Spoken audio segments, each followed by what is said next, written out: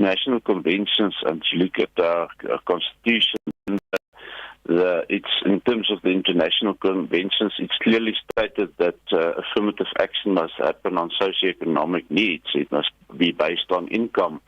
And the reality in South Africa, which is quite unfortunate, is that the most of the unemployed is unfortunately from the disadvantaged group. So that's by far the most of the unemployed. So if you use income as a proxy for affirmative action, then the most persons that would be helped by the affirmative action would be the persons from the disadvantaged group. So we say that it would not be regressive. If you look at transformation, you will help the persons most in need of help. And then you can, this whole debate of whether you are too white for affirmative action or too black, that doesn't happen. You help the person that needs help at the end of the day. Now, the first agreement stipulated that skills must be considered and race must not be the sole criterion for appointment. Is there any evidence that you've presented to the ILO in Geneva showing that those provisions are being breached in the current appointments and dismissals? Yeah, we did. We attached the whole report when we referred to many previous cases of race being used as a proxy for affirmative action, which was used irrationally. But you don't have to look far and wide for newer examples. You can only look at Coca-Cola, which we wrote them a letter of demand when they had a certain advertisement which reserved a position for us solely for a black person. We wrote them a letter of demand and we said, you cannot do this in South Africa. It's irrational and it's unconstitutional, and they withdrew that advertisement, and that happened about a month ago. So there's a lot of examples that was used and is used and is unfortunately still being implemented in South Africa. So the race as a proxy where you exclude everyone else, that is happening in South Africa, and we use that examples. Now, we're asking our listeners if they are of the view that South Africa should move away from race-based policies in the workplace, or are these laws still necessary to correct past inequalities? Your thoughts on that? Well, the question actually must be whether affirmative action has helped South Africa. If you look in the context of the employment statistics, if you look at the Gini coefficient, which measures equality in South Africa, we have regressed. So to answer that simply is no, that hasn't helped South Africa. We need to have a debate, and we need to look at other alternatives. I thank you so much for your time and joining us this morning. That was Solidarity's Deputy CEO, Anton van der Bijl. And then you are sending me some voice notes. Well, they're not ready with the voice notes yet. Well, they are ready with the voice notes. Good morning, Elvis. This is Mabena on the road. Most definitely, spaza shops should belong to the locals. You go to a country like Zambia, you will never see a spaza shop run by foreigners. That's why they don't even dare to try and go to Zambia and claim being a foreigner from a certain country that has been affected with their instability. If they don't do that, they only run to South Africa, saying that South Africa has the most easiest opportunities of making easy money. Thank you. Slangani Malotswi says, morning in Tata Elvis, the experts are saying that it would take South Africa 300 years or 3 generations to become an equal society. The laws are still very necessary to correct the past injustices and the inequalities. I think we read it before, but wonderful message there from Slangwani. What are your thoughts? You can continue this conversation on all our social media pages, on the Facebook page, on the Twitter handle. Can't get used to the X, can we? Well, on the X handle if you want, and continue that. From the team this morning, Molobogeng Sabidi, Tracy Boomgaard, and Marumo Kakana. Our junior producers, Ronald Perry. Our technical producers, Zelma Tibi. Executive producers, Butsi Lakota, Elvis Preslin. We'll see you in the morning, same time, same place. Ciao for now. Arrivederci.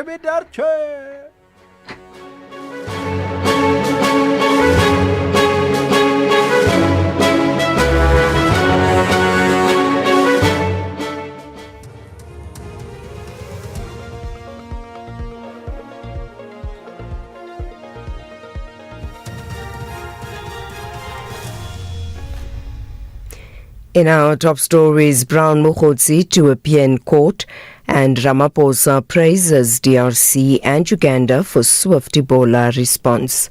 Good morning. Northwest-based self-proclaimed SAPS informant Brown Mokgotsi is expected to appear in the Johannesburg Magistrates Court today. He's a central figure in allegations of corruption, political interference and leaks of confidential police information. Mokgotsi is facing a charge of defeating the ends of justice stemming from a shooting incident which he allegedly staged in Vosloorus, southeast of Johannesburg, in November last year. He was arrested on Friday after appearing before the Matlanga Commission of Inquiry. National Police spokesperson Ethlenda Mate. Case emanates from the alleged staging of an attempted assassination on the suspect's life in Vosloorus. Preliminary investigations have revealed that the firearm used in the commission of the crime has also been linked to other serious and violent crimes, including cases of murder and attempted murder. Meanwhile, Mokgotsi's lawyer Makau Sikhaja says he's ready to prove his client's innocence. Our client has maintained his innocence in relation to those particular allegations, and based on whatever evidence that they've submitted, or rather it's submitted against him, that evidence, we will look at it, we will take instructions from our client, that evidence will be tested in court, and we will ensure that our client's version is properly put before the court of law. The bail application of prominent Mpumalanga taxi boss Joe Sibanyoni and his 3 co-accused is expected to continue in the Kwaggafontein Magistrates Court this morning. Sibanyoni, Daniel Masilela, Philemon Msiza and Opa Sindane face charges of extortion and money laundering. On Friday, all 4 indicated they intend to plead not guilty. Simpiwe Mkize has more. While all 4 accused maintain their innocence, the state is opposing bail, arguing, among others, that Opa Sindane attempted to flee and only surrendered after police tracked his movements. However, his defense team insists he voluntarily handed himself over to authorities. The investigating officer is expected to take the stand this morning when the bail application resumes. President Cyril Ramaphosa has commended the Democratic Republic of Congo and Uganda for their rapid response to the Ebola outbreak. He was speaking in his capacity as African Union champion on pandemic prevention, preparedness and response. Ramaphosa has also commended both countries' neighbours, as well as the Africa CDC and the World Health Organization, for how they are dealing with the outbreak. He says Africa has the experience, institutions and resolve needed to overcome the outbreak. And finally, US President Donald Trump has again warned Iran that the clock is ticking as negotiations to end the war remain stalled. Meanwhile, Iranian media has reported that the US has failed to make any concrete concessions in its response to Tehran's latest proposals. The BBC's Jewel Gunter has more. We've seen him make very similar threats before, only to then back down from them. There is a sense that this is all part of a sort of coordinated maximum pressure campaign to try and bring the Iranians to the table, to try and force them to make concessions, to give President Trump something he can take home in America, where the war is becoming more unpopular by the day and many ordinary Americans are suffering real economic hardship. Recapping the top story, Northwest-based self-proclaimed SAPS informant Brown Mokgotsi is expected to appear in the Johannesburg Magistrates Court today. He is facing a charge of defeating the ends of justice stemming from a shooting incident which he allegedly staged in Vosloorus, southeast of Johannesburg, in November last year. For SAFM News, I am Anne Musa. It's a very good morning to you. In your SFM sports headlines, it's soccer. Orlando Pirates title drama goes to the final day. And we also have soccer news. And it's Sundowns who take a 1-0 advantage into Rabat in the CAF Champions League final. All the details at around 6:30. SAFM, guiding you through the rush hour traffic. Good morning. We're kicking off in Joburg with a breakdown on the M1 North, just going through towards Rivonia. Well, from Rivonia to Buccleuch, actually. If you're coming up from four ways, just keep your eyes open ahead for that breakdown in the left-hand lane. Coming out of Pretoria this morning, looking okay on the highways. There is a breakdown northbound, though, on the M1 at Rigel. Southbound, the big traffic flow looks okay. Roadworks on the N3 at Heldnace, just starting to slow up traffic on the run from Germiston through to Bedfordview. Durban looks all right this morning if you're on your way for those early morning flight connections from Prospect and up through Spaghetti Junction and Mshlanga towards King Shaka. That is fine, no problems. Ashburton to Pietermaritzburg route moving along nicely through there as well. Cape Town, early Monday traffic build up on the N2, passing Khayelitsha, looking quite heavy through to about the airport runway area, and the Franschhoek Pass remaining closed until further notice. Franschhoek Pass R45 between Franschhoek and Villiersdorp shut because of mudslides and bridge damage during last week's storm. With your traffic updates, I'm Rob Byrne. The National Briefing on SAfm. Clarity, context, and conversation. This is where the day begins with Kathy Mutlatlana on the National Briefing.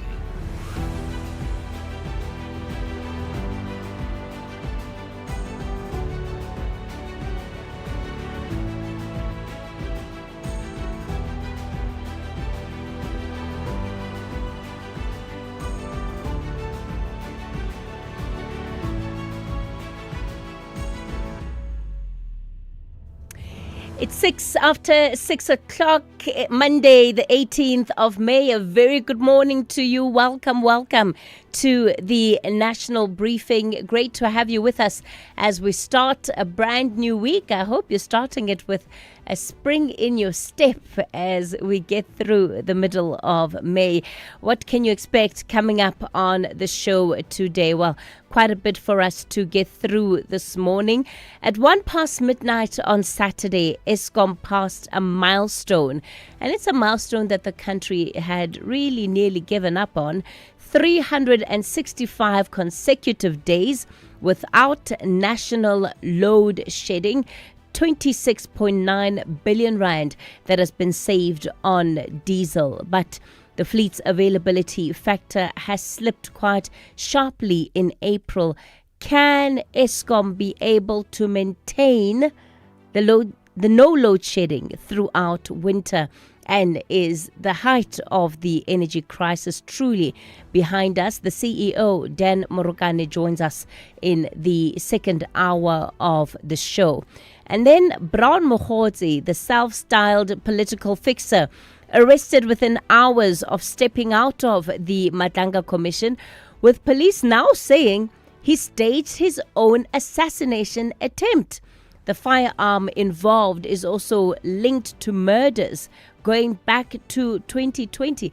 It's left really the stark question, who is Brown Mogotsi? Closer to being able to answer that question. I wonder, who is Brown Mogotsi? Who do you think Brown Mogotsi is? Send your WhatsApp voice notes and text messages as we get into the rest of the show. And of course, the Helen Suzman Foundation is heading to court this morning. It's challenging Julius Malima's seat on the Judicial Service Commission. The key question it's asking the court to tackle: should a politician with a criminal conviction sit on the body that chooses the country's judges? That's what the Western Cape High Court is going to have to contend with this morning. I wonder what your answer to that question might be. Of course, I will be taking your WhatsApp voice notes and text messages on this and the other stories that we'll be covering throughout the show. The number to dial 086 000 2032. That's 086 000 2032. On the WhatsApp voice note line, you can send those WhatsApp messages to 0614 104 107. That's also where you can send your voice notes. That's 0614 104 107. Rob Byrne is standing by with your traffic. Zai has your sport. Yes, I felt the heartbreak. Oh, after last week, it was tears And I know the Pirates fans will say it's not over yet. Of course it's not over, but we can cry together on the national briefing this morning. So we can talk about that. I tell you what, Zai's not having a good morning, but she's still here and she has to do the sport. She'll bring you those latest updates. And of course, Ntaoleng is standing by. She'll also have your latest market update for you. All of that and plenty more as we get into your Monday edition of the National Briefing. We asked rugby legend Francois Steyn what he thinks of the all-new Toyota BZ4X. France, would you say the BZ4X is a rugged all-wheel drive SUV? Yeah. Cool. Was the acceleration and handling good? Yeah. All right. So you think the BZ4X can handle South Africa? Wat dink jy? Well, there you have it. The all-new Toyota BZ4X, an all-wheel drive battery electric SUV made to handle South Africa. The BZ4X. It just got real. Investing shouldn't feel risky. It should give you security and good returns. Earn up to 7.25% interest per annum with an Absa Cash Invest Tracker for an investment of 100,000 rands or more. Your capital is guaranteed with immediate access to your funds. That's minimum risk, maximum benefit. Absa Private Banking customers can invest from just R1. Open via the Absa Banking app, a branch, a private banker, or 0860 111 515. Your story matters. Absa is an authorized financial services provider. T's and C's apply.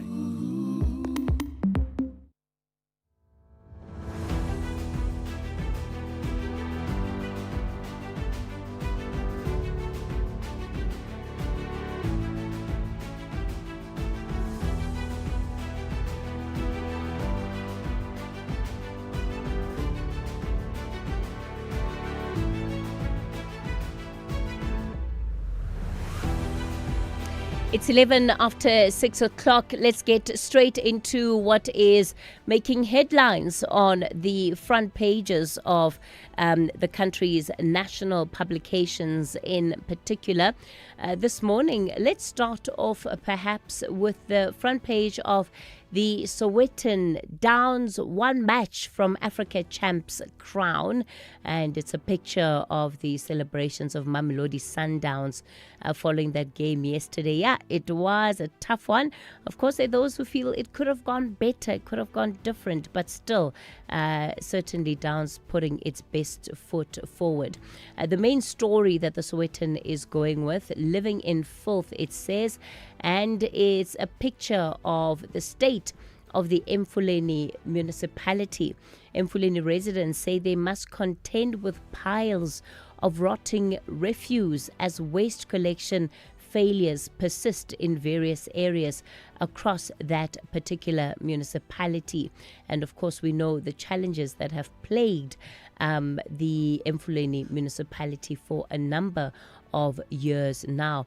The front page of The Citizen, South Africa's deadly need for speed, and that story about the delinquent behavior on South Africa's roads and how that's fueled by social media.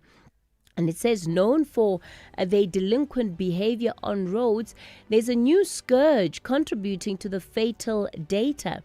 Social media and the hunt for likes of viral videos of speedsters racing in excess of 200 kilometers per hour. The risks of illegal street racing amplify the stark figure of 40% of the annual 21,000 deaths are related to speed. And I think that's a story that should make all of us stop and pay attention, right? Why are we fascinated by these videos? Because if people are making them because they are chasing likes, then it means that we are the ones liking those videos. But what draws us to videos of people breaking the speed limit, delinquent behavior, as it's being described? Hey, miles of over 200 kilometers per hour? That is ridiculous. And all of it caught on video. But my next question, though, is where are the officials? Why are they not arresting the influencers that are posting these videos? Because surely if you're caught on record driving at that speed limit, you actually have evidence of breaking the law. So that's just one issue to explore further.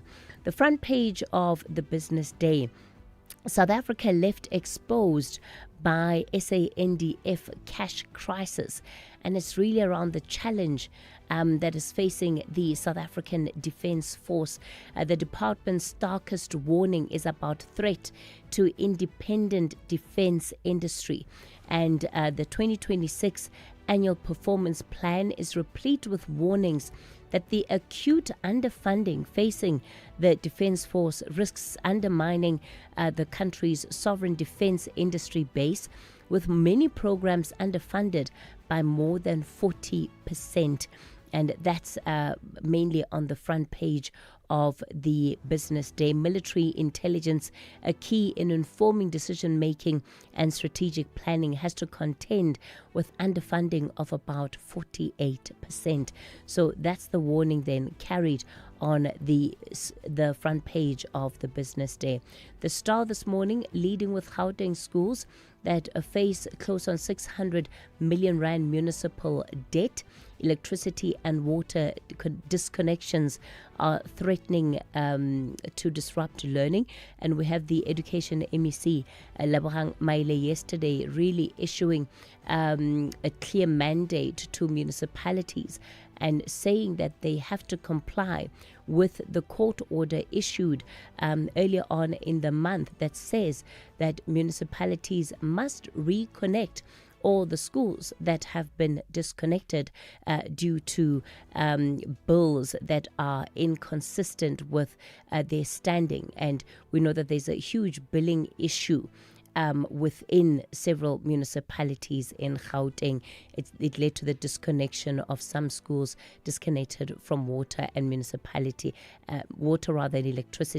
And the MEC says those municipalities must reconnect schools with immediate effect, as this also then impedes the constitutional rights of those learners, not only to education, but also to access to water. So that's what you can expect making headlines on the front pages of your newspapers. Yo, how is your trolley so full these days, friend? It's my way, Jomi. I save up to 40% on my car insurance premiums every month. My way insurance? Yes! Now I have more money back in my pocket. Even though hubby switched to my way. Manja, we're both saving, which means we have more money to focus on the things we love and live our way. Savings after savings. Real people, real cars, real savings. For a quote, visit myway.co.za. Premiums are risk profile dependent. MyWay is a licensed non-life insurer and FSP. T's and C's apply. MyWay. Live your way. Catch Top Billing this Thursday on S3 as Sosibini meets boxing champ Kevin Larina ahead of his world title defense. Fez, Jonathan and Ryle compete for cover story glory. SA lifestyle combines with French chic in a castle of a home. And rapper Gigi Lamaine talks legacy over high tea. That's Top Billing this Thursday evening at 7. Repeat Sunday at 1 on S3. Streaming on SABC Plus.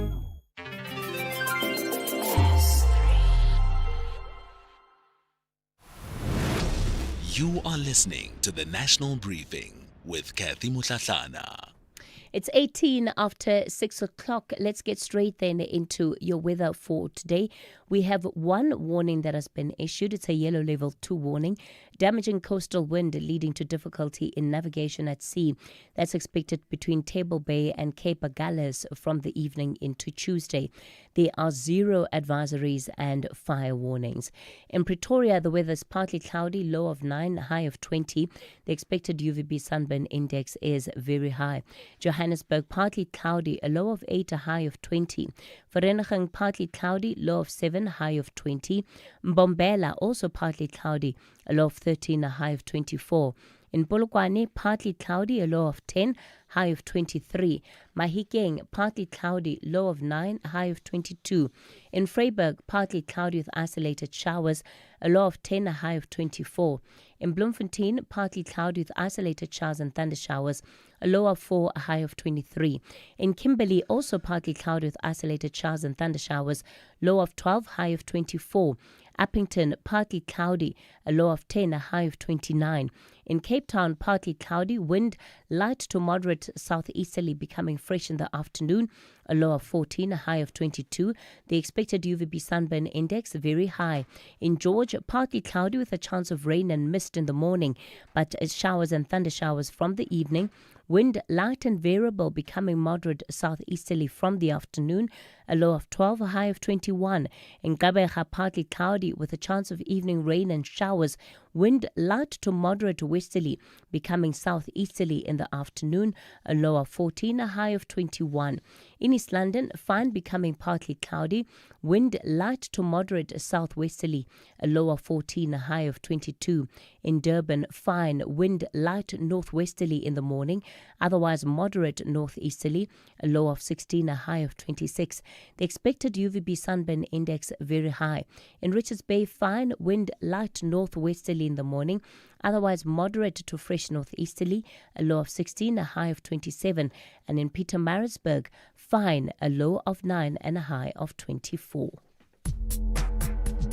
If you're active on social media and love SAFM, we hope you'll take a moment to like or follow our SAFM page on Facebook and Twitter. These are the best places to find all the guest information, conversations, and stories you love from your favorite presenters, along with regular updates from SABC News.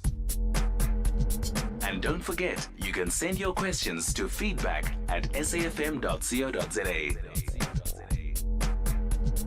SAFM, leading the conversation. The Global Briefing on SAFM. Well, the big stories on the Global Briefing this morning. Vladimir Putin lands in Beijing for a 2-day state visit. And, of course, the timing is everything. It comes less than 48 hours after Donald Trump's own visit to China, and Ukraine seems to be squarely on the agenda for that meeting. In Latin America, Colombia is bracing for a presidential election under a shadow. 2 campaign officers have been shot dead during the week. We'll unpack that further. Joining us for this from Nairobi is Dr. Alfred Makotsi. Dr. Makotsi, good morning to you. Thank you for your time this morning. I think a good place for us to start, and just to say that he's a lecturer in diplomacy and international relations at the Masinde Muliro University of Science and Technology. So, Dr. Makotsi, just a start. Look, there are optics to this, right? What is Xi Jinping signaling with this back-to-back hosting of the US and now Russia? Yes, good morning. Right here from Kenya, it's a beautiful morning. We are seeing not really a resurgence of both Russia and China. And Xi Jinping is signaling that he cannot be fixed in a corner of either facing the US or facing Russia. But we know that China has been very close to Russia because of the BRICS. So we are going to see if this summit between Russia and UK is going to achieve more than what the summit between the US and China achieved last week. And the question here is, what can Putin realistically get from this visit that Beijing isn't already giving? And we know that Ukraine is set to be one of the items high on the agenda. Putin does not expect much, and he cannot get much. I think he can only get an assurance that China will support Russia politically at the United Nations Security Council, the United Nations General Assembly, but the war between Ukraine and Russia does not really depend on China, maybe in terms of military equipment or technology. I think Russia is able to stand on its own, except for the political support it requires globally to make sure that appears just or is justified with its allies. If we look at what is happening in Colombia, with the 2 campaign workers that have been killed just on the eve of this election, many are talking about the Escobar era playbook, and that this could well be a signal that we're seeing a return of that playbook. Do you agree? Yes, I can't agree more. I think Colombia has been a very unique case, and even the last elections, violence was an issue, and it's a country that is facing a lot of challenges in terms of the drug laws and the militias, especially after the agreement they had in 2016. It's so unfortunate that this is happening during elections where people are supposed to decide the leadership of the country. So it's going to really affect the elections. And then I want us to look at East Asia. Taiwan's president, Lai Ching-te, has pushed back, declaring that Taiwan does not belong to Beijing. Is that line intentionally meant to be provocative, and does it have to do with this visit that the U.S. president undertook to China and confidence perhaps that Trump will back Taiwan? It is not meant to be provocative per se. I think it's in saying that it does not belong to China, and we have seen the U.S. not really changing their position on Taiwan, as Secretary Marco Rubio said, but we have seen Trump signaling that they may not be sending or selling weapons to Taiwan, which is a very major move. And you remember President Xi said that U.S. and China are able to maintain very cordial relationship, except when U.S. tries to interfere with the Taiwan issue. So Taiwan is just trying to protect its independence, but as we know, it cannot really survive on its own. It really depends on U.S. survival together with other countries like Japan and UK and the major powers we are talking about. All right, Dr. Alfred, we're going to leave it there for this morning. Dr. Alfred Makotsi is a lecturer in diplomacy and international relations at the Masinde Muliro University of Science and Technology. Bring us the global brief this morning. It's 28 after 6 o'clock. So already some of your voice notes have started coming in on the issues we've put on the table so far. I see quite a few of them also around the sporting weekend. Remember, you can send those voice notes on 0614 104 107. Let's have the conversation. WhatsApp voice notes on 0614 104 107. Good morning, Sis Kathy and your team. You know, Sis Kathy, Brown Mohot is a dangerous criminal and a liar, and the law must land heavily on him. Thank you. This is Anonymous.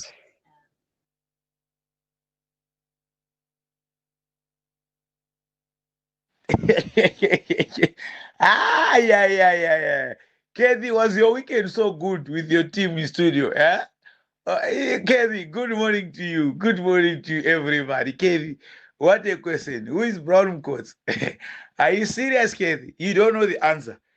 He's a self-prophetic claim subs commissioner of agencies to release the information. Kathy, that's my take. It's Uncle JJ, the truck driver.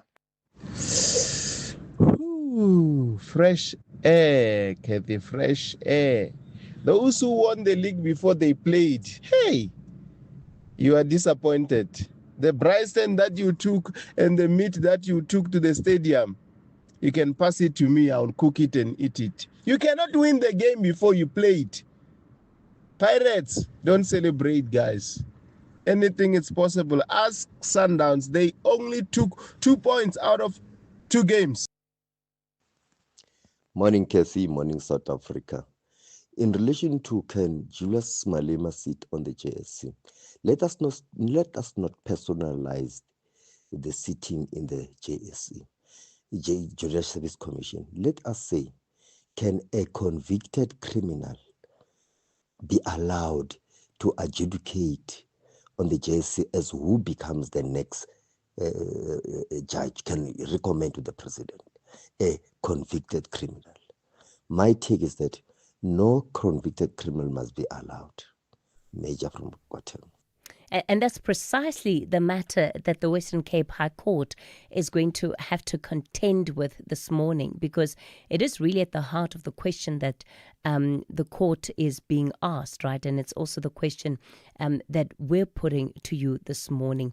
Should a politician with a criminal conviction sit on a body that chooses South Africa's judges? And we'll continue to take more of your WhatsApp voice notes on 0614 104 107. And of course, your calls on 086 000 2032. And Musa is standing by with your latest headlines. And good morning.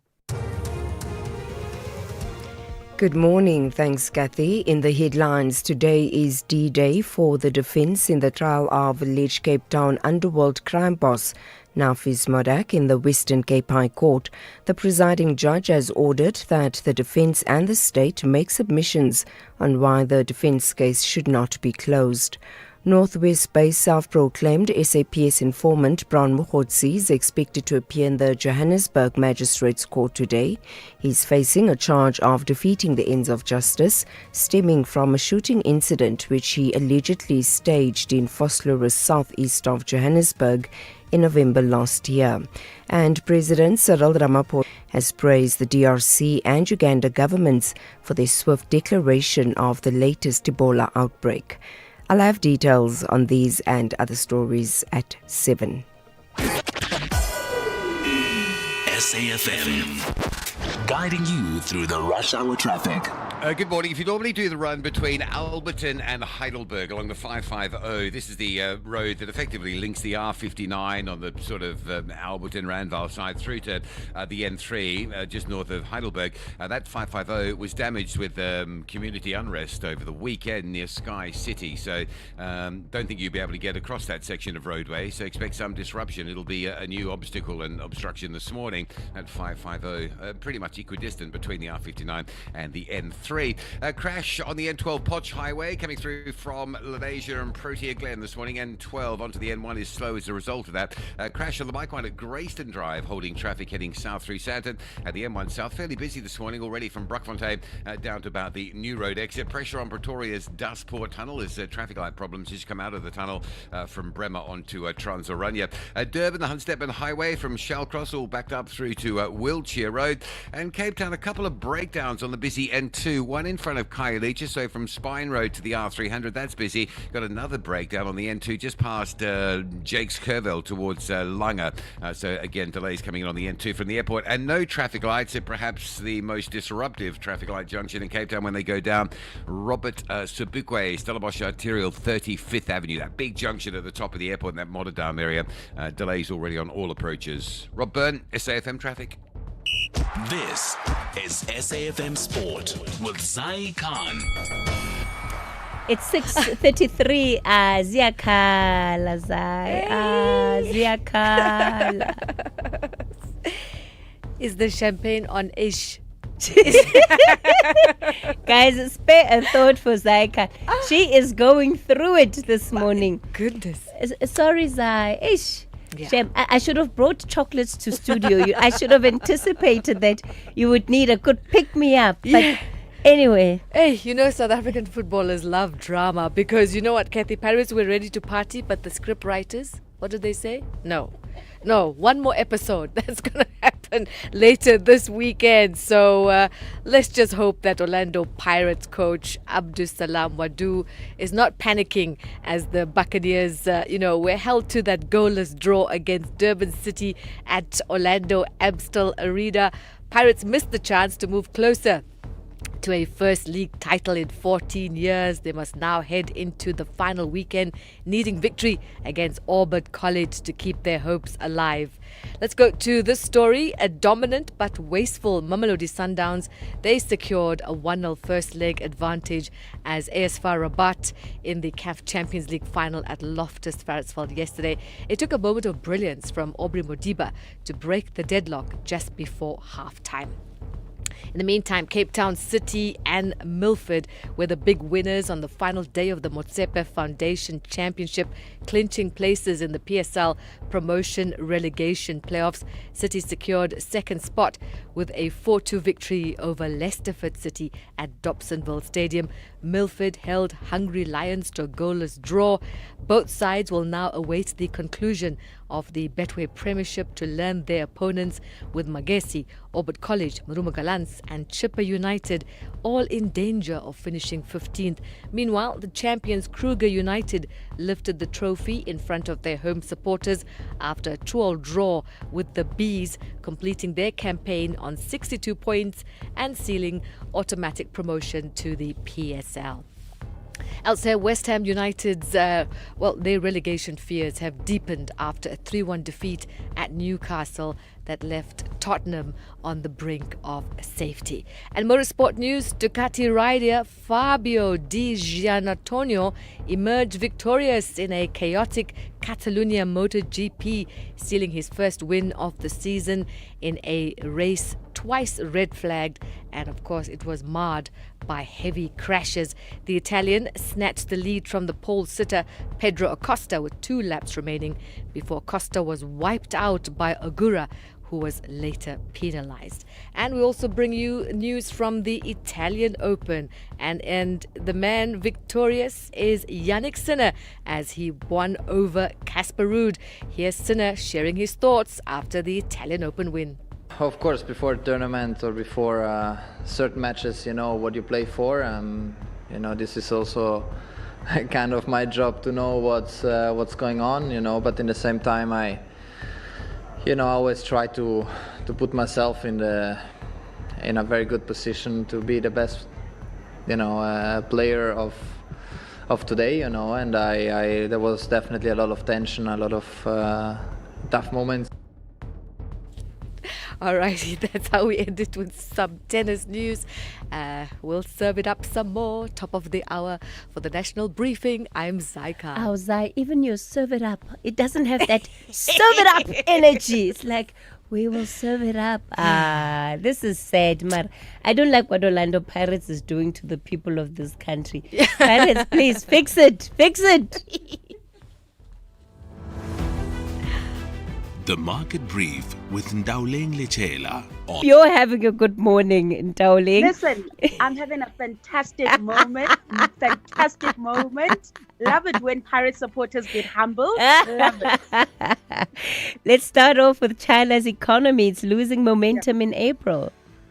So, Kathy, last week we got a sense of how the U.S. economy is faring amid the war complexities. And this week we're zooming in on the world's second largest economy, China. And there are fresh signals of strain. Last month, retail sales growth slowed to 0.2%, its slowest pace since late 2022, highlighting continued caution among households despite stimulus efforts. Factory activity also cooled, with industrial production slowing to 4%, while fixed asset investment, including infrastructure and property, contracted over the first 4 months of the year. The weaker Chinese figures suggest China's recovery remains uneven as global uncertainty and rising geopolitical tensions weigh on confidence. Despite the slowdown domestically, exports remain a bright spot surging 14% due to accelerated orders amid concerns that the Iran war could further disrupt global supply chains and raise costs. Talking about the disruption of global supply chains, energy prices remain at the center of that as well. And oil has hit a 2-week high. Fears of a wider Middle East conflict intensify following reported attacks on critical infrastructure in the Gulf region. Investor concerns grown and diplomatic efforts to ease tensions between the countries appear to be losing momentum, raising the risk of prolonged instability across key energy routes. The latest drone strikes in the UAE and Saudi Arabia have heightened worries over the security of regional energy infrastructure and global supply chains. Analysts warn that a drawn-out conflict could keep inflationary concerns elevated and complicate the outlook for global growth and interest rates. At the moment, oil is trading at $111, up about 2%. Now, higher crude continue to weigh on sentiment, with equity markets pulling back. The JSE closed last week in negative territory, with the all-share index down 2.4%. Stocks on Wall Street also took a beating, ending the week in the red as investors track developments over in the Gulf region, with no end in sight. A fragile ceasefire weighing on the equity markets. That also filtering through to the currency, seen as the rand takes some strain this morning. It's sitting at 16.75 to the dollar, 22.30 versus the pound, 19.47 against the euro. And that's all from me this hour. I'll be back with another update just after the event. Africa in Focus with Advocate Sipho Mantula on SAfm. A refreshing morning to you too, Advocate Mantula. I won't do what I did with Zai. We'll just get straight into the updates that we want to look at for today, and a joint operation between the US and Nigeria. Their president saying that a senior Islamic State group leader has been killed. Refreshing morning, Kate and Jumbo Africa to the listeners. Indeed, remember, Orlando Pirates is a big team in the whole continent. Hence, we must not go there. But let's touch on what happened over the weekend when Bola Tinubu called that strike that happened over the Saturday, that it was a significant move in terms of collaborating with the U.S. This man, Abu Bilal al-Minuk, he has been sanctioned by the U.S. since 2023. Now, the killing of him, you might say, is it to reduce the level of terrorism that is in that country in terms of Lake Chad Basin and this Boko Haram insurgents of almost 17 years. But as we see, the U.S. and the government of Bola Tinubu from Lagos, Abuja, they are now jointly dealing with the so-called ISIS groups in Nigeria. These are good news, but we know it since it has started last year in terms of America's interest in dealing with terrorists in West Africa. This story, of course, is particularly worrying given how quickly it seems to be picking up. And that's the new Ebola outbreak that has been recorded in the DR Congo, already declared an emergency. Indeed, but remember this issue of Ebola is bordering between South Sudan and Uganda and Ituri. And hence, I think on the leading news there, President Ramaphosa, as is part of the AU, ACDC, has to look at these issues of epidemics, pandemics. But what we are picking up coming from DRC now is that Rampara, that is the area in Ituri, where they had more than 80 reported cases of people who have passed away and 246 suspected cases.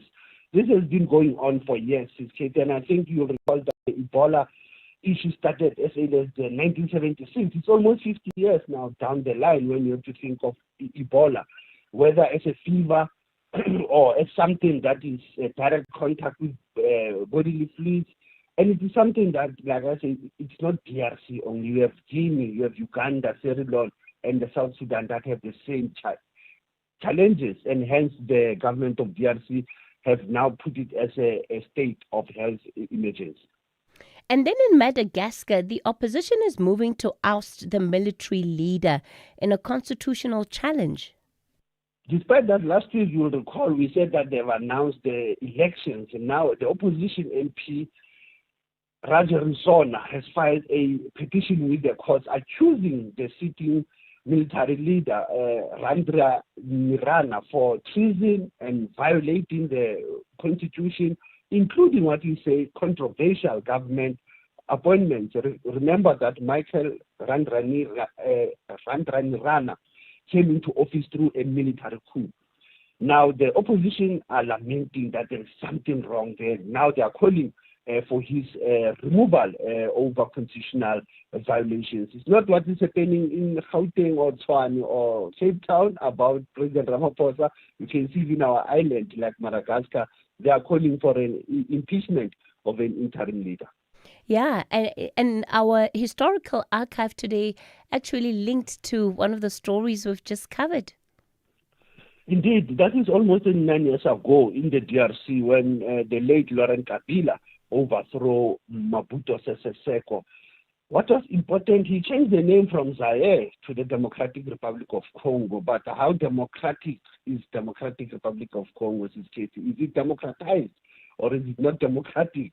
He's the only guy who also refused to honor the national debt accrued by the country. Also did not want to allow the UN investigators to go in. So when you think of the late Kabila, you will recall his influence with the support of Angola, Namibia, Zimbabwe, and he was assassinated in 2001. That is the father of Joseph Kabila, by the way. So when we hear the word Kabila, Laurent is the father of Joseph Kabila, who took power 29 years ago in Kinshasa. Asante sana Sitkesi, as I was still leading the True Conversation, SAFM observing the Africa Man. SAFM supports a litter-free South Africa. Play your part in keeping our surroundings and environment clean. SAFM, leading the conversation.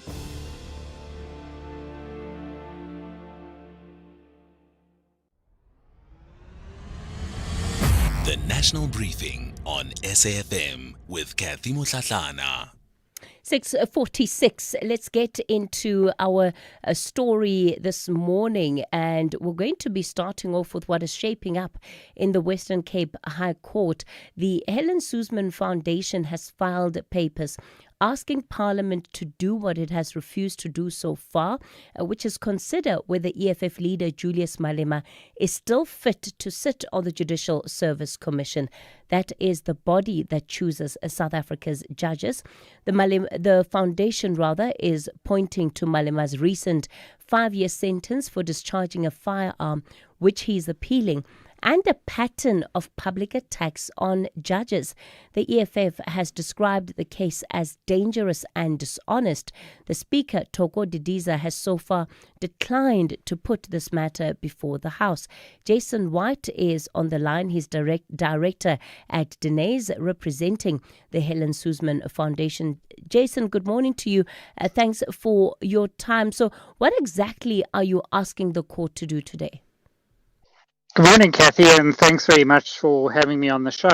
So I think very importantly, the foundation is not asking the court to remove Mr. Mandela from the JSE, but what the foundation is asking the court to do is to force the National Assembly or Parliament to make a decision as to whether Mr. Mandela is suitable to be on the JSE. You mean Mr. Malema? Sorry, Jason, I have to come Malema, in. Sorry. Yeah, no problem. Mr. Malema to be a designee on the Judicial Services Commission. Now, in terms of Section 178 of the Constitution, the National Assembly must appoint 6 designees to the JSC, 3 of which come from opposition parties. Now, the court has already ruled in the Schlorpe matter that those persons must be fit and proper.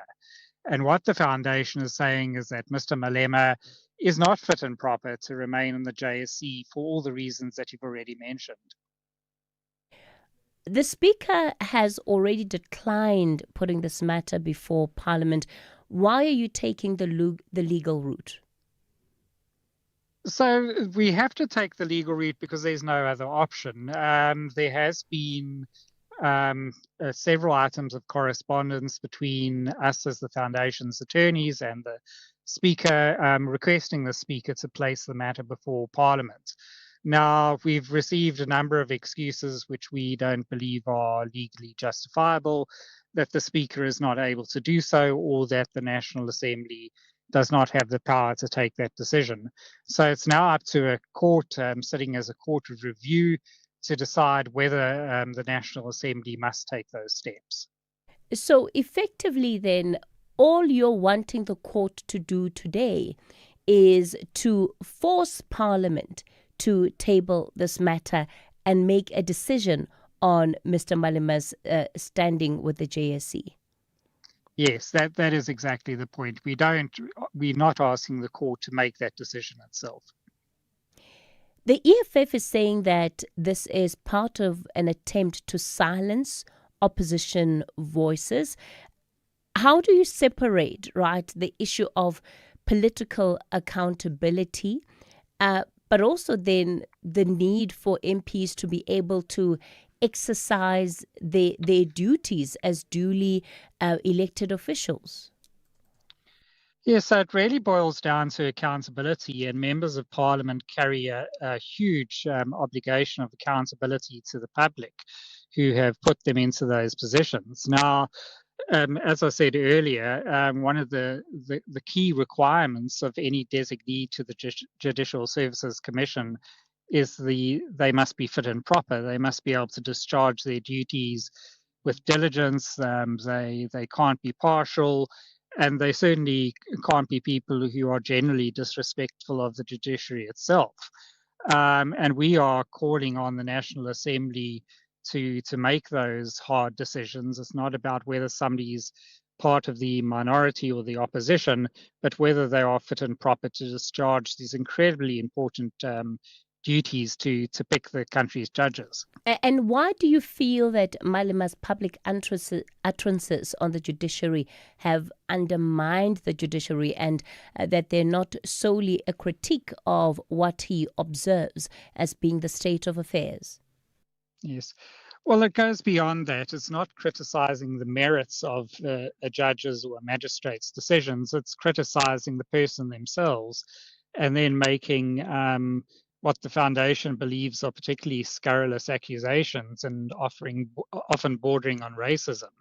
So that is not fair criticism. It's not the type of criticism that the judiciary can endure. And when it goes into personal attacks, then it is an attack on the judiciary itself. I think maybe then to end it off, you're also bringing up the issue of the JSE Act itself, because you've raised the issue of there being no binding code of conduct for commissioners. What do you want the court to do in that regard? So we want to avoid the situation where parties have to rush off to court every time one of the commissioners misconducts him or herself. And probably the easiest way to do that is to require the Judicial Services Act to ultimately be amended by Parliament to include a code of conduct for commissioners. Then the JSE can self-police its commissioners. There will be fair and equitable standards that it would be required to apply. And as I said, that would avoid the situation where parties have to rush to court every time there's an errant commissioner. All right. Jason White, director at Dennis, and they're representing the Helen Suzman Foundation in today's court action. So I wonder what you make of that. Is Julius Malema fit and proper to continue serving as a member or as a commissioner of the Judicial Services Commission? SAfm. guiding you through the rush hour traffic. Good morning. It's a heavy backlog on Joburg's N3 today. You've got a collision and those delineators out on the N3 at Heldenay. So very heavy coming out of Germiston and Alberton as you line up to get up past Cement Factory and in towards that Bedfordview area. And then there's a crash just up by Modderfontein Road. So once you get through the sort of Bedfordview queue, you get into Galuli's and it gets all heavily backed up again on that run passing Edenvale. Crash on the Mike 1 at Greyston, still causing delays coming through from Woodmead in towards the Santon area. Lights are off Vidcoppen and Main, so if you're heading out of Four Ways Factory, that side as well.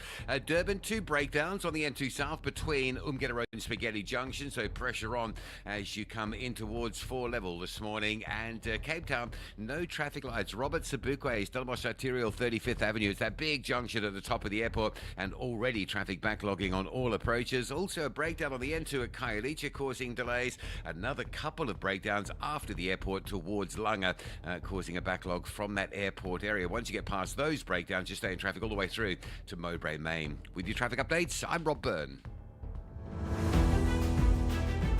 The National Briefing on SAFM. Weekday mornings from 6 to 9. Well, let's get into this story now. The 360 million rand police tender scandal may be entering yet another explosive chapter. The Sunday Times reporting over the weekend that lawyers for businessman Vusimuzi Kat Matala are in serious talks with the Investigating Directorate Against Corruption, that's IDAC, about a possible cooperation deal that could see him turn state witness. The reporting coming days after Matala's co-accused appeared in the Pretoria Magistrates Court alongside the suspended National Police Commissioner Fani Masemola. A legal expert Ulrich Roux is on the line. Ulrich, good morning to you. Thanks for your time. So, in your experience, when an accused is at the center of a case like this and they approach the state, how seriously should we take it? Hi, good morning. Thank you for having me. Yes, well, what they're intimating at is that Kat Matlala might turn state witness, which means that he would sign an indemnity in terms of the Criminal Procedure Act and in terms of Section 204 of that Act. But that Act or that provision makes it clear that if a person turns state witness who is an accused person himself or herself, then they must first admit to wrongdoing on their own behalf, and should they then testify on behalf of the state or to the state's benefit, then they could turn state witness. And if they testify in a truthful and honest manner and found to be having testified in a truthful and honest manner by a judge or a magistrate, then they will receive that indemnity. So firstly, he needs to admit to his own wrongdoing and then possibly receive a sentence, and then he could be regarded as a state witness, should there be merits in all of these allegations. It really speaks to what Matala would have to put on the table in order to make a deal that's worth the state's while. We've heard the names of politicians mentioned that have been allegedly linked to this tender, but as things stand, I think there's still big question marks around the evidence. What would he have to put before the state by way of information that he has not already put out there at the ad hoc committee and some of the public hearings that have been held? Yes, you're 100% correct. If one recalls, he led explosive testimony regarding Becky Tsele and a number of other politicians and high-ranking officials. But once again, he would have to provide concrete evidence that there was wrongdoing on their behalf, that there was possible corruption and fraud, and he would depose to a statement under oath in terms of 204, in which he sets out all of those elements and who was involved in any alleged wrongdoing. The state will then consider an affidavit like that under oath, and should they be happy with the content of it, then they'll explore it further. Should they not be happy with it, then they will say, well, sorry, your testimony, we're already in possession of evidence and testimony in which we can prove all of these issues that you've highlighted without your involvement.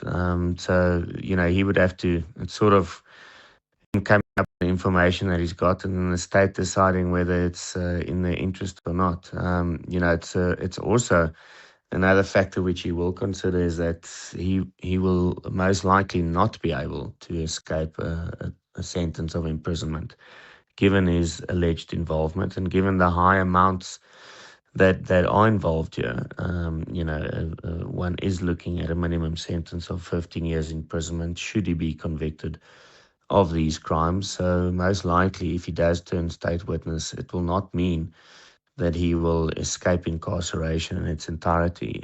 He will have to serve some period of imprisonment if he accepts liability for these alleged crimes. And that's notwithstanding then the other matters that he's facing, including that of attempted murder in a separate case. Exactly. If he does turn state witness, it's not a blanket, move that he makes. It's only pertaining to one specific case, and the other charges that he's facing and the other pending matters will still continue regardless of him trying to reach a deal on this specific tender matter.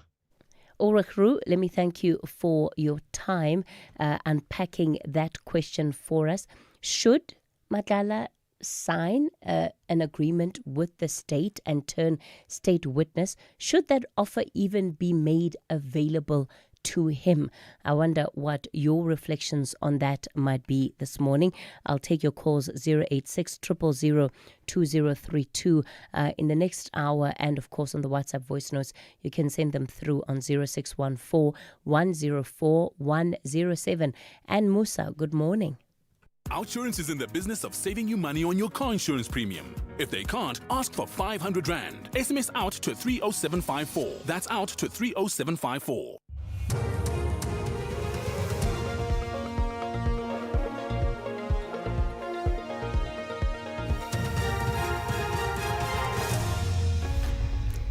In our top stories, Western Cape Court to decide the next step in Modak trial, and Ramaphosa praises DRC and Uganda for swift Ebola response. Good morning. Today is D-Day for the defence in the trial of alleged Cape Town underworld crime boss Nafis Modak in the Western Cape High Court. Presiding Judge Robert Hene has ordered the defence and the state make submissions on why the defence case should not be closed. This comes after yet another postponement due to the unavailability of a witness that the defence had called. Modak, along with 14 co-accused, face more than 100 charges, including money laundering, racketeering, extortion and the murder of anti-gang unit detective Charles Kinnear. Judge Hene said he was running out of patience over the frequent postponement requests. I also want a set out of all the times, the delays and all of that with regards to that, so that I can make a proper and informed choice if I should go that route. It's drastic, but it will be done. And I can do it, because every day you're standing here in front of me, you don't know where the witness is, what the name of the witness is, where to find the witness. Northwest-based self-proclaimed SAPS informant Brown Mukhotsi is expected to appear in the Johannesburg Magistrates Court today. He's a central figure in allegations of corruption, political interference and leaks of confidential police information. Mukhotsi is facing a charge of defeating the ends of justice stemming from a shooting incident which he allegedly staged in Vosloorus, southeast of Johannesburg, in November last year. He was arrested on Friday after appearing before the Matlanga Commission of Inquiry. National Police spokesperson Ethelinda Mate. Case emanates from the alleged staging of an attempted assassination on the suspect's life in Vosloorus. Preliminary investigations have revealed that the firearm used in the commission of the crime has also been linked to other serious and violent crimes, including cases of murder and attempted murder. The bail application of prominent Mpumalanga taxi boss Joe Sibanyoni and his 3 co-accused is expected to continue in the Kwaggafontein Magistrates Court this morning. Sibanyoni, Daniel Masilela, Philemon Caesar and Opa Sindane face charges of extortion and money laundering. On Friday, all 4 indicated they intend to plead not guilty. Simpiwe Mkize has more. While all 4 accused maintain their innocence, the state is opposing bail, arguing, among others, that Opa Sindane attempted to flee and only surrendered after police tracked his movements. However, his defense team insists he voluntarily handed himself over to authorities. The investigating officer is expected to take the stand this morning when the bail application resumes. President Cyril Ramaphosa, in his capacity as African Union champion on pandemic prevention, has praised the DRC and Uganda governments for their swift declaration of the latest Ebola outbreak. He says early detection, rapid reporting and decisive action remain critical to containing the outbreak. Ramaphosa has also called for intensified cross-border collaboration and rapid information sharing. Kailihle Kumalo has more.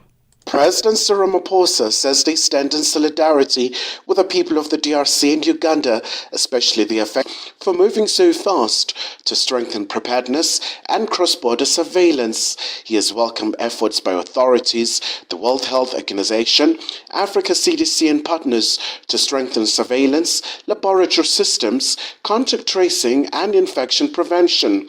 Ramaphosa says Ebola does not respect borders in a region marked by high population, mobility and insecurity. And finally, the Dutch cruise ship at the center of the deadly Hunter virus outbreak is approaching the Netherlands port of Rotterdam, where it's due to dock in the coming hours. The outbreak on board the vessel has so far claimed 3 lives and seen dozens of people placed into quarantine. The BBC's Tom Bailey has the details. This will mark the end of the MV Hondius's long journey home to the Netherlands after beginning its voyage in Argentina at the start of April. The cruise trip that followed was to become the stuff of nightmares after the emergence of the deadly outbreak that left at least 3 passengers dead. Most of those on board were evacuated last week when the vessel moored off the coast of Tenerife, but a 25-person crew and 2 medical staff remained for the final leg. They will begin a period of quarantine once back ashore, with a thorough cleaning and disinfection process of the Hondius then commencing. Recapping the top story, today is D-Day for the defence in the trial of alleged Cape Town underworld crime boss Nafiz Madak in the Western Cape High Court. The presiding judge has ordered the defence and the state to make submissions on why the defence case should not be closed. For SAFM News, I am Anne Musa. Outsurance will go out of their way to try and save you money on your car insurance. If they can't, ask for 500 Rand. SMS out to 30754. That's out to 30754. If your internet provider was becoming too expensive, you'd switch, right? So why pay more for car insurance? Switching to Outsurance saved 45-year-old Nivan 461 Rand on his 2025 Volkswagen T-Cross. Get a quote now, and if Outsurance can't save you money, ask for 500 Rand or 1,500 Rand if you've been claim-free and with the same insurer for 3 years. Do it now. SMS out to 30754. That's out to 30754. Licensed insurer and FSP. T's, C's and information online. Very good morning to you in your SAfm Sports Headline Soccer. Aubrey Modiba's stunning free kick has given Mamelodi Sundowns a slender 1-0 advantage over AS FAR Rabat in the CAF Champions League final. And South Africa's Siya Kolbe-Khuse is the new WBC Mini Flyweight World Champion. All the boxing and more coming up at around 7:30. SAFM. Guiding you through the rush hour traffic. It's Back to Work Monday with big traffic coming through mid-Rand, as you may be expecting there, but the queue is from Brockfontein down to New Road already. A couple of problems on Joburg's N3. Crash now at Heldon so coming up from Germiston and Alberton into Bedford, it's heavy. And then a crash the other side of Galuli's up by Modderfontein Road, so extra pressure from Galuli's heading up through Edenvale. Behind that, N12 and R24 route in from Ekurhuleni heavily backed as well. Crash on the Mike 1 South near Grayston Drive this morning. Very slow coming through from the Woodmead area in towards central Sandton. Durban, 2 breakdowns on the N2 South between Umgeta and Spaghetti Junction, so pressure on there. M13 coming on from Hillcrest, it's slow all the way down into Kloof. Backlogs in towards that Fields Hill area this morning. And there is a crash that's just happened on the N2 North after the M41, so on your way to the airport up towards Sabaya. Watch for a delay there. Cape Town's N2 passing Khayelitsha is busy. There's also been a crash on the M1 inbound at Okavango Road coming through from Kraaifontein, slow go there, and coming out of Tableview this morning, quite a heavy backlog. Marine Drive queuing from Sunningdale all the way through to the first lights at Sunset Beach. With your traffic update, I'm Rob Byrne. The National Briefing on SAfm. Clarity, context, and conversation. This is where the day begins with Kathy Mutlatlana on the National Briefing.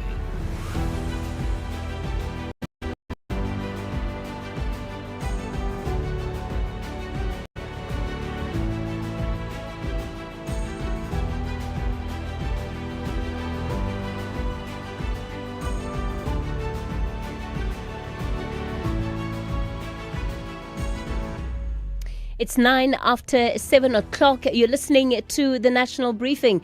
A warm welcome if you've just joined us. My name is Kathy Mutlatlana. Coming up in the second hour of the show, Eskom marks 365 days without national load shedding. It's the first time since 2018. But with load reduction still at play and demand seemingly on the decline, are we really through the energy crisis?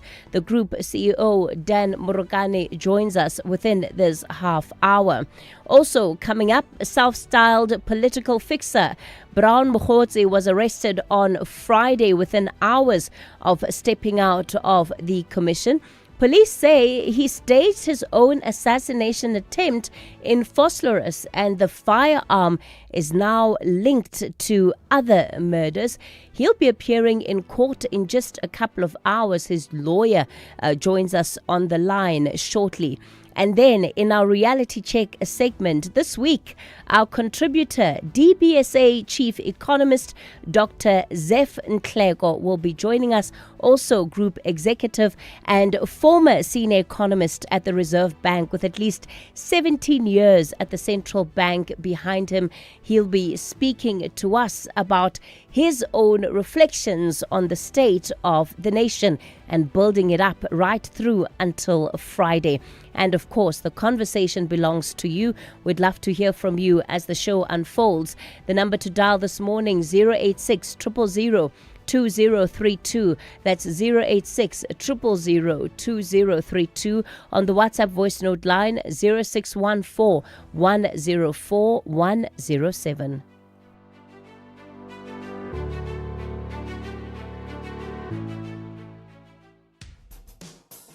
SAfm has signed a code of conduct that is enforced by the Broadcasting Complaints Commission of South Africa. Under the code, we are committed to giving news that is accurate, comment that is fair, and programming that is not harmful, does not amount to hate speech, or contain violence or explicit sex. If you think we are not living up to that code, then you can inform the Broadcasting Complaints Commission of South Africa. Direct any complaints in writing to the Broadcasting Complaints Commission of South Africa. PO Box 142365, Craig Hall 2024. Fax to 011-326-3198 or an email to bccsa@nabsa.co.za. For more information, please visit www.bccsa.co.za.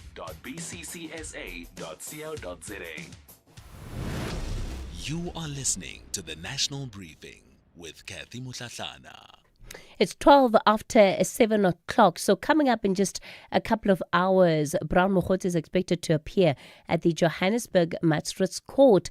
His legal team says these are trumped up charges connected to his Madlanga testimony. His attorney, Makau William Sekhaja, joins us on the line. Good morning, sir. Thank you for your time this morning. Why are you saying that these charges have been trumped up? And do you have evidence that this is a retaliation to his testimony and not the result of proper, well-led investigations by the police?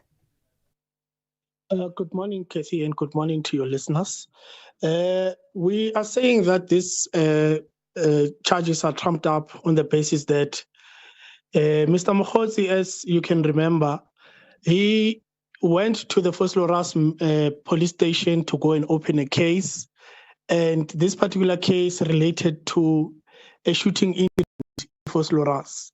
Now, this shooting, he alleged that he was being shot at and there was an attempt on his life. Now, when he went and opened this particular case, he was not in possession of any firearm. He was not in possession of any ammunition. He was not at any particular scene shooting in a build-up area. Now, the charge perhaps that should have been investigated should have been that of defeating the administration of justice, as opposed to the possession of firearm, possession of ammunition, and the likes. Because how do you charge someone with a possession of a firearm which was never found in his possession? Which is the basis for him saying that these particular charges were simply fabricated just to make sure that it frustrates him. But in relation to your second part, that this is a retaliation in relation to his evidence, at this particular stage, we cannot necessarily say that it is a retaliation, but we can simply say that Brown Mokgotsi, a lot of people are not happy with him, and it is the reason why these particular charges have been leveled against him. I'm interested in your saying that if there were to be charges preferred, you think a defeating the ends of justice charge perhaps would hold a greater merit. Why? Because the allegations are that he lied. He lied and he went to the police and laid a false charge against, or rather a false charge against someone that he does not know. Or rather, he fabricated evidence that he was actually attacked and there was an attempt on his life. But to now add charges like possession of firearm, whereas a firearm was never found in his possession, it really does not make sense at all. Look, you are his legal representative. I find it quite strange that you're even entertaining the idea of a defeating the ends charge. This is the person that you are supposed to be defending to the death, right? And yet you're saying, look, if we're to play around with options, this is what we would go for. The allegation made against him is that he basically came up with this entire story, and that he was behind the attack or so-called attack on his life. You yourself don't seem quite convinced that these events have actually happened in the way that Bram Mokgotsi has told them. No. Don't get me wrong. We are convinced that they happened as he has indicated, which is the reason why we have indicated even in our previous interviews that Mr. Mokgotsi will also be considering laying or rather suing in the civil court for unlawful arrest and malicious prosecution, because he maintains his innocence in relation to these particular charges.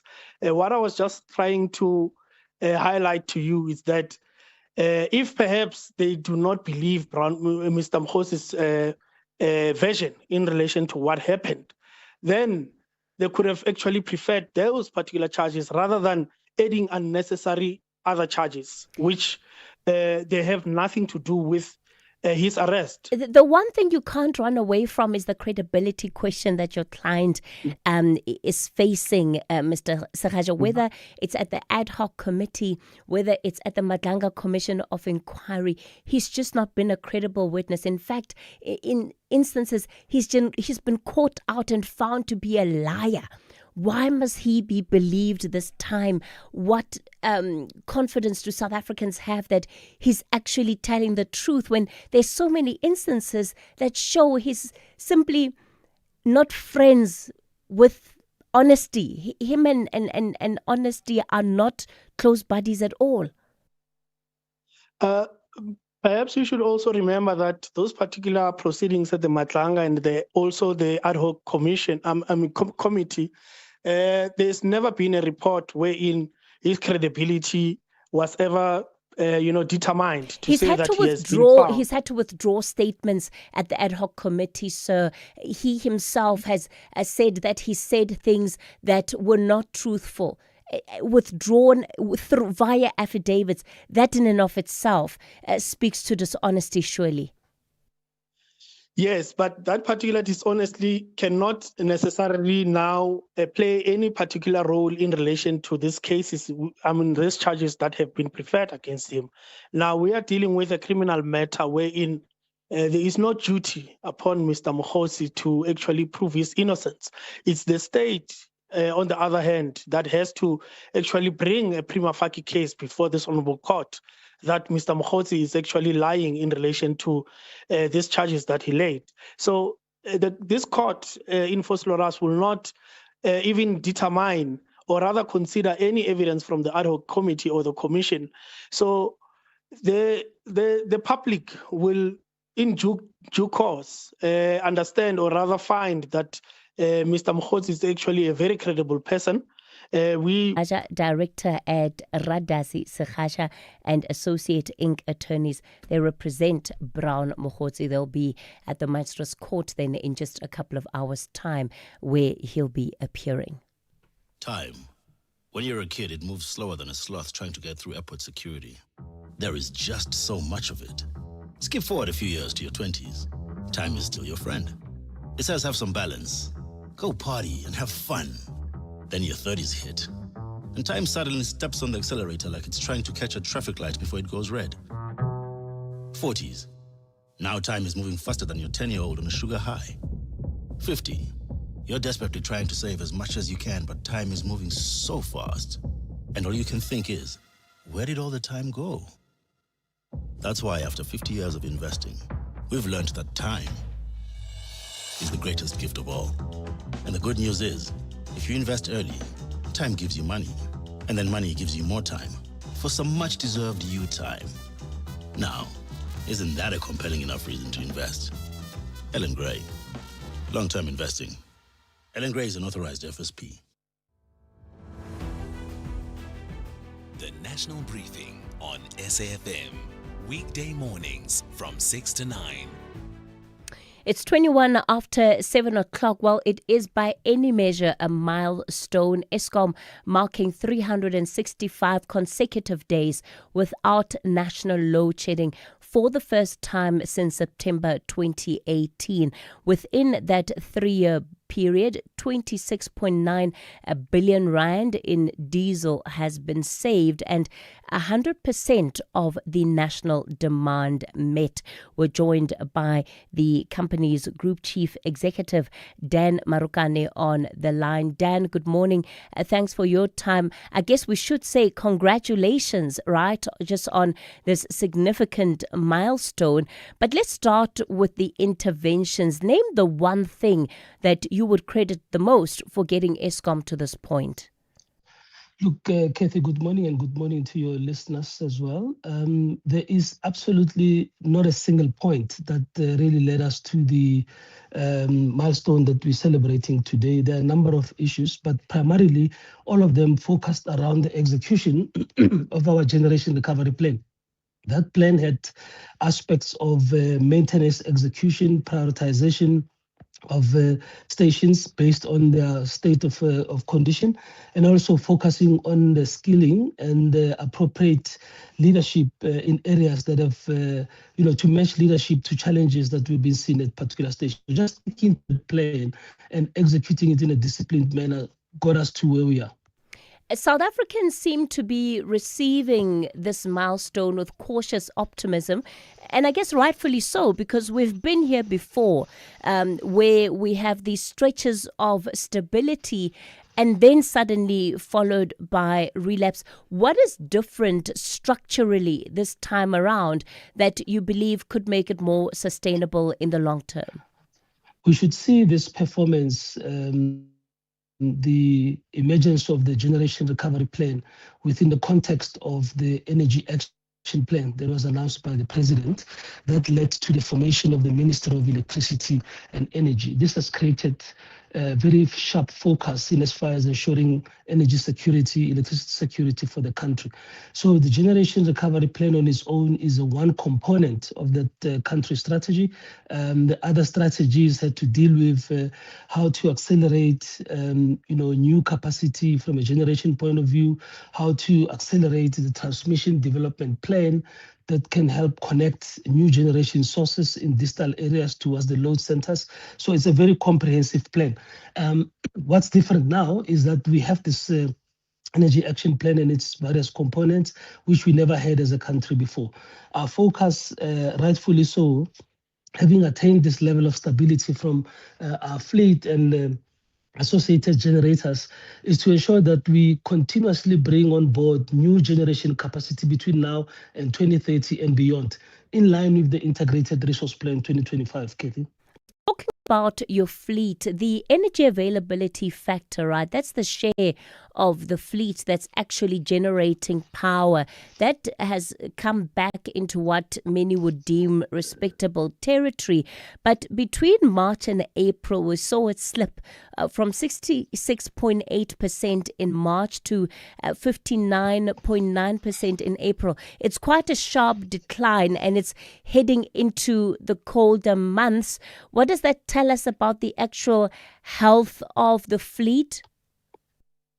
Look, there are times when the energy availability factor dips because we're doing maintenance. And as you rightfully said, now we're going to enter the colder periods of the year. Mostly from mid-June, we already started a bit here in Gauteng.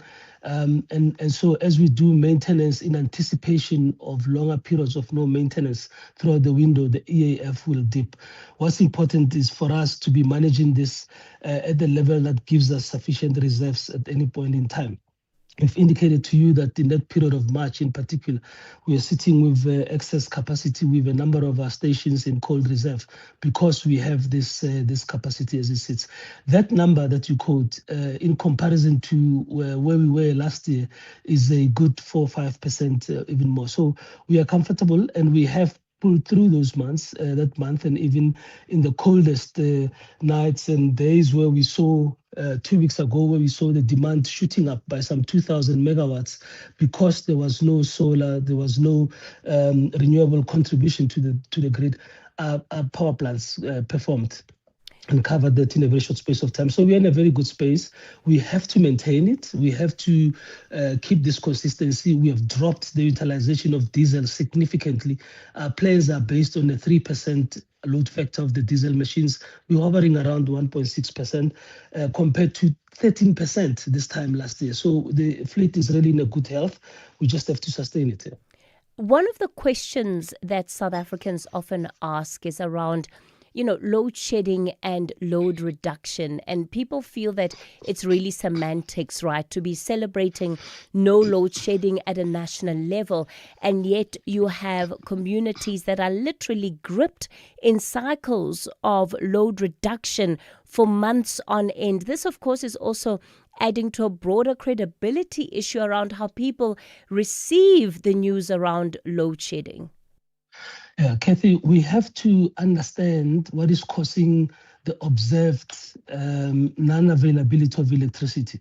Under load shedding, the supply side will be lower than the demand.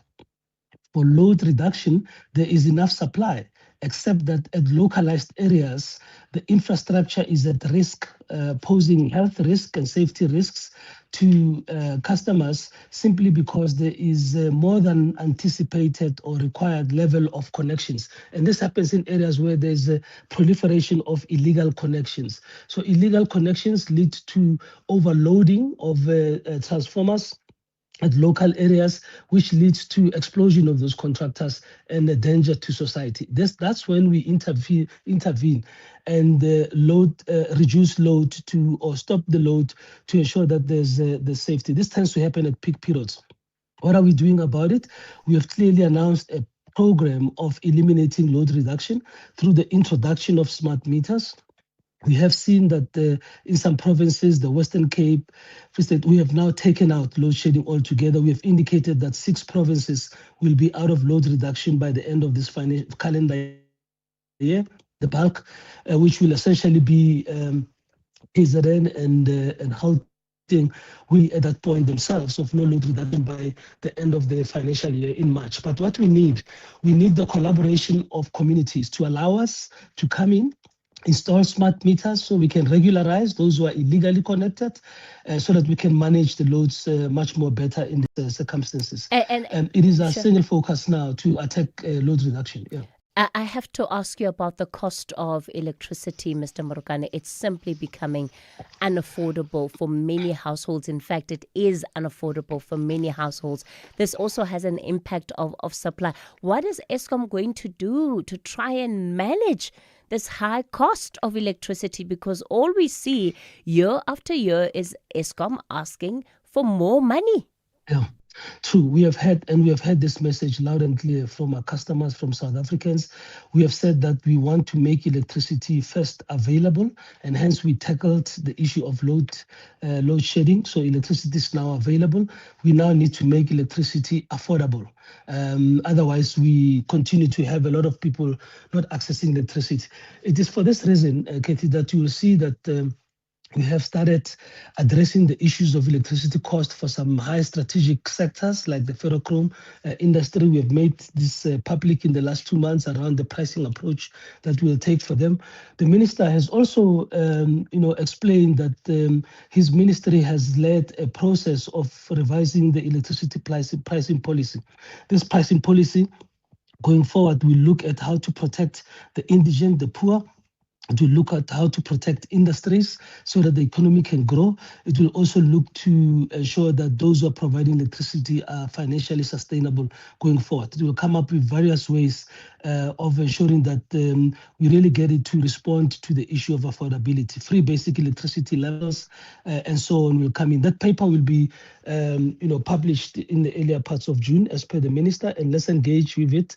But we are very aware ourselves as Eskom that going forward, we really need to be planning on increases that are within the range of the CPI growth going forth. So it is something that we are responding to now that electricity is available.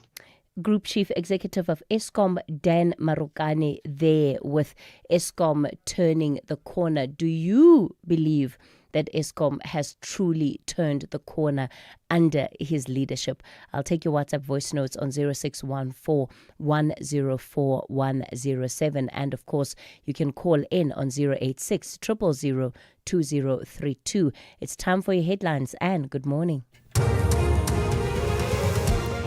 Good morning. Thanks, Kathy. In the headlines, the man accused of killing Marius van der Merwe, also known as Witness D, at the Matlanga Commission, is expected to apply for bail in the Brakpan Regional Court east of Johannesburg today.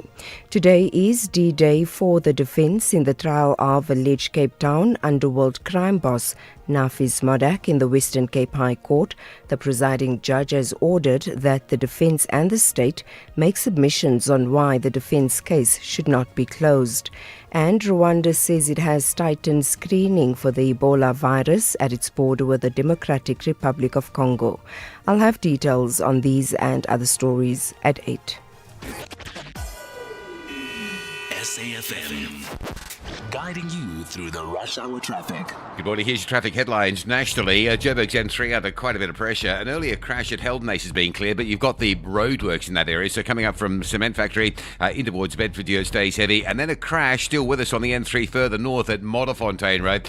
Big traffic through Galuli's N3 north, N12 and R24. It's in from Ekurhuleni. Heavily backed up to get into that N3 to run north as well. N12 from Benoni through Boksburg. That's a heavy one. The N17 queuing down to Wadeville. On your way through to Joburg, get to some roadworks this morning, and an earlier crash near Corlett Drive in Melrose, causing delays coming off the N1 at Midrand's Buccleuch, all the way down through Sandton and into that Melrose area. Collision in Pretoria, Solomon Mashlangu at the N4, coming through from Mamelodi, that's heavy. Straight down the middle of Pretoria, Paul Kruger, Capital Park into the city centre is heavy, and the N1 queuing into those roadworks from Montana, heading down towards the N4 Emelethweni Highway exit. Durban side, the N2 still with a breakdown going northbound just by Westwood Mall, so coming through from the M7, Spaghetti Junction on your way very slowly towards Umgeda Road. M13 from Hillcrest on towards Fields Hill at Kloof, that's a slow one this morning. And Cape Town, a crash on the N7 south at the N1, has pushed a heavy queue back through Bosmansdam and back towards Plattekloof Road. Also no traffic lights, Stellenbosch Arterial, 35th Avenue, Robert Sobukwe, delays all over that junction at the top of the airport. With your traffic update, I'm Rob Byrne. This is SAfm Sport with Zai Khan. Zai, a very good morning to you again. So we'll start with Mamelodi Sundowns. Audrey Modiba fires closer to a second CAF Champions League title. Hey, Kathy, good morning. Modiba delivering the magic. Now Sundowns, they need just one more big night, and it's going to be in Rabat, Morocco. So they have that advantage going into the second leg of the CAF Champions League final. The score, Kathy, 1-0 at Loftus. Aubrey Modiba, the man, with the only goal of the match. And now Miguel Cardoso, who's the coach of Sundowns, praising his side's maturity, praising his side's composure, although Sundowns missed several chances to extend their lead ahead of next weekend's decisive clash in Rabat. Elsewhere, Bruno Fernandes equalled the Premier League assist record as Manchester United sealed third place with a thrilling 3-2 win over Nottingham Forest at Old Trafford. Now that top three finish with Fernandes' creativity once again at the heart of United's success. Cricket, Virat Kohli passed 500 runs in a season for the 9th time as the Royal Challengers Bengaluru powered past the Punjab Kings by 23 runs in Dharamsala. RCB posted 222 for 4, anchored by Kohli's vintage 58 from 37 balls. The Kings fell short at 199 for 7, slumping to their 6th consecutive defeat. Now the Royal Challengers Bengaluru remained top of the table with Kohli's consistencies and the team's power hitting, keeping their title charge firmly on track. South African boxer Siya Kolwekuze has captured the iconic WBC mini flyweight world title after beating defending champion Melvin Jerusalem of the Philippines over 12 hard-fought rounds at Emperor's Palace in Kempton Park. Kuze produced a disciplined performance to outpoint the experienced Filipino and secure the biggest victory of his career. The win also hands South Africa another boxing world champion. And finally, cycling, Jonas Vingegaard reignited his Giro d'Italia bid with victory on stage 9. Powering clear on the long climb, the Dane, also wearing the King of the Mountains jersey, claimed his second stage win and cut 40% off his deficit to surprise the overall leader, Afonso Eulalio. Now, Vingegaard finished ahead of Austria's Felix Gall by 12 seconds, with David Piganzoli third and Taman Arensman fourth. Now, home favourite as well, Ciccone animated the stage with a brave attack, but the peloton reeled him back in. Vingegaard has already shown his strength ahead of the climb and just shows how much of damage he could inflict in the final week. That's your sport. You can cycle back to the podium with more. That's at the top of the hour. I am Zai Khan. The Market Brief with Ndauleng Lechela on SAFM. Ndauleng, good morning again. So the IDC, it's nearing a decision on a potential deal with ArcelorMittal South Africa. That could be big and, of course, save many, many jobs. You're absolutely right there, Kathy. And this is according to a Business Day article saying that KPMG confirmed that it completed an updated financial and tax due diligence review on ArcelorMittal South Africa, with the IDC now weighing its next move on the struggling steelmaker. Now, the IDC has already played a major role in supporting AMSA, including providing the company with a 2 billion rand facility last year as it battled mounting losses and operational pressure. However, the funding was not enough to prevent the closure of parts of its long steel business, placing even greater urgency on current negotiations. AMSA says talks with the IDC are now at an advanced stage and could significantly shape the company's future. The discussions also come as the steel producer faces rising electricity costs and continued pressure on South Africa's manufacturing sector. Now, from the manufacturing sector to the infrastructure industry, South Africa's construction sector, or rather infrastructure drive, is coming under growing pressure as surging diesel prices squeeze construction companies already operating on thin margins. Now, industry players are warning that the sharp increase in fuel costs following the Middle East conflict is making major projects more expensive, particularly for firms reliant on diesel-powered machinery and transport. Construction groups say many existing contracts were never designed to absorb sudden geopolitical shocks of this scale, leaving contractors exposed to costs they may not be able to recover. Now, that raises concerns about delays, weaker profitability, and potential disruptions to infrastructure delivery momentum. The pressure is also renewing focus on project planning and procurement strategies, with companies increasingly looking at fuel agreements and tighter operational controls to limit exposure to further volatility in energy markets. Now, the disruption in energy markets continues to weigh on investor sentiment as markets assess the impact of high fuel costs.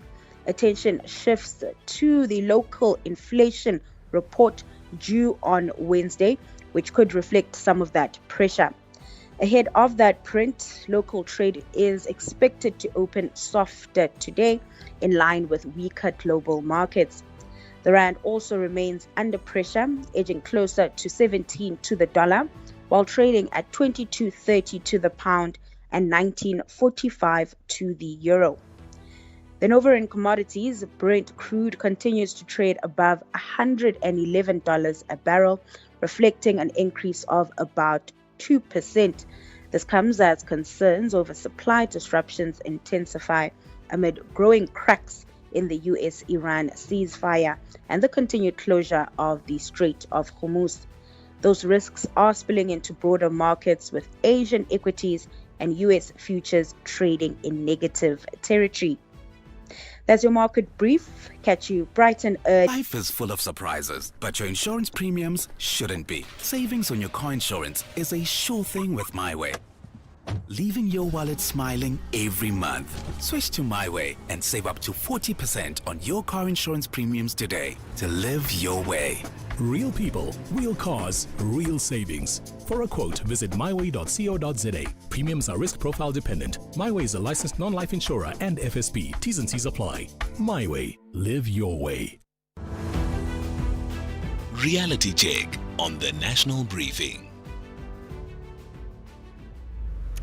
It's 7:41. Let's get then into our reality check for today. Understand also standing by on the line is going to be the EFF. They want a right of reply to the Helen Suzman statement, an interview we had just before 7 o'clock. So we will give them time to do that before we get to 8 o'clock. But just a reminder, the reality check at its core exists to do something that we aren't always able to with the fast pace of the news cycle, which is to reflect, to pause and to think seriously about the state of South Africa, not just what is happening, but why it's happening, what it's costing us, and what must be done to change it. So all of it to deepen the national conversation. Joining us this week on the reality check, Dr. Zef Nhleko. He's the Chief Economist and Group Executive at the Development Bank of Southern Africa and a former senior economist at the Reserve Bank with 17 years at the Central Bank behind him. Dr. Nhleko, good morning to you. Thank you so much for your time. We're honored to have you then lead this segment for us for the rest of the week. You are an economist, so no surprise that you want to deal with this issue of low growth in the country. Morning, Kathy. Thank you so much for having us on the platform. We're really honored. Yes, that is the topic we'd like to explore. It's a topic I feel very, very strong about, and I think we are not approaching it with the urgency it requires.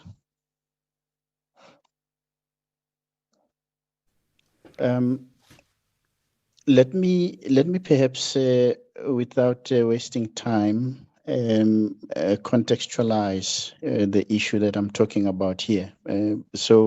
It's a low investment, low economic growth challenge that I would like us to explore, to look at its causes, to look at the implications, and to look at the solutions or interventions that we can have.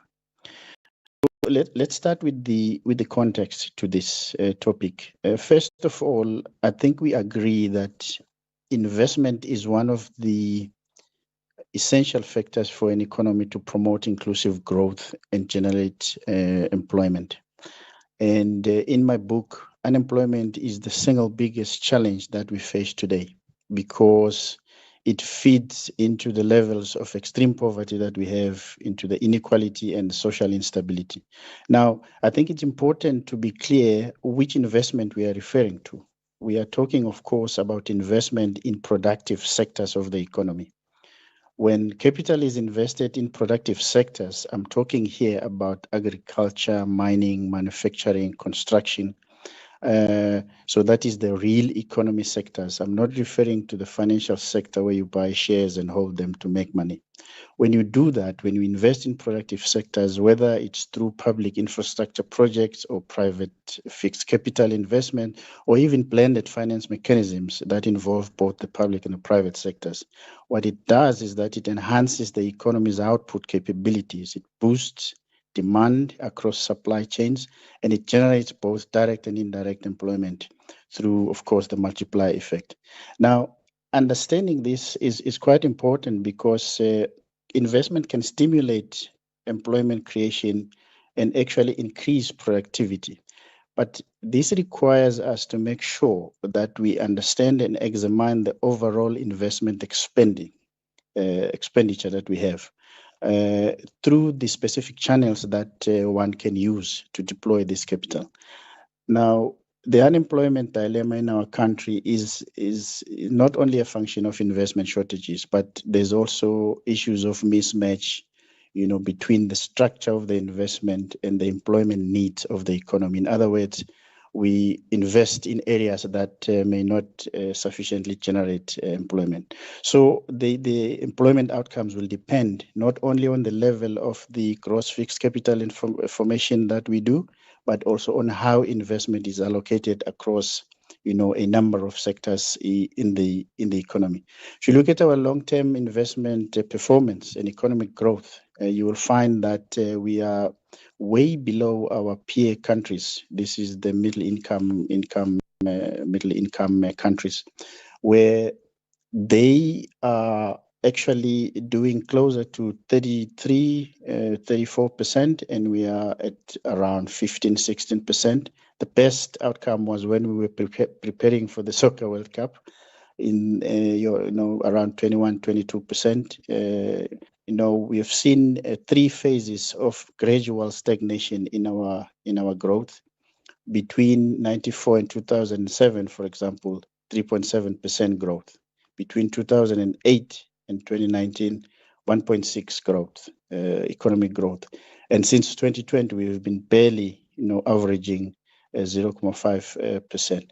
But before somebody accuses me of being one-sided, I think I have to acknowledge that since 1994, there have been gains, reflected in basic services, the sophisticated financial sector.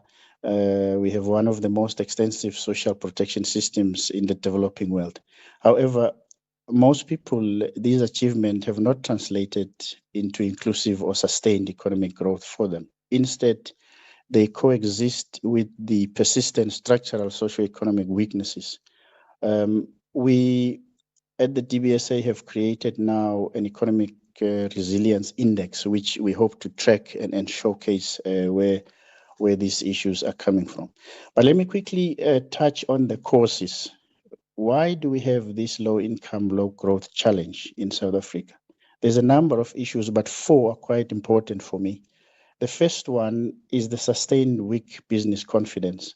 This has actually resulted in the contraction in investment levels and has stayed below the 50 points, which is regarded as the neutral mark since 2008. And this has largely been a function of the energy shortages, supply chain bottlenecks and policy uncertainties and so on.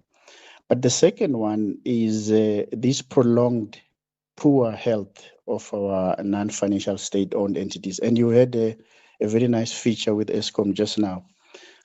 There is a very welcome positive turnaround right now. But for some time, our non-financial state-owned entities were not able to perform at the right levels. This has actually been compounded by the mounting debt service cost in government. But the good news is that there has been a positive path now taken by the government in terms of focusing on infrastructure-led growth and revising and reversing the underinvestment. The third point I want to mention, of course, is the high levels of infrastructure deficiencies in the country. And you will see as we continue with this talk how this becomes important, because infrastructure is the backbone. The fourth and final one is the skills mismatch, which also is an important factor in this regard. Now, what has been the implications of this low income, low growth challenge? Well, firstly, it has been the high unemployment levels and poverty levels, and actually the inability to meaningfully transform the living conditions of our people, of most people in the country, to rebalance, the high inequality levels. We've also seen numbers from Stats SA and the police showing an escalation in other social ills, violence, violent crime, substance and alcohol abuse. In fact, the current migration conflict is also a function of this challenge. If you have an average economic growth of 0.5, the economy cannot create meaningful employment opportunities. It cannot raise income or provide fiscal space for investment. So this is why today we have more than 11.5 million people that are perfectly capable and willing to work, but they cannot find work. 11.5 million is a lot. This is the populations of Namibia, Botswana, Lesotho, Eswatini, and Mauritius combined.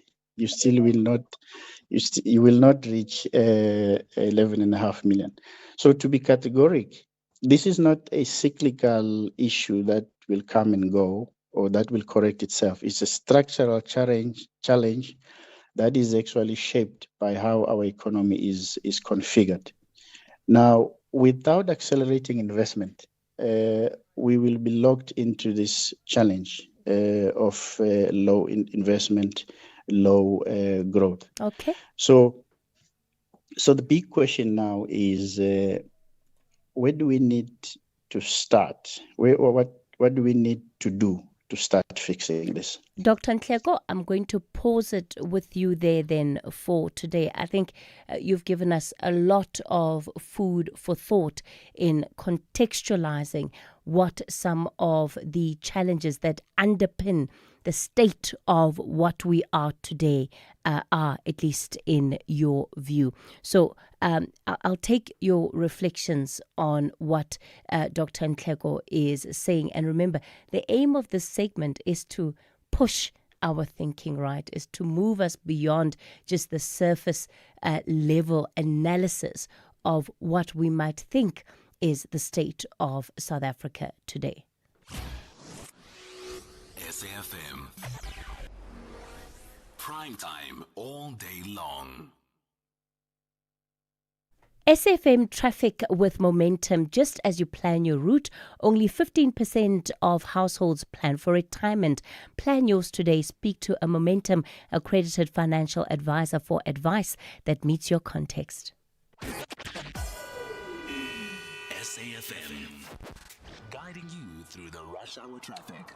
Good morning. We start in Pretoria, the mighty Mabopane Highway. If you're on your way out to Shoshenguve, you're going to be asked to queue heavily this morning. Bremer Street, around the bend, and up to Theo Martins. A bit of a backlog coming into Pretoria at Theo Martins, but the real unusual queue is the outbound side. R55 from Lordim into Pretoria West. That's heavy. Lights are out on Kwaka and Trans-Oranje, which is a really busy junction this time of morning. Big volumes through there. Joburg's N3 North, still with the crash at Modderfontein Road. It's a bit of a mess getting through Galuli's N3 North, N12 and R24 routes coming in from Ekurhuleni under quite a bit of pressure in to join that as well.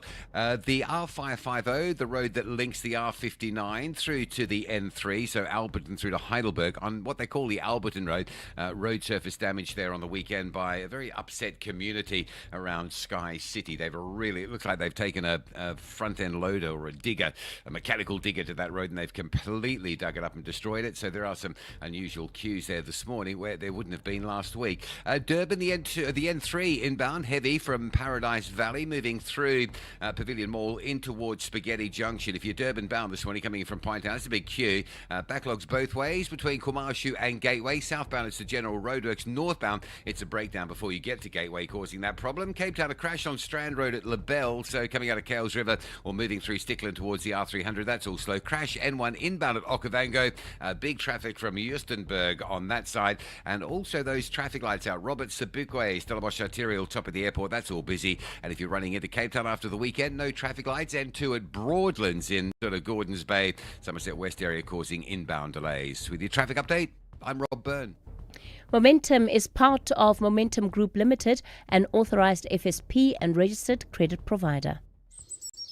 They say the early bird catches the worm. Great advice, unless you're the worm. Generic so-called wisdom doesn't work for everyone, so I settle for a financial plan that's one size fits some. Momentum accredited financial advisors take the time to get to really know your unique situation. Advice meets your context. Momentum, your journey to success. Momentum is part of Momentum Group Limited, an authorized financial services and registered credit provider. Outsurance can't improve your couch coaching skills, but they could improve the car insurance premium you currently pay. SMS out to 30754. Get a quote today, and if Outsurance can't save you money on your car insurance premium, ask for 500 Rand cash. Make that 1,500 Rand if you've been claim-free and with the same insurer for 3 years. Get a quote and get savings or cash. Either way, you win. SMS out to 30754. When it comes to car insurance, you couldn't be in better hands. Outsurance was voted News 24 Short-Term Insurer of the Year for 4 years in a row. Insurer Award 3 years in a row. Clearly, they all feel they're getting something out. SMS right now to see if you can switch and save. SMS out to 30754. That's out to 30754. Outsurance, licensed insurer and FSP. T's and C's online. You are listening to the National Briefing with Kathy Mutlatlana. All right, you're listening to the National Briefing. All right, I'm going to open the lines 086 000 2032. I'm going to try and take as many of your calls as I can within the limited time. As I do that, Sinawo Tambo, the EFF national spokesperson, on the line. So now I'm going to ask you to keep it brief, but you just wanted a quick response to the application that the Western Cape High Court is going to be dealing with today from the Helen Suzman Foundation on your leader's fitness to continue as a commissioner of the JSC.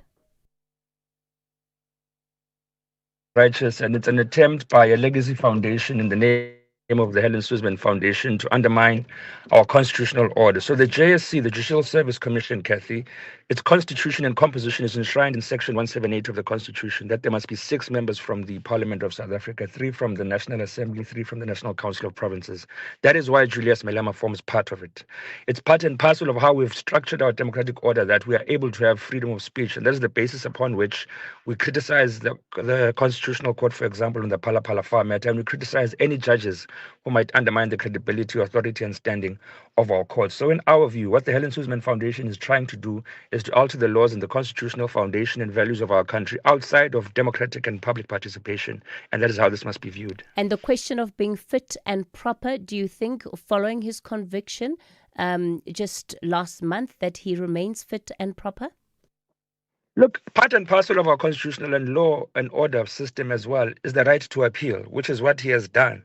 So that conviction has been set in abeyance up until it has been heard by the Supreme Court of Appeals and ultimately the Constitutional Court of South Africa if it's necessary. I mean, there's a huge debate now as to whether the President of South Africa is fit and proper to lead this country due to the findings of the independent panel, Section 89 by Chief Justice Sandile Ngcobo. He has not resigned, and we accept that, even though we would think that it would be socially proper that he should. He's saying he's going to put to to try to attempt to review the Section 89 independent panel report. He's going to try to interdict the processes of Parliament. There's a huge debate about that right now, but it's his constitutional right to do so. So the president of the EFF is appealing the matter.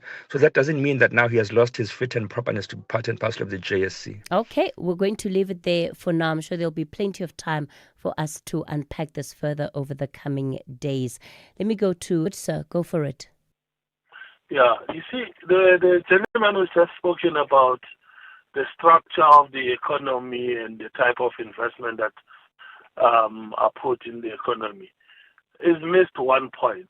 You can't have a structure of an economy which has no plan. This economy has never had a plan. What happened is that the democratic government inherited an apartheid capitalist investment approach into business, which was basically mining houses and insurance, big insurance companies and retail sector, with the manufacturing part of the economy declining at a fast-paced rate. And then, on top of that, they dismantled the state-owned enterprises which the Afrikaner regime had put in place and was sustaining the economy against the declining manufacturing economy. So as a result of that, with no plan, and the problem with the ANC is that 1 minute there's this plan, next minute there's that plan, Askisa, DIA, NDP, you don't know. Even the president at some point he speaks about 5-point plan, 10-point plan. What is the plan? You can't have a structure without if for you to have a structure, you must have a plan. Okay. And for that plan to happen, you must know where you're going. All right. Linda, thanks for that contribution. Kirk in Cape Town, good morning. Good morning, Kathy. Very difficult to get through to your show, but good morning. Brown Mahotsi and his lawyer. It is going to be a good, entertaining session to hear these two working together. It is his testimony is laughable. He has no credibility. So I cannot wait to see him appear more and to get entertained. Sadly, it is at the cost of lives and the economy and integrity and morals within our SAPs. But it is entertaining nonetheless. Yeah, Kirk, can't agree with you more, right? It really is quite the spectacle, and just to watch it all unfold continues to just, as the public, I guess we're all just left wondering what is actually going on. But I go back to my fundamental question this morning. Who is Brown Mahotsi? Who is this guy? It's time for a latest news update. Outsurance Essential is made for older cars. Claims are paid in cash within 5 working days, and you choose your own panel beater. SMS CAR to 43185. That's CAR to 43185.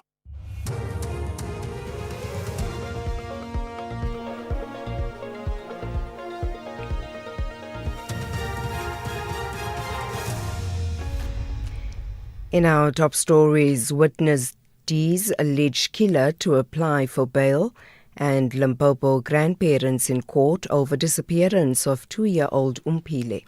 Good morning. The man accused of killing Marius van der Merwe, also known as Witness D at the Matlanga Commission, is expected to apply for bail in the Brakpan Regional Court east of Johannesburg today. Matipandile Soteni was arrested after van der Merwe was shot dead outside his home in Brakpan in December last year. The shooting incident happened weeks after van der Merwe exposed corruption in the Ekurhuleni Metro Police Department. Tato Letsaba reports. Soteni faces multiple charges, including murder, attempted murder, conspiracy to commit murder, as well as unlawful possession of a firearm and ammunition. The state is expected to oppose bail. The case has been drawn attention due to its potential links to testimony at the Matlanga Commission, highlighting broader concerns about the protection of witnesses involved in high-profile investigations. The court is expected to consider factors such as flight risk, possible interference with witnesses, and the strength of the state's case when deciding on bail. Today is D-Day for the defence in the trial of alleged Cape Town underworld crime boss Nafis Modak in the Western Cape High Court. The presiding judge has ordered the defence and the state make submissions on why the defence case should not be closed. It comes after yet another postponement due to the unavailability of a witness the defence had called. Modak, along with 14 co-accused, face more than 100 charges, including money laundering, racketeering, extortion and the murder of anti-gang unit detective Charles Kinnear. Judge Robert Henney said he was running out of patience over the frequent postponement requests. I also want a set out of all the times, the delays and all of that with regards to that, so that I can make a proper and informed choice if I should go that route. It's drastic, but it will be done, and I can do it. Because every day you're standing here in front of me, you don't know where the witness is, what the name of the witness is, where to find the witness. The paternal grandparents of a missing 2-year-old Limpopo girl are expected to appear in court today. Umpile Sitole's grandparents are facing a charge of negligence. They were arrested on Friday. Umpile disappeared from a grandparents' home in Gamabuela village on the 2nd of this month. According to information, the grandparents were surprised to find the toddler missing and a window open when they woke up. The child has not yet been found. Provincial Police spokesperson Malisela Lidwaba. The Limpopo Provincial Commissioner emphasized that police have assembled experienced investigators from Kopan FCS unit who are working around the clock to trace the missing child and establish all circumstances surrounding her disappearance. She reiterated that we remain committed to ensuring that those responsible are brought to book. The Provincial Commissioner further appealed to the communities to continue providing credible information that may assist police in finding Umpile safely. Rwanda has tightened screening for the Ebola virus at its border with the Democratic Republic of Congo. The World Health Organization has declared the outbreak a public health emergency of international concern. The BBC's Thomas Mukwana reports. Rwanda says it's reinforcing screening for people coming into the country after a confirmed case of Ebola virus in the Congolese city of Goma, which is close to the Rwandan border. Concern has been growing about the spread of the outbreak outside DR Congo after confirmation a man died of the disease in the Ugandan capital, Kampala. So far, those who have died are all believed to have been recently in the epicenter of the outbreak in Ituri province. But experts are warning the virus could spread further in East Africa. Tests are being conducted on more than 240 people believed to be infected. And finally, the Dutch cruise ship at the center of the deadly hantavirus outbreak is approaching the Netherlands port of Rotterdam, which is due to dock in the coming hours. The outbreak on board the vessel has so far claimed 3 lives and seen dozens of people placed into quarantine. The BBC's Tom Bailey has the details. This will mark the end of the MV Hondius's long journey home to the Netherlands after beginning its voyage in Argentina at the start of April. The cruise trip that followed was to become the stuff of nightmares after the emergence of the deadly outbreak that left at least 3 passengers dead. Most of those on board were evacuated last week when the vessel moored off the coast of Tenerife, but a 25-person crew and 2 medical staff remained for the final leg. They will begin a period of quarantine once back ashore, with a thorough cleaning and disinfection process of the Hondius then commencing. Recapping the top story, the man accused of killing Marius van der Merwe, also known as Witness D at the Matlanga Commission of Inquiry, is expected to apply for bail in the Brakpan Regional Court east of Johannesburg today. For SAFM News, I am Anne Musa. Theft, accident and 1 million rand third-party cover for your older car. Outsurance Essential has it all. Get a quote. SMS CAR to 43185. That's CAR to 43185. Buying stuff with your loyalty rewards saves money, but you could really save by switching to Outsurance Essential Car Insurance made for older cars. A 38-year-old Porsche pays only 512 Rand a month for her 2015 Kia Picanto and has no upfront excess payable, so no unexpected out-of-pocket payments. Get Outsurance Essential Car Insurance today for unfinanced cars older than 5 years and valued at less than 130,000 Rand. SMS CAR to 43185. That's CAR to 43185. Outsurance, licensed insurer and FSP. T's, C's and information online. It's a very good morning to you in your SAfm Sports Headlines. Soccer news, it is Miguel Cardoso refusing to allow celebration for Mamelodi Sundowns, who edge AS FAR Rabat in the first leg of the CAF Champions League final. He's warning his players there's a tough battle ahead. And in rugby, the Bulls and the Stormers secure home URC quarterfinals, while the Lions book a historic first ever playoff spot. All the details around 8:30. SAfm, guiding you through the rush hour traffic. Good morning. Heavy out of Pretoria on your way to Shoshenguve this morning. If you're using the mighty Mopani Highway, big queues around the bend and on to Theo Martins. There's a bit of a backlog coming Pretoria bound in that area, but the unusual one is the outbound queue. No lights coming in from Laudium up in towards Pretoria via Attridgeville. Lights out on the Transaranya and Quaka Road section. So that R55 really under some pressure this morning. Crash on the N3 North at Modderfontein earlier this morning means the N3 coming through Bedford View via Gillies into Edenvale stays heavy. Behind that, the N12 and R24 is really badly backed up into Gillies. And the N12 between Benoni and Boksburg stays fairly solid as well. Durban, the N2 going north, a breakdown before you get to Gateway. It's heavy this morning. Queues all the way back through to Queen Nundy Drive. N3 inbound, Paradise Valley passing Pavilion Mall in towards Spaghetti Junction on your way into Durban. That's absolutely jam-packed as well today. And there's a crash scene which is currently being recovered. It's southbound around Town Hill, so there will be some delays and diversions. You come from Hilton, you're diverted off at Peter Brown and sent on the old road into Peter Marisburg. Bit of a mess out that side this morning. Cape Town, a crash N1 inbound at Okavango, very heavy from Justenburg, Kryfontein side. And there's some traffic light issues at Robert Sobukwe and 35th Avenue, top of the airport, causing delays. Although it looks like Pointston might be there. That traffic is starting to ease, but busy. With your traffic update, I'm Rob Byrne. The National Briefing on SAfm. Clarity, context, and conversation. This is where the day begins with Kathy Mutlatlana on the National Briefing.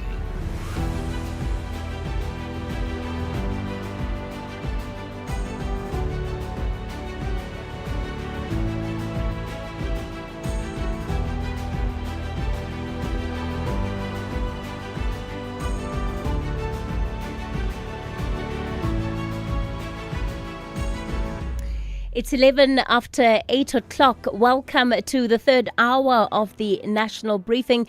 If you've just joined us, my name is Kathy Mutlatlana, and really it's great to have you in our company this morning. So coming up in this next hour, we're going to be getting into our briefing debate, and it's a conversation, right, that has been dividing dinner tables for nearly 2 years. Is the government of national unity actually working? That's what we'll be dealing with this morning. We're joined by the DA's Karabo Kakao and Action Essays, Lerato Ngobeni, who are going to be squaring off in that debate. And later in the hour, Built in Mzansi, an extraordinary South African story from Cairns. A filmmaker, Zoe Ramoshu, founder of Wrapped, is shortlisted for the Impact Leadership Award at the Global Production Awards taking place tonight. We'll be speaking to Zoe about that journey. And of course, we'll take your engagement on some of the morning's biggest stories.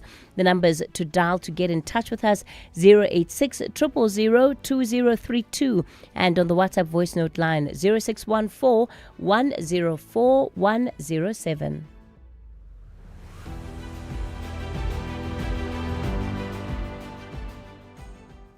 We asked rugby legend Francois Steyn what he thinks of the all-new Toyota BZ4X. France, would you say the BZ4X is a rugged all-wheel drive SUV? Yeah. Cool. Was the acceleration and handling good? Yeah. All right. So you think the BZ4X can handle South Africa? Wat dink jy? Well, there you have it. The all-new Toyota BZ4X, an all-wheel drive battery electric SUV made to handle South Africa. The BZ4X. It just got real. Clientele is here to safeguard you and your family with compassion because life happens. Be part of a family that truly cares. Our funeral dignity plans have helped South Africans bury their loved ones with dignity for more than 30 years. Let us help you create a meaningful tribute that honors your life and those of your loved ones. We pay out within 24 hours and you will get double accident cover with a clientele funeral plan. Our plans are affordable. Pick the option that suits your needs. Easy to apply, no medical examinations and no paperwork. SMS SAFM to 48031. That's 48031. Clientele Life is an authorized FSP and licensed life insurer. T's and C's online. Standard rates apply. You are listening to National Briefing with Kathy Mutlatlana. The government of national unity turns 2 next month, and it was meant to deliver stability after that watershed 2024 elections, and by some measure it has. Treasury credibility is intact. The country is off the FATF grey list. S&P upgrading our sovereign rating in November for the first time in almost 2 decades. And yet, Afrobarometer says South Africans are split on whether the GNU is solving the country's biggest problems. A late 2025 Social Research Foundation poll also showed 49% of South Africans say the GNU is working well, while 34% say it's working poorly. And occasionally we see coalition partners publicly accusing each other of acting in bad faith. So I guess the honest question really is whether this coalition is delivering for South Africans or whether it's just managing decline.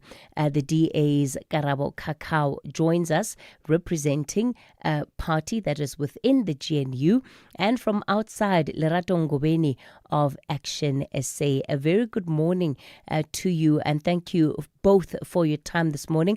Karabo, I'm going to start with you, right? So when we talk about whether the GNU is working, I guess the one question that many South Africans would have is, what is the one concrete thing that we can point to that we say this exists solely because of the GNU? Good morning, Kathy. Thank you so much for having me. Good morning, Lerato on the other side, and good morning to your SAFM listeners. Thank you so much for having me. Kathy, firstly, let's agree that the GNU has not achieved everything it set out to achieve. It's just been 2 years. That unemployment is not the unemployment statistics are not yet where we want them to be. That's a fact. So we acknowledge that. We acknowledge that crime is still a problem in our country and it still needs to be fixed. The GNU has not been able to crack down on that, and that is a fact. We acknowledge that corruption remains the biggest problem we have across state entities, state departments, and all spheres of government. That is yet to be corrected. All those three things are at the heart of what stresses the people of the Republic of South Africa.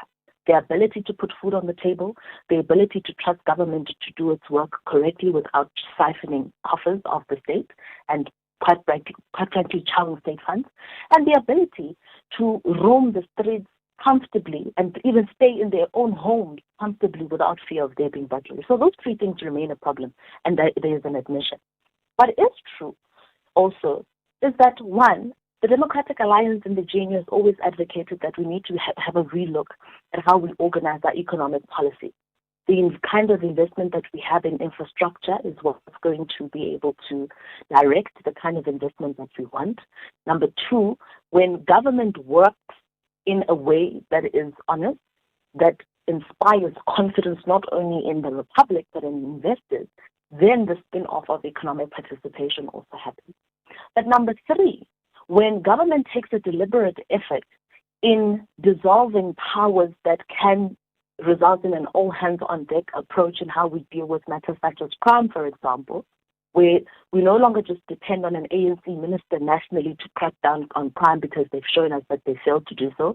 One is on suspension, still enjoying state benefits while at the same time. We have an acting one, but the entire administration of SAPSM itself is in Tatterson, so we do not know what it is that South Africans are supposed to trust as far as SAPS is concerned. And the solution there is to ask to say, but beyond a national competence, we have a provincial and local spheres of government that can also step in and use their resources with delegated authority to help clamp down on crime. Sure. Karabo, I've heard everything that you've said, Mm. I go back to the question I started with. Mm-hmm. What is the single most significant concrete thing that South Africans can point to and say this exists because of the GNU?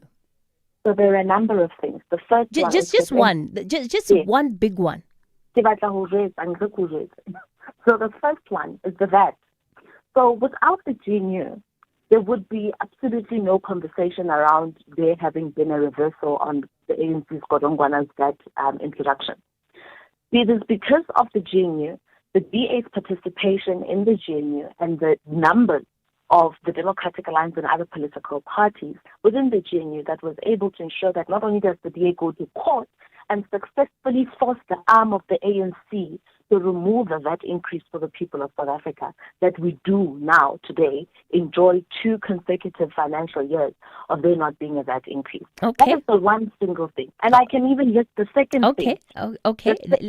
Let's pause it there. I want to give Lerato an opportunity to add her weight there. So, Lerato, quite concrete, solid, pointing back to the VAT as a significant achievement obtained via a government of national unity setup. And she says there's a lot more on that list.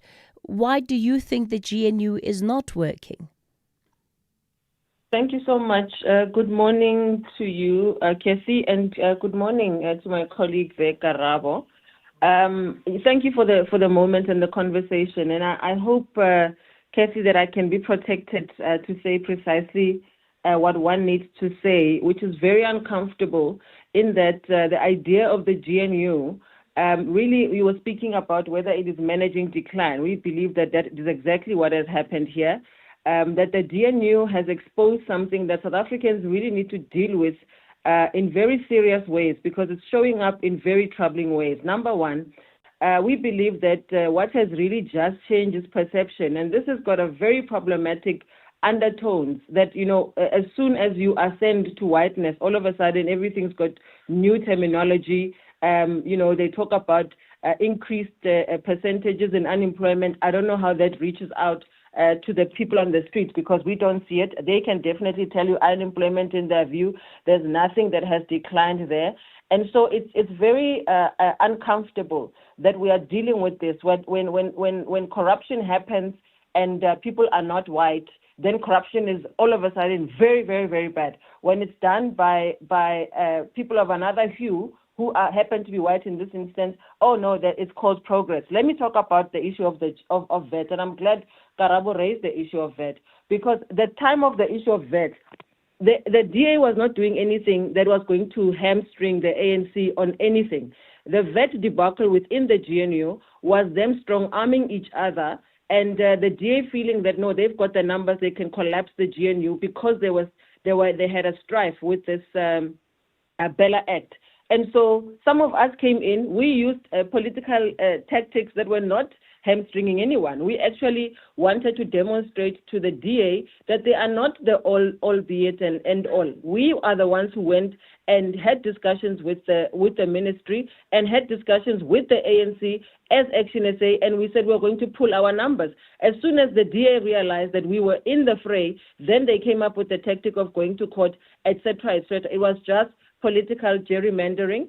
Ultimately, prioritizing the people of South Africa is not what is at the apex of this GNU formation. What it is there is for them to swingle and wrangle for power and not actual reform. And so, when I say that when corruption is done by others, it is masked as something else. Look at this minister of the DA who went to Brazil using state resources, huge amounts of money with his partner. If it was somebody else, and we've been questioning people like Paul Mashatile who take their spouses on exorbitant trips, it's frowned upon. It makes the front pages of the Sunday Times. But this one of this minister, it's not making a front page news. These are the uncomfortable discussions that South Africans by ourselves have got to have. Lastly, on the issue where Karabo was talking about the fact that the DA stepped in. with regards to it was the GNU that solved the VAT issue. It was not the GNU that solved the VAT issue. It was the people of South Africa who voted to decline the majority of the ANC and vote differently. And then they were forced to put together this GNU. So it was not the GNU that resolved the VAT issue. It was the people of South Africa with how they casted their votes. That's really the uncomfortable reality we've got to face in this debate. Karabo, I want to deal with almost the daily workings, right, of part of what we see within the GNU. So if we take a look at what has come out of the Department of Basic Education, Minister Sivueka Gwahube writing a letter to coalition partners, and this is complaining about study groups that are undermining her department and the work that her department is doing. From the inside, is the GNU functioning well, or is it a case of survival for each of the parties that are involved? Because at the end of the day, these are still political parties who are seeking not only influence, but also seeking to ensure that their interests are advanced. Kathy, the truth is almost everything boils down to a fight. Simply because the ANC is yet to accept the fact that even though they have the largest numbers, but they do not have an outright majority. And that is an absolute struggle. And there is a pushback all the time because what the GNU seeks to achieve is to break this culture of total ANC rule, not only politically, but even in terms of the administration and how they use the principle of cadre deployment, which was identified as a problem and he said it must be dismantled. So this is what the ANC has been doing across years and they continue to do now. So you have the chairperson of a portfolio committee who's an ANC chairperson, and then majority of the members of that portfolio committee are ANC and ANC MPs. The minister, the deputy minister is ANC, the director general, and the entire other administration, the directors, DDGs, all of them are cadres of the movement. They all form part of some branch or some district, something. And so what they do is together, they meet ahead. So when the chairperson sets an agenda, they all collude and decide, okay, this is what's going to happen on the agenda today. They brief minister, this is what we're going to ask you. Minister comes with his office and the department and they sit and they strategize on how they're going to protect the minister. In the age of the GNU, what they do is they do the same thing and they strategize around how they're going to make life difficult for a DA minister. For example, with Sivueka Gwahube, the Minister of Basic Education, the Director General is an absolute cadre of the ANC. And it is a serious problem, which is why in my opening remarks I spoke about corruption and the administration being compromised. Because imagine, Oskesi, you come in as a DA minister with a completely different policy set and mindset around what reforms need to happen within your department in order for education to work and to work effectively for young people and the future of this country. And in doing that work, you're fighting against a person who has for years been singing anything and everything, aluta continua and state capture. That is absolutely stressful.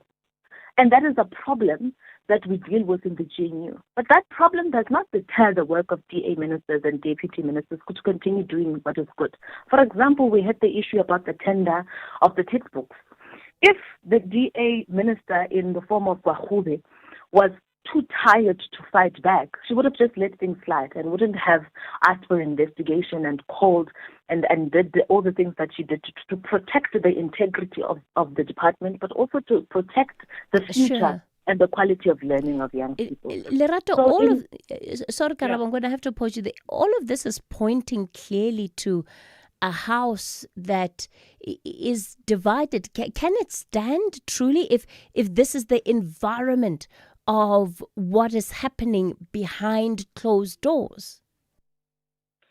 Kathy, the adage goes, a house divided can never stand. And so this is why I prefaced my opening remarks with regards to perception and, the DA's self-righteousness that actually is just propaganda. It does not exist. The idea that the DA is benevolent and others are not is absolute hogwash. It is not true. We have got, when Karabo speaks about cadre deployment, what do you call it when it's the DA fray that gets deployed into departments? Dean McPherson has got people in working for him at the highest echelons, no matric, no higher education whatsoever. We've reported this. We had our MP Malebu Kobe last week debate him on the same issue. It's not called cadre deployment in that regard. It's called something else. You speak about the Minister of Basic Education and the textbook saga.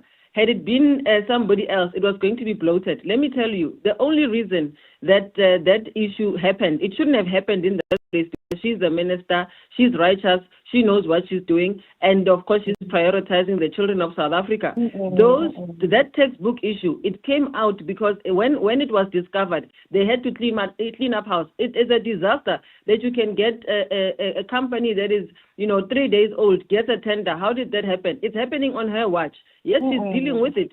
She's dealing with it, but it's absolute hogwash. Kathy, I'm getting so many parents right now writing to me about their children still not being in classrooms. It is now May. They've never been put in school, but we are doing things better. The pit latrine issue, we were promised, no, they'll be eradicated within 3 months. Within 8 months of the GNU and DA ministry. Where are those pit latrines? Children are still in pit latrines. Even when we do oversight as members of portfolio committees, we can't use those bathrooms that our children are subjected to on a daily basis. So, yes, of course, we're going to talk about change takes time. But do not bring up propaganda that looks like the numbers are shifting. When you actually are halfway reporting, you're not reporting the entire truth. Finally, on the one, let's talk about immigration. Oh, we are deporting 46,000 illegal migrants. You are not telling us how many of them are coming in, because they are still coming in. You're not telling us how many of those 46,000 are coming back. If it was in jail, it would be called recidivism. How many of them are coming back as soon as you deport them? When we go on oversight, these guys on the side, when you are not with the group, they tell you, "Hi, madam, don't worry. They are going to deport us. I'm just going to get a free ride to go back home. I'll be back within a week or 2 weeks." They don't report on that. It's selective reporting. And of course, the media also does not do a very good job of balancing reporting. I've never really seen a proper digging in of DA ministers when it is about reporting. It's always other people who must do that work. And so the reality on the ground must be that this government of the GNU must demonstrate to the people of South Africa that they actually want to work for the people and not to have their own gerrymandering happening within the echelons of the GNU. All right. We're going to have to pause things there. And I say pause because this is just the first of many, I think, conversations and debates that we'll have on the state of the GNU. It's time for your latest news update. Anne Musa is standing by. Anne, good morning.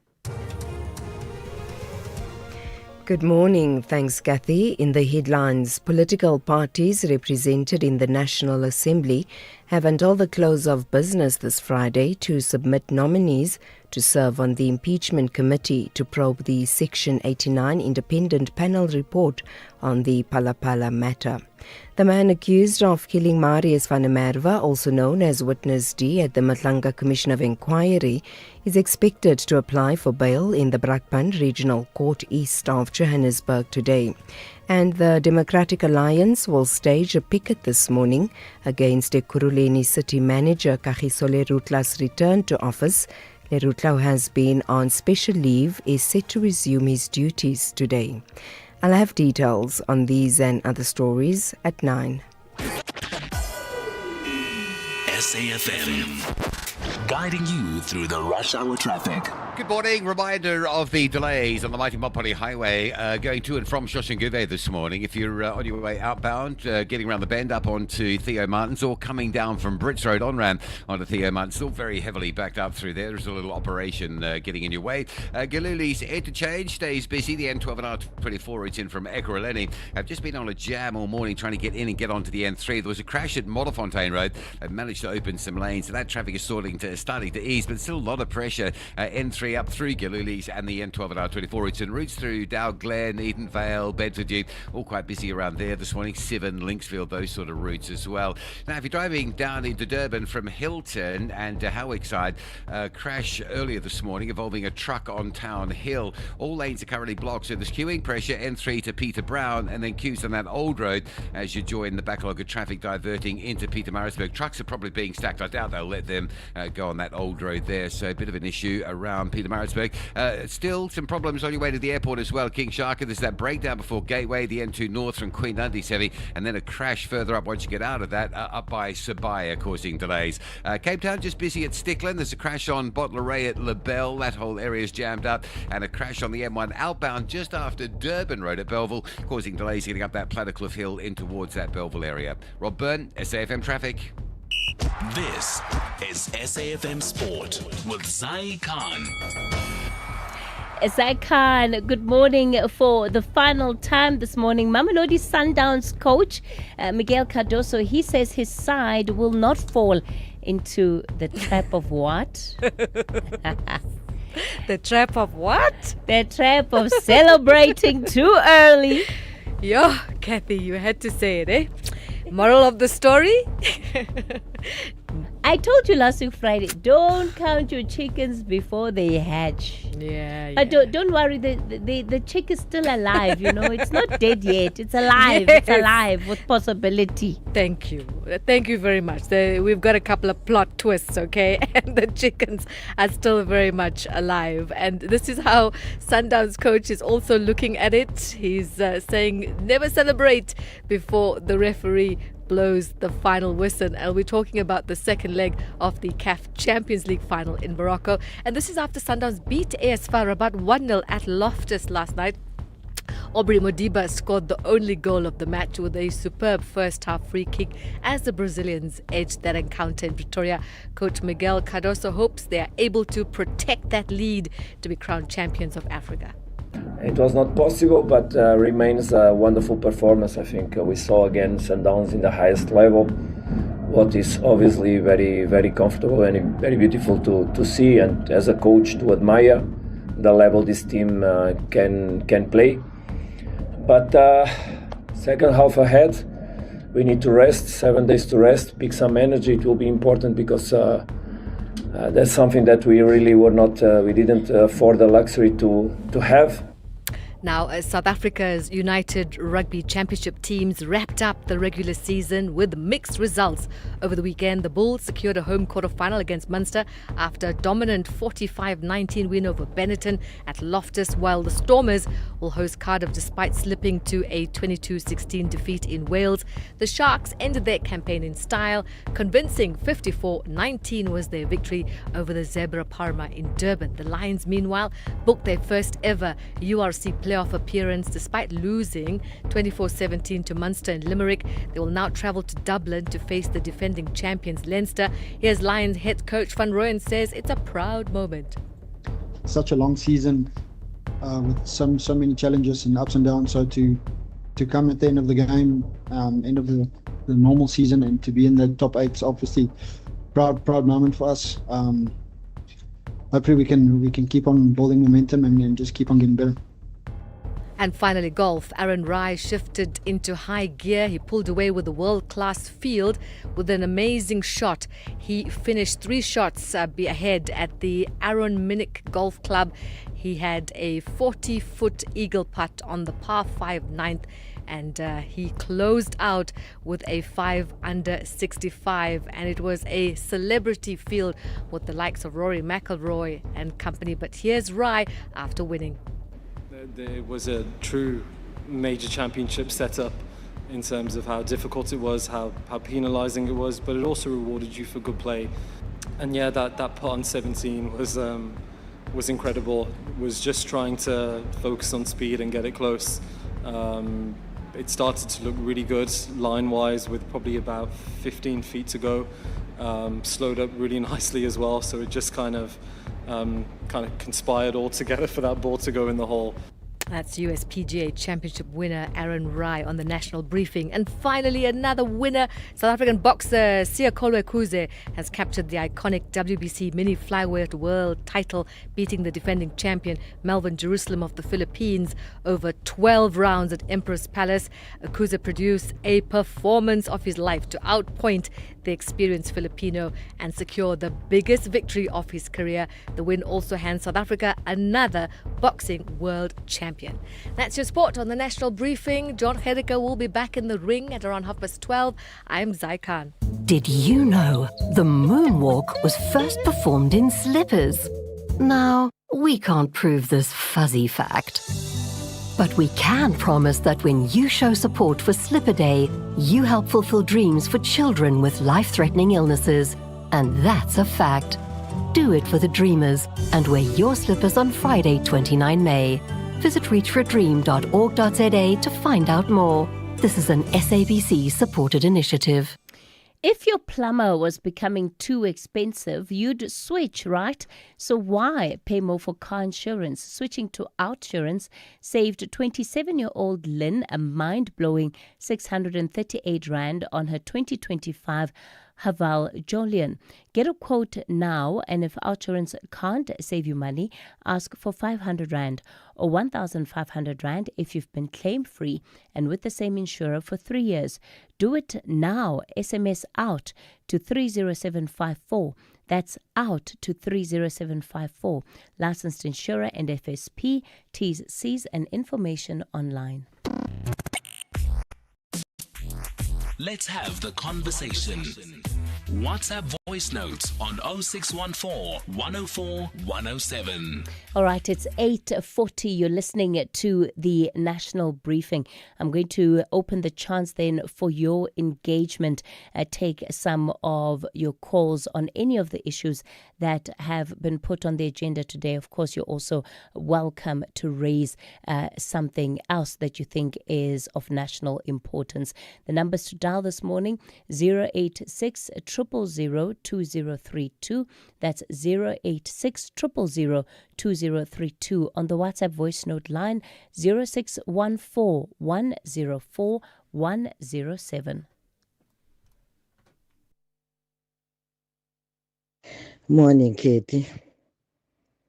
Him and Mashaba sitting on the fence. They are in coalition in Tswane. What is happening there is not 100%. They are the ex-girlfriend of DA.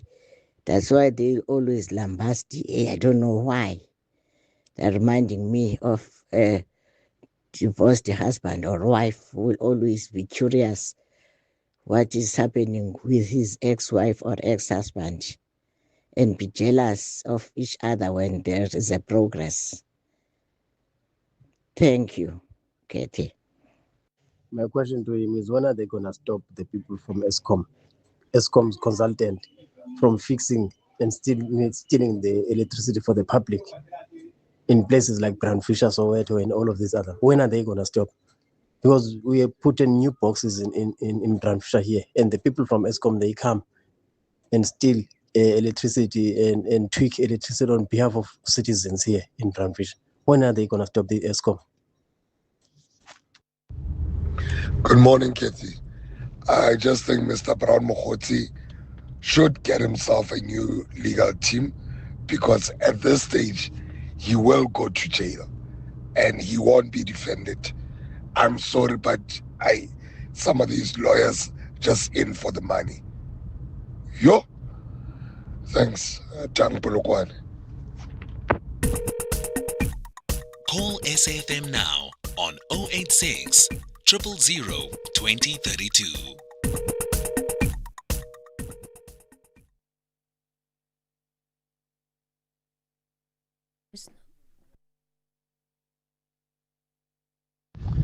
Morning, Kathy.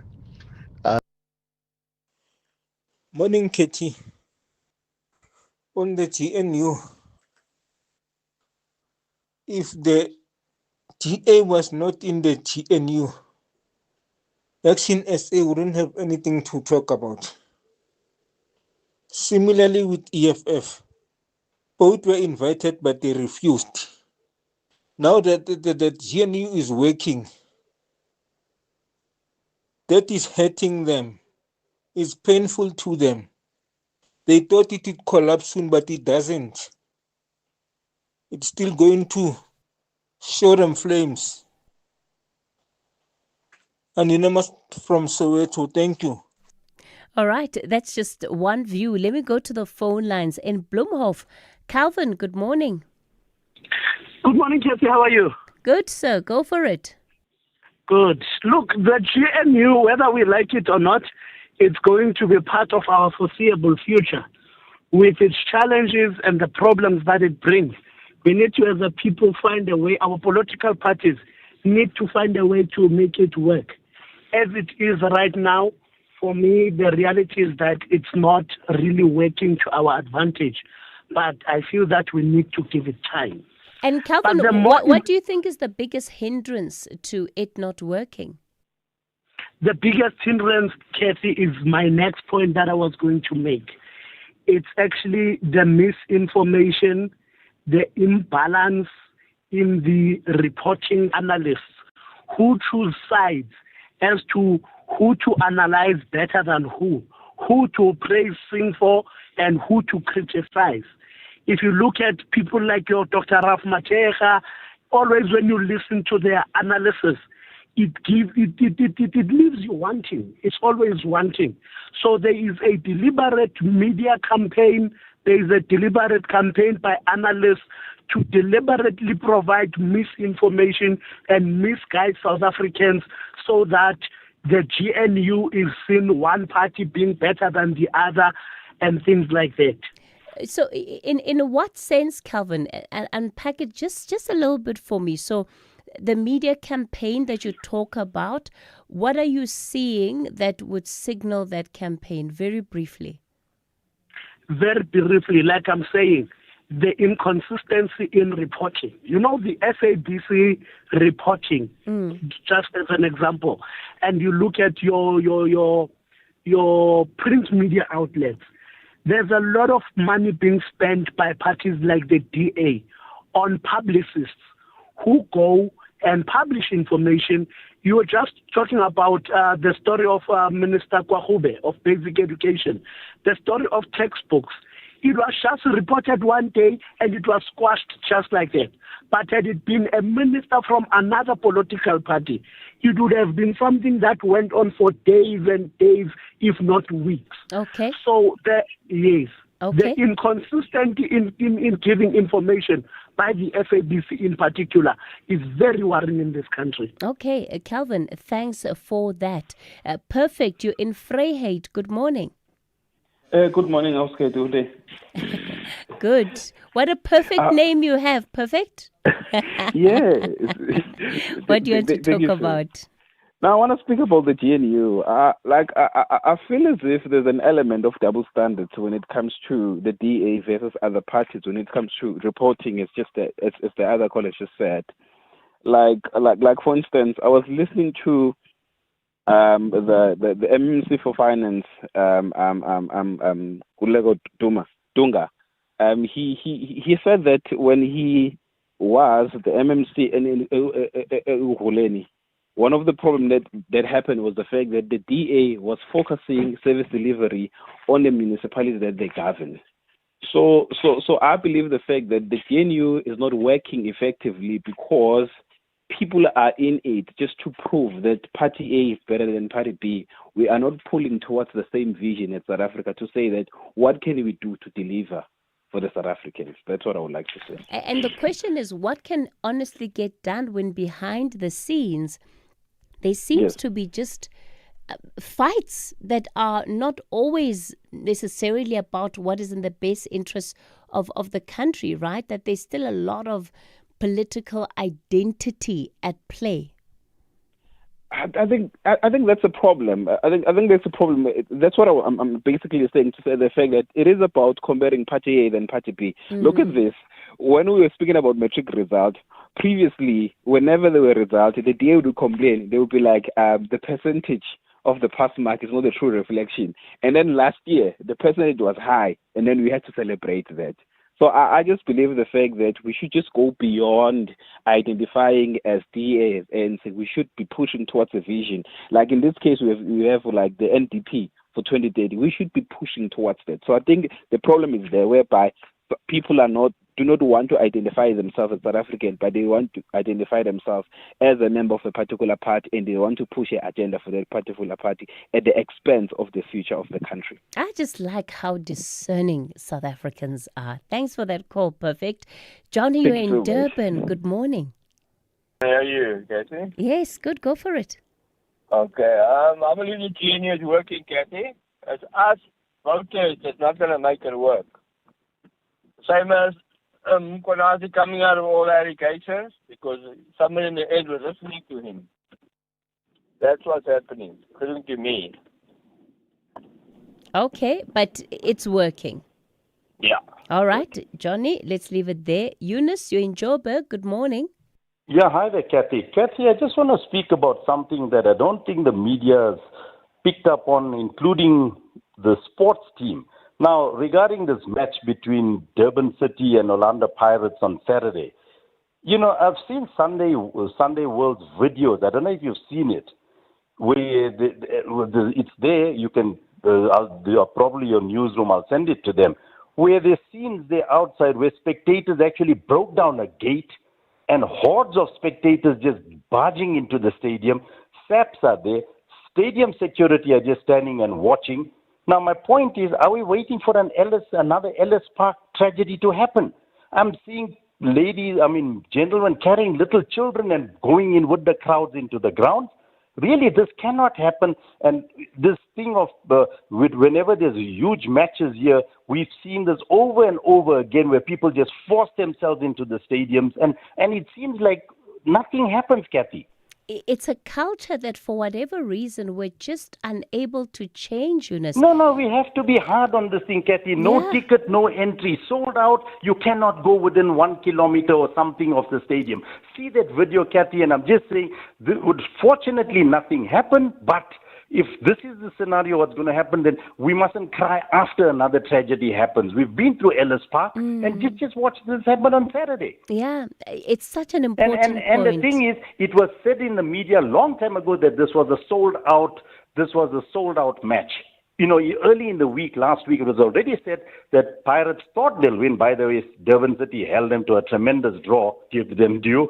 That's another story. But you had to slide it in there, Eunice. but just on a serious note, Kathy, it was said already early in the week the tickets are sold out. Why then did this? And my point is, you see the video, Kathy. SAPs and the security are just standing there. Okay. Yes, and serious. Thank God nothing happened, but I'm saying a tragedy averted here. But why is this thing allowed to happen over and over again? The PSL, you need to bring someone in and ask them this, please. Okay, Eunice, let's Thanks, leave it there. Kathy. And not a single empty seat in sight, right, during that game. Is it? I'm struggling. Morei, good morning. You're in Cape Town. Morning, Kathy. Yes, Thank you sir. for taking my call. Yes. Yeah, I just quickly two things, man. The first one is the GNU. Coalition government does not work. You have heard how the DA spokesperson was struggling just to mention one thing that they have achieved. And I thought you would ask Action SA, what are they achieving in Tshwane, because they are in coalition there. Very interesting. The second thing, are you still there? Yes, Monet. Yes, the second thing, it's very interesting to hear how politicians change tone. When the Concord ruled against the president, the EFF was among the parties to say the president must resign now.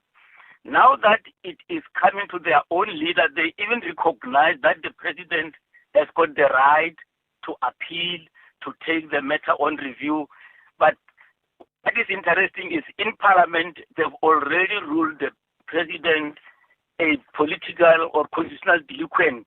So very interesting as to say, where is now the constitutional right to go through the other process. Morey, like I Thank was you. saying earlier, the discernment of our listeners is top notch. We're going to leave it there. Rob is standing by with your traffic update. Rob, good morning. But by the way, Rob, this weekend, how tuned in were you? Oh, very tuned in and, prematurely disappointed. premature expectations. Yeah, you tried to come in under the radar on Friday. Yeah, no, Kath, I'm just saying maybe the black and white. But today, all the people that are wearing long, sad faces today, you know where they stand. Yeah, they stand with me. They stand alongside me. We all stand together. Next weekend, Kathy. Let's chat next Monday. We'll touch base then, see how it looks. Roads this morning, generally easing through Joburg. That's a good news. Bowling Avenue, though, coming through that Woodmead area, your way to Sandton, very slow. But the traffic on all approaches to Sandton, actually. Ravonia Road coming up from Malovo, Willie Mandela off Peter Place down through Hurlingham, and Republic Road coming in. That's a bit busy as well. Galulis has been a mess this morning, and it still really is. There's some queues on the N3 coming up from Germiston through the interchange onto the N12 to go east. And there's a crash coming in off the R24 at Galilee, so it stays busy there. Durban side, if you're on your way to the airport, the breakdown before Gateway, still there, coming up from Kumashu Highway, it's busy. And then from Mshlanga through Sabaya, there's another queue into a collision soon. If you're in a real hurry to get up to the airport, try the M4, might be a bit quicker. The N3 going down to Pietermaritzburg, crash recovery on Town Hill. 2 lanes are blocked. The road was closed earlier this morning, but they've managed to at least get some lane capacity open. It's still heavy, though, from Hilton down into Town Hill as that backlog deals with that crash in. And driving out of Cape Town, a crash on the M1 just past Durban Road at Belleville, causing a backlog and a half getting up that Plattercliff Hill area into the Belleville area. Still very busy into town via Hospital Bend, M3, M5 and N2 routes, all slow and sluggish. Rob Byrne, SAfm Traffic. If you think you cannot afford a lawyer, think again. Clientele Legal has made professional legal services affordable. You receive up to 745,000 rand worth of legal services per year. Our range of plans include cover for you, your spouse, children, and extended family. Plans include cover for civil, criminal, and labor-related matters. Whether it's protection orders, gender-based violence, uncontested divorce, or poor service, your Clientele Legal lawyer will be there to assist you. Our services are convenient. Simply pick up the phone and call your lawyer or send us an email and we'll get back to you. All plans include a bail benefit of up to 5,000 rand and we'll go to the police station and pay it for you. Plus, Clientele Legal offers you 24-hour telephonic legal advice. SMS SAFM to 32195. That's SAFM to 32195. Clientele General is an authorized FSP and licensed non-life insurer. T's and C's online. Standard rates apply. Is your business struggling with cash flow, job losses, or low productivity? You're not alone. Productivity SA's Business Turnaround and Recovery Program provides expert turnaround strategies to restructure operations, save jobs, and boost growth. Get practical tools like early warning systems, performance improvement plans, and access to productivity champions. Visit productivitysa.co.za or call 011-848-5318 to apply now. Your recovery starts here. Built in Mzansi on the National Briefing. On Built in Mzansi today on the French Riviera, a South Africa-based filmmaker will be walking into a room at the Cannes Film Festival, shortlisted for the 3rd year running for the Impact Leadership Award at the Global Production Awards. Her name is Zoe Ramashu, and she runs a company called Wrapped. She joins us this morning. Zoe, good morning to you. Thank you so much for joining us. Firstly, let's talk about this business that you have built. You have just been part of a major Netflix production. What has it taken for you to get to where you are today? Thank you so much, Kathy, and I'm really glad to be on your show today and speaking to South Africans. So Wrapped is an app that we've developed as Cherry Series Studios, which connects production companies to freelancers. So the way the industry currently works is very fragmented. I think a lot of people always want to know how does the film industry work? How does the television industry work? How do people get hired? It's very exclusive. So what our app does is it's broken down those barriers and made not only freelancers visible and findable in terms of getting work, but it's also widened the pool from which production companies are able to hire. Because currently, literally how people get hired is word of mouth, previous productions. And so it's all about, not only who but who knows you, because people can only hire the people that they know. We don't have one digital database of all the crew who are the people who work behind the scenes on sets. And so with Wrapped, we've broken down that barrier and are making everybody visible and allowing access, which is what's most critical. What's exciting is that this is South African developed, straight out of Mzansi, actually.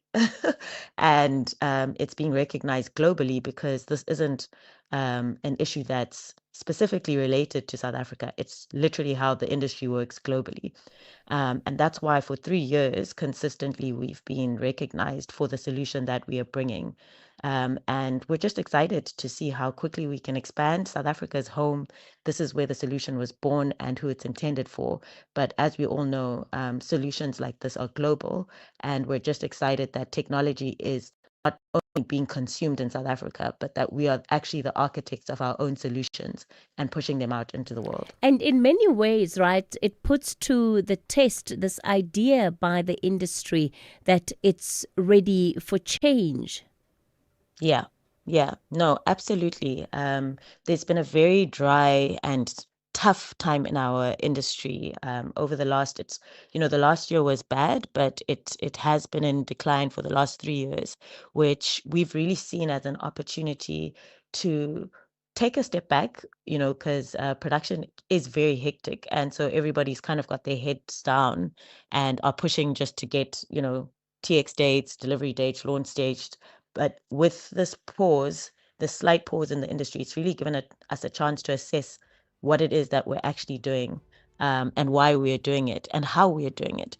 And Wrapped is one of the products that was being developed prior to the pause, but the pause has really helped people to understand that there is, cracks and fragmentation in our industry, and there's better ways of doing things. And this is not just with our specific solution, it's just around how we work as an industry, how we treat each other. And so, it's been a really good opportunity. It's been tough for all the freelancers and production companies. A lot have had to shut down, but it's giving us an opportunity to restructure and to build in a healthy and more sustainable way. Zoe Ramashu, she is the founder of Wrapped, also a filmmaker. All the best for tonight at the Global Production Awards, Zoe, where they've been shortlisted for the Impact Leadership Award. That's where we leave it on the National Briefing. Up next, the Daily Discourse with Joanne Joseph.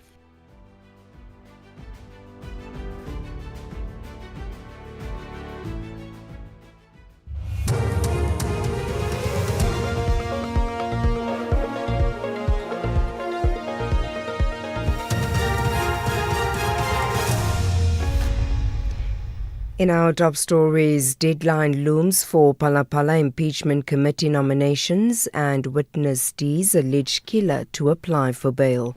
Good morning. Political parties represented in the National Assembly have until the close of business this Friday to submit nominees to serve on the Impeachment Committee to probe the Section 89 independent panel report on the Palapala matter. This follows the Constitutional Court ruling that invalidated the National Assembly's decision not to institute impeachment proceedings against President Cyril Ramaphosa based on the report. Meanwhile, Ramaphosa has indicated that he plans to take the report on review.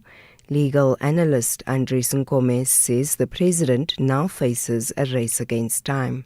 The ruling of the Constitutional Court states that the impeachment processes ought not to stop up until such time as there is a court order to the effect that it should not proceed, which therefore means that the president needs to rush and make sure that the review processes take place as fast as possible And they should also include in the interim an order that says, pending the review of the independent committee, there should be a stop to the processes of the parliamentary impeachment committee.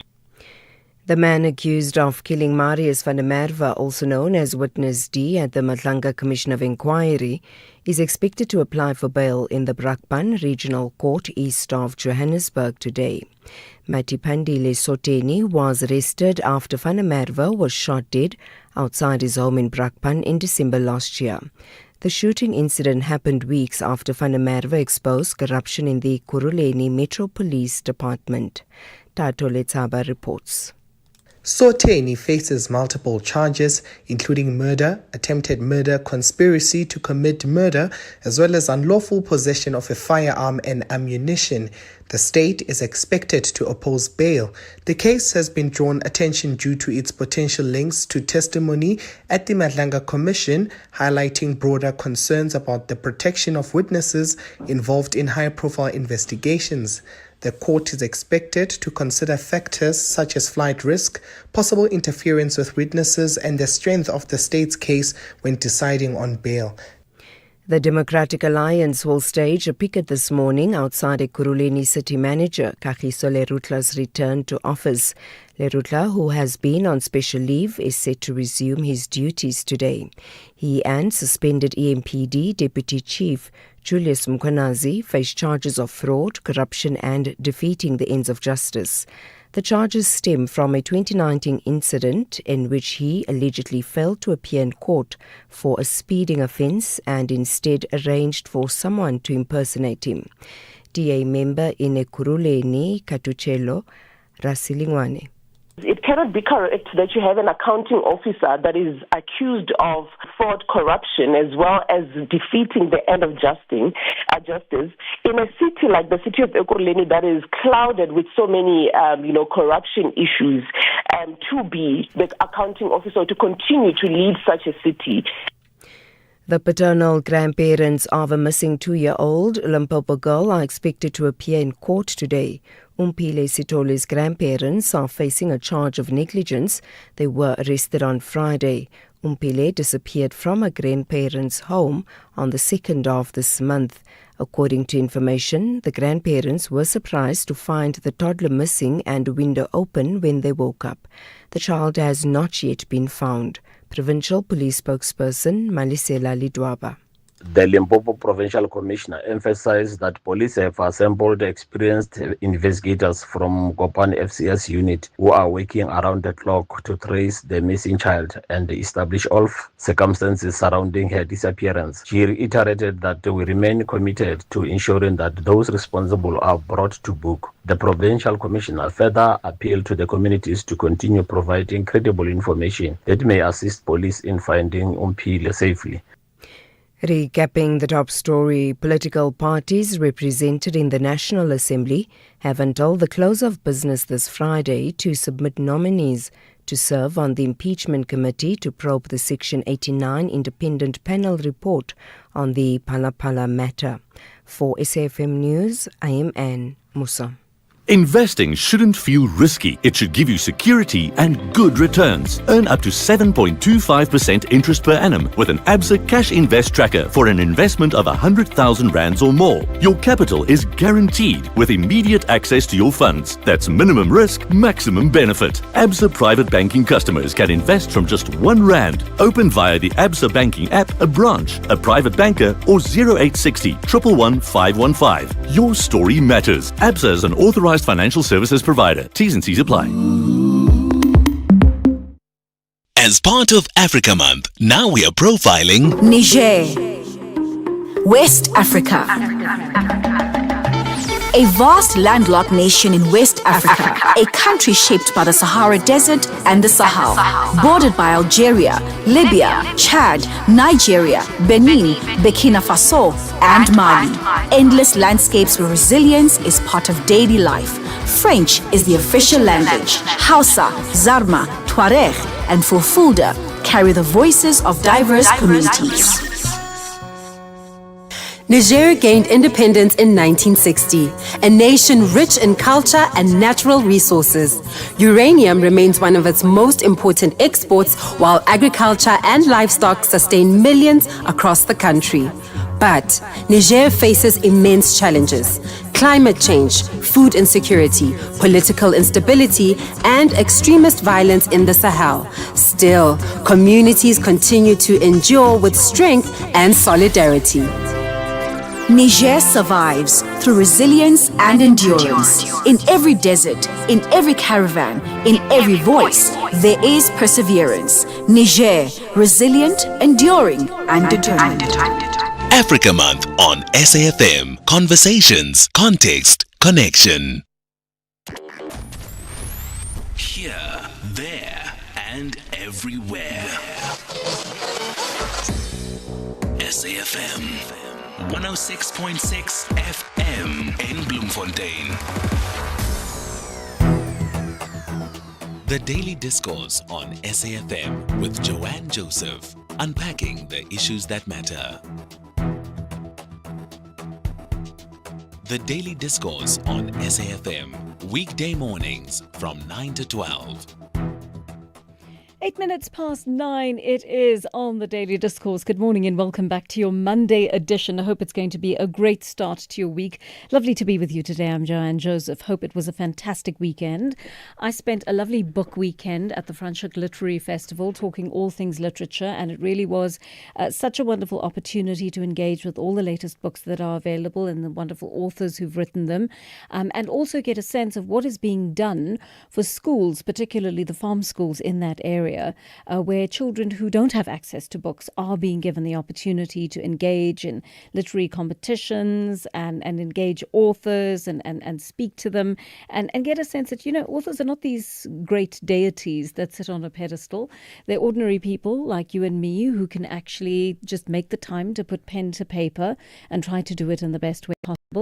Hopefully, we are creating a generation of writers in areas like that, where we absorb children into the process of writing and a love for books. And I hope that every opportunity you get to do that as a parent, you certainly are doing that from whatever point of view that you are able to.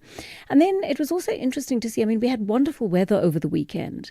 And I was just wondering, gosh, you could have fooled me.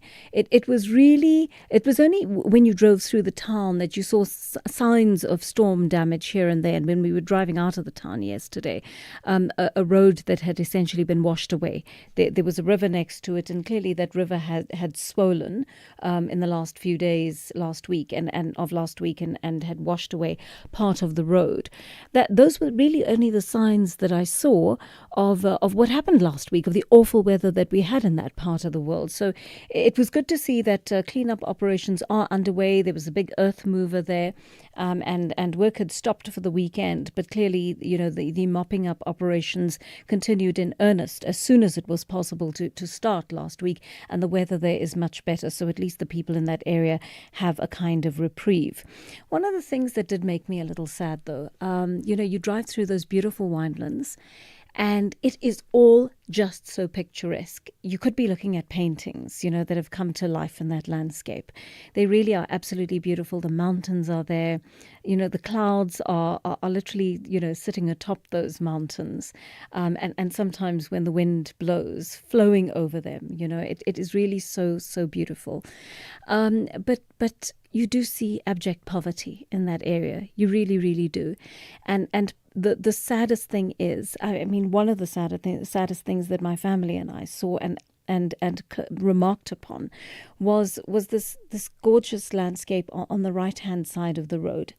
It was a wine farm, and there were horses in the paddock, and it was, you could see the people living there are living the life of luxury that I think a lot of us hope to live in any part of the country. And right across the road from them, there was a family with a portaloo outside their toilet, and washing hanging on the line, that you could see the clothes are in a state of disrepair. And, a makeshift sort of fire that's been built there. And that was literally 2 meters apart, I should say, from what is happening across the road. And you sometimes wonder how those two worlds live together and how they collide all the time and still manage to coexist, the world of extreme affluence and the world of poverty at the same time. South Africa has that way of reminding you. I was with a colleague actually who was traveling to Franschhoek as well, and we spoke about that, about how, as people who work in our industry and are thinking about these issues all the time, how even when you look at the most beautiful things, sometimes the underbelly of what exists beneath that is ever with you. And as South Africans, I think we also, while enjoying the beauty, need to be conscious of the underlying sense of deprivation that I think underlines a lot of our life in South Africa. And it's just something we have to keep working against to make sure that everybody is living the way they ought to be and everybody is accessing the human rights they ought to. Well, these are the big stories that we are looking at on the show today. The DA flagging further problems at Tembisa Hospital in Gauteng. It says there's a shortage of staff and equipment at the hospitals, and I suppose that shouldn't come as a huge surprise to us, given the massive looting of over 2 billion rand from that facility. Remember, this is the story that Babito Deokaran's murder is linked to. And despite what's been flagged, I'm keen to know what government's done in the wake of that crisis and what it's doing right now to re-equip that hospital. We'll find out from the DA exactly what's concerning them there. And then Amabongane, the journalism organisation, is taking government to court over its handling of public consultations over new procurement legislation. It's saying government hasn't covered all its bases in ensuring it hears from everyone and incorporates those thoughts properly into the Procurement Act itself. It says the time was too short for consultation. There's no way that government could have looked at all the contents of the public hearings that they received and actually incorporated some of that information properly into the process of drafting this act. So we'll find out why they've decided to take this to court as a journalism organisation and what they hope to gain for the public from that. And then, of course, the new DA leader, Jordan Hill-Lewis, is speaking to us just after 10:30. We'd been asking for him for a while. We've been looking forward to this conversation with him. And we've been told he's been inundated with calls to stand by President Cyril Ramaphosa through this Phala impeachment issue. So what's he going to do about it? I'd be very keen to hear from him as to what he intends to do about this, because as you all know, it's quite a difficult balancing act. On the one hand, you've got the legislative or the lawful considerations around this. As a member of parliament, you have to abide by those and you have to do your work to the best of your ability as long as you are in the South African parliamentary space. But having said that, there's also the political issue. What would happen if President Cyril Ramaphosa were removed? Where would the DA's loyalties lie? What will they do with the vote of the motion of no confidence vote that the ATM and the MK party want to bring? Will they participate in that? I've got all these questions for him. We'll put them to him in just a short while after 10:30. And then following on from our conversation about youth unemployment, we spoke about that crisis last week. 60% of youth unemployed in the country. We're looking at what it takes to accommodate young people in the workplace. That is not an easy question because Gen Zs have a very different way of working to the way the previous generation works. Even millennials are a slightly different issue, and Gen X vastly different, right? There's almost a chasm sometimes between our manner of working and the way Gen Zs work. How do we close that gap? How do we absorb more of them into the workplace? And do we need to adapt workplaces to deal with the way Gen Zs work? Or should we try and bring them along the way Gen Xs have come along and try to kind of fit them into that way of working? Does the entire way of working need to evolve? I'd love to hear from you on that. There's a lot more to be said about that, and I want to continue that conversation with you in just a moment. Right now, let's take you to that story that I promised you, Amabongane, challenging government over its Public Procurement Act. The act is meant to govern how procurement processes are managed in government, but the investigative journalism organisation says there hasn't been enough public consultation on the issue. Caroline James is spearheading the objection and joins us now. Caroline, good morning to you. Thank you for making time to speak to us today. Just gives us a little bit more detail on what this legislation seeks to do. Morning, Joanne. Thank you very much for having me. As you mentioned, this is it's a new piece of legislation which is supposed to consolidate various different laws that we've had in the country over the last few years, and instructions from Treasury, which it's the sort of web of legislation that governs procurement, which is the tender system in South Africa. And this new law, which was signed by the President 2 years ago, seeks to bring it all under one banner, so that there's one single piece of legislation which governs all tenders for national, provincial, local, state-owned entities, and all the sort of rules around how those entities are supposed to tender for goods and services in the country. So in principle, it's a very welcome development in our legal framework. But as you mentioned, we have been very concerned with the way in which this law has been adopted and how Parliament went about ensuring that it was passed before the last general election. So tell me a little bit about that. What procedures do you believe were not followed to the letter of the law? Well, Parliament is constitutionally obligated to conduct public participation on any law that they pass. And normally this takes the form of public submission, so that they put out the draft bill and the public is then invited to make written submissions on what changes they would like to see in the law, and then they hold public hearings where those members of the public who made those submissions are able to come in and make oral submissions to Parliament. And in this case, that was done. There were written and oral submissions. But our argument is that the timelines for all of this were so truncated because there was a real push to get the law passed before the elections.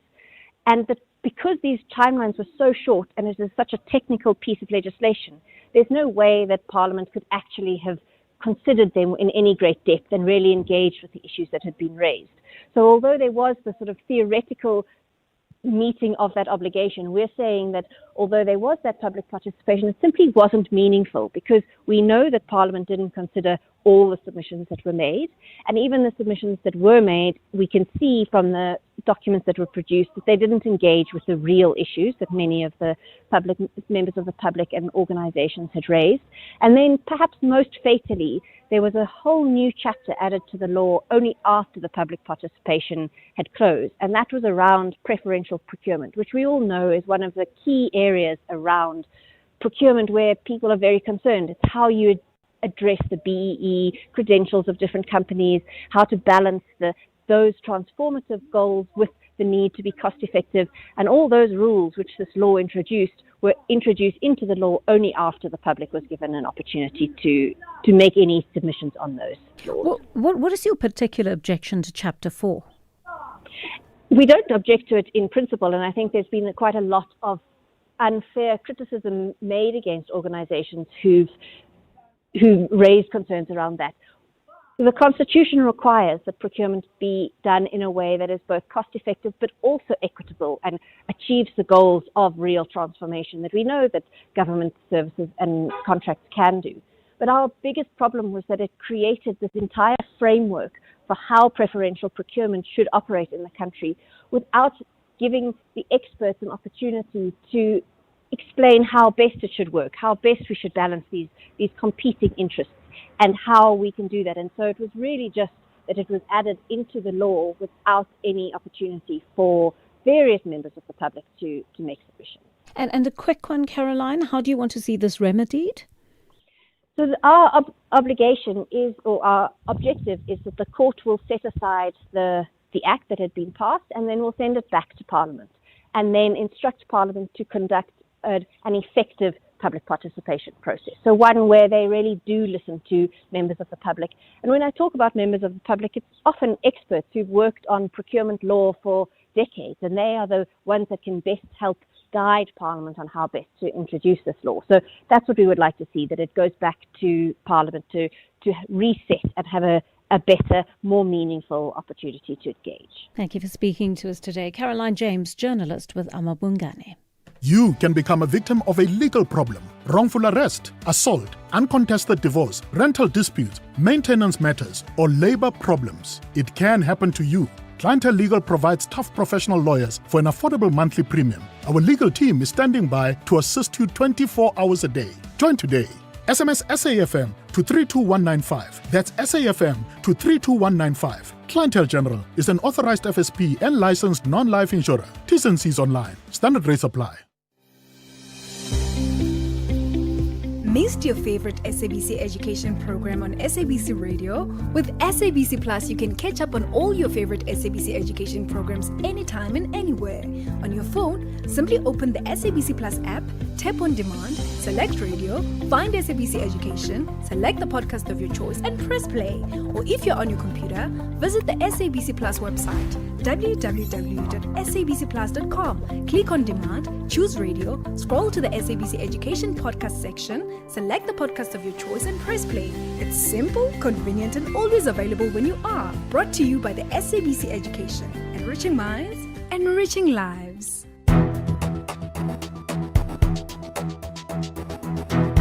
The Daily Discourse on SAFM.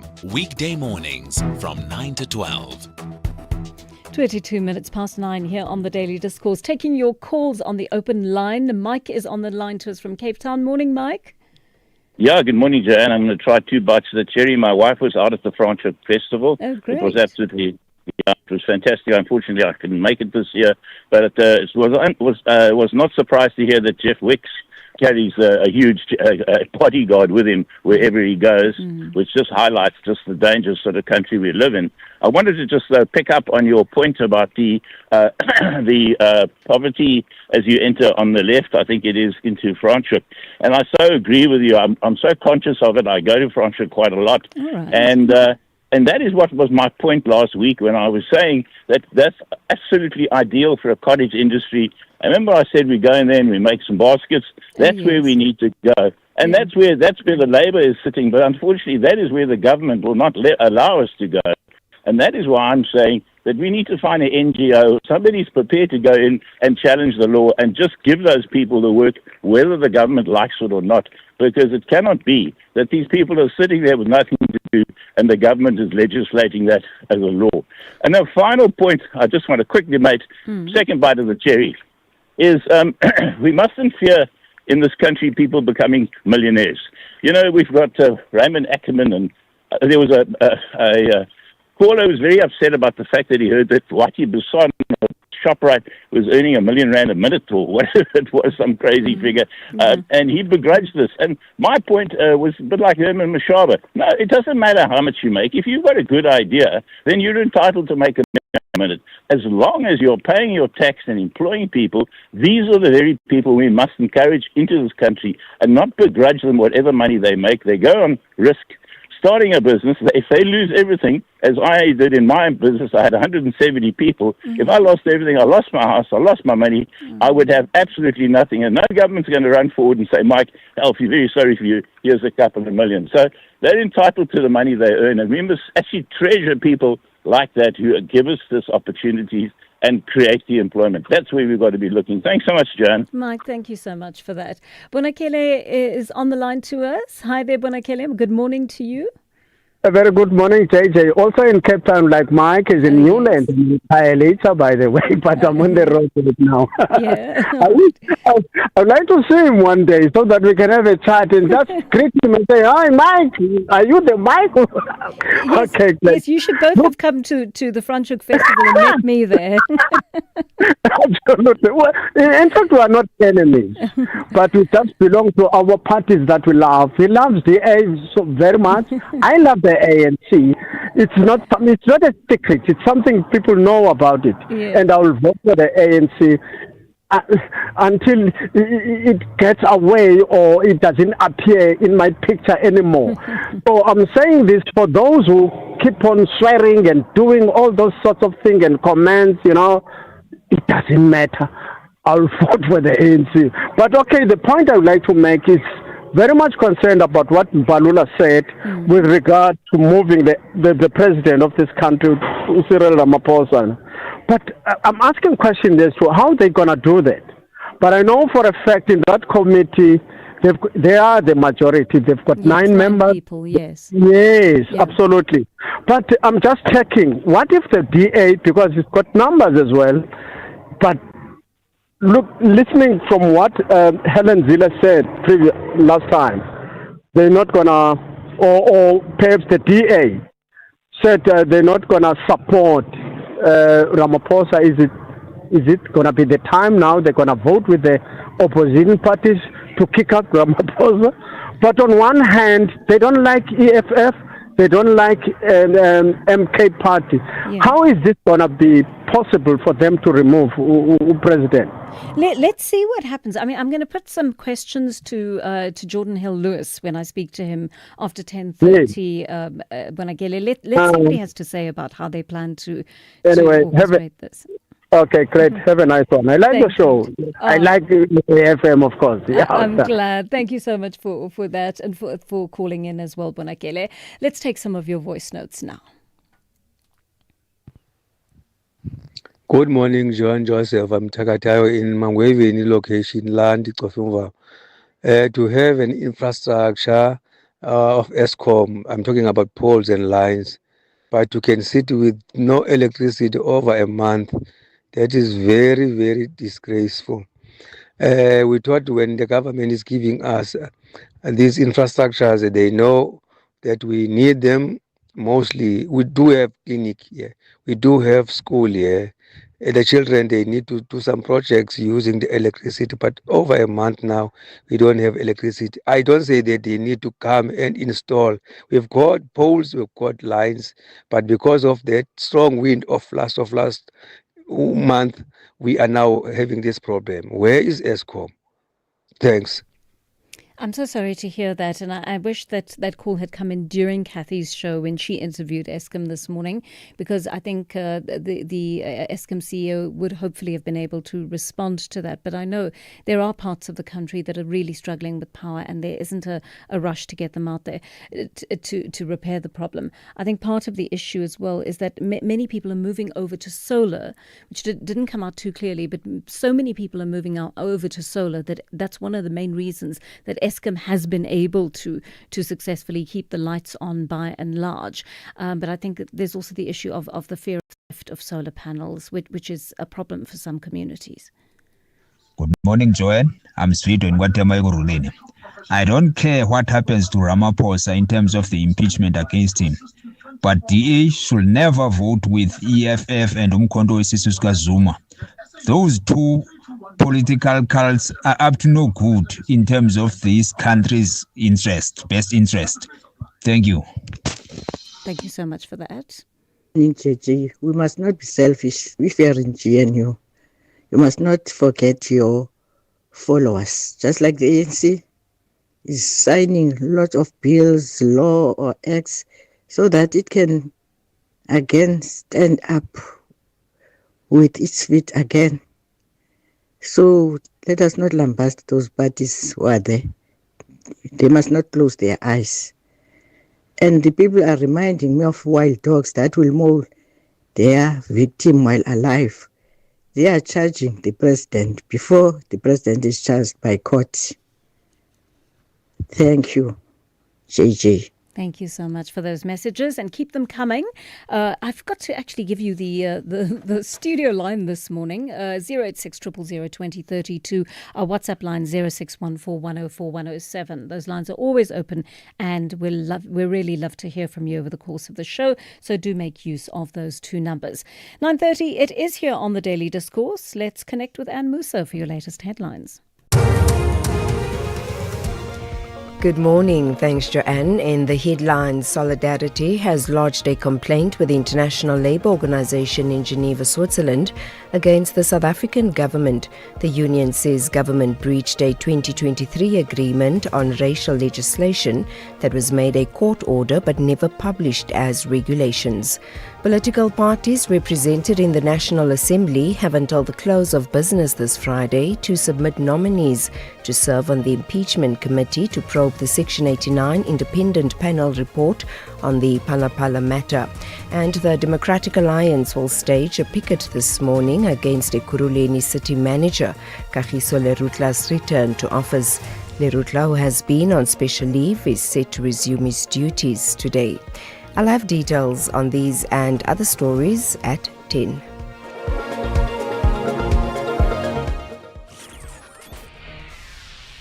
The Daily Discourse, more than talk, real understanding. 9:31 here on the Daily Discourse, and let me just throw forward to one of the big stories that we are bringing you at this hour. The controversial businessman from the Northwest, Brown Mokhotsi, is going to appear in court today. So we're taking a look at that case, and of course it's a very it's a very convoluted, long story, Brown Mokhotsi's role in all of this and his appearance before the Madlanga Commission, putting forward, saying certain things, putting forward affidavits, withdrawing those affidavits afterwards. He's been quite an interesting figure in all of this, and I'd love to hear from you on what you think should actually happen with the Brown Mokhotsi appearance before court today. It happened soon. He was arrested soon after his appearance at Madlanga on Friday, so we'll be following that up for you in the next half hour. Then after 10, we're also going to check on the Tembisa Hospital story. Worries there that things are in a dire state. And then we'll also speak to Jordan Hill-Lewis after 10:35. He is the DA leader, and we're going to try and answer that question that Bonakele asked a little bit earlier. How are they going to vote on the impeachment issue? Charlie from Koffiefontein is on the line to us. Morning, Charlie. You want to talk about the minimum wage? Yes, Joanne. Good morning. I was appalled last week when you did not take on Mike from Newlands, when Mike said any pay is better than no pay. I think were you listening, Charlie? Because I actually did. I took two listeners on over that issue. The problem with people like Mike is that they want to perpetuate inequality. There is no way that you're going to say, I can give someone 50 rands a day, whereas the minimum, let me just make an example, the minimum wage is 150 a day. Then you want to justify it by saying that that 50 rands is better than nothing. Because the minimum wage has been gazetted and is there to tackle the extreme inequality that we have. It also reduces poverty, and also it boosts the consumer demand. And also people, when they are being paid a fair wage, as the employer, it would increase the workers' productivity. Now you've got employers like Mike who says, no, any income is it's better than no income. People like those, their companies need to be looked into. They are the ones which are increasing the equality in South Africa, because they know the higher people will take any amount of money, but then they don't stick to the rules. I'm glad that he exposed himself last week on the show. People like Mike, and there are a lot of them, the employees in South Africa, saying that they are assisting, but they are not assisting, they're exploiting people. That is not reducing unemployment. That is pure slavery and exploitation. Well, Charlie, you make an important point. That's why I continued to discuss that last week after it was spoken about. We also had another caller who was quite aggressive in his approach, saying that because I took the stance of why we needed a minimum wage, that I was being influenced by the communists, etc. Yeah, I know them. You remember that? That's the section of them, yes. Yeah, but so what was interesting to me and why I was prepared to have the conversation was because somebody phoned in and made a very important point about the expanded public works program also paying very little, and saying that sometimes what that program pays is also below the minimum wage. I don't know if that's 100% true. I need to look into whether that is true or not. But if it's true, it's problematic, right? Because government can't gazette something, enact it as a law, and then pay below the minimum wage itself. Yeah. So perhaps somebody who works in that area could actually give me a call right now and say, you're wrong, or what was said was wrong. They don't actually pay below the minimum wage. But then, Charlie, what I think is the other dilemma is that you've got young people coming into the market as well. They may be students, for example, and they may not have any kind of qualifications or qualifications that are needed for something, and they may want to make a little bit of money on the side that is not nearly what one in formal work should be earning, but it could be a way for them to get their foot in the door and start working in a particular industry. And I mean, I think 15 Rand an hour is well below the minimum wage, and perhaps one shouldn't entertain something like that, but something that is sitting just below the minimum wage and is a way of people getting their foot in the door in a country where the unemployment rate is so high that that we need to start making certain exceptions, right, for particular groups that are prepared to engage in that kind of work. I was asking the question: should we not throw that open? Should we not have some kind of registry, for example, where people say, okay, I fall into this particular age group, or I fall into a group where I'm prepared to earn this amount of money, and I'm aware of what the minimum wage is, but I'm just trying to get my foot in the door. And after a certain amount of time, I hope to be moved on to a program where I can earn more money. Do you know the danger of that? Yes, I know the dangers of it, but I'm just saying, because our unemployment rate is unusually high for a country, should there be a mechanism of that kind? Okay.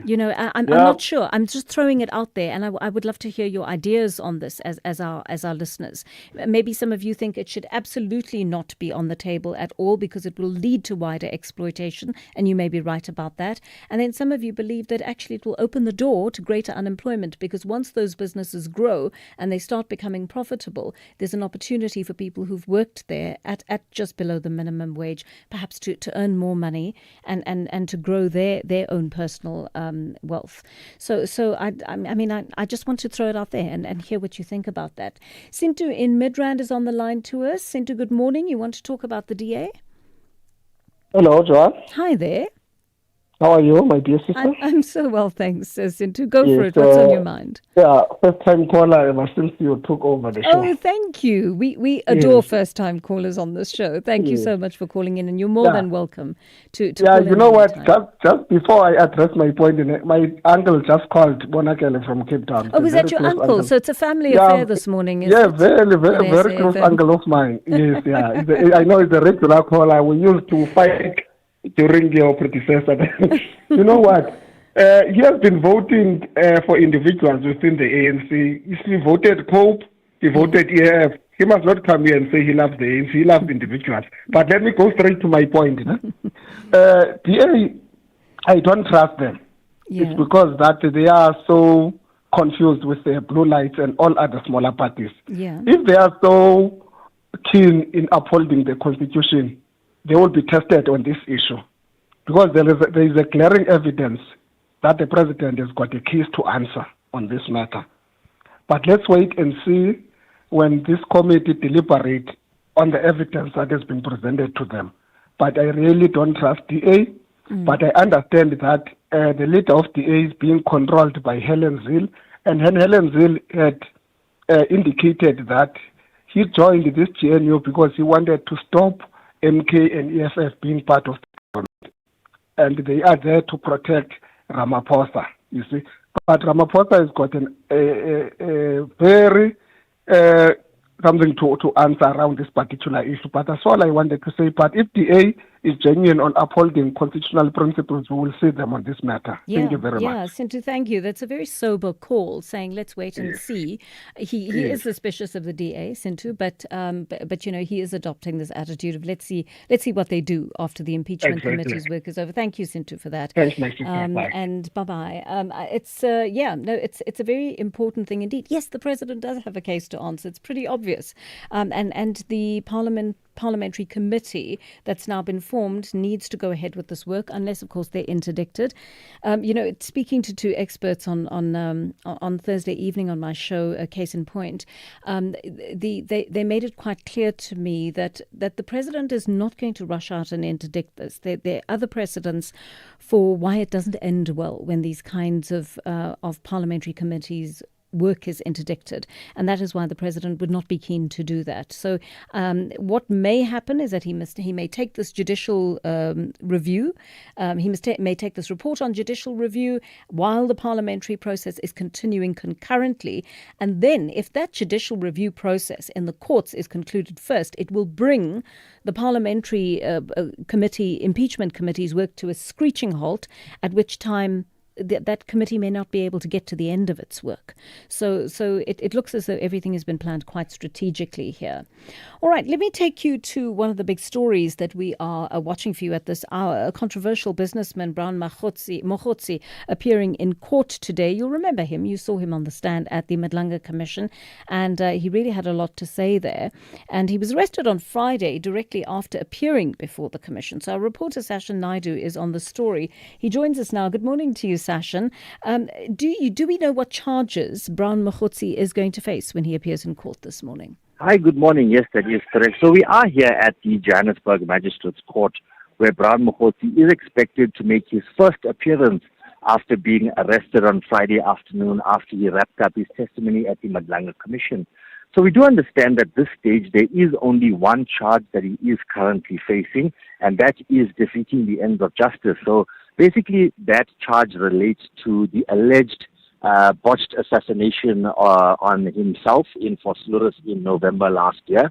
So during investigations, police found that they believe actually that assassination attempt was in fact staged to actually get the spotlight changed, off what he was initially being tasked with at the Madlanga Commission. So we do understand that from his lawyers, there is a possibility that more charges are going to be filed against him when he does, in fact, appear at court. Well, at this stage, what I can tell you is that the docket has not yet arrived at the Johannesburg Magistrates Court, so proceedings are likely expected to only start around 10, 11 o'clock. And that is when we will have more details as to what the exact charges he will be facing and what is the way forward. There are reports, Sashan, that a gun linked to the alleged shooting was also recovered. What have you heard about that? Yeah, so we did hear reports. It was not yet confirmed to the SABC or to myself by police. However, there is reports that gun that was found was in fact used during several other crimes, across the country. So I'm sure once the case gets underway, we will hear, exact details in regards to that gun, what other crimes allegedly were committed with it, and how it is in fact linked and how it got into the possession of, or the alleged possession of Brown Mokhotsi in that botched assassination attempt, or fake assassination attempt, should I say. Yes, Sashan, I see Mokhotsi's lawyers are insisting these are trumped-up charges brought in relation to his testimony before the Madlanga Commission. Please just remind us of the crux of his testimony there. Yeah, so basically what happened, particularly on Friday, we did see at the Madlanga Commission, Brown Mokhotsi was actually refusing to answer quite a lot of questions put by the members in the committee, stating that he doesn't want to incriminate himself, he doesn't want to answer questions, and so on. So his lawyers say that these charges are in fact trumped up to basically frustrate him, and they also say that he is not doing mentally well while he is incarcerated. As you would know, he has been behind bars over the weekend. Today would be his first day out in court, and they're saying he really isn't doing well, and this is just basically aimed at frustrating him. And, they say that he feels that these charges are obviously trumped up. All right. Thank you very much for watching that closely for us. Sashan Naidu, our SABC reporter on the ground there at the Johannesburg Magistrates Court, where businessman Brown Mokhotsi is appearing in just a short while. We'll probably bring you an update to that story a little bit later on. Right. It is the open line right now. Just reminding you of that studio line 086 000 2032, WhatsApp line 0614 104 107. And we've got Lesiba on the line to us. Lesiba, good morning. I see you want to talk about the impeachment committee's work. Good morning, Joanne, and good morning to your producers, and thanks for taking my call. Of course, sure. Yes, mine is about the establishment of the impeachment ad hoc committee by the Speaker. I really like to appreciate the way she has been doing this work. She has been very clear, swiftly responding with clear timelines. It shows that this time the Parliament is prepared to comply with the Constitutional Court findings. But my advice goes to Economic Freedom Fight to say, please. Oh dear, I'm losing you, Lesiba. I'm losing you. Just move around a little bit, please, so that we can hear you. Are you still with us, Lesiba? Okay, we've lost our line to Lisiba. Sorry about that, Lisiba. Hopefully you can get through to us again and continue with what you were saying to us. Many of your voice notes coming in as well, some of them on the minimum wage. Hello, good morning, Johan. It's Nora here. The EPW, they absolutely do pay their workers below the minimum wage. I have two friends who work for them. One friend is in the Johannesburg area. She earns, she's with the ECPWU, I think that's what those alphabets are. She earns 900 Rand a month. And my other friend who works for EPW, she earns 2,600 Rand a month. So absolutely, they earn below the minimum wage. And in most cases, those workers, those people who got those tenders, they take those workers to actually go and cut grass and clean swimming pools in their homes. They are absolutely exploited.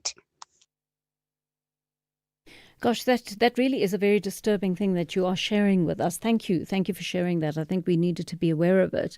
But it also makes me think more widely about all the other industries that should be a little more regulated. I mean, sometimes I think media should be a bit more regulated. Many people, for example, in media work. I would say we earn generally, given the state of the industry, we earn relatively well. I don't think we earn as well as we should, most people in media, but it is a living wage that they generally pay us in media. Having said that, one of the issues that I have long wanted to tackle is why so many media workers are working as freelancers in the same position for several years.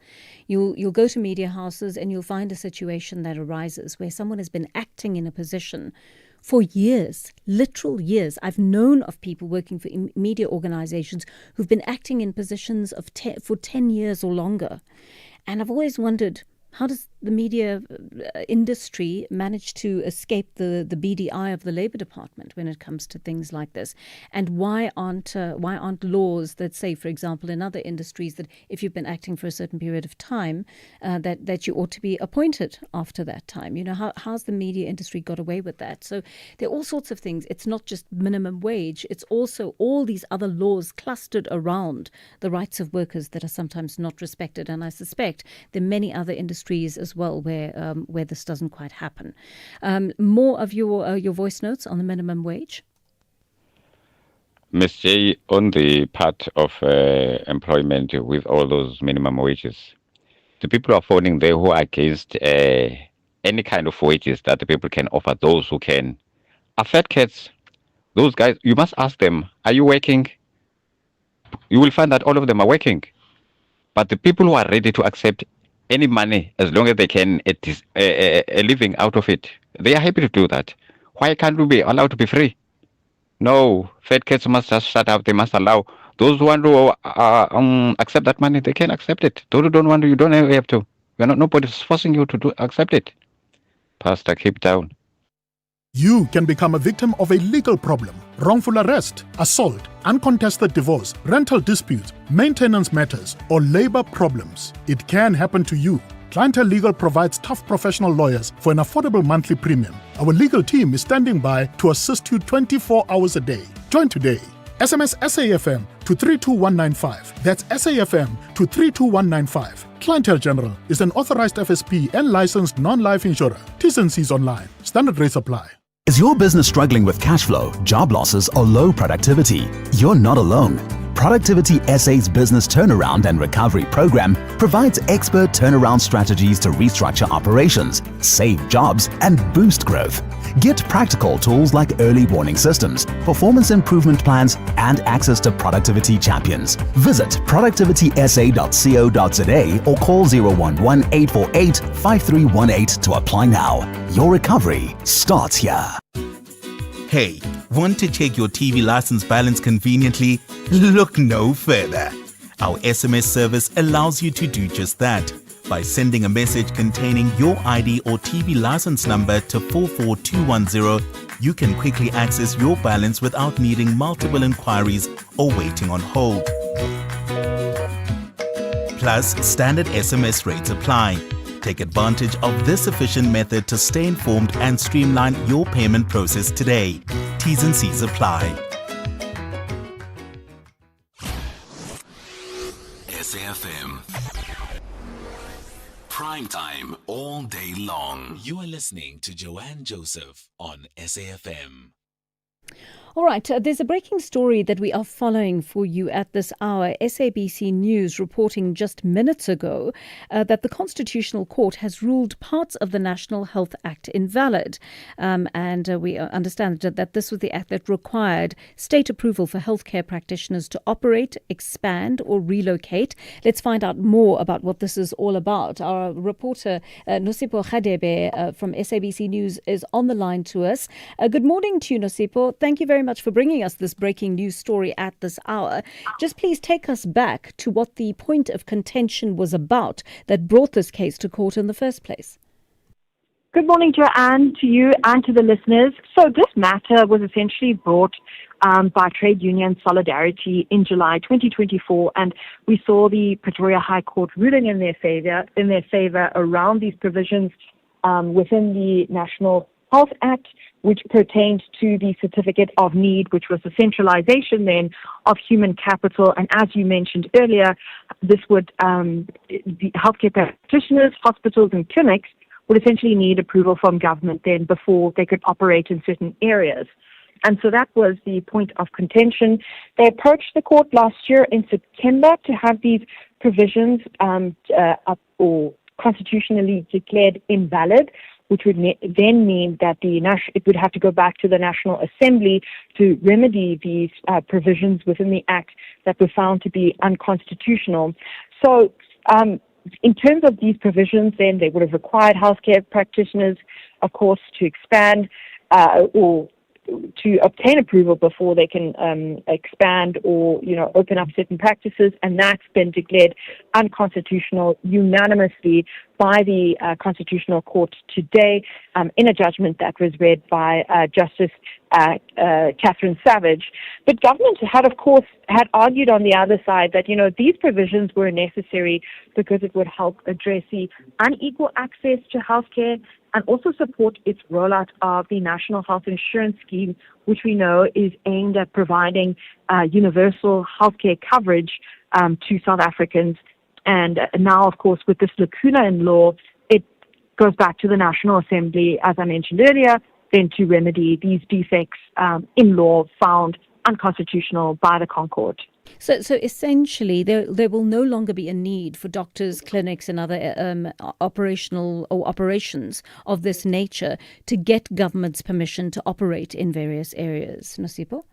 Yes, that is indeed true, because what these applicants had been arguing was that, that it limits the applicants' ability to perform their trade, because then, if now they're forced then to go build up infrastructure in rural areas or in places they had not intended to, this is an infringement on their ability to carry out their occupation. And this is what these applicants had found unconstitutional or had found unfavorable in law. So essentially, they do not have to seek government approval then to expand their hospitals or clinics. They don't need to seek government approval then for doctors to set up rooms in certain areas, because doctors sometimes, of course, want to operate in areas that are closer to home or closer to family. And now with these provisions, it would have essentially forced a lot of healthcare practitioners to go into areas that they would not have necessarily gone into, looking then to provide their trade. So again, this now goes back to the government to figure out how exactly they want to transform the healthcare system, because government had argued that, we have an unequal healthcare system, and we know in rural areas, of course, access to healthcare is limited.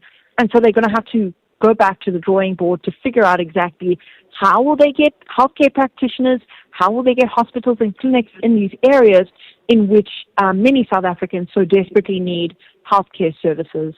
Thank you so much for explaining that to us so well, Nosipo Khadebe, our SABC News reporter. All right, taking more of your calls. Zola in Bloemfontein is on the line to us. Zola, good morning. What's your thoughts about the minimum wage? Good morning, Joanne, and good morning to fellow listeners. Joanne, one of the reasons why South Africans are a bit reluctant in employing South Africans because of the minimum wage. I'm not saying it's wrong for the minimum wage, but now the challenge is that when you are working for the government, earning 10,000 per annum, and you're expected that you're a single mother with one child or two children at school, you must pay for their school fees, transport, and so on. And at the same time, you're expected that your domestic worker or helper must pay her or him 3.5. Are we not saying? Are we not setting up for failure? Because you will fail. Unlike if the government can say any person who is earning above 300,000 per annum is not expected to pay his or her domestic worker 3,000, depending on how much you earn in the domestic sector. In the private sectors, a company which is making a turnover of more than 2.5 million per annum must also be told that you pay this much. But if it's a spaza shop or somebody selling vegetables and is expected to pay the same amount minimum wage as a big company which is making money, I think that is setting up people for failure. Hence, people employ these illegal foreigners because they take everything or anything that is being given to them. And the rate of unemployment is not being solved by that. It's an interesting... Yeah, it's a very interesting question you've raised there, Zola.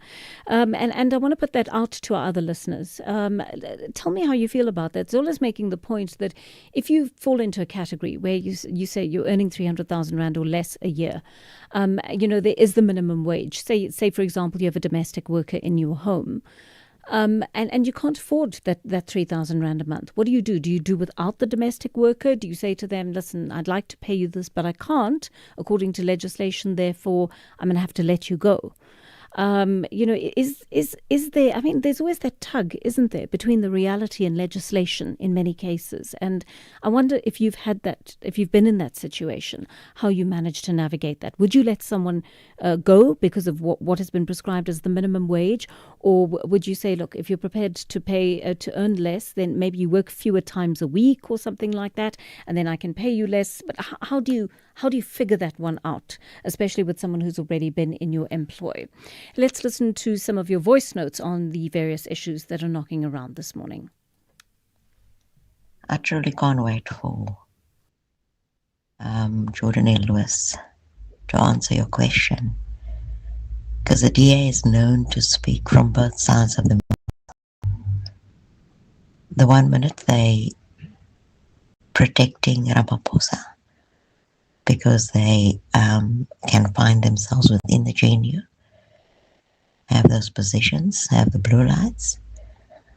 The next minute they are saying that if anything else comes up regarding Palapala, they will not vote for Ramaphosa.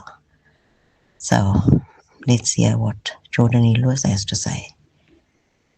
You can't trust them. Thanks very much for that voice note. We'll be playing more of them as we go over the course of this morning. And I'm just must keep you updated on what is going on right now in the Johannesburg Magistrates Court. Brown Mokhotsi, the businessman, the controversial businessman, is appearing there. The lawyers are now addressing the magistrate. We are going to go to your latest news bulletin, and then we can listen in to what's happening there. Here's Ann Musa. It's 10 o'clock.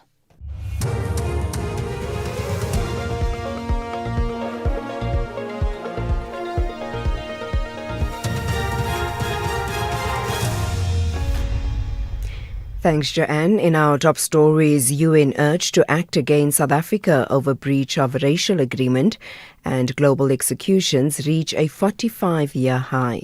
Good morning. We start with breaking news. The Constitutional Court has invalidated parts of the National Health Act. The court has found that the act required the approval of healthcare practitioners. We'll have details in our next bulletin. Solidarity has lodged a complaint with the International Labour Organization in Geneva, Switzerland, against the South African government.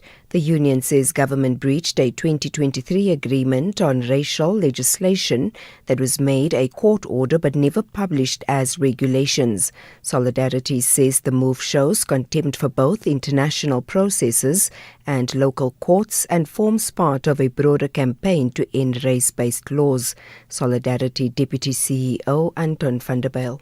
What we say is, if you look at South Africa, there can be no doubt that affirmative action has not worked. If you look at simply at our unemployment rate, you will see that we are one of the most unemployed countries in the world. So we say something is not working, and we need to have the debate whether affirmative action has worked, and if it's not working, what we should do otherwise.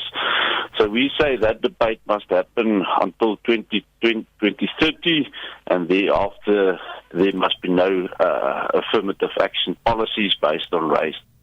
Political parties represented in the National Assembly have until the close of business this Friday to submit nominees to serve on the Impeachment Committee to probe the Section 89 Independent Panel report. Invalidated the National Assembly's decision not to institute impeachment proceedings against President Cyril Ramaphosa based on the report. Meanwhile, Ramaphosa has indicated that he plans to take the report on review. Legal analyst Andries Nkome says the president now faces a race against time. The ruling of the Constitutional Court states that the impeachment processes ought not to stop up until such time as there is a court order to the effect that it should not proceed, which therefore means that the president needs to rush and make sure that the review processes take place as fast as possible. And they should also include in the interim an order that says, pending the review of the independent committee, there should be a stop to the processes of the parliamentary impeachment committee. The trial of 3 people accused of killing former ANC Youth League Secretary General Sendiso Makaka is expected to start in the High Court in Pietermaritzburg today. Makaka was killed in 2017 for allegedly blowing the whistle on corruption in the Mzimkhulu municipality. The accused are the former municipal managers Zwelipanzi Skosana, Sibonelo Mieza and Umbulelo Mpofana. Skosana remains in custody while Mieza and Mpofana are out on bail. The trio are facing charges including murder and unlawful possession of a prohibited firearm. Amnesty International says the number of executions that took place around the world last year was the highest in more than 4 decades. The campaign group says the rise has been driven largely by Iran, where more than 2,000 people were put to death. The BBC's Caroline Howley has the details. Iran's been intensifying its use of the death penalty as a tool of political control, according to human rights groups. Prisoners executed in the past few weeks include men who were only arrested during protests in January. Amnesty International says it's a shockingly short period of time. The executions are often announced on state-run media, but the UN Human Rights Office says it fears that others are taking place in secret amid reports of torture and forced confessions. And it says many people, including children, remain at risk of execution. Recapping the top story with breaking news at this hour, the Constitutional Court has invalidated parts of the National Health Act. The court has found that the act required the approval of healthcare practitioners. For SAFM News, I am Anne Musa. Babe, I'm getting extra cash from my insurance. I was thinking romantic getaway or a treat for the kids. You're getting money from your insurer? Yes, my cash back from my way. I'll get back 10% of my monthly premiums for staying claim-free for 2 years. I'm getting 5,680 Rand. Now that's real cash. Real people, real cars, real rewards. For a quote, visit myway.co.za. My cashback is a feature on qualifying products paid after 2 claim-free years and all premiums paid. Premiums are risk profile dependent. My Way is a licensed non-life insurer and FSP. T's and C's apply. My Way. Live your way. As part of Africa Month, now we are profiling Mali, West Africa, a vast nation in the heart of West Africa, bordered by Algeria, Niger, Burkina Faso, Cote d'Ivoire, Guinea, Senegal, and Mauritania. A land shaped by history, trade, and ancient knowledge. Home to Timbuktu, once one of the world's great centers of learning and scholarship. French is the official language. Bambara and many local languages connect communities across the country. Mali gained independence in 1960, a nation carrying the legacy of the ancient Mali Empire.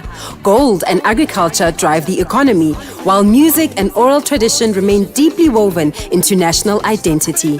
But Mali faces serious challenges: insecurity, political instability, and conflict linked to extremist violence in the Sahel. Still, the nation's cultural spirit remains powerful and influential across Africa and the world. Mali protects the legacy of generations. In every desert, in every melody, in every story, there is history.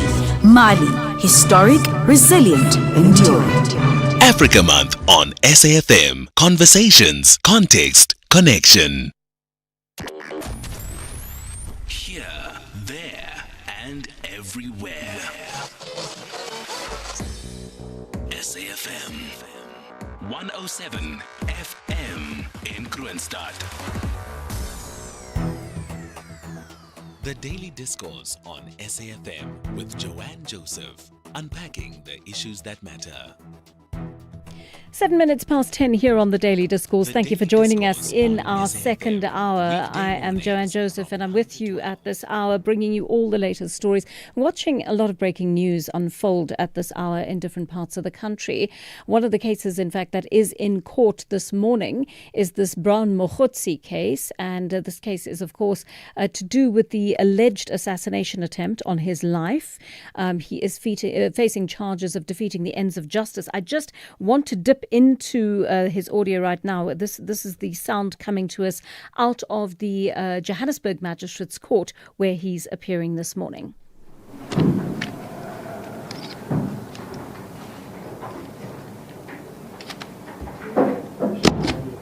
Yes, thank you. Yes, thank you.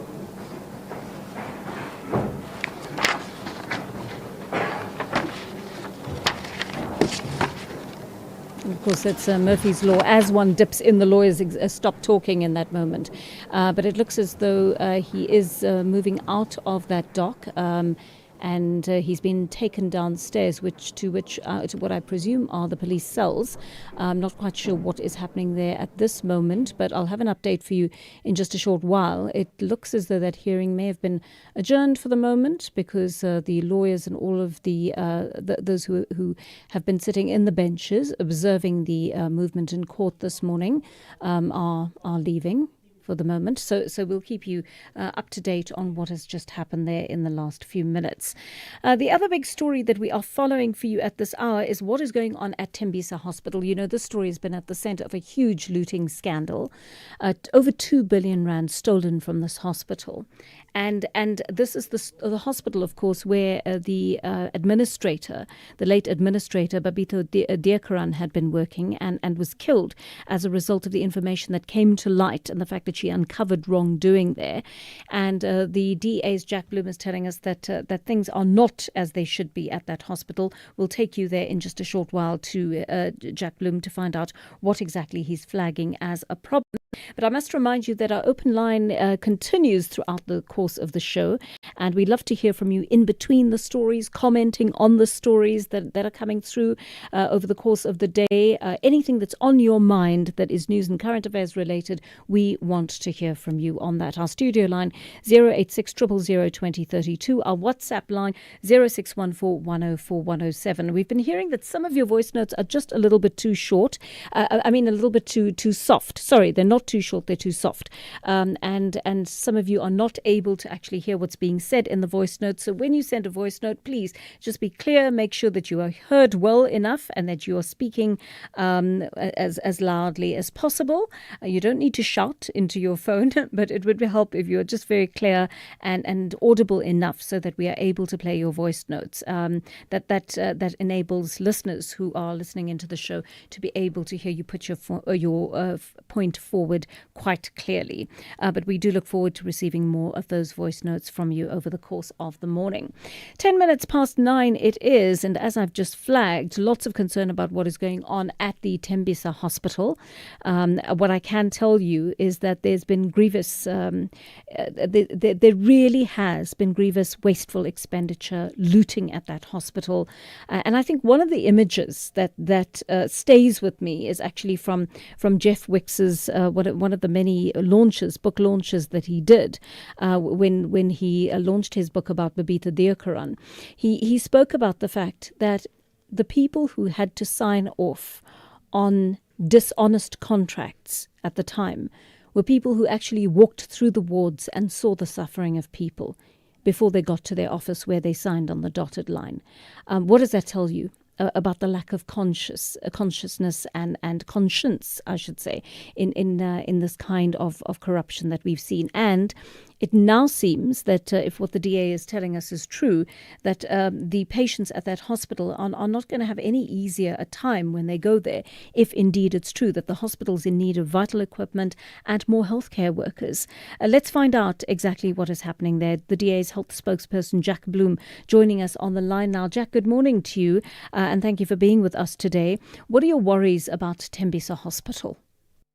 Well, I asked a question about how many vacancies they had, and I got this astounding figure of 213 vacancies, and that includes the CEO, the executive officer, and 5 head of units. Those are the sort of top leadership of the hospital.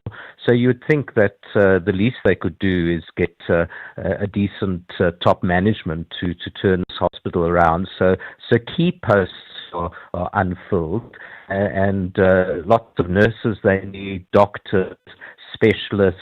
213 vacancies, including 28 cleaners. Now, you can say maybe you can't get a particular specialist that didn't apply or something like that, but, to not even have 28 cleaners, obviously it's easy enough to hire a cleaner, and the consequence of that, which they admitted in this reply to me, is that the hospital is not clean and there's a risk of infection.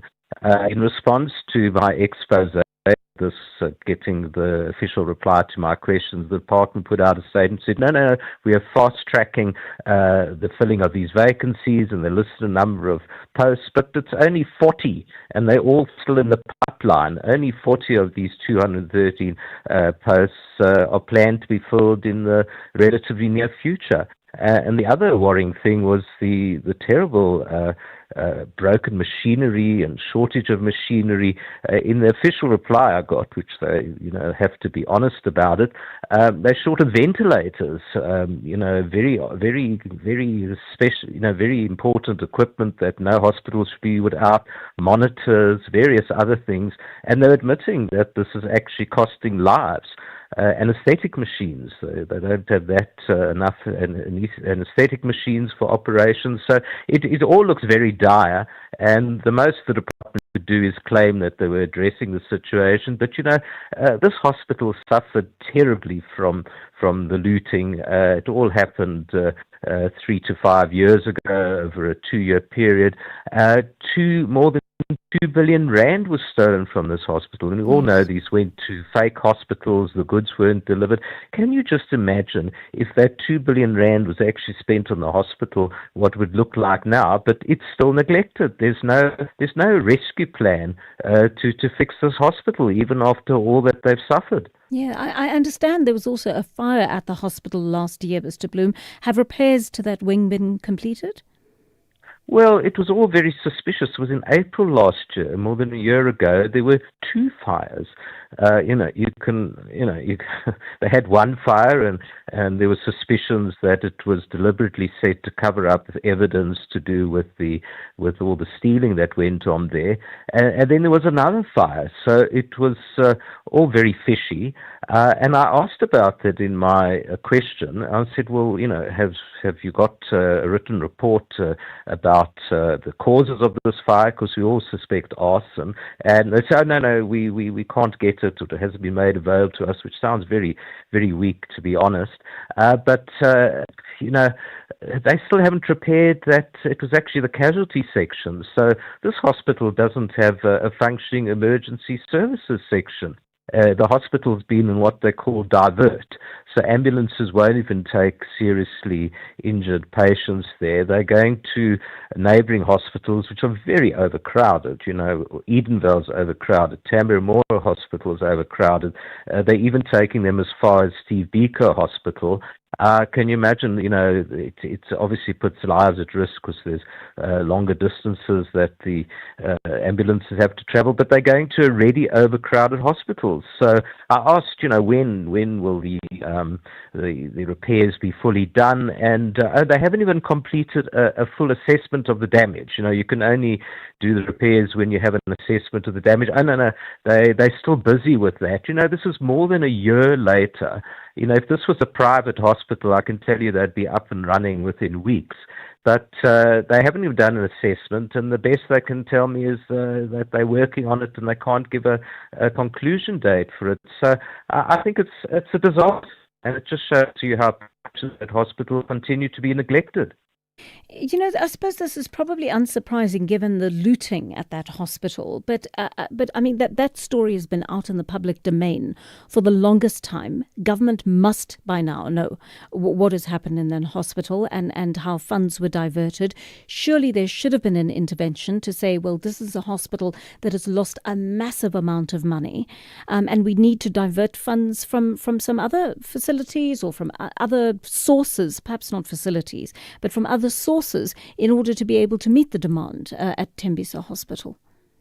Well, I can tell you, I remember visiting the hospital about 2 years ago and discussing with the management there, and they said, they'd overspent their budget, on all these fake companies, and the hospital was still being required to pay for these purchases out of their current budget. So they're really still continuing to suffer from the fact that so much was stolen from them. And this is why the DA is actually calling for a rescue plan, a rescue mission.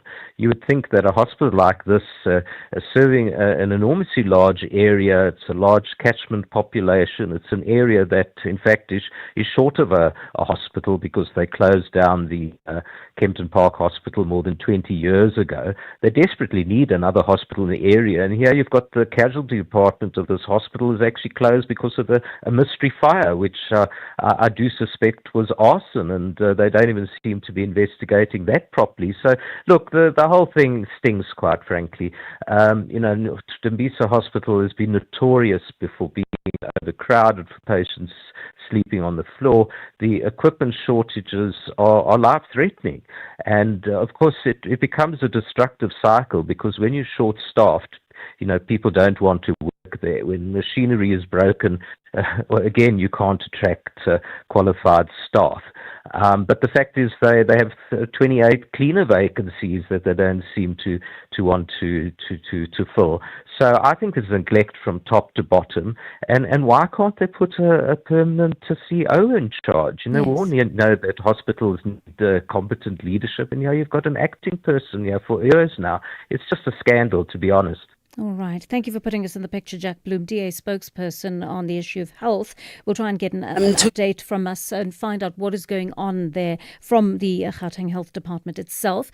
The breaking news story that we are following for you at this hour, Brown Mogotsi, his matter being adjourned in the Johannesburg Magistrates Court until the 25th of May for a formal bail application. Police spokesperson Athlenda Mate is addressing the media right now. They were contradicting each other, and we then finalized the investigation and handed over the docket to the DPP for a decision. And indeed, the DPP then agreed with the police that Mr. Brown has a case to answer to. So the false reporting is what has brought us to court today. He's currently facing about 5 charges. Well, the first one being the defeating the ends of justice, as well as perjury on the fact that we feel that he provided false information. On his particular statement, he indicated that there were people following him. They shot him multiple times. But remember, the evidence that we have then contradicts what he is saying. We also added then further charges, which are possession of unlicensed firearm as well as ammunition. But because our ballistics report then tell us that the firearm that was used on that particular evening that shot at the vehicle of Mr. Brown Mogotsi has been linked to other crimes as well. 2020, it was linked to a Rodopet case where it was an armed robbery where a motorist was robbed of his belongings. A shot went off, but the motorist was not injured. So police then opened a case of armed robbery with aggravating circumstances, as well as an attempted murder case. And then in 2021 as well, according to our ballistics report, there was a shooting in El Dorado Park where a man in his 30s was killed in that particular shooting at a drinking spot. And in that particular scene as well, there was one other person who was shot. So on that scene, we had one murder case as well as an attempted murder charge, because we do have a survivor. So we are here, colleagues. As you've heard, we'll be back here, I think, later on in the week. We are going to be verifying the addresses because previously, when our teams went to the addresses that Mr. Brown Mogotsi had provided, they couldn't find him. Every time they went to his business premises in Sweding, in Mahikeng, he was a no-show. And police really went to great lengths to investigate this particular case, even to try and obtain his statement. It took us a lot of resources and capacity because he was not cooperating with the police. So it is on that note that we want members of the public really to not open false cases and provide misleading information to the police, because that is what has brought us here today, where Mr. Brown Mogotsi is facing a charge of perjury, defeating the ends of justice, being in possession of unlicensed firearm as well as ammunition, as well as discharging a firearm in a municipal area. All right, that is what is happening outside the Johannesburg Magistrates Court right now, where SAPS spokesperson Athlenda Mate is addressing the media, and she's really just talking about what has been happening in court in the last few minutes with the Brown Mogotsi appearance. That matter has been adjourned until the 25th of May. That's next Monday, actually, and that's when a formal bail application is going to take place. But she's put forward exactly what the state is going to be presenting. She's spoken specifically about this issue of a gun that appears to have been used in this attempt that he claimed was made on his life, right, for which he's facing that charge of defeating the ends of justice. And then at the same time, she's talking about the gun that was used there being used in perhaps a number of other crimes at the same time. So the police are focusing many of their investigations on that. Lots of breaking news here on the Daily Discourse this morning. We'll try our best to keep up as this goes on.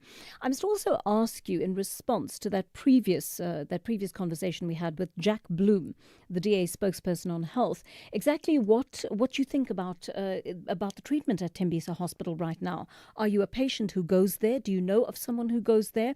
What level of treatment are they able to access? Are you also being told, well, sorry, there are certain procedures that we cannot carry out at this hospital because we don't have the right medical equipment with which to do it. We don't have enough staff. shortage of nurses and therefore we're not able to take care of patients the way we would like to? Is that what you're hearing on the ground when you go to Tembisa Hospital? That is what I would like to know from you at this hour. Give us a call on our studio line 086 000 2032. Our WhatsApp line is 0614 104 107. Your voice notes are also coming in thick and fast. Let me play a couple of those for you. Good morning, Joanna. This is Seko from Orange Farm. I was very disappointed, Joanna, with our government, more especially when I heard that the number of unemployment has increased into 32%. And some jobs are given to undocumented foreigners, unskilled. How come these companies are hiring people who are unskilled? These jobs are for the citizens. These jobs are for people of South Africa. Even our government, when they want to be voted, they campaign to the citizens, not to the foreigners. I am disappointed about our government. It is time now for us to change. We must put new people. We must put people who are going to listen to the people on the ground. Thank you, Joanna. Good morning, Joanne, and morning to the SAfm listeners. It's Mfunda from Durban. I believe that the GNU really missed a lovely opportunity to get people believing in politics again. However, what we're seeing is just a government with opposition within government, which is really confusing the voters and is going to create a lot of voter apathy. And this is not going to be very good for our democracy based on the fact that we're going to have people not represented at the end of the day. Thanks for those voice notes. Keep them coming in. Lisiba is on the line to us, and we're taking more of your calls at this hour. We've lost Lisiba again. For some reason, Lisiba, I don't know what is going on with your line this morning, but there's some force that is preventing you from talking to us, so I hope we can get you back there. Nicholas in the Eastern Cape is on the line to us. You want to talk about domestic workers' payments, Nicholas? Good morning.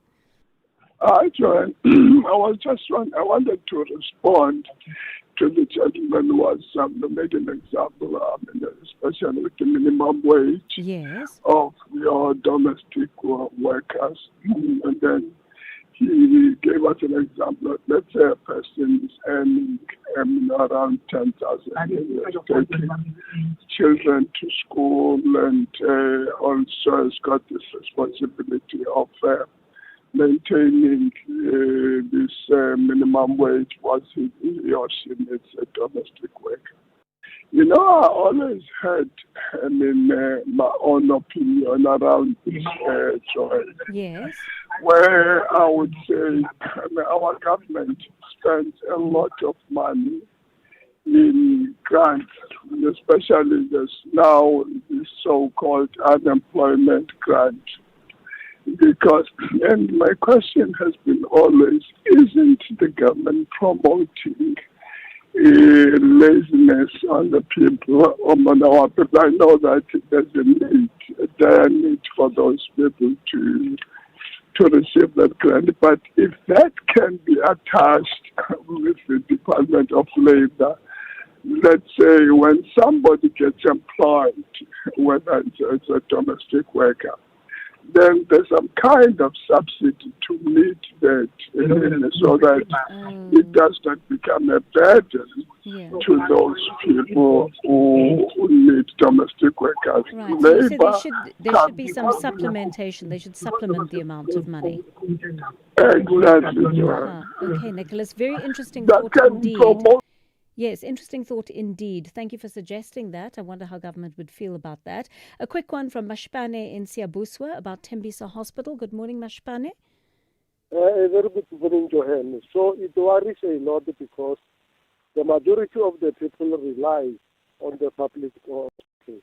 Now, if 230 posts remain unfilled, is a serious concern. Now, it raises another question. Is South Africa ready for NHI if we still living under this dire situation? So this is a serious concern. So please, can we just assist so that the majority of the people go there and get services? And again, we have this rate of unemployment. But if you have this public institution that are not occupied is a serious concern. Thank you very much. Yes, it is. Thank you so much. And thanks for keeping that comment short and sharp, Mashipane. And I totally agree with you. How do you incorporate a hospital like Tembisa Hospital into the National Health Insurance when it has to meet a certain threshold to deliver the quality service our citizens require in that area, right? There's no way that a hospital like that is fit to join what the NHI is envisioned to be. What will it take to get public hospitals like Tembisa up to scratch so that the public is able to access them in the way it ought to be able to, and it can access the services at a certain standard. I mean, we've fallen so far behind with some of these institutions. Sometimes you just feel hopeless when you think about what it takes to get them up to scratch. Is the will there? That's the question we're asking. All right, we'll have more of these conversations with you in just a short while. It is 10:30. Let's get your latest news headlines. Thank you, Joanne. On the news headlines on SAFM, I am Onde Lambana, and a very good morning. The Constitutional Court has unanimously ruled that parts of the National Health Act are invalid. This comes after groups including trade union Solidarity brought the application against the parts of the Act. A Northwest-based self-proclaimed SAPS informant, Brown Mokhodzi, will remain behind bars. He'll be back in the Johannesburg Magistrate Court on Monday next week to apply for bail. And the head of Africa Centers for Disease Control and Prevention has stressed the need for adherence to public health measures to minimize the risk of the latest Ebola outbreak in the Democratic Republic of Congo. A full update follows at the top of the hour.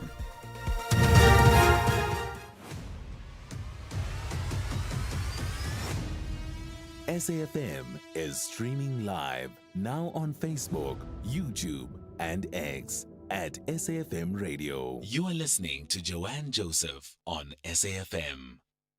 And 10:31 here on the Daily Discourse, and thank you for joining us. If you've just tuned in, we're about to have a conversation with the new DA leader, Jordan Hill-Lewis, about a number of subjects, and one of them has to do with his leadership of the party, what his vision is for the Democratic Alliance going forward, but there are also many issues around Cyril Ramaphosa and the DA's relation to him in regard to the impeachment issue. So we'll be putting some of those questions to him in the next half hour, and I'd love it if you would call in or send your voice notes through. So the notes now. Good morning, Joanne and SAFM listeners. With the numbers of this impeachment committee, it is clear Ramaphosa is not going anywhere. Like he said, he's not going anywhere. With 9 ANC, 4 DA, Patriotic Alliance, and IFP, the numbers are there for Ramaphosa. He's not going anywhere. We are not justifying President Ramaphosa's Pala issue, man. It was wrong for him to have foreign currency in his farm. It was wrong. But I want to thank him for not resigning because, Joanne, we just don't want the instability in the country now. The man will leave at his time, and we will deal with him that time when he leaves the office. For now, let Ramaphosa stay in the office and try and get the country right. Thank you very much. Smarumo in Mahike. Good morning, Sister JJ. I thought like we don't have any leader left like in the ANC now, but I see Panyaza Lesufi. At least he's heading to the right direction. The crisis of foreigners in South Africa, Sister JJ, is too much. There's no country you cannot find in South Africa, be it Nigeria, Ghana, Mozambique, Malawi, Cuba, Zambia, all of them. It's like South Africa is a refugee camp for all these Africans still. So thank you, Mr. Panyaza. Man, it's enough. We are tired. They don't have a plan to fix their countries now. All they know is to run to South Africa. It's enough, guys. You go fix your countries and ask for help from South Africa if you need. Good morning, Joanne and your team. I would like to know if IDEC has accepted Matlala's offer to turn state witness in exchange for leniency. Thank you. This is Anonymous. I'm going to follow up on that for you, and we'll certainly bring you an answer on that in just a short while. All right, and the big story that we are tackling for you at this hour is, of course, the issue of the DA leader, Jordan Hill-Lewis, taking over in recent weeks. There have been a couple of developments there. He's been in the position for a few weeks now. He's probably bedding down as DA leader, but he's come in at a particularly interesting time in South African politics. He's come in at a time when President Cyril Ramaphosa is facing impeachment before Parliament, right?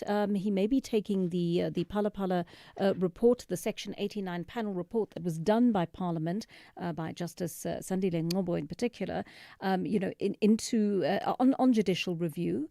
But that does not mean that Parliament does not stop its important work of proceeding with the impeachment hearings that will be held before it. It has already started constituting its committee.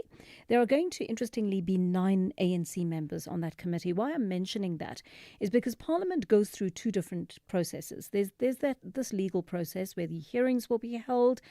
31 members of different parties will essentially grill, I presume, the people who are brought before them.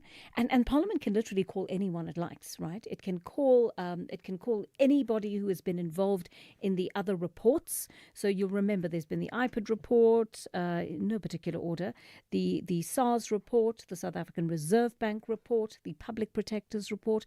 Parliament has the ability to call all of those people. It will clearly call the president. It will likely call his protection services people, who are also alleged to have committed a crime by engaging in an investigation, a cross-border investigation that was unauthorized and allegedly using SAPS resources to do so. The president will have to answer to issues like why that amount of cash was being kept on his premises when no more than 25,000 rand is allowed in any particular structure of that kind. So there are many questions to answer, and regardless of what happens before the Judicial Review Committee, Judicial Review in Court, I should say, the committee will continue with its work until such time as the court reaches a decision. If the court says, no, we are not allowing you to throw this review out, and actually everything that happened was quite above board, then Parliament will continue with its work. If that does not happen, then and the judicial review is thrown out or I should say is accepted by the Constitutional Court, then you have a different setup. Then you have the impeachment committee in Parliament having to stop its work at that point. But it does end with a vote. That's a really important aspect to remember.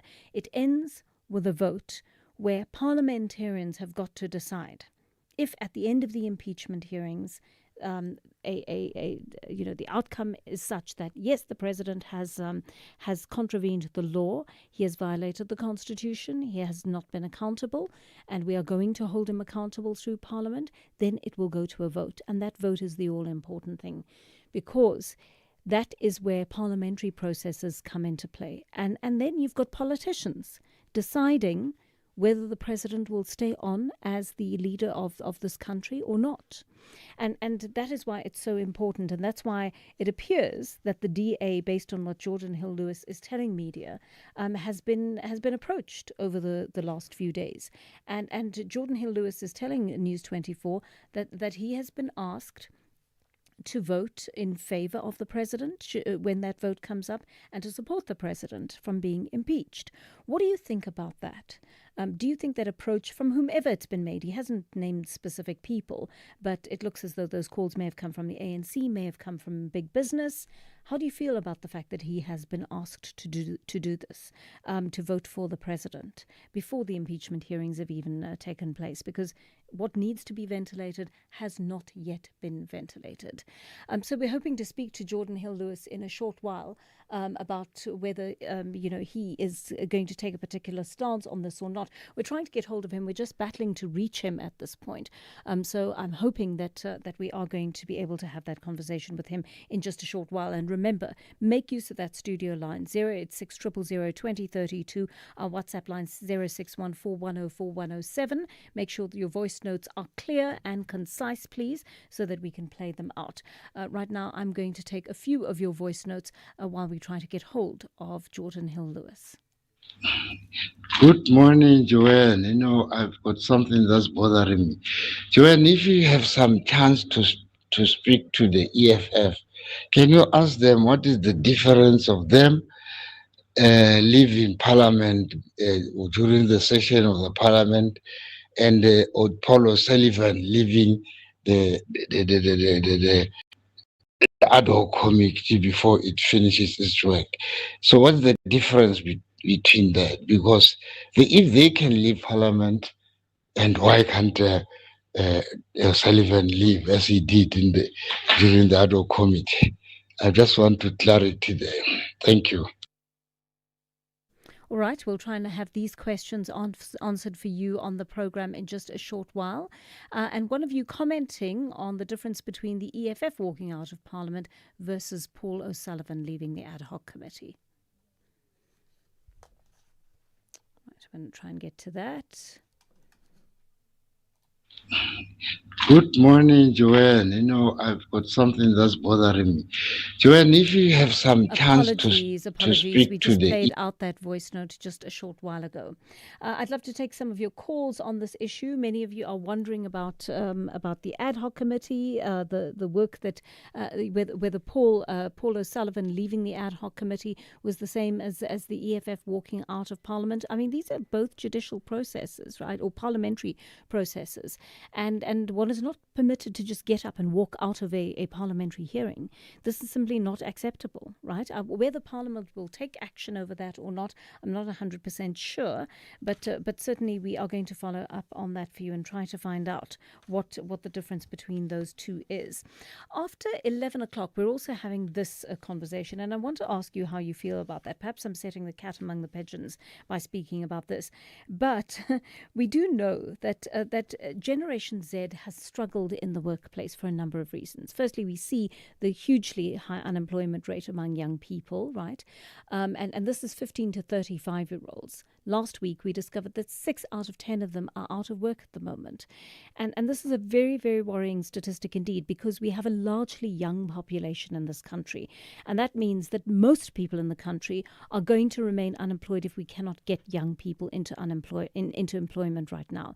Many of them are discouraged job seekers already, meaning that although they're young, and they should be full of the energy that is required to go out and seek that work or try and exercise their entrepreneurial abilities and try to create jobs, that the system is so stacked against them in so many ways, right? We know the bureaucracy involved with getting a business up and running. We know that you can't just walk into any bank and go, I'm a young person with a great idea, will you support me? They'll often ask you, where's your business plan? And there's so many young people who can't draw up a business plan.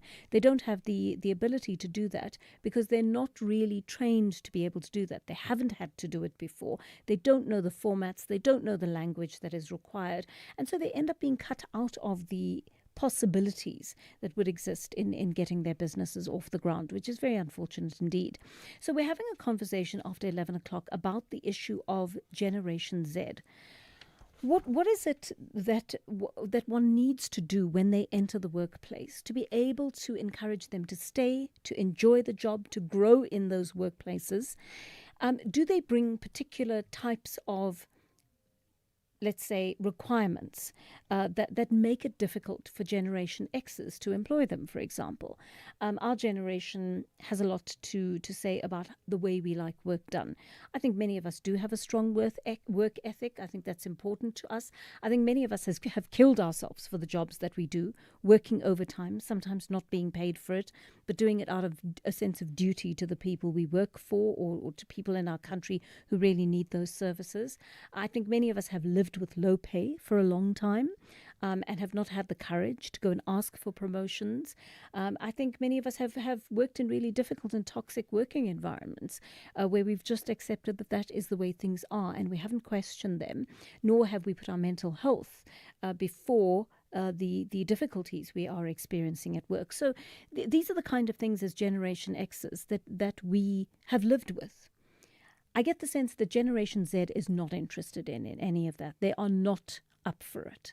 And when they come in, they want a workplace to be functional. They want it to work for them. They want the opportunity to grow very fast. They want the opportunity to earn from the word go. But also, many of them don't enjoy working from a workplace, right? They want to work from home. They're the COVID kids in the sense that they experienced what it was like to have to go to work, go to school, or go ahead with their work while they were still prevented from going to school, and that's their habit. They like to work from home. How do you feel about that as a Generation Z, and how do you feel as a Generation X employing someone like that? Are you prepared to make the changes that make Gen Zs stay in your business? We'll take some calls on that a little bit later on. Let's get to that story that we promised you now as we hit almost 11:15 on the program. Jordan Hill-Lewis taking over as the Democratic Alliance leader, and News 24 telling us on the weekend that in that position he's been bombarded by calls for the Democratic Alliance to protect President Cyril Ramaphosa over the Phala issue. This follows Parliament's decision to proceed with that probe into whether it should impeach the president. The DA leader joins us now to tell us more. Good morning, Mr. Hill-Lewis. Thank you very much for your time on the Daily Discourse. We haven't spoken to you since you were elected as DA leader, so congratulations on that to start Thank you. with. But I must also ask you, is it true that you fielded a number of communications in which you've been asked to stand by the president over the impeachment issue? Yes, yeah, very much so. That was last weekend that I was referring to, not so much this past weekend, but very much so. That has been I've been in receipt of a number of requests to that effect. But my position has been clear that we will stand up for the principle of accountability in the state. Please excuse me, I'm in a bit of a loud public space. That's fine. We're not distracted by the noise behind you. Tell me who's asked you to stand by the president through this? Well, I would say broadly two categories of people. ANC people, which is not surprising. Perhaps a little bit more surprising, or perhaps not. Several kind of business figures from the country. I think they understandably are very positive about the GNU, as am I, and really wanted to succeed. But it can't survive at any cost, and certainly not at the cost of integrity in the state. And as a political leader, you'd know the delicate balancing act between abiding by the law and your parliamentary duty and doing best for your country, the best you can for your country politically. There seems to be a genuine fear that if Cyril Ramaphosa is impeached, you mentioned this could end up collapsing the GNU. Your DA members could lose their positions in cabinet, or it could result in a replacement president who may be an unsuitable leader for the country. How do you intend to manage that political dilemma? Well, I don't think that is a dilemma at all. All of those things are costs, yes, of course, but they are small costs in comparison to the cost of permanently destroying or setting back Africa is in the condition it is in now, is primarily, among many other things, but primarily the erosion and destruction of the idea of accountability in the state, and that you should be held accountable for your actions, and that you have a duty of service to the public, not to yourself. That, if we want to have a successful country, that principle must be established, and it must be cast in stone. So those things are they may be costly, but they are small, in fact, in comparison to the cost of not doing the right thing, if it comes to that. There's also a motion of no confidence being mooted by the MK party and ATM. Does the DA support that? Well, you see, there I have some more difficulty because I don't trust their motives at all. I think their motive, obviously they haven't said this, but I think their motive is to try and force the president to resign so that they can get a president that is much more amenable to them, to working with them. And obviously, I think that would be terrible for the country. So the point I've made is the point of the impeachment committee is to get to the truth, whereas there's a difference between an impeachment committee and a monk. A monk doesn't rely on any evidence. It can just be, we don't like you anymore. We've lost confidence in you. So I think it would be premature and would preempt the work of the committee, the impeachment committee. But I've also said, let's see the motion. It might be that they offer some substantiation. So let's wait to see what they actually put on the table. And I don't want to preempt it, but if you see a motion that makes sense to you, how would your DA members likely vote? Well, I think, we would be very skeptical about their motives. I think their motive is to try and topple the GNU just to get a president who is more amenable to working with them. But again, I don't want to preempt that. Let's see what they put on the table. Couldn't the impeachment hearings and this motion of no confidence end up having the same result? Theoretically, yes, they could. They could. The one could take much longer, though. The impeachment committee requires a proper investigation and months of hearings and questionings and so on. Whereas a motion of no confidence can be moved without any substantiation at all. The idea behind a monk is that you can just say, we've decided we've had enough of you, and so now we've lost confidence. So the standards applied are very different, and that's why the one requires a simple majority and the other one requires a 2/3 majority. All right, Mr. Hildus, I'm going to ask you to stay with us, please. We're going to take a short break, and when we come back, I want to talk to you about your work as the new DA leader. With the ever-changing financial landscape, it can be difficult to make sense of all the moves at times. Join me, Jimmy Moyaha, on the SAFM Market Update with MoneyWeb, Mondays to Thursdays, 6 to 7 p.m, as we break down the key market trends, top financial stories, and smart investment insights, all in one place.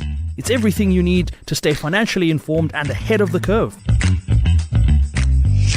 You are listening to Joanne Joseph on SAFM. 10:50, and we are talking to the new DA leader, Jordan Hill-Lewis. Mr. Hill-Lewis, thanks for your time. We turn our attention now to your internal work as a DA leader. What's your vision for the party moving forward?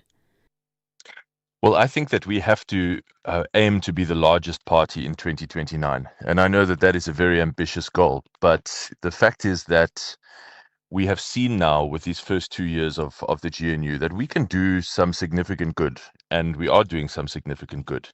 But if we really want to fundamentally fix South Africa, get our country working, get it on a better trajectory, we have to actually be the largest party in governing coalitions. And so that we have to set our sights on that and work backwards from that objective.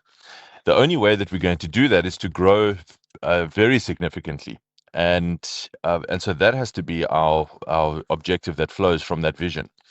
And to grow very significantly, we must win the confidence of many people who've never voted for us before, most of them former ANC voters, and many of them living in Gauteng, which is why the upcoming municipal elections in those three big cities is so crucial, and where I will be spending a lot of my focus this coming year. I mean, I think you're quite right when you implied that politics is a numbers game. And yet the DA's vacillation over issues like redressing racial inequality, a broad-based black economic empowerment, even your stance over Palestine, continues to keep many black voters at arm's length. How do you propose to win over that part of the electorate if you don't deal head-on with those issues? Well, I would dispute that we have vacillated. I would say actually that there is growing consensus or unanimity that actually the ANC's model of redress for kind of racial exclusion and keeping people out of our economy has not worked. It has failed. In fact, what it has done is it has succeeded in creating this ultra-empowered and re-empowered elite that explains why so many of our political leadership in this country are all multimillionaires and billionaires without necessarily having built any businesses that they can point to, but just having essentially used their own model of empowerment to become extremely wealthy. And the public have benefited little from that. So I think there's actually growing unanimity that this situation requires reform. It requires change. And we have proposed exactly what that could look like, not to do away with the notion of empowerment, but to actually make it real, to make it truly broad-based, to stop the cycle of repeat elite enrichment. So that's the first thing. The second thing is I completely accept that there are many, many, many black South Africans who don't yet feel comfortable voting for the DA. There are many, of course, who do and have already. And that's why we are able to get 6, 7, 8% of the support from the black electorate in South Africa. But we've got a long way to grow. And I'm excited by that challenge. I intend to be much more present in communities across the country. I intend to speak about the issues that vex those families and that give them concern about their future and the prospects for their children. And over time, we will build that trust relationship and close that trust gap, such that more, not all, that never happens in politics, not overnight, but more will feel hopefully confident in giving us a chance. You know, it's interesting what you had to say about BEE, because on the one hand, you're quite right, that a band of people have been and quite frankly, excessively enriched by that process, by their access to the ANC and so forth. But let's be honest, the figures also show that there has been a middle class that has been significantly enlarged by broad-based black economic empowerment. And ANC voters, even if they are disenchanted with the party and maybe swung towards supporting your party, are still very focused on the issue, not necessarily of meritocracy in the way you speak about it, but of meritocracy through the empowerment of people who have been disempowered in this country, not just through apartheid, but for 350 years as a result of colonization. And it is a sticking point for them. I mean, we see in your party a history of you attracting black talent, seemingly stymieing the process of those individuals, then watching them leave the party quite unrepentantly. How do you propose to tackle what the average black viewer or listener or member of the public is seeing in terms of the way you deal with black people within your party and without?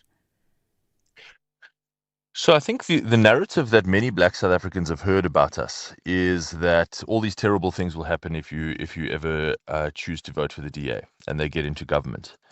And that is why, again, the local government elections are so important, because I think actually what really happens when the DA governs is that people see that everyone stands to benefit. Things get better, systems start to work, institutions start to be repaired, basics start to function. Businesses come back and invest, and so people get into work and jobs are created. And the state actually starts to work for everyone. And the people who benefit from that the most are, in fact, poor South Africans, because it just stands to reason that they rely most on the state for basic services to work. Wealthier people can make their own plans, but the poor cannot. And so when the state crumbles, it is the poor that suffers. And when the state functions, it's the poor that benefits the most. So actually, far from all these nasty things that you've heard, what you see is, hang on, this is working. I feel the benefit. I can see that things are getting better for my family. All of those nasty stories, none of them have come true. So I think that's how you erode that perception over time and build that trust relationship. Again, it's not going to happen in the blink of an eye or the flick of a switch, but that's not the point. We are realistic about that. You do this over time, and you do it step by step in the right direction. And I think that will happen a lot, particularly after we are given, or if we are, and I hope that we are given the chance to start to turn around and fix these Gauteng metros, because then you can really demonstrate we are governing for everyone. We are the only party that does govern for everyone. We are really doing our best, waking up every morning to do our best to make everyone's lives better. And that predominantly benefits the poor and predominantly black South Africans. Well, let's see. We've got a call from Parks in Cape Town. Parks, a quick question from you for Mr. Hill-Lewis. Good morning, Mr. Hill-Lewis. A quick question to you is that how are you going to try to alleviate the economic pressure of the majority of the Western Cape, which is the lower to upper to middle class, given the stance on the Western Cape prioritizing those areas where foreign investment usually comes in the most? Thank you, Parks. Go ahead, Mr. Hill-Lewis. So in the Western Cape, we have the lowest unemployment in South Africa, and in Cape Town, we have the lowest unemployment in South Africa of all the major cities, nearly 15 points lower than the next highest, or the next lowest rather. And that is the best form of kind of prioritization or empowerment that you can get, is to get people out of poverty and into work. So in the last 5 years, 4.5 years, we've had 480,000 new jobs in the city of Cape Town. That is the same as the total number of all 7 ANC-governed cities combined. That is, we've created the same number of new jobs. So I think there can be no question that the people that benefit the most, there's no kind of secret formula or rocket science. It's when the basics work, when you fix a place, then businesses start to come back. They start to see it as a good place to invest. They start to build businesses there and grow their businesses. Here we've had tremendous tourism boom. We've had tremendous construction boom, renewable energy boom, and that has created all of these jobs. So it's not the state that has done it. Let me be clear. It's not the city or the state that has done it, but you create the framework, the environment in which investment happens and people get into work. And that is the best thing that you can do for getting people out of poverty. Mr. Hill-Lewis, I'm not sure if you are able to stay with us to continue the conversation after the news. Would you have that extra time on hand, perhaps, please? I've got a couple more minutes. Yeah, I'm just in the car, but I'm arriving soon at my next engagement in a couple of minutes. All right, so we're going to quickly take our news bulletin and then I'll steal a little bit more of your time. Thanks very much for your patience with us. Jordan Hill-Lewis, he'll join us shortly after the news. Right now, it is 11 o'clock here on SAFM.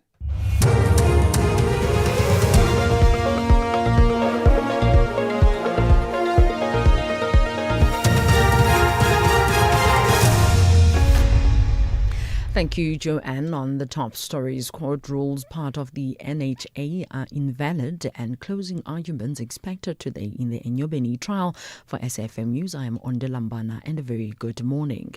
The Constitutional Court has unanimously ruled that parts of the National Health Act are invalid. This comes after groups including trade union Solidarity brought their application against parts of the Act. The application was challenging the health legislation that would require doctors and health practitioners to obtain a certificate of need before being allowed to practice in a particular area. Anton van Veil is Solidarity's Deputy CEO. We are ecstatic. It's a unanimous decision. So all the judges on the bench sat and they decided the matter and they decided in our favour. So we are ecstatic with the win. It means at the end of the day that each and every health practitioner has its own say as to where to practice. So yeah, it's excellent news. If you look at the National Health Act, especially section 36 to 40, it's the centralisation of health practitioners. So the government can decide no health practitioner must sit in whatever town and they must practice only there. Whilst you sit with the National Health Insurance Act, which is in essence a centralisation of the monies. A Northwest-based self-proclaimed SAPS informant, Brown Mogodzi, will remain behind bars. He'll be back in the Johannesburg Magistrates Court on Monday next week to apply for bail. Mogodzi appeared briefly in court this morning. He's facing a charge of defeating the ends of justice stemming from a shooting incident which he allegedly staged in Vosloorus, southeast of Johannesburg in November last year. Mogodzi was arrested on Friday after appearing before the Madlanga Commission of Inquiry in Pretoria. Sashi Naidu reports. After spending the weekend behind bars, Mogodzi made his first appearance in court this morning. Dressed in a blue hooded jacket, Mogodzi seemed quite calm and composed in the dock, despite his attorney earlier saying that he was not coping well whilst in custody. He will remain behind bars until his next appearance on Monday next week, where he is expected to apply for bail. Sasha Naidu, SABC News, at the Johannesburg Magistrates Court. Closing arguments are expected today in the inquest into the deaths of the 21 young people in the Enyobeni Tavern tragedy in the Ukukombo City Regional Court sitting in Mdantsane in the Eastern Cape. The tragedy happened in June 2022. Legal representatives of Enyobeni Tavern owners Vuyokazi and Siakangela Ndevu, former Enyobeni bouncer Tembinkosi Digo, the families of the victims will make their closing remarks. The aim of the inquest is to establish who should be held liable for the deaths. Sitimam Veku reports. The inquest has been marred with delays due to technical challenges in the courtroom and the absence of persons of interest. The closing arguments were set to be delivered in February this year, but due to the change of legal representation for DICO, the delivery of closing arguments was postponed for the new legal representative to prepare. I'm Sitimam Veku for SABC News in Kukombo City. The Eastern Cape Social Development MEC Bukiwe Fanda has condemned the brutal murder of a woman from Zadungeni village in Engcobo. A mob attacked the woman yesterday after accusing her of practicing witchcraft. Fanta says the circulation of a video depicting the horrific act on social media is deeply distressing. She has also called for urgent action to prevent further gender-based violence. 4 women have been killed this month alone in the eastern part of the province. Provincial Social Development spokesperson Mpumzi Zuzile. Among the victims, it's Lunga Faku, a 94-year-old woman who was brutally killed in Ward 26 of the Winnie Mandela municipality. Her death is a stark reminder that age and vulnerability do not shield individuals from violence. Furthermore, a woman from Mapeleni, Ward 13 in Matatiele, was also killed, and Lilita Mchali from Ward 17 in Umzumvubu also lost her life to this senseless violence. The head of the Africa Centers for Disease Control and Prevention has stressed the need for adherence to public health measures to minimize the risk of the latest Ebola outbreak in the Democratic Republic of Congo. Jean Kaseya cautioned that in the absence of the vaccines and effective medicines, people should be careful about hygiene measures. The BBC's Thomas Mukwana has the details. The reason this is important is because DRC is smack in the middle of Africa, and around it are 9 countries. All those 9 countries are presumably on high alert, especially the ones to the eastern side of DRC, particularly that's South Sudan and Uganda. Both those countries are very close to the province that is the epicenter of this current outbreak. And Uganda say that it's tightening border screening and surveillance within the country to notice any cases of Ebola that show any symptoms. Recapping the top story, the Constitutional Court has unanimously ruled that parts of the National Health Act are invalid. This comes after groups including Trade Union Solidarity brought the application against parts of the Act. I'm Ondalambana for SAFM News Headlines at 11:30. The Daily Discourse on SAFM with Joanne Joseph, unpacking the issues that matter. 5 minutes past 11, the new DA leader, Jordan Hill-Lewis, staying with us to continue the conversation. Thank you again for your extra time here, Mr. Hill-Lewis. During your tenure, No trouble. Thank you. During your tenure as Mayor of Cape Town, there have been concerns from some coloured and African communities that despite all the expenditure the DA diverts to their communities, they're still not seeing the socio-economic benefits on the ground. How is that possible, do you think? Well, that's not possible. That's the point. I just got out the car at a brand new, beautiful sports precinct that we are opening in Manenberg. It's a magnificent investment, and it doesn't just bring the investment of the actual construction in the building, but it brings a safe, beautiful new community facility in the heart of one of Cape Town's toughest neighborhoods. So this happens all over the city all the time. We've done this relentlessly for the last 4.5 years, and just pouring resources and benefit and investment. Now, obviously the narrative you've described is the narrative our opponents will continue to drive, because it's the only narrative they have, frankly. But to be fair, but Mr. Hill-Lewis, this is not just your opponents. This is the second time you've said this on the interview. The perception is, this is what our opponents say. The electorate is not stupid, and I don't think we must insult them by saying that they're simply swallowing someone else's perception of your party. This information that reaches us comes from people who live in these areas and who talk to us daily on the show and are not feeling impacted by your presence in that province. Well, ma'am, the electorate is not stupid. You're quite right. That's why they keep returning the DA with resounding majorities in Cape Town and the Western Cape. So I think perhaps the insult is the other way. If you keep choosing certain voices who have an interest in replicating that narrative all the time. We don't censor our listeners, Mr. Hill-Lewis. They call into this show and they give us a reflection of what is happening in their lives. And we respect that. And we would hope that as a politician trying to attract their vote, you respect it too. Of course, always. There's also the perception that, of course, policing is a national government function, and you cannot be responsible for policing on the ground in terms of what the SAPS is supposed to do. But tell me what you think can be done at a provincial level to deal with issues like gangsterism in areas like the Cape Flats. I think the most important thing that can be done is to, if provinces and cities, capable cities, were to be able to take over some more of the investigative roles. That could make a meaningful difference, because that is where the criminal justice system is constantly falling down. So we have our officers, and they go and they do their patrols and they do their arrests, and time again, often violent criminals that they arrest are almost immediately back on the street because of failures in the investigations process and failures in the prosecutions process. Now, if we could address that is actually the fundamental thing that I've learned in government, in my time in government around policing, is that it is not necessarily about having more patrollers. More patrollers are always nice and important, but patrollers can arrest and arrest and arrest, and unless that goes somewhere, unless that leads to something, to actually getting a criminal off the street, then it is something of an exercise in futility. And that is really where I want to focus the discussion in South Africa on the criminal justice system. This most important discussion in our country is how to get a handle on crime. And the vast majority of investigations and prosecutions of often violent criminals are simply not happening or not working. Thank you for taking the time to speak to us this morning. Jordan Hill-Lewis, he is the head of the Democratic Alliance. We appreciate your time on the Daily Discourse. Catch Top Billing this Thursday on S3 as Sosibini meets boxing champ Kevin Larina ahead of his world title defense. Fez, Jonathan and Ryle compete for cover story glory.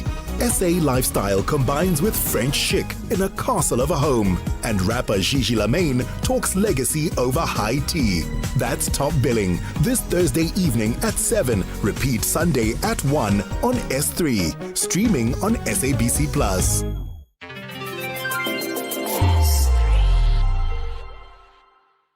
As part of Africa Month, now we are profiling Ivory Coast, West Africa.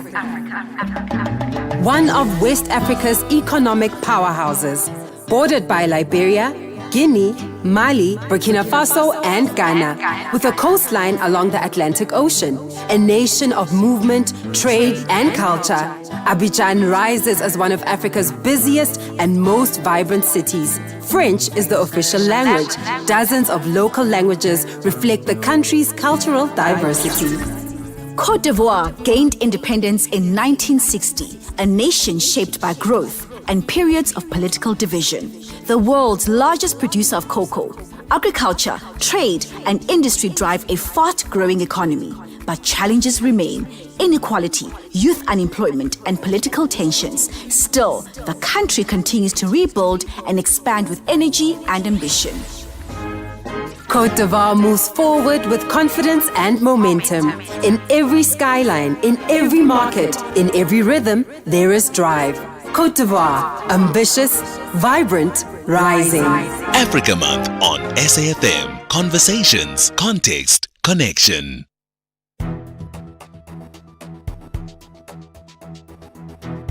The Daily Discourse on SAFM. Weekday mornings from 9 to 12.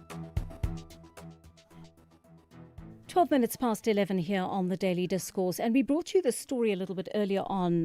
The Democratic Alliance warning of shortages at Tembisa Hospital in Gauteng, also alleging the hospital's in need of vital equipment. It's short of nurses and other healthcare workers, talking about 2 fires, in fact, that occurred at the hospital last year, and the fact that the hospital has not been completely rehabilitated from that. We've quickly got on the line to Steve Mabona, the Gauteng health spokesperson. Steve, good morning. Thank you very much for allowing us to give you right of reply on the program this morning. I'd like you to please respond to the issues that were raised in Jack Bloom's interview. No, thanks very much to our listeners. Though I didn't hear the interview, but I would have a gist of the summary that you just mentioned on the challenges at the hospital.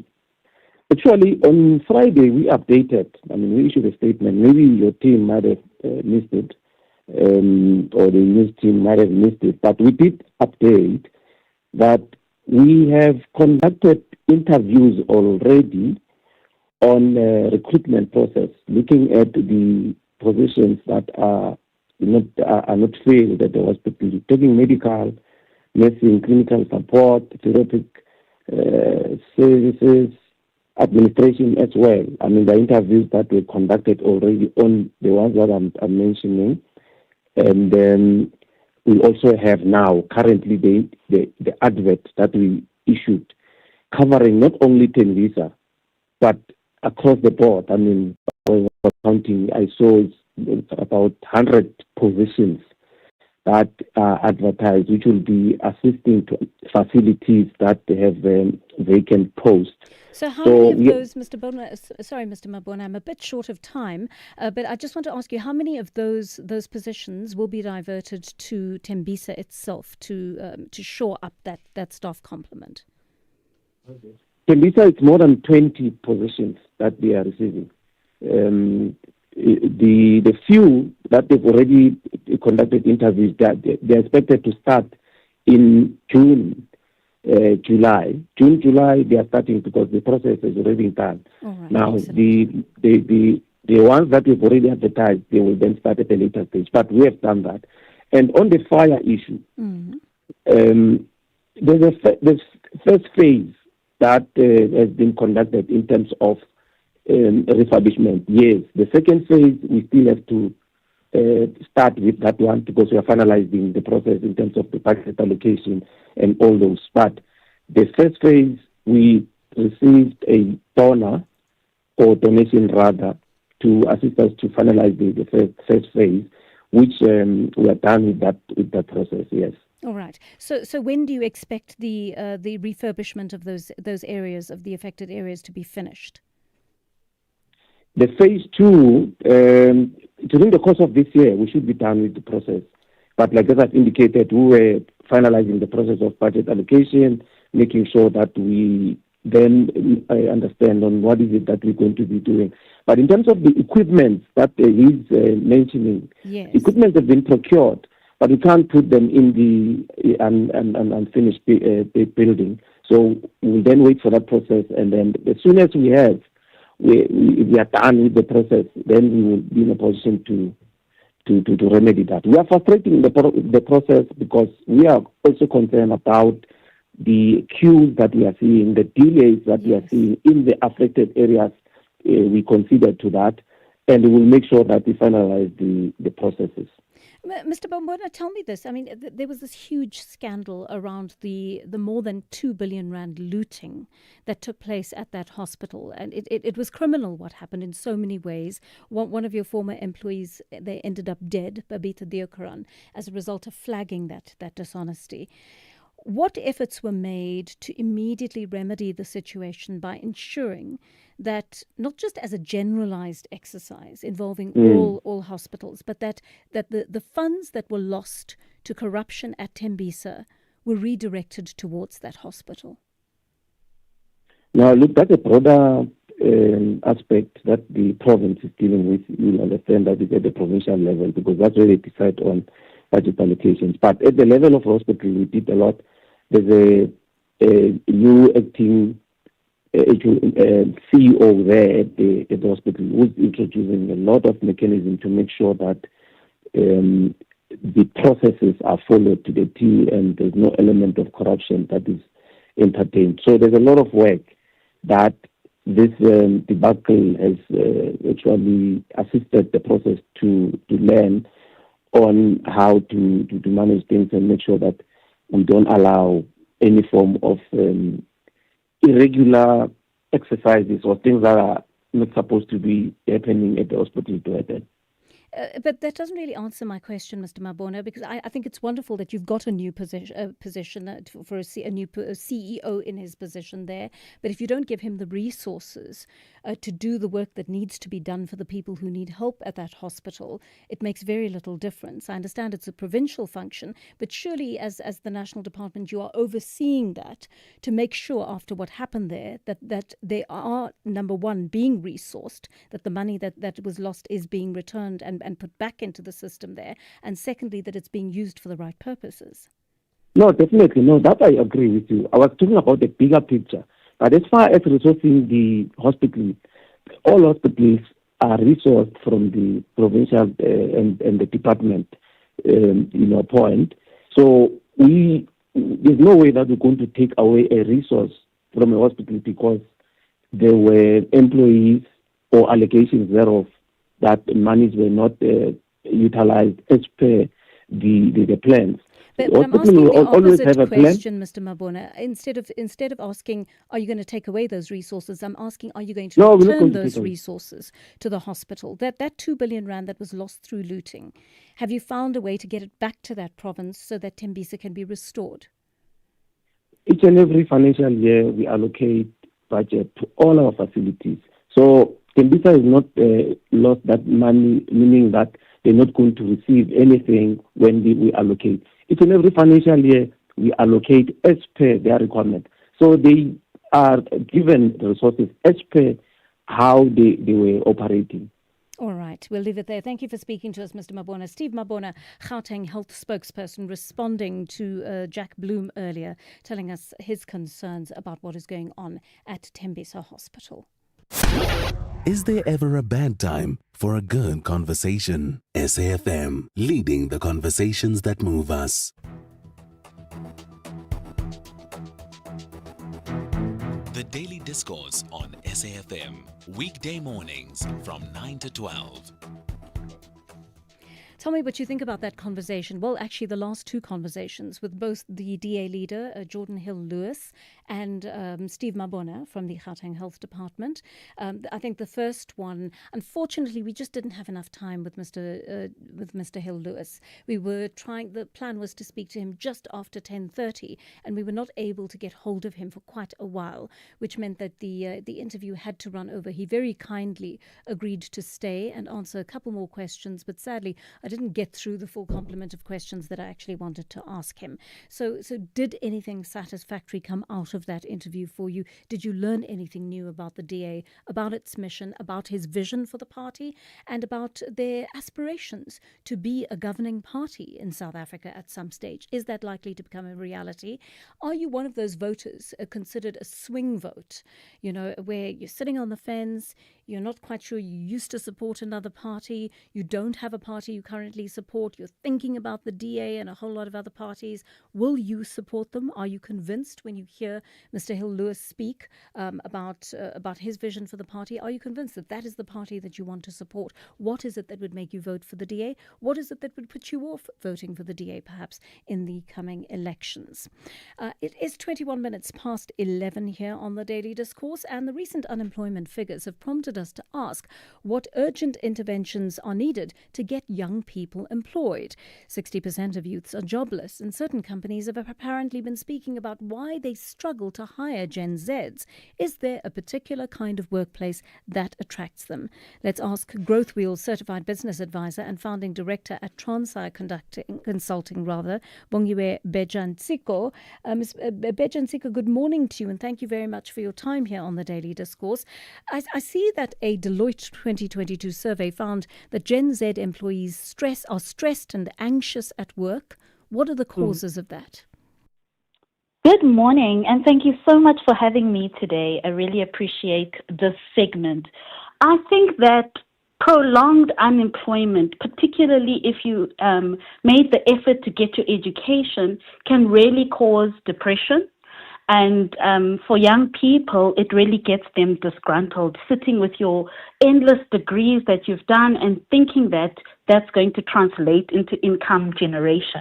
They also then try to sometimes start small businesses, but then access to finance also becomes a challenge. So I work with young people. I've worked with young people for 17 years now, particularly in our work at Transai Consulting. I do believe that there are some unintended consequences of the crises that we have in our country.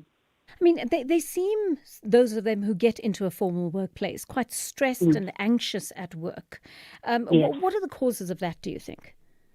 I think work has changed. Traditional workplace today is very different from the workplace our parents entered. And if you recall, those are the people that are mentoring and sharing their insights on how young people should show up at work. So sometimes the stress comes from when I was working at the Youth Employment Service a few years back, our research showed that 60% of the wage of a young graduate or young person entering the workplace goes to transport.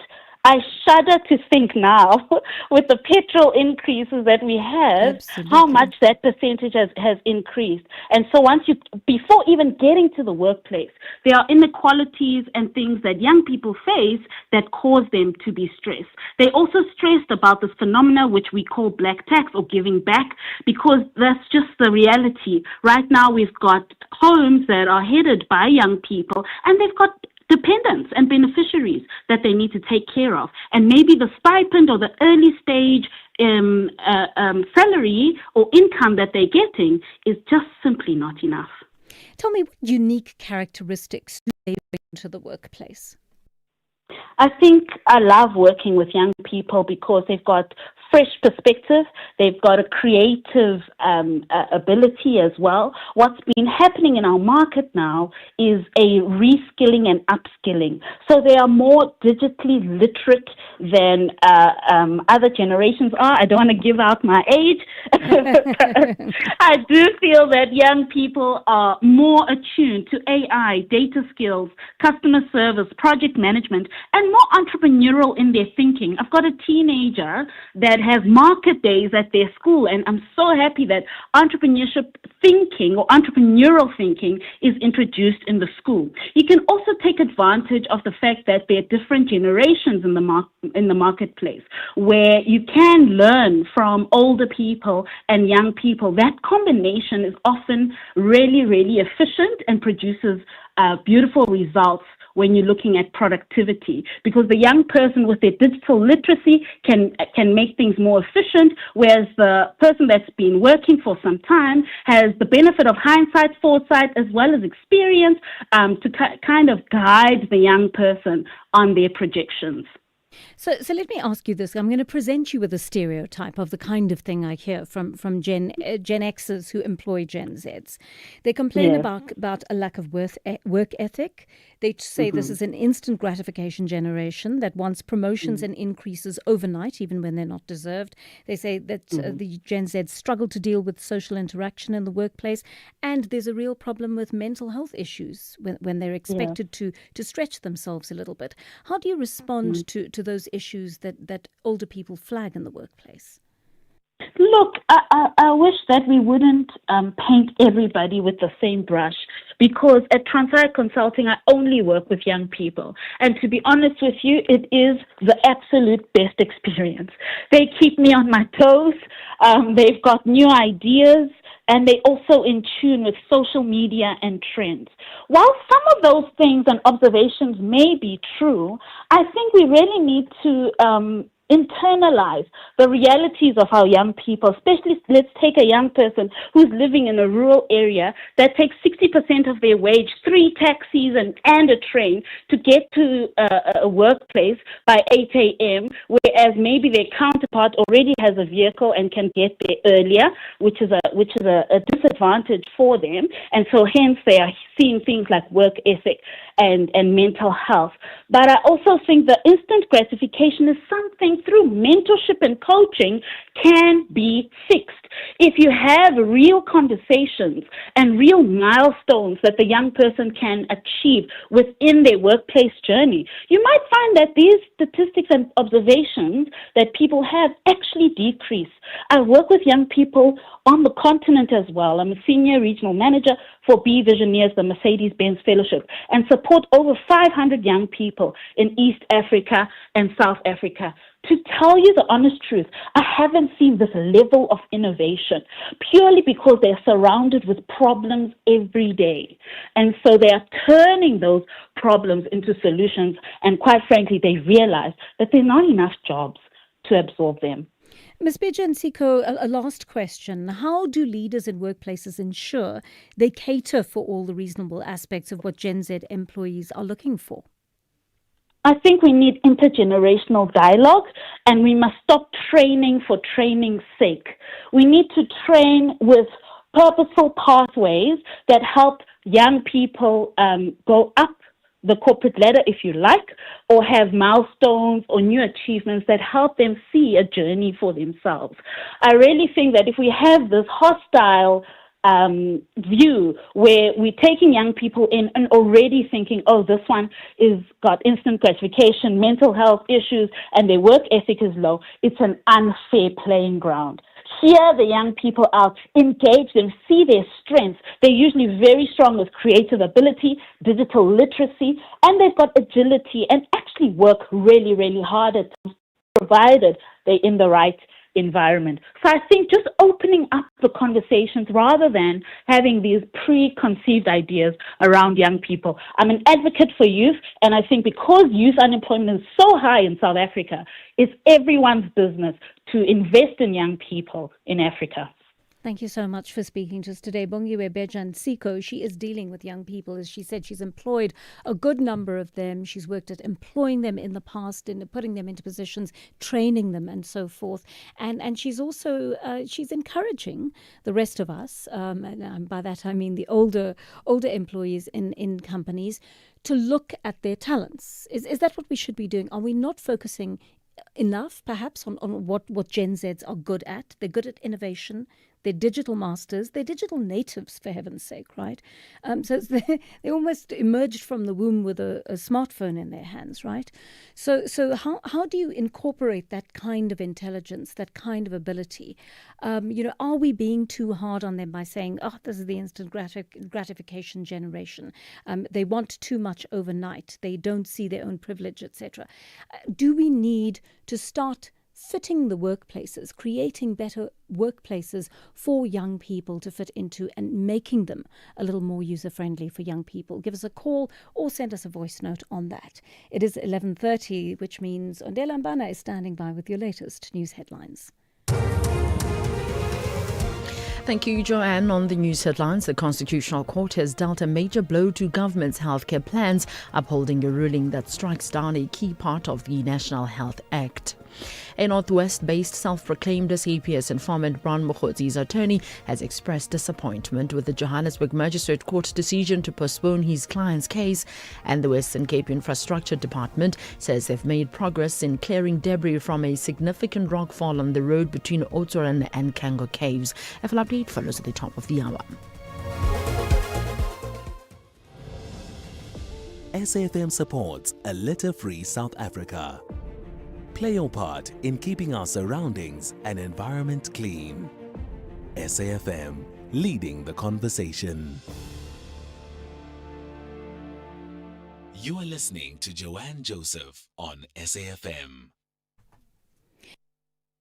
11:31 here on the Daily Discourse, and thank you for joining the conversations. We've got lots of your voice notes coming in. Use that studio line 086 000 2032. Give us a call on anything that you've heard on the show over the course of the last 2.5 hours or so. What did you think of this issue about the employment of Gen Zs? Are we doing what we ought to get them into the workplace?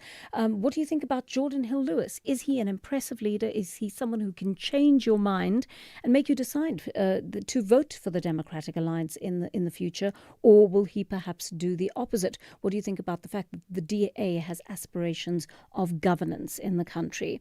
And the other issue that we talked about very briefly, that quick hit to Steve Mabona, the Gauteng Health Department spokesperson, speaking about what's going on at Tembisa Hospital. He says we are agile, we are responding to the issue of staff shortages, we are responding to getting equipment in there, and we are responding to ensuring that the hospital is refurbished after the fires that occurred there last year. Let's listen in to some of your voice notes now on the DA.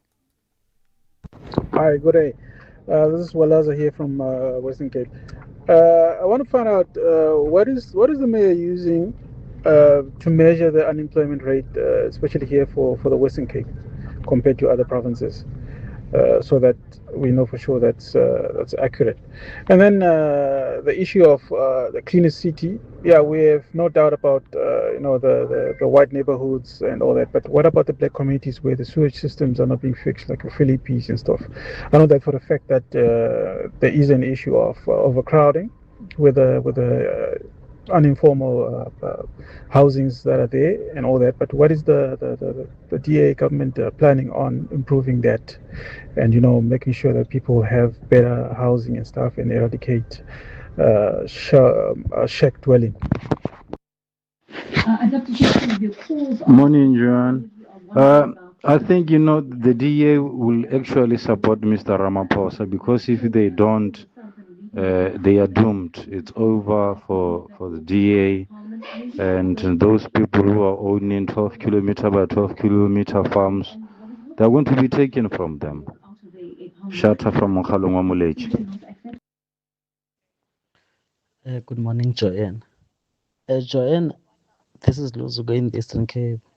So please ask your guest, Mr. Lewis.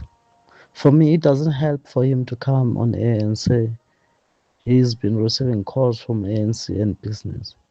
What I'm interested in is who in the ANC called him. If he can answer that one, at least I will listen to him, attentively. Who in the ANC called him? It doesn't help for a leader to come on air and tell us a member of a particular party called me. Who? One names. Who called him? Thanks. Thank you very much for that. No, he was never going to tell us. I did ask him the question, and I was hoping to get an answer from him. But I think, he couldn't actually reveal the individuals who called him. But he did say he'd had calls from business and from within the ANC. So I don't think we're going to get those names somehow.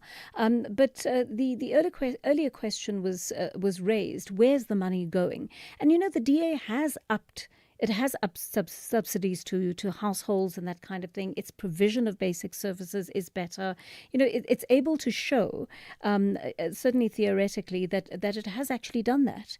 The question is, why are people not really seeing it on the ground? I mean, I absolutely concede that, opening a sports center for children who have nowhere to go is a huge thing, because it means that the kind of things that they involve themselves in after school, instead of actually staying on the straight and narrow, that there's less chance of that happening if they have a place to go and they can be productive there and they can actually build their lives within that environment, outside of what is happening on the streets like gangsterism and so on. That's great work, undoubtedly.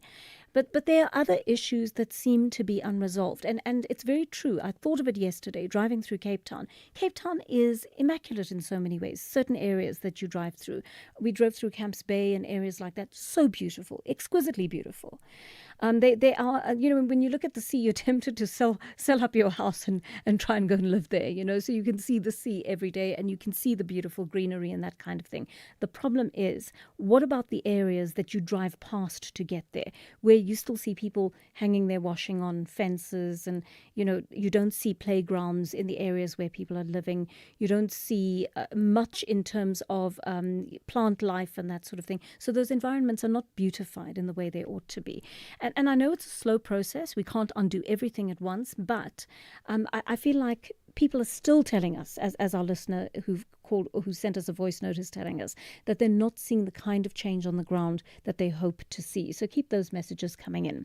Another big story that we are following for you today, a development in the case of missing 2-year-old child Ompile Setole. Her grandparents are appearing in the Mahwelereng Magistrates Court, allegedly for child negligence.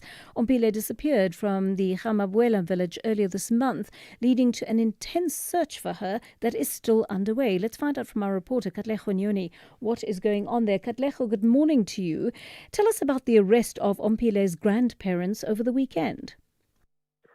Good morning, Joanne, and to our listeners as well. Certainly, proceedings are expected, Joanne, to get underway shortly. We've been waiting for those proceedings, where we anticipate that the grandparents of 2-year-old Ompile Setole, who vanished from her home at Gamabuela village this on the 2nd of May, to get underway. However, we've just learned that there is a statement that is outstanding that can direct the nature of these proceedings, whether they will sit or not. The police have told us just a short while ago, Joanne, that they have not been able to get. However, currently they are waiting to get that statement, and we expect that once the statement arrives at the Mahulering Magistrate Court from Tin Mine Police Station, the officers there are the ones that have been tasked with getting this particular statement. Then the matter will sit. Otherwise, the 24-hour period would then lapse, and that would mean that the grandparents would likely be released.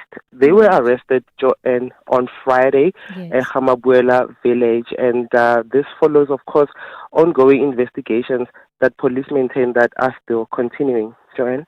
All right, so let's see what comes out of that statement later on, Katlego. Let me just ask you, what is the couple likely to be charged with? Do we know? At this particular moment, the police initially opened a case of kidnapping as well as housebreaking because Umpile's grandmother had provided a statement detailing that she had discovered an opened window on the 2nd of May. Of course, this is the day where Umpile disappeared. Then, as investigations then continued, on Friday they were then brought in for questioning, leading to an arrest. The police say that the charge that they are faced with is child negligence. So that is the charge that is being brought against the 52-year-old as well as the 55-year-old paternal grandparents of young Umpile, Joanne. All right. Thank you very much for that update. Katlego Nyoni, our SABC News reporter, live to us from the court there in the Mahwelereng Magistrates Court, where the two grandparents of young Umpile are appearing. They should appear, he says, once that statement has been obtained, and that is what is holding up the case at this hour. But it'll be interesting to see what comes out of that statement. The mother has been speaking to media, and she's been saying, you know, she's concerned about what has happened while the child was in the care of her paternal grandparents, and hopefully more will come to light in the next few weeks and months. Young Umpile still not found after her disappearance from the Mabuela village. Investing shouldn't feel risky. It should give you security and good returns. Earn up to 7.25% interest per annum with an Absa Cash Invest Tracker for an investment of 100,000 rands or more. Your capital is guaranteed with immediate access to your funds. That's minimum risk, maximum benefit. Absa Private Banking customers can invest from just R1. Open via the Absa Banking app, a branch, a private banker, or 0860 111 515. Your story matters. Absa is an authorized financial services provider. T's and C's apply. Quantum on SAFM. Step into the future with Quantum. The radio show that goes beyond the headlines to explore how you can evolve, adapt, and thrive in times of rapid change.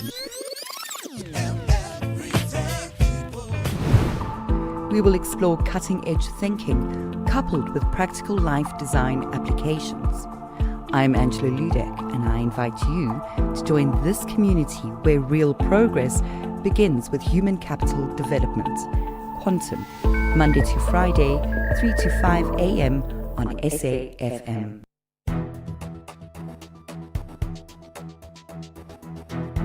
The Daily Discourse on SAFM. Weekday mornings from 9 to 12. I'm Joanne Joseph with the Daily Discourse, and of course we are taking all your voice notes and your calls on 086 000 2032. Let's listen to some of your feedback on the interviews we've done today. And I will only vote for the DA if they can take the issue of extortion seriously and deal with it. Then I will vote for them. Hi, Joanne. Good day. It's Isaac. No, I mean, the DA is just for white people. I mean, it's a fact. You go to Cape Town, there's still a lot of squatter camps there. The shortage and the Sewas actually in Kasi culture, I mean, remain for blacks. So blacks on blacks, white for white. So DA is just a white people's party. You can't change that. It's a fact. If you don't believe that, go to Cape Town and you see there's still bucket system in areas there. So unfortunately, it is what it is. Okay, I've got a question for Gordon Lois. On his last interview, you were saying they are going to probe this further to see if there was any prima facie evidence of wrongdoing. But keeping foreign currency, large sums of it in your couch, that's obviously against the law. That's obviously against the law. So what do they need to probe further? Can you please answer me? What do they need to probe further? Well, thank you very much for that. Unfortunately, he's not with us now, but I think it's all going to come out in the wash. Actually, it will probably be covered in the impeachment hearing that is going on in Parliament. And then, we haven't actually heard directly from the president on this issue in detail. And that's what we need. We need to know the details of what we've heard about the Sudanese business person buying the cattle and that kind of thing. I mean, it's really kind of wishy at this stage what we know. We really need further details on what happened there. One of you is commenting on education. Hey, Joanne Joseph, I just think that your focus is mainly on the Gen Z, maybe not being able to work and wanting to work according to what they want, their terms, but also it's about parenting them. I'll tell you about my sister. My sister did a degree in environmental science, and in the second year she stopped and said she had a calling. She wanted to be a sangoma. She went and became a sangoma, and she was there for 3 years. We paid for that, and then after that she decided she wants to go through a government program about skills development and sewing and all of that, and she did that. And then after that she came back and she said she wants to be a lawyer. So currently she's doing a second year LLB, and we're just crossing our fingers. We're like, my goodness, can she then hold on to this and can she finish it? It's exactly like I'm saying, I'm talking so far, this is how she does things, John Joseph. Thanks, my name is Bongi. Bongi. Sorry, Bongi. You sound exasperated. But yes, I think focus is important, right? And focus is not necessarily something that our younger generation has because, their attention is split in so many different ways. So maybe they never learn focus unless we impress upon them the importance of that. But they do need guidance in terms of that. And, in my family, for example, nobody takes a gap year after matric. It's considered completely indulgent and something that privileged families do, and so we don't do that. We really, if you're studying, you get in there, you study. Once you've got your own money, you can pay for your own gap year overseas, but it's not happening in this family. And I'm not saying that should not apply to other families. There are families where that is affordable and where that is practical. It just doesn't happen in my family because we expect our children to be focused on what they're doing. While they're studying, they are studying. Let's take this one on age 35 cap being an issue. Morning, Joanne. Bongani here in Bombela. I'd like to comment on the employment rate issue. It's quite sad that we have a government that tells us that at the age of 35, you can't acquire work at government places. You need to be below 35, which is an issue because you have skilled people that are above 35 that qualify for certain jobs, yet they're told that they can't because they're above 35. And you get people in government, or rather in parliament, that are above 60 to 65 that are still working there. People are sleeping in parliament. No, man, this needs to change. This really needs to change. I guess it's because, they look at the unemployment rates among young people and it really bothers them and they're trying to shift that figure. But you're right, there are a lot of seasoned people who are out of work at the moment. So it's a difficult balance. Opa and Welkom is on the line to us. Over it. That's what I want to say. Nowadays, before we were talking about the ANC, okay? We are ANC members, most of them, but now it fails us. Now we take a 10 back. We're going to DA now. We're going to see 5 years' time DA is going to be. Let us practice them all. Those who want to come back by Bo Inkata, what, all those, my story, they must start with. We want to clarify our country. They look out there at the border gate. Just open it. Anyone coming in and out, drugs, all what? There's many crimes who are happening about it, so I can talk many of the state of democracy. All right. This Thank is you. Opa, I'm what just... I look about. All right. Mama, I don't want to. No, I'm going to leave it there. Sorry, Opa, that we couldn't continue speaking because that line is so bad. I really struggle to understand what you're saying. But I think what you said was, the landscape is evolving, and consequently, we've got we've got new parties on the block, and that we should give them a chance. I think that's what you said. I hope I heard you correctly. But of course, we are reaching that stage in the country where we're going to have to make some big decisions about whether we want a meritocracy, whether we want a technocracy in the public service, because our people are just not receiving the kind of delivery that they require.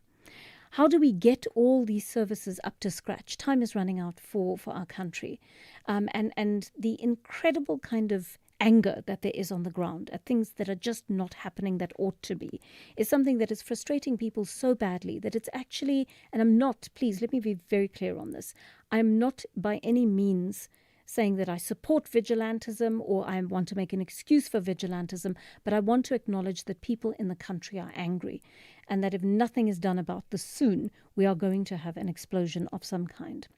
All right, I'm going to leave that thought with you today, and we'll pick up our conversations tomorrow on the Daily Discourse. Thank you so much for joining us, for all your great feedback over the course of the day.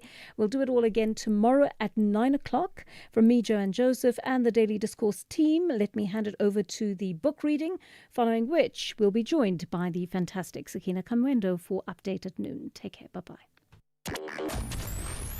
Here, there, and everywhere. SAfm 105.7 FM in Cape Town.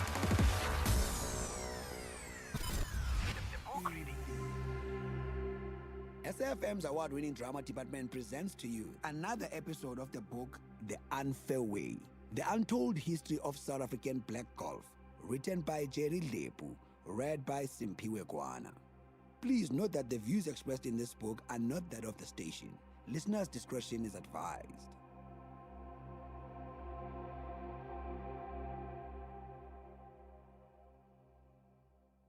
Chabalala was in the contingent of black players who went to play in the British Open in 1970. Due to lack of experience and faced with new conditions and the British weather, they fared dismally. Chabalala, however, didn't give up and later went on yet another trip abroad, during which he realized his dream of winning in international tournament. He won the French Open in 1976, beating a strong field which included top European players. The other golfers who always appeared in the top of the leaderboard in tournaments were the following: Richard Mokhorwane, Shedrack Mulife, Soli Sipeng, Reggie Mamashela, Jimmy Nkatswang, Alan Modiba, Rex Litwalo, and Zakaria Mavundla. These players were good in their own right, and every time they played in a tournament, they would be a threat to the country's top 5 players mentioned above, but it never happened. They fluttered to deceive. They would break par from time to time, but then something would go wrong, and they would return an astronomical score, which put them out of contention. In Ismail Chaugley, Mervyn Gallant and Noel Mart, the Western Province had the best golfers who were a serious threat to the Transvaal players. While golfers in other provinces were still struggling to play at white golf courses, in the Western Cape, the colored golf players were already playing on proper golf courses. They actually became members of the King David Golf Club, where they played regularly. The Eastern Province had good players as well, and whom from time to time threatened the established golfers mentioned above. The best-known players from Port Elizabeth, as mentioned earlier, were Dondashe, Mkata, and Kekisane. They were the only players from that area to regularly play in the Sunshine Tour 1 of the local papers. The Eastern Province Herald reported on their trip to Johannesburg that it was to pit their skills against a field of international players. They were viewed as flying the flag high for Port Elizabeth. Apart from the outstanding golfers who regularly finished in the top of the leaderboard, there were many other golfers who were popular on the black circuit. They include Samson Smelane, Samson Bedis Vilagazi, Moses Muleko, Jonas Lesiba, Jerry Mudiba, Temba Mnyika, Juni Mola, Gabriel Potswe, Basta Masango, Jonas Maberet Ramakhoto, Alan Mudiba, Bob Nkuna, George Diamond, Phineas Mbuyisa, Marcus Langa, Theo Daua, De Dinaidu, Solanki Sukai, Monty Kubu, Naftalin Kosi, Lorisin Mahlangu, Willie Mayeza, London Katide, Edward Otoli, Jimmy Litlojane, David Roy Mashicho, Shedrack Holicholi Mdeni, the Mazibuko brothers, Johnny, Fiver and Percy, Chek Rabotapi, George Sonamzi, Bruce Mbongolo Mazibuko, Rex Litwalo, Rogers Monapula, Ben Pokier, Den Zaizai Mukwebo, Sexin Kabinde, Cecil Mbutuma, Jin Mhlambi, Josiah Manana, Mandish Kumbi, Mike Nombula, Arthur and Alfred Macherman. The following players represented Natal: Lawrence Butelezi, Philip Mhlongo, Johnson Chetty, Ranjim, Rampal Tiny, Anapolal, and Paul Lichman. In the Northern Cape, Agrippa Paulina and Orange Free State, Peter Itoleng, Jabu Ketelo, Dick Pala, George Morrison, and Okni Jimmy Nkatswang. The most prominent players in the Western Cape were Noel Mart, Mervyn Gallant, Ishmael Chaugley, the late Gary Hammond. Golf competitions and tournaments were characterized by fun. There were no clubhouses for the golfers to change, relax, and shower into their golfing clothes. Owners of the nearby houses saw a gap and made them available to the clubs at a fee. They turned their houses into the clubhouses during the weekend. They sold full to the golfers. The most important and in-demand beverage was homemade macheu, which is unlike the one now sold at the supermarkets. The golfers wore colorful gear. Only Cox Slapo didn't bother to wear fancy golfing clothes. He wore a formal shirt whose long sleeves he folded. But his trademark was a beret. Noted as a fun fellow, Cox was noted also for never assisting other golfers search for a missing ball in the field. His argument was that he was concentrating on how to play his next shot and that he would get distracted while searching for a missing ball. Well, he was a good player who hit his shot straight. Once he had completed his round, he would be found at the clubhouse poking fun at other players for their misfortune. Reggie Mamashele was the youngest player to join the black golf fraternity at the Township Fell golf courses. He was a whiz kid. He quickly made his presence felt when he competed admirably with the veteran golfers. The fast-rising Mamashele displayed his talent when he finished runner-up in the 1972 Mozambique Amateur Open. Death deprived him of the opportunity to reach greater heights of the game. His premature death at a young age left the golfing fraternity reeling in shock. Mamashele was a likable lad who was a favorite of other golfers, most of whom were twice his age. He was argumentative and exchanged banter with them, but mostly with Dan Tsai Mukwebo, who was very fond of him. Mukwebo was a colorful character who came to the course driving a long American convertible sedan amid the poverty of the other golfers. Mamashele won most of the arguments against Mukwebo. Reggie was a plucky, courageous golfer. When faced with trees on his line to the green, he wouldn't play it safe.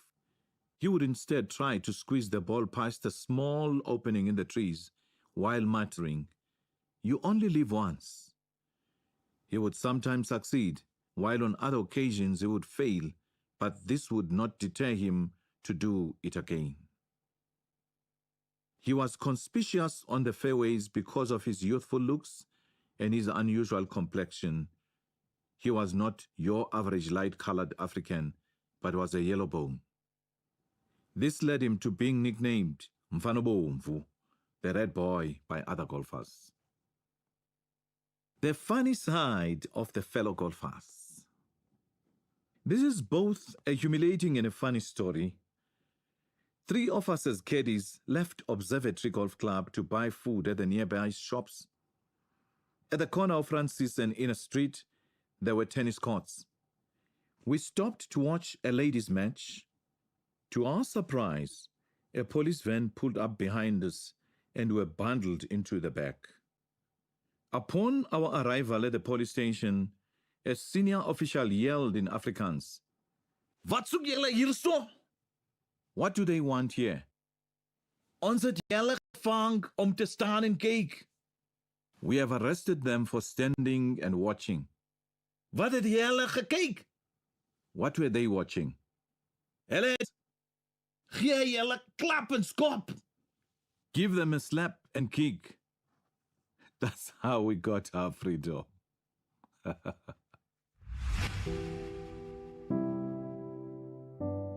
There was another episode of The Unfair Way, The Untold History of South African Black Golf, written by Jerry Lepu, read by Simpiwe Kwana. The book is available at the Bridge Bookstore. It is broadcast on SAFM at 11:45 Monday to Thursday on the Daily Discourse. It is produced for the station by Vovi Patal, read by Simpiwe Kwana, production by Wiseman Manele, Nanda Koza, and Nato Puru.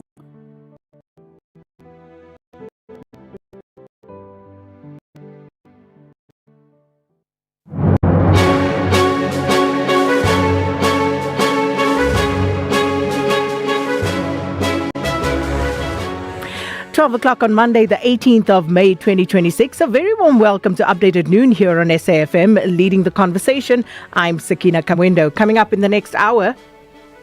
And at the end of the day, the mark will decide where you want to practice and where you can make your money. And so it's excellent news for Solidarity, but also for health practitioners.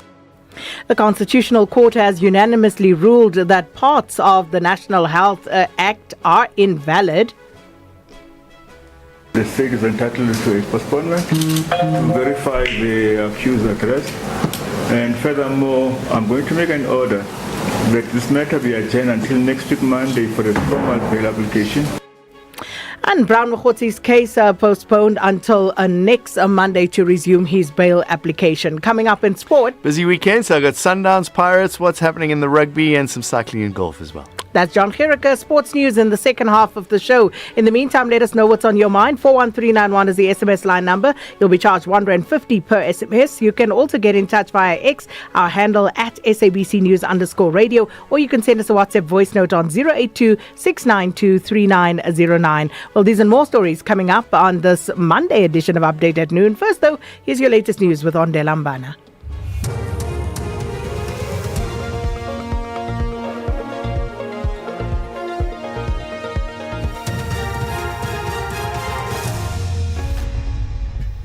Thank you, Sakina. On the top stories, court rules part of the National Health Act are invalid, and Samsung Electronics and its South Korean union resume pay talks. For SAFM News, I am Onde Lambana, and a very good day. The Constitutional Court has dealt a major blow to government's healthcare plans, upholding a ruling that strikes down a key part of the National Health Act.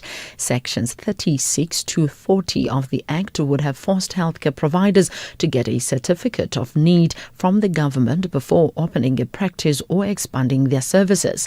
Trade union Solidarity successfully challenged this in the High Court in Pretoria in 2024, arguing it was unconstitutional. The Apex Court has now finalized that decision, ruling that the requirements are completely irrational. Justice Catherine Savage read out the judgment. In addition, healthcare providers will be left uncertain as to what the law requires of them. Nor does the issuance of a certificate of need require that the rights and interests of health establishments, agencies or providers be taken into account. For these reasons, the impugned provisions are irrational. A Northwest-based self-proclaimed SAPS informant, Brown Mokgotzi's attorney, has expressed disappointment with the Johannesburg Magistrates Court's decision to postpone his client's case. Mokgotzi made a brief court appearance this morning. His case was postponed to Monday next week to allow for the verification of Mokgotzi's address. Mokgotzi was arrested on Friday shortly after testifying at the Madlanga Commission of Inquiry in Pretoria. The case relates to a shooting incident which he allegedly staged in Vosloorus, southeast of Johannesburg, in November last year. Mokgotzi's attorney, Magao Seraja, says his client will apply for bail during his next court appearance. We're not happy with the 7-day postponement, especially in light of the fact that the state's attitude is that they are not opposing bail, but the only issue is address verification. Now, 7 days just for address verification, it's not satisfactory, but I'm glad that the magistrate opted for postponing the matter for bail application as opposed to postponing the matter for address verification. Taxi operators in Mahigeng in the northwest have given Transport Management MEC vessels Murueng 7 days to respond to their memorandum. Earlier, the operators blocked major routes leading to the town, but they have since dispersed after handing over memorandum to Murueng. They were protesting against smaller passenger carriers that they say law enforcement allows to operate without licenses, while their taxis are impounded for violating traffic regulations. Murueng has promised to attend to their grievances. The law is very clear. They are not allowed to operate. Let us act. Let us make sure that we act. I am with the director responsible for the transport regulation, the one who presides over the traffic regulations. I told him that immediately we need even to speak to municipalities, because we've got traffic officials at the municipalities. This must cease to operate with immediate effect. The Western Cape Infrastructure Department says they've made progress in clearing debris from a significant rockfall on the road between Otoran and Kango Caves. The department says that specialist teams are assessing the stability of the mountainside. The department's Minister Tertius Simmers says the debris is still visible on the roadway. He also says that engineers are concerned that removing it immediately could trigger secondary rockfall. A new round of government-mediated talks between electronics giant Samsung and its South Korean labor unions have begun in an attempt to avert a strike over pay and bonuses.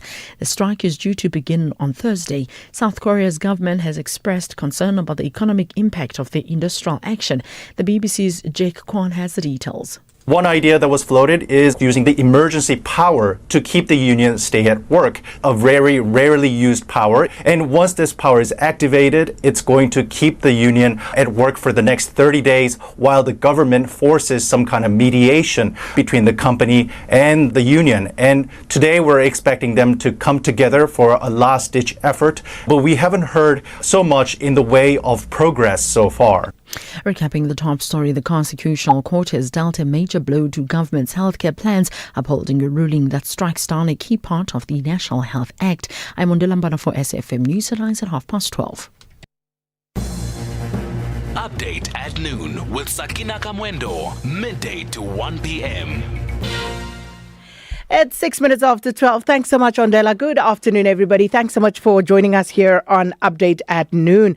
Well, quite a few court stories and a very interesting and high-profile court cases today. A very busy day in the courts. So we'll try and bring you up to speed with a lot of those stories. There's also further development in the story in Limpopo of the 2-year-old girl who went missing, where the grandparents woke up and the window was open, the gate was open, and the 2-year-old has been missing ever since. Now, the grandparents of Umpile Sithole have been arrested, and they are expected to appear in the Mahwelereng Magistrates Court near Mokopane today. That's one of the stories. Northwest businessman Brown Mokgotzi, well, his case has been postponed, but he, of course, appeared this morning. Still appearing is the man accused of killing Marius van der Merwe, also known as Witness D, at the Madlanga Commission. And then the bail application of the prominent Mpumalanga Mpumalanga taxi boss Joe Ferrari Sibanyoni and his 3 co-accused. That's expected to continue in the Kwaggafontein Magistrates Court, but I can tell you it hasn't gotten underway yet. And of course, when we'll get to our reporter, we'll explain exactly why. And then the Constitutional Court has ruled on the constitutionality of the Certificate of Need contained in the National Health Act of 2003, which creates a strict state-regulated licensing framework designed to control where health services can physically open and expand. So we'll bring you more on that. And then there's also the murder trial of the former ANC Youth League Secretary General Tembisa Hospital that began earlier today. But of course, there's been a postponement in that matter. Again, our reporter will fill us in on the reasons for that. And D-Day for the defense in the trial of the alleged Cape Town underworld crime boss Nafiz Modak in the Western Cape High Court. So all of that, among other stories, is what we aim to bring you updates on. Quantum on SAfm. Step into the future with Quantum. The radio show that goes beyond the headlines to explore how you can evolve, adapt, and thrive in times of rapid change. We will explore cutting-edge thinking coupled with practical life design applications. I'm Angela Ludek, and I invite you to join this community where real progress begins with human capital development. Quantum, Monday to Friday, 3 to 5 a.m. SAfm. Sakina Kamwendo on SAfm. Well, let's start with this story. The bail hearing of Northwest businessman Brown Mokhotsi has been postponed until next Monday, the 25th of May 2026. The state says that the investigating officer still needs to verify Mokhotsi's residential address that was submitted by the defense. Mokhotsi was arrested on Friday in connection with an alleged staged assassination attempt in Vosloorus last year. Now, the matter returns to court next week for bail proceedings. Police have warned the public against supplying false information to the police. SAP spokesperson Brigadier Athlenda Mate says that the firearm that was used in a Northwest-based self-proclaimed SAP's informant Brown Mokhosi's alleged assassination attempt has been linked to other criminal activities. Let's take this opportunity as the SAPS firstly to warn members of the public against opening false cases and providing misleading information to the police. Such actions can result in the police opening perjury charges against you, defeating the ends of justice as well. And really such cases delay justice for real victims of crime. It's a waste of resources to investigate a false case. You will recall that this particular incident happened on the 3rd of November, just after 11, when we were told that Mr. Brown Mokhotsi, his vehicle was shot at multiple times while he was inside. You'll recall that on the 4th of November, we were at the Vosloorus police station together with our ballistics experts, our detectives on the ground. And on that particular day, you'll recall that he had promised that he would come forward to give a statement, to provide a statement to the police on his version of events.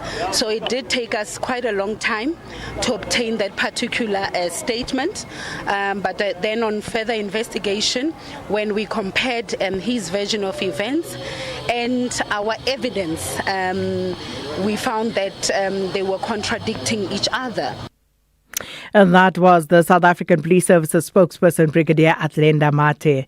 Meanwhile, Mokhotsi's attorney has expressed disappointment with the Johannesburg Magistrates Court's decision to postpone his client's case. Mokhotsi's attorney, Makau Sigacha, says that his client will apply for bail during his next court appearance. His main focus is actually for him to be released on bail, and everything else he will deal with once he's released. The charges last year is additional charges of perjury, and of course the police are saying it's not going to be easy for him. It's not looking good for him. Fair trials. Look, the charges are very serious, I won't lie, especially the charges for possession of firearm, possession of ammunition. We do know that those particular charges, they hold a sentence of a minimum sentence of 15 years. However, we believe that we're going to challenge those particular charges in court, and the court will exonerate Mr. Mokhosi. Is your client going to keep on saying, let me not incriminate myself in this bail application? No, he will be responding. He will be responding. He's not going to be exercising his right to remain silent. What was his reaction when he was arrested on Friday? We know he was taken by surprise less than an hour after completing the evidence at the Madlanga Commission. Look, he was clearly shocked. When we went to see him in custody, he was clearly shocked.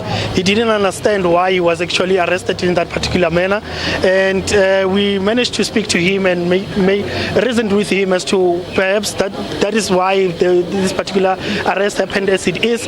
But look, from between Friday and now, he's in good spirits, and we believe that we're going to make proper submissions in court.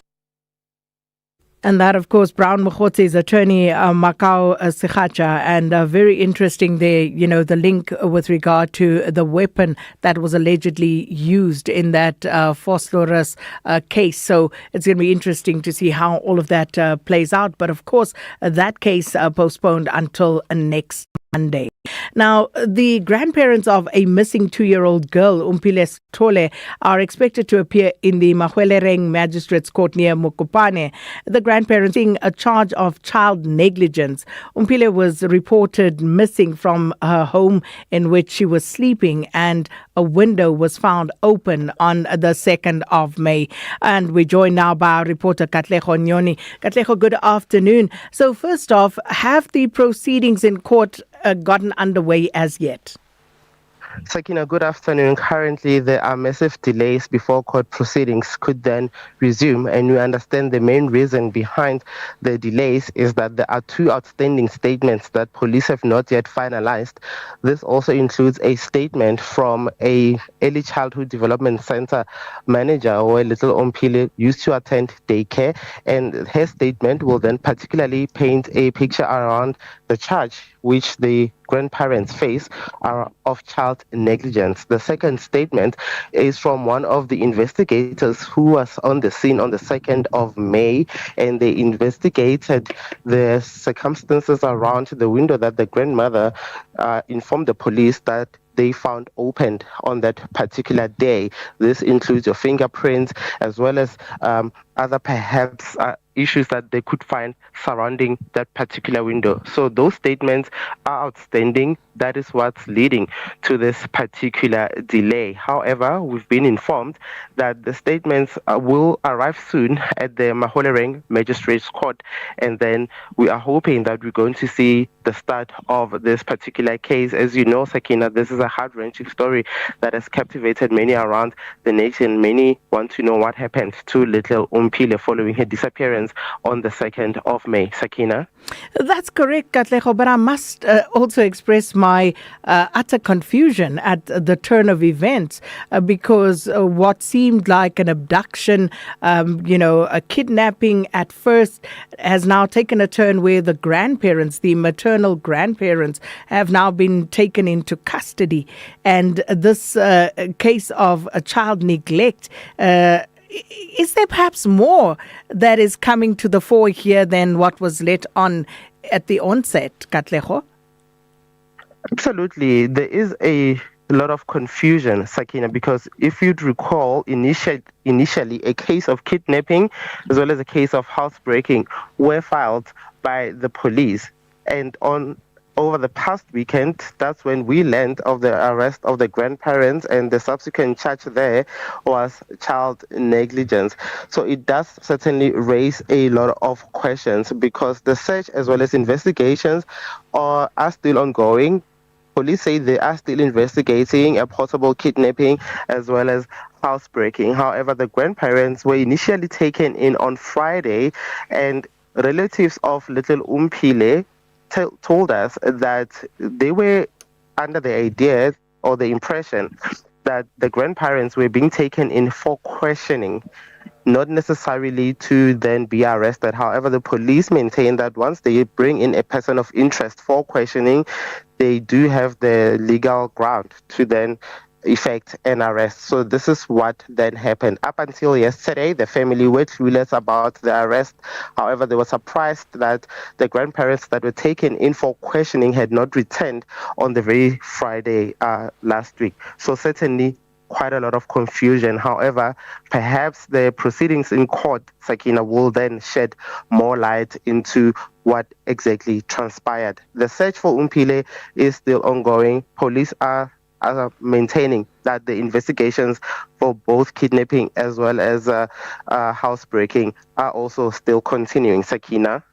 Katlego, thanks so much for that update. And of course, we'll keep checking in with you. Katlego Nyoni is our reporter on that case. And of course, as you heard there from him, that the grandparents were arrested after being taken in for questioning on Friday. Those are the grandparents of 2-year-old Umpile Sithole. And we are now awaiting to hear more when the court resumes, because they are, as Katlego was explaining, still awaiting some statements from stakeholders that are deemed important to this case. And then we will get a sense of exactly where the state is going with this. But for now, that's how far it's gone. And the case hasn't yet hasn't sat yet before the court this morning in the Mahuelereng court. So we'll check in with our reporter Katlego Nyoni to see how things develop there. It's 19 minutes after 12.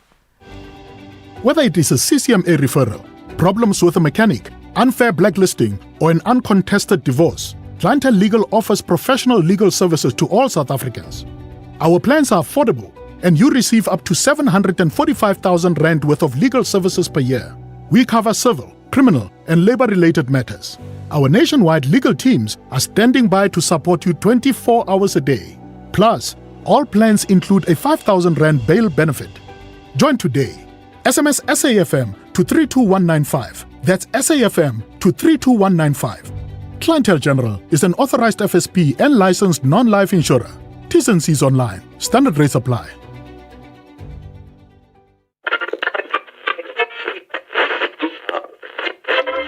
For 90 years, one voice has informed, challenged, and connected a nation. SAfm, South Africa's national English public radio station. Established in 1936 as the SABC's very first service, the A program, evolving through the English service, Radio South Africa, to SAfm in 1995, shaping thought and strengthening democracy. From a full-spectrum station to a trusted home of news and talk, SAfm continues to lead the conversations 90 years strong. SAfm, leading the conversations that move us.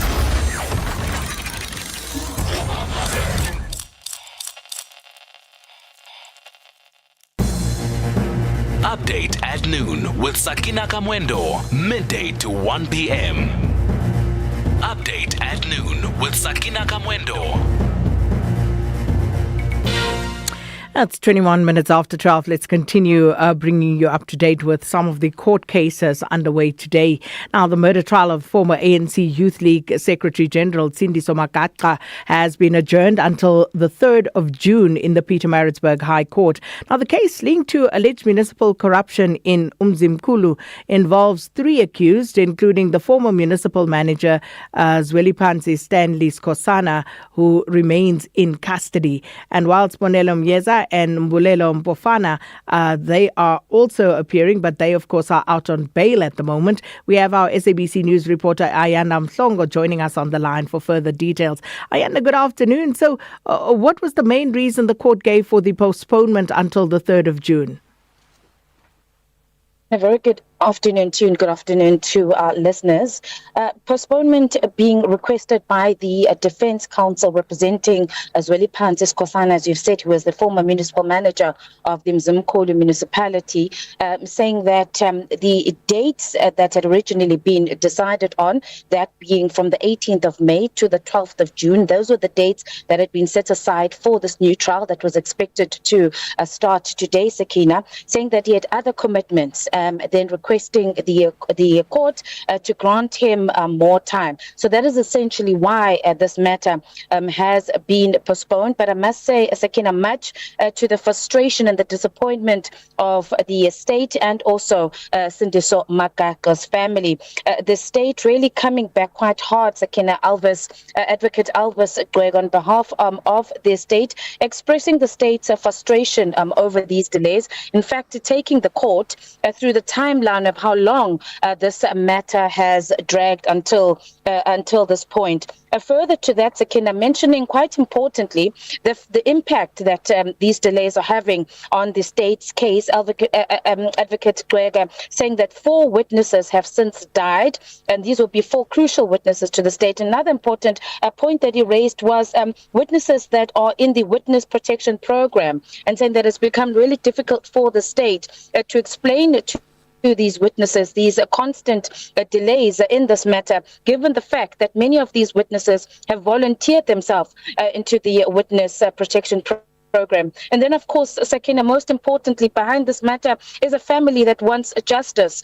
This family of Sindiso Makaka visibly upset and angered by these delays. I had a chance to speak to his brother, Lwazi Makaka, who was almost in tears. I'm saying that they've waited for far too long. It's been since 2018, Sakina, when the suspects were first arrested in this particular matter. It's now 8 years and there's still no finalization. Apart from the fact, of course, that we had that confession and the sentencing of Sbusiso Ngengwa last year, and Sbusiso Ngengwa was one of the accused persons in this matter. But the family was saying that, they'd hoped that this trial was going to get underway, and so that they could eventually find closure in this matter.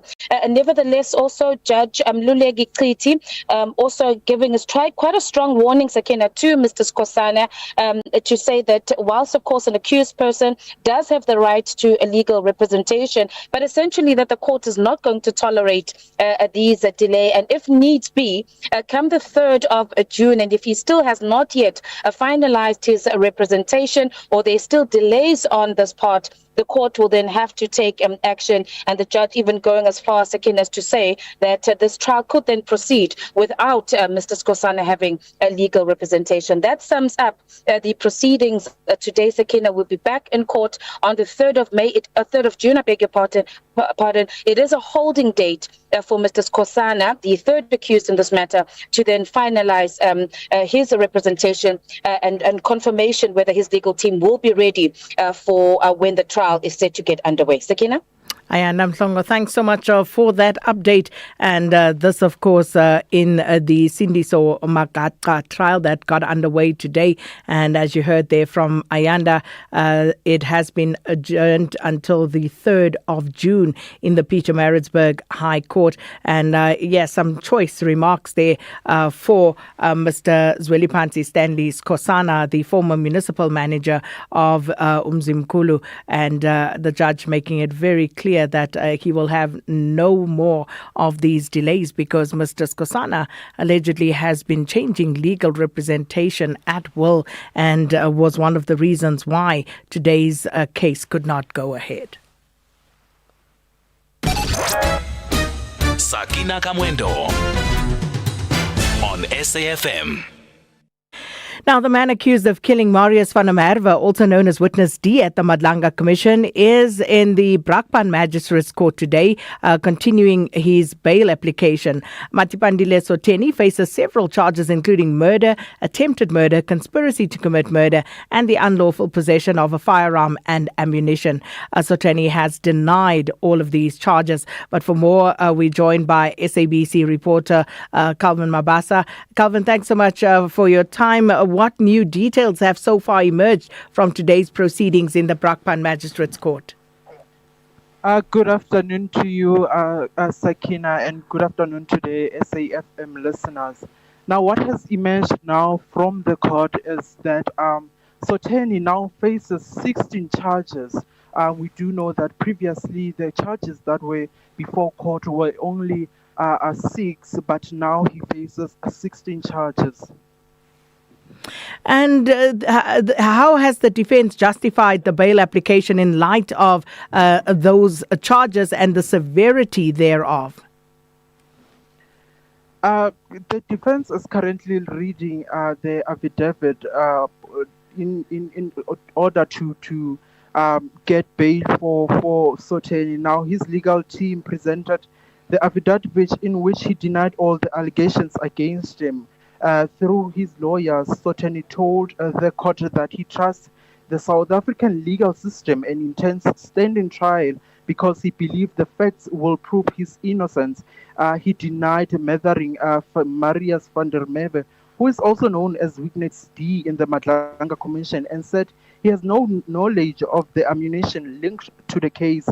He also argued that there is no evidence showing that he poses a danger to the public or the witnesses if released on bail.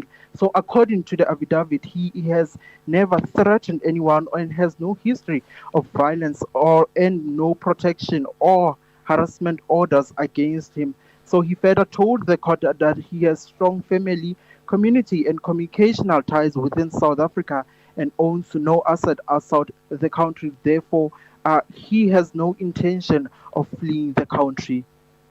And just finally, Calvin, what are we expecting next procedurally from the court? Is there any indication that there will be a decision one way or another regarding his bail application today? Currently, his legal team is still reading out the affidavit. So the state is also, we do know that the state will oppose bail. So the state is also still has to read its condition in terms of opposing the bail. So I think that the judgment might not be delivered today, as the state has to present its case before the magistrate. Calvin, thanks so much. Calvin Mabasa for us there in the East Rand. And this is, of course, where Matipandile Soteni faces several charges, including murder, attempted murder, conspiracy to commit murder, and the unlawful possession of a firearm and ammunition in the case in which Marius van der Merwe, also known as Witness D, at the Madlanga Commission, who was murdered. So that's where we leave that. It brings us to 12:30. Let's get you a quick news update. Your headline news with Onde Lambana. Thank you, Sakina. On the news headlines, police have confirmed that the firearm used in the late-stage assassination attempt of Brown Mokgotsi in November last year has been positively linked to several other cases. The DA's Glynis Breitenbach has been elected as the party's new chief whip in the National Assembly, and the Constitutional Court has dealt a major blow to government's healthcare plans, upholding a ruling that strikes down a key part of the National Health Act. A flood rate follows at the top of the hour.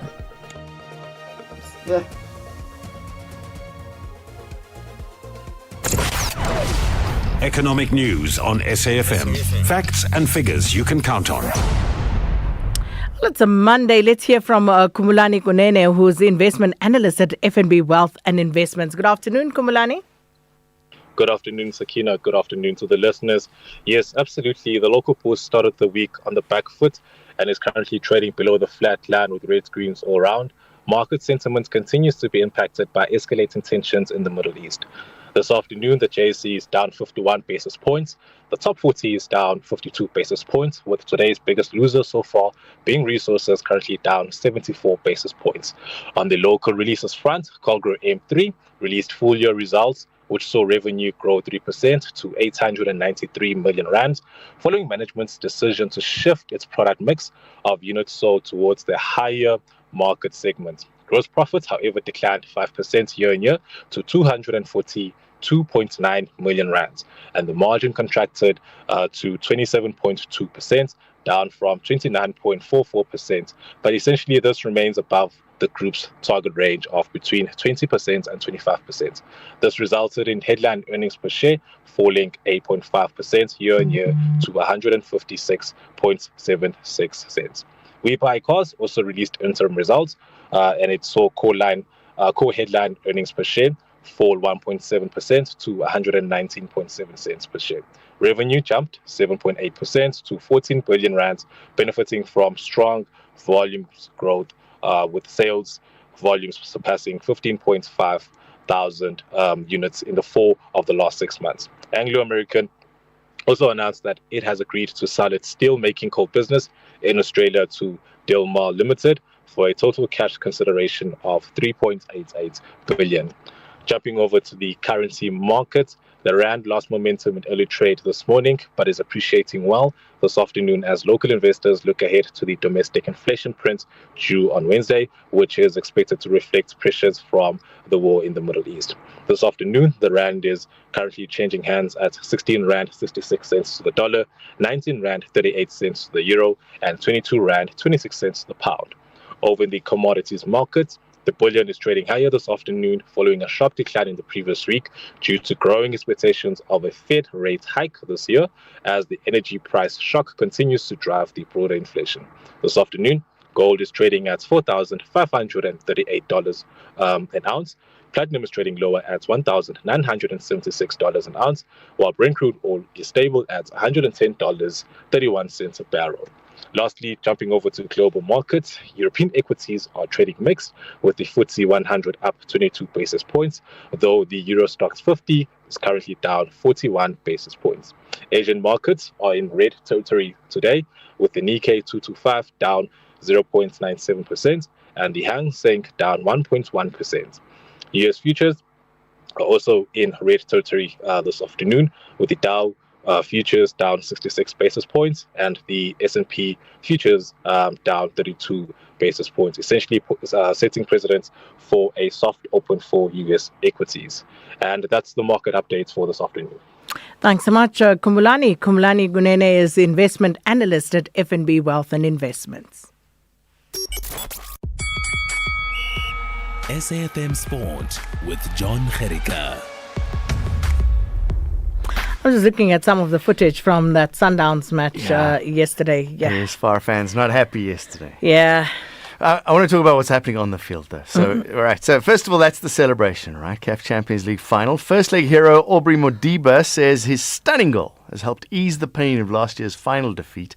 He sent his sold-out Loftus Versfeld state into a state of frenzy. Bafana left back unleashed a free kick into the ASFAR net. It was the only goal of the encounter, allowed Sundowns to take a 1-0 advantage into the second leg in Morocco next week.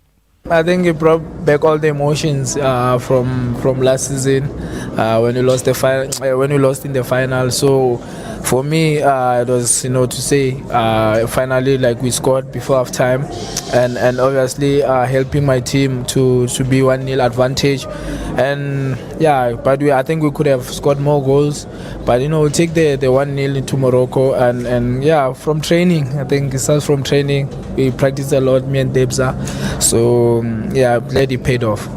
Going to be a hostile crowd in Morocco. They're going to have to alienate, keep themselves so independent. It's going to be tough for them. But good luck, boys.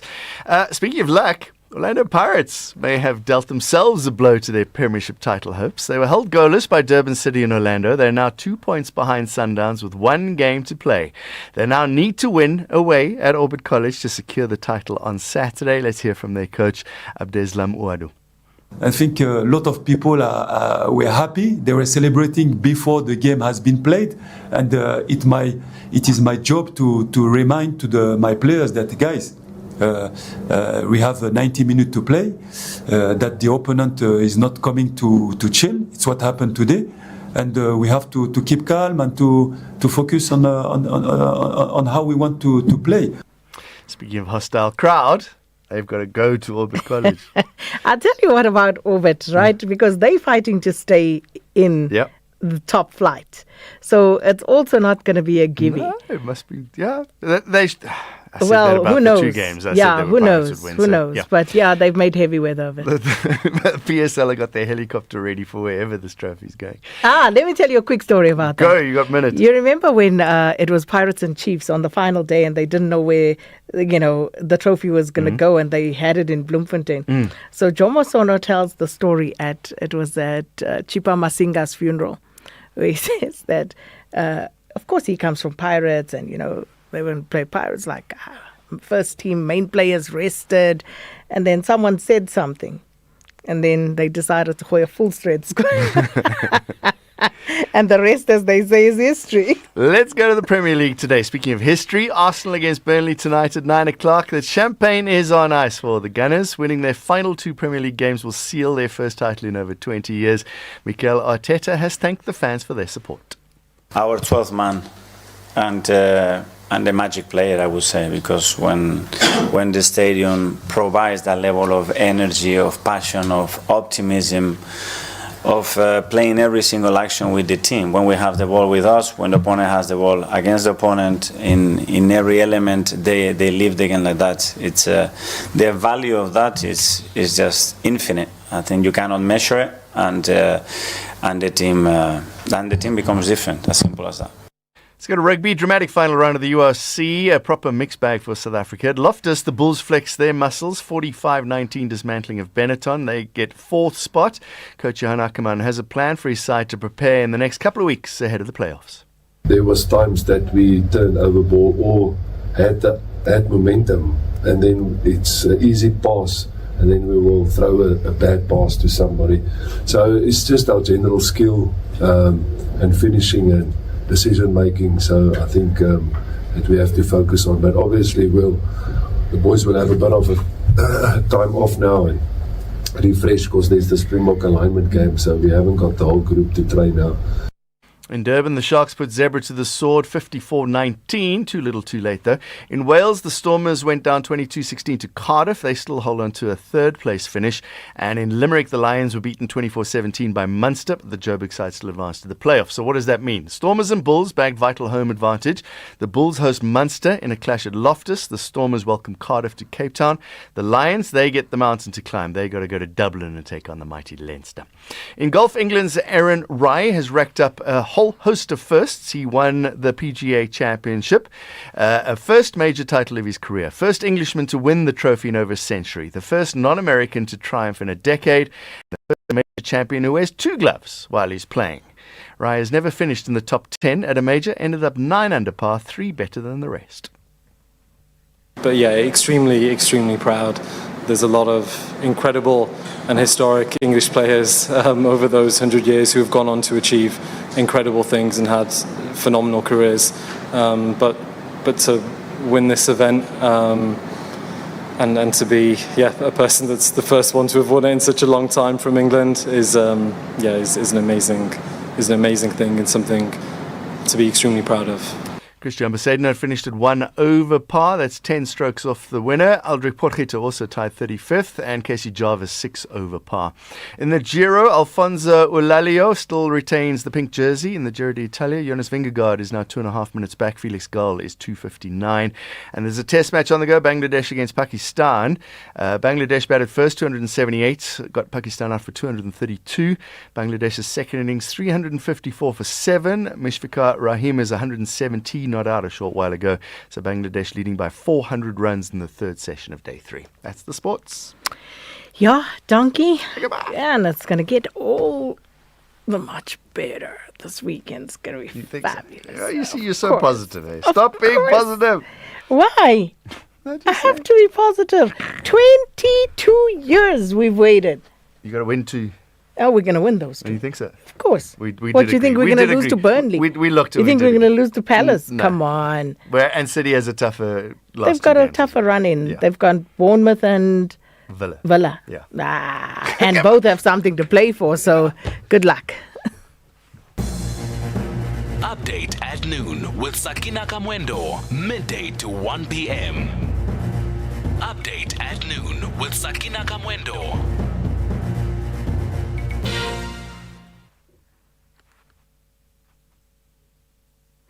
Right, let's get on to those voice notes to hear what you have to say. Good day, SK. This is Bongladesh, the truck. Hi. Ziyakhala manje.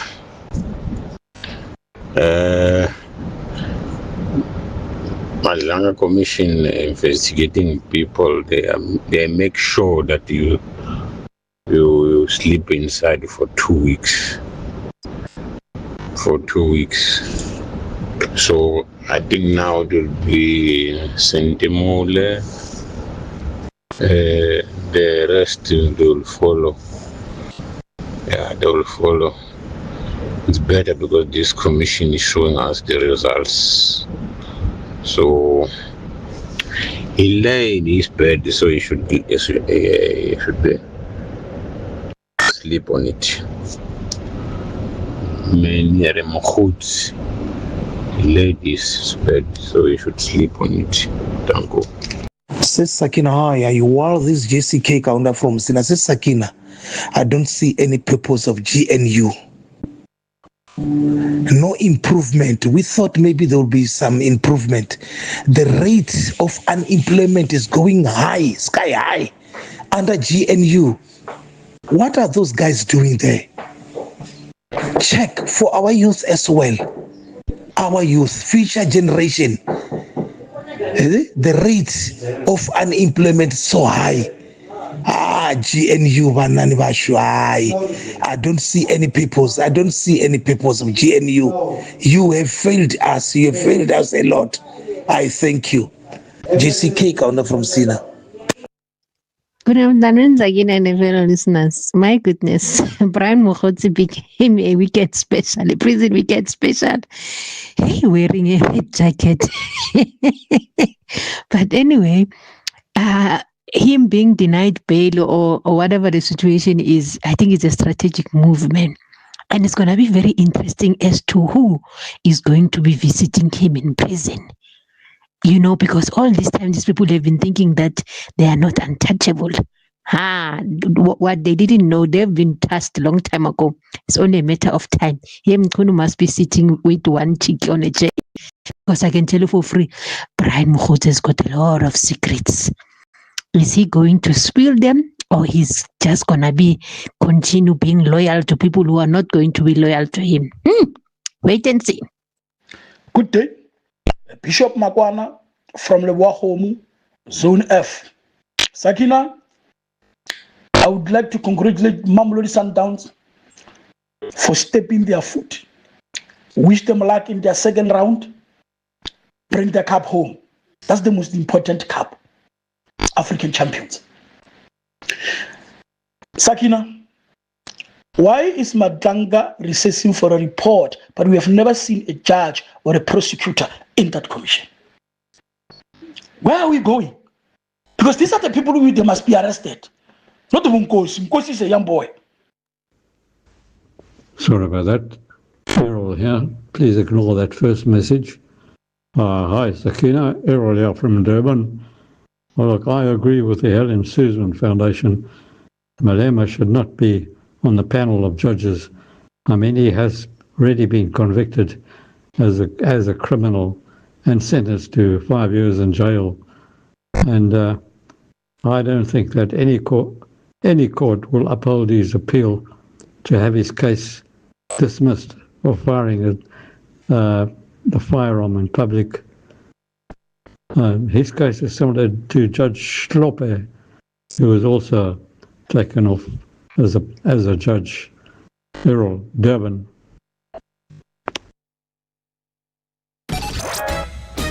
Sakina Kamwendo on SAFM. Well, thanks so much for engaging us and sharing your views with us. Really appreciate it.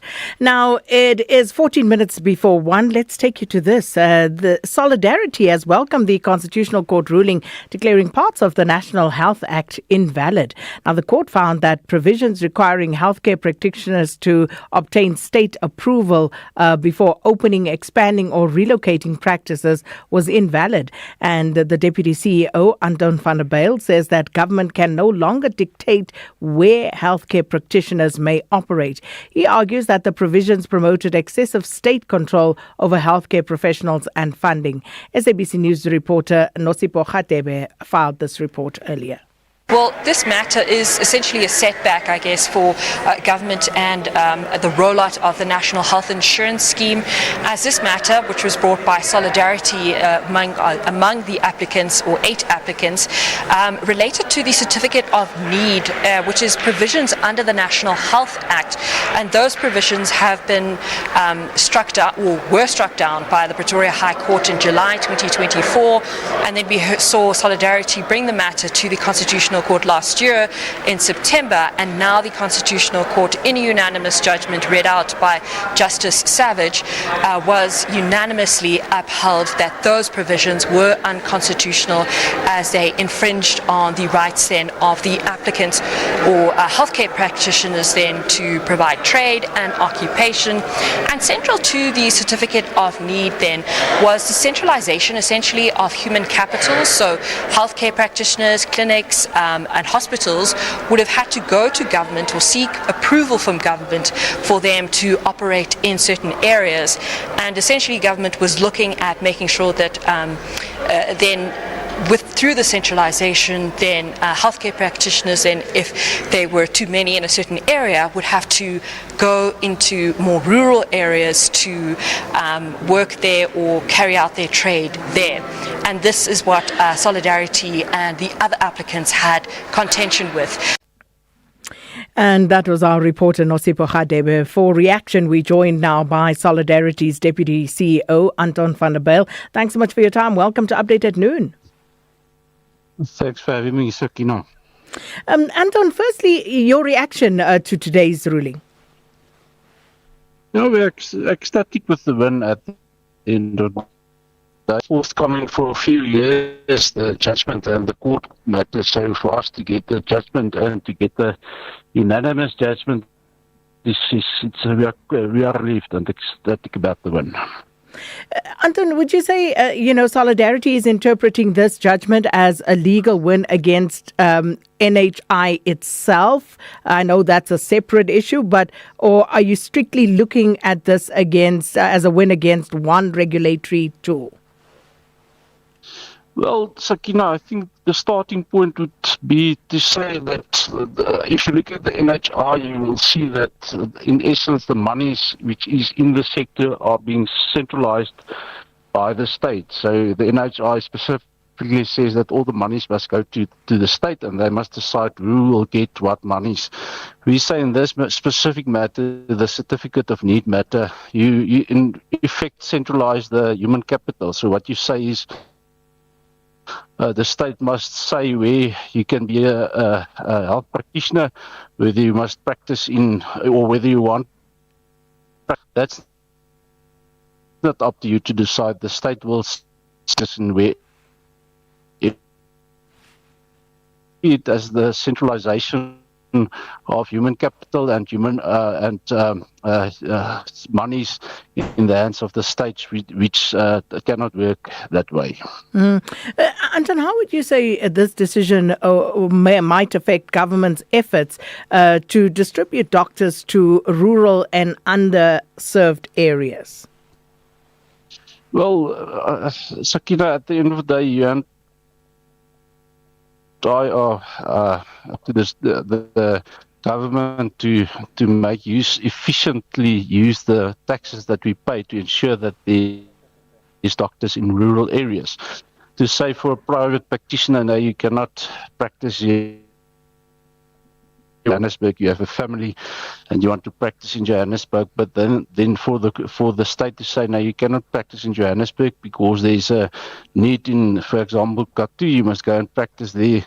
That's absolutely ridiculous. It's up to the state to say, no, we will make the monies available in Katu to appoint doctors and health practitioners to service that individuals in the rural area. It's not for them to say this is a chess game, we will move persons like the way we see fit. That cannot work like that. And just finally, Anton, so what immediate legal or policy changes are you expecting government to make after this ruling, and how soon will this be in effect? Well, I don't foresee that there will be anything done by the state in terms of the decision as to where you can practice as a health practitioner. I think if you get a unanimous decision like this from the courts, then I think the state will take that to heart and say, no, this social manipulation and engineering, we cannot do these types of things. We will leave it up to the market to decide where you can practice or not. So we hope to see that they do nothing about that sections being struck down. And secondly, we hope to see that in terms of the NHI Act, they take note of the judgment and say, no, we must not proceed with that matter. Well, we'll leave it there. Thanks so much for your time. Solidarity Union's Deputy CEO, Anton van der Bijl. And would love to hear your thoughts on this. Quite an interesting ruling. And as Anton says, a unanimous one at that. And the implications that this will have. Also waiting to see how the state will respond to this.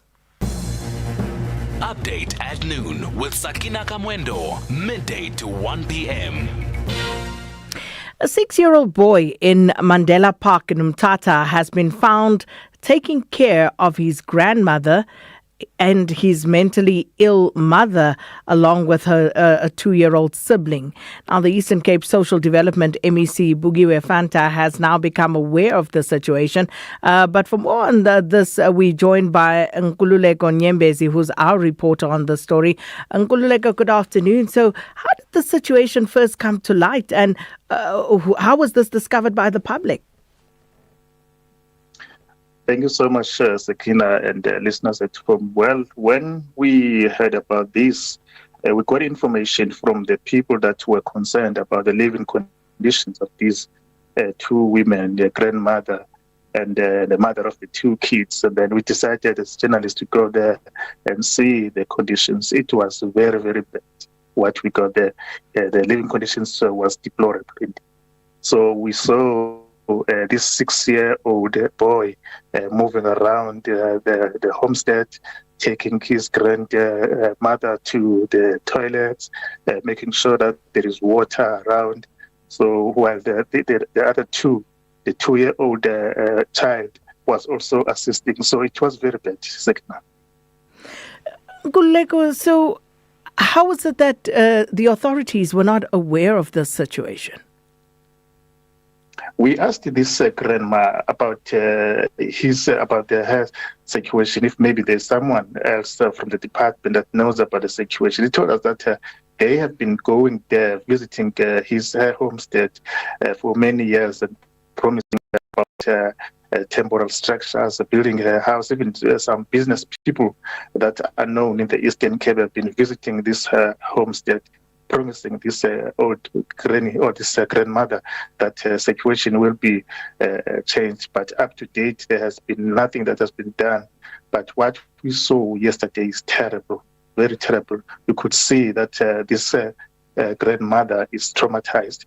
When you look on the other corner of this dilapidating structure, there's a young woman there who is mentally ill, who was also she was really bad. She couldn't even try by all means maybe to talk to us because of her mental state. So the situation is very bad, Sakina. Nkululeko, the 6-year-old boy, is he in school? Has he ever attended school?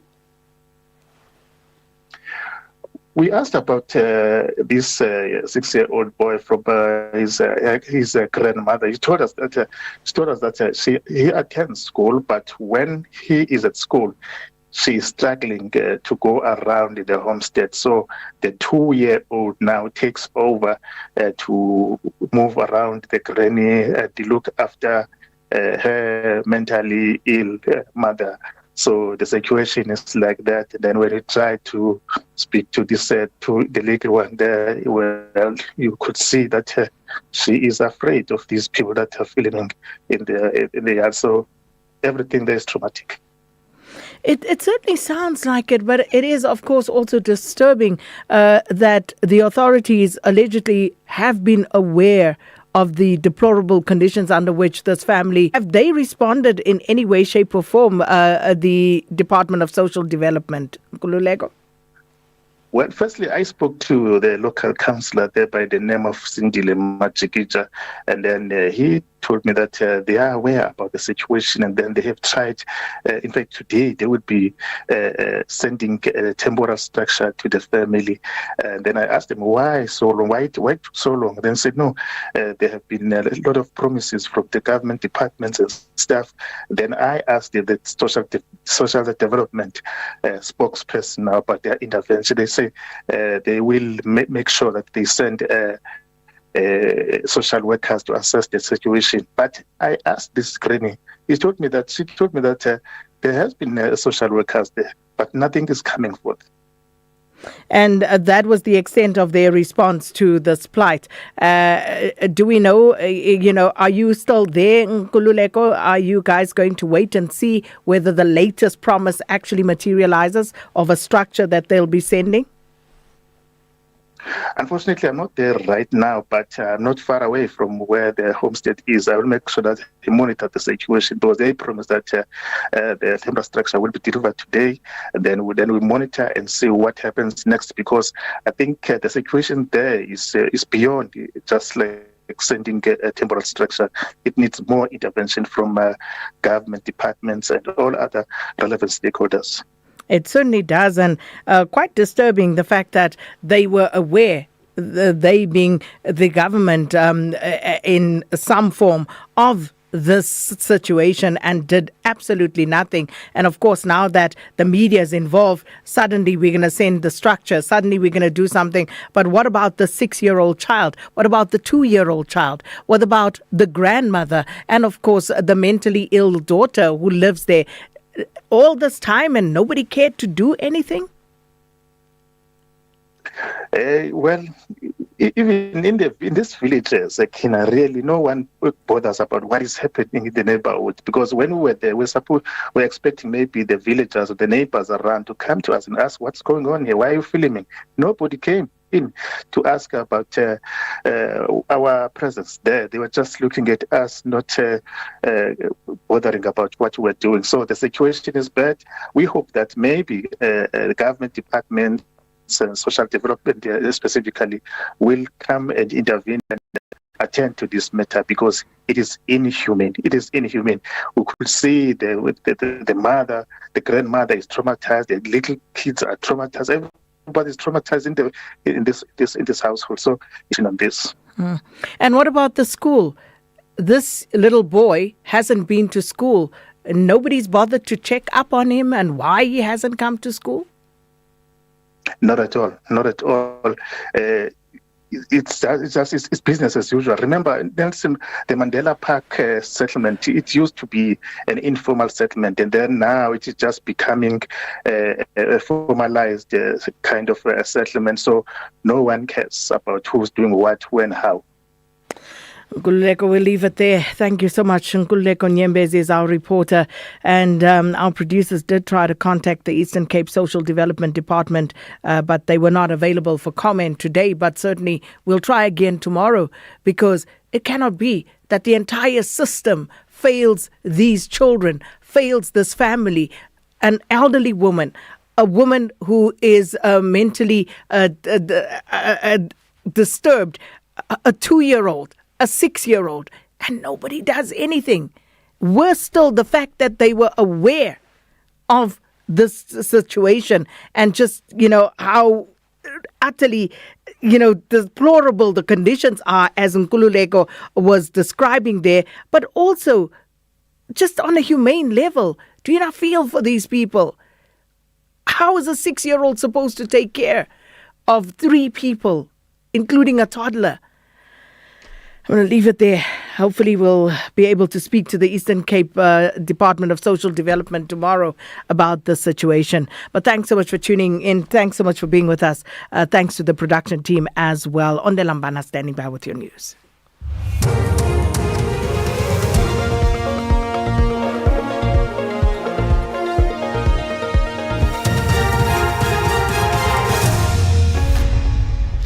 Thank you, Sakina and the team on the top stories. Firearm in Mokgotzi's case linked to other cases in electoral commissions raises concerns over Malima's comments. For SAFM News, I am Onde Lambana, and a very good day. Police have confirmed that the firearm used in the alleged staged assassination attempt of Brown Mokgotsi in November last year has been positively linked to several other cases. The incident happened in Vosloorus, east of Johannesburg. Mokgotsi appeared briefly at the Johannesburg Magistrates Court this morning, wherein the case was postponed to Monday next week for a bail application. Mokgotsi is facing a string of charges, including perjury, defeating the ends of justice, possession of an unlicensed firearm and ammunition, as well as discharging a firearm in a municipal area. National Police spokesperson Athlenda Mate. We also added then further charges, which are possession of unlicensed firearm as well as ammunition. Because our ballistics report tell us that the firearm that was used on that particular evening that shot at the vehicle of Mr. Brown Mokgotsi has been linked to other crimes as well. 2020, it was linked to a Rhodoped case where it was an armed robbery where a motorist was robbed of his belongings. A shot went off. The Constitutional Court has dealt a major blow to government's healthcare plans, upholding a ruling that strikes down a key part of the National Act. Section 36 to 40 of the Act would have forced healthcare providers to get a certificate of need from the government before opening a practice or expanding their services. Trade Union Solidarity successfully challenged this in the High Court in Pretoria in 2024, arguing it was unconstitutional. The Apex Court has now finalized that decision, ruling that the requirements are completely irrational. Justice Catherine Savage read out the judgment. In addition, healthcare providers will be left uncertain as to what the law requires of them. Nor does the issuance of a certificate of need require that the rights and interests of health establishments, agencies or providers be taken into account. For these reasons, the impugned provisions are irrational. The DA's Glenys Breitenbach has been elected as the party's new chief whip in the National Assembly. Breitenbach served on the Justice and Constitutional Development Portfolio Committee and the ad hoc committee looking into allegations made by KwaZulu-Natal Police Commissioner Nhlanhla Mkhwanazi. She will also work alongside DA parliamentary leader George Michakalis as the party's chief negotiator within the GNU in Parliament. Breitenbach spent decades as a senior state prosecutor in the National Prosecuting Authority. She has 12 years of experience in Parliament. The Electoral Commission has raised concerns over what it describes as inaccurate statements regarding the management and integrity of the 2024 national and provincial elections results. The Commission's response follows remarks made by EFF leader Julius Malema during a podcast interview.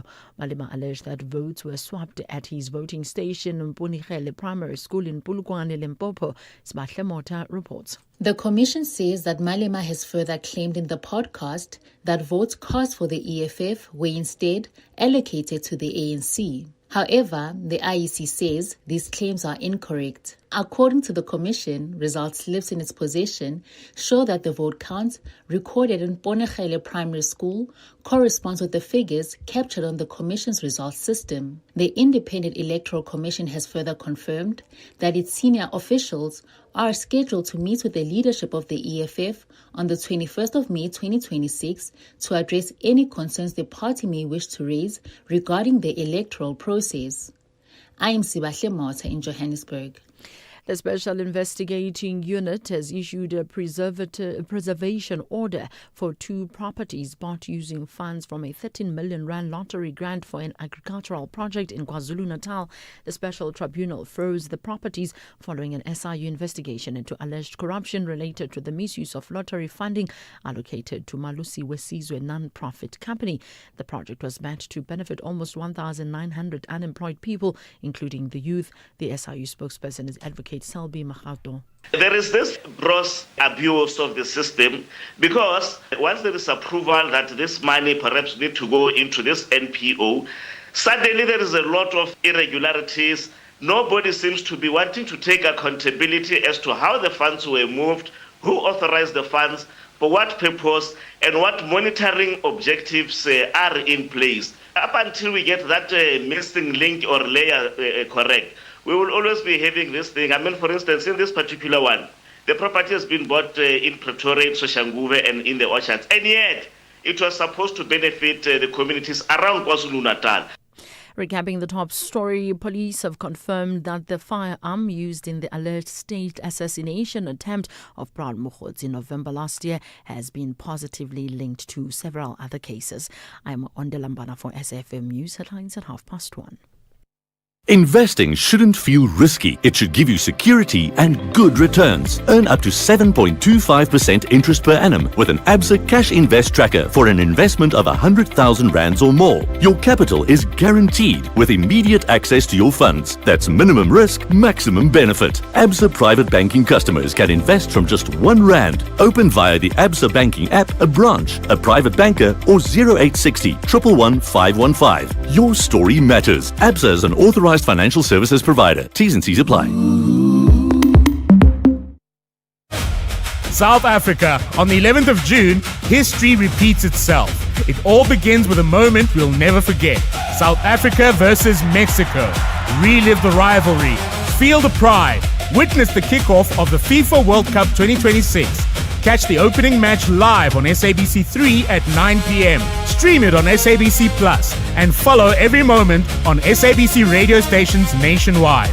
This is more than a game. This is our story, our passion, our time. All of us, all in. Go Fela. Only on SABC, the official broadcaster of the FIFA World Cup 2026. For the love of the game.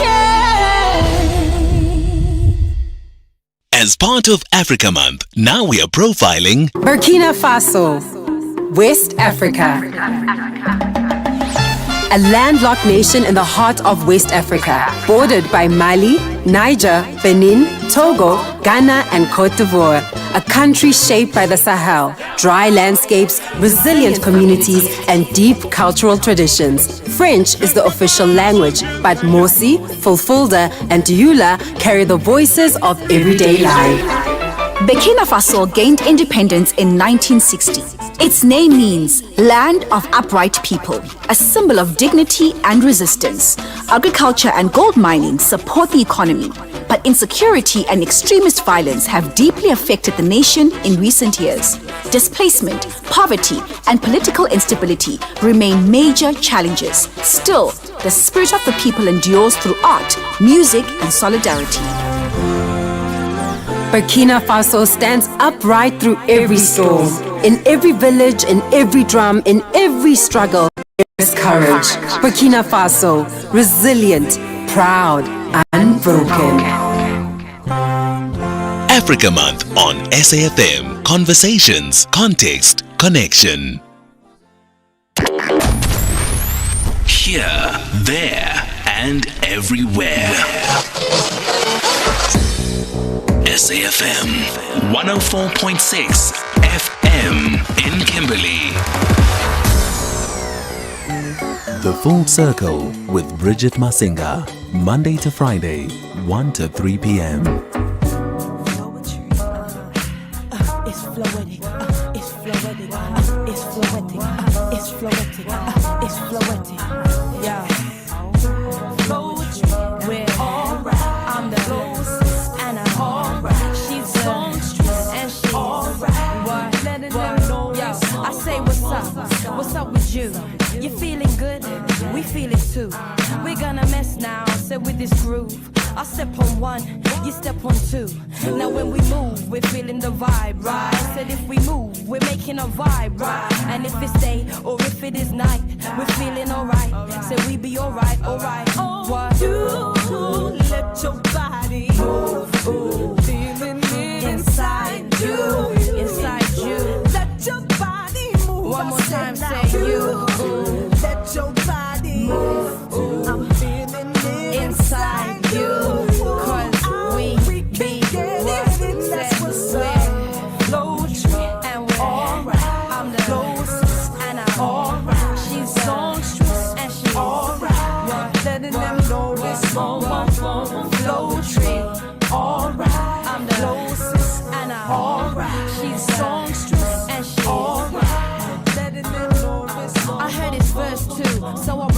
again just to let you know exactly what is happening. I see you nodding your head like it's a Q-tip flip. Yo, you haven't heard a word about the flowetry.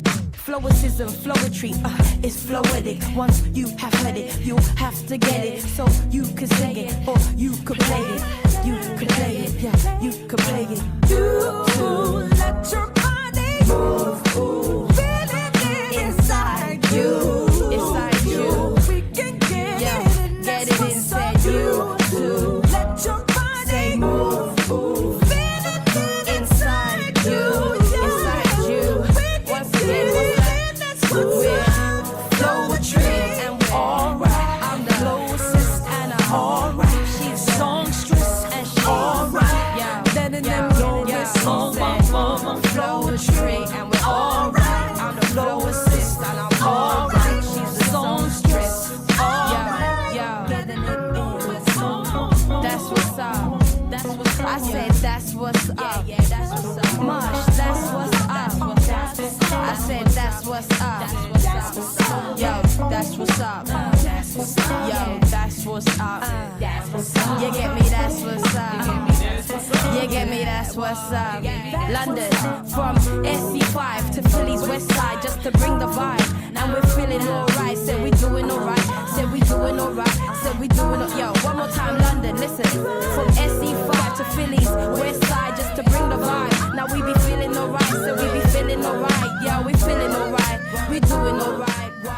Yo, you see, I'm getting it. It is Flowetry coming through with Floetic is that particular one. A lot of people quite excited about they coming through to headline the Standard Bank Joy of Jazz. It's almost as though they called it into existence. A lot of millennials. I think Flowetry had decided to come together and put on some shows, like a domestic US tour. And of course, the millennials caught wind and caught FOMO and wanted their own version. Thankfully, Osman Dwa at Standard Bank Joy of Jazz was paying attention as per usual. That is how we kick off the show this afternoon. It's gone 10 past 1 o'clock on the Full Circle with myself, Bridget Masinga. I hope you had a great weekend. Hopefully you managed to also get some much needed R&R. Can you believe it that we are already slap bam in the middle of May? We're 5 months into the year. It almost seems like you and I just said Happy New Year yesterday. How quickly time flies. Speaking of time, we've got a full show today. We've gone back to just regular programming and bringing you those highlights of the Madlanga Commission. But today, are we actually bringing a highlight? Today, we're not bringing a highlight of the Madlanga Commission at all. They're not even sitting today.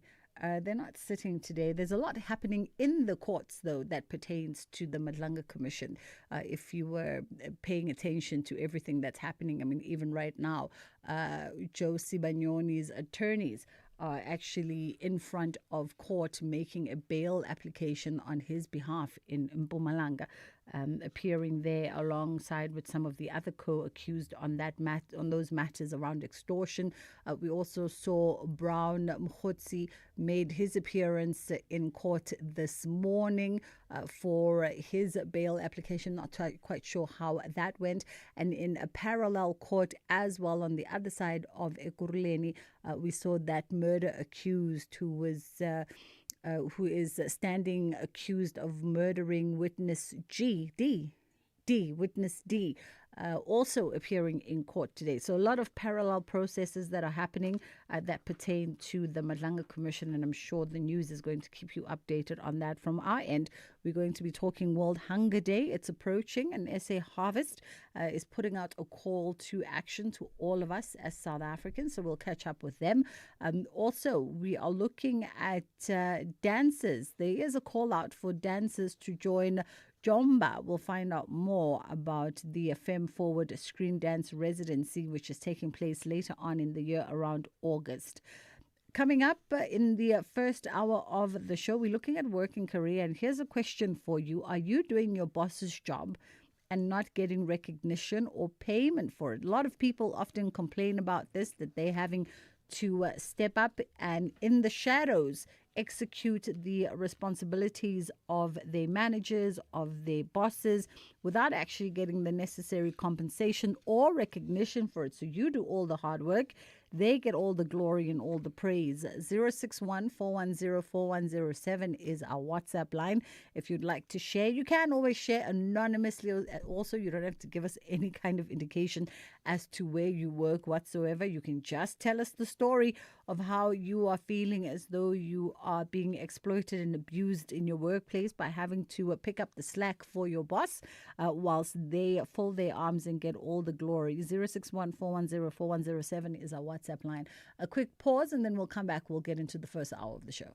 Investing shouldn't feel risky. It should give you security and good returns. Earn up to 7.25% interest per annum with an ABSA Cash Invest Tracker for an investment of 100,000 rands or more. Your capital is guaranteed with immediate access to your funds. That's minimum risk, maximum benefit. ABSA Private Banking customers can invest from just R1. Open via the ABSA Banking app, a branch, a private banker, or 0860 111 515. Your story matters. ABSA is an authorized financial services provider. T's and C's apply.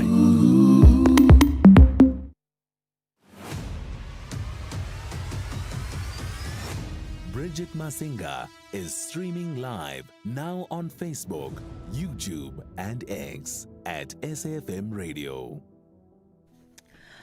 All right, we are catching up with Cassandra Potgieter, our SA Harvest Head of Strategy and Market, and we're looking at World Hunger Day. It's fast approaching, and SA Harvest is bringing out a call of action to all of us as South Africans. So South Africa's minimum wage is around 5,300 rands, and the average cost of a basic household food basket is around also 5,300 rand.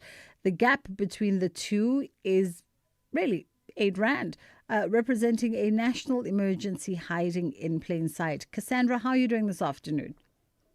Thank you. Thank you so much for the time. We appreciate it. I mean, let's talk about this. I think when you put a number to it, a lot of South Africans obviously felt the pinch of the consistently rising food prices over recent years. Probably a lot of us have not tallied what that basic household food basket is and where it stands. And so to realize that it's just over 5,000 rand, firstly, is a shocking realization for a lot of folks who perhaps also remember a time when that food basket was half the cost or even a third of the cost. Of course.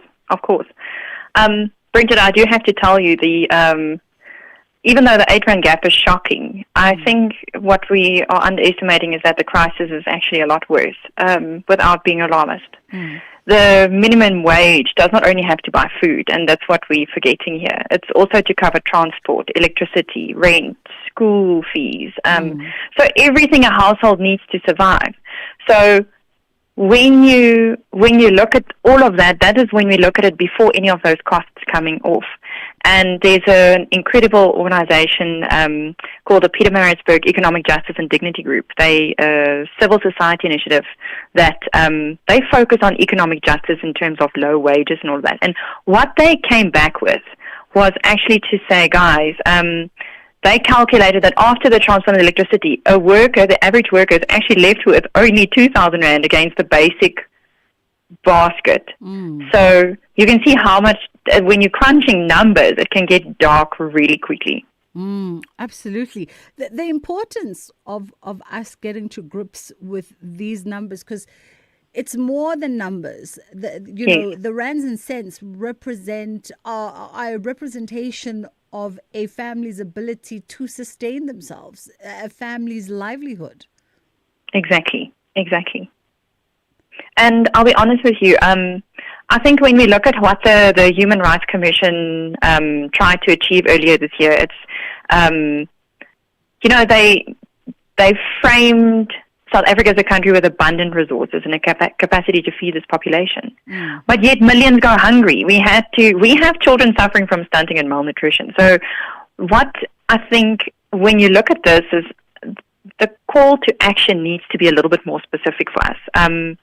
I think from a food rescue perspective, and food rescue is very possible. We have abundance. We have enough. We just need to bring it together in a system that works. So we need to just build on how, as South Africa, we manage surplus. So, yes, it's policy, incentives, logistics partnerships, and all of that. But I also think it's just for us to acknowledge as a country that we are facing, as South Africans, a contradiction that we can't ignore anymore. We have families earning wages that just simply can't stretch far enough to feed households. But we're still throwing away 10 million tons of food every year. So we don't have a hunger crisis, guys. We have a system crisis. And this is where SAharvest really wants to step in and say, it's not only us, but I think it's as various stakeholders in our country, we can add to the solution. And when you mentioned, Cassandra, that we don't have a hunger crisis, I think in recent years, when one has spoken to SAharvest and other activists in the food sustainability conversation, other stakeholders, it's become very clear that, as you point out, that it's not a surplus issue. South Africa produces, grows enough food to sustain itself and then some. So what is lacking in the system? Where is the system broken? If it's not a food issue, it's a system issue that is resulting in 10 million tons of food going to waste. So I think we're very good at activism and awareness creation. I think it's time that elements where a lot of time and effort, like for instance the Human Rights Commission inquiry, there's a lot of stuff that went into that. So now we need to translate it into practical action. What does that mean? As a country, the place where the system is broken is logistically. So it's literally moving the food. So we need better coordination and then stronger food donation pathways. So we need to really eke it out. We need to say, this is how it works. Step 1, do this. Step 2, contact this person. I think from another untapped area in our country's ecosystem is definitely cold chain support. It doesn't help we get all the food to people and they can't store it. So I think that's a critical thing. And then really lean into more logistics partnerships. So coinciding with investment in community-based redistribution infrastructure. That's just a fancy way of saying, getting the food there, but making sure the communities are optimally geared to receive it from that. And I think, food rescue really isn't a charity, and I think that's a part that we forget. It's infrastructure in a country that can't afford to waste good food. We literally can't afford it. It costs us billions to throw the food away to landfill. We can do this. And I think even though with the issues in the Strait of Hormuz, the issues of what's happening in the Middle East, the impact is going to be huge. Agriculturally, we know farmers are not only from an exporting perspective, but also can they plant, can they afford fertilizer, what's happening there. So there's so many macroeconomic circumstances that's going to make it very tricky for us going forward. But I think as a start, let's treat World Hunger Day or let's treat rather food rescue as an infrastructure priority. So that means government, business, civil society, you, me, all of us. So we have to try and make sure that edible food doesn't go to waste and it goes to communities who are hungry. And if you start thinking practically around that, SAharvest is a formalized system, but we have many informal systems, and we have a wide ecosystem of organizations who are currently working individually to do this. So how can we all start working together?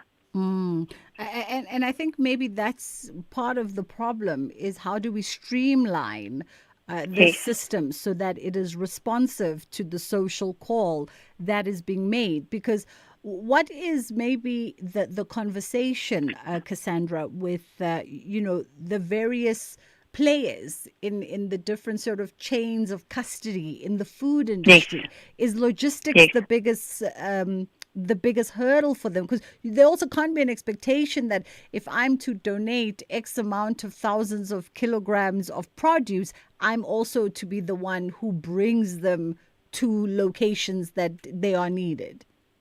Exactly, and that you hit the nail on the head. So that's just twofold. So from a regulatory perspective, our legislation is not very friendly to people who want to release food into the system. The onus is on the provider, which means you really get penalized. If someone gets sick from that food, there are serious ramifications, and for good reason, and rightly so.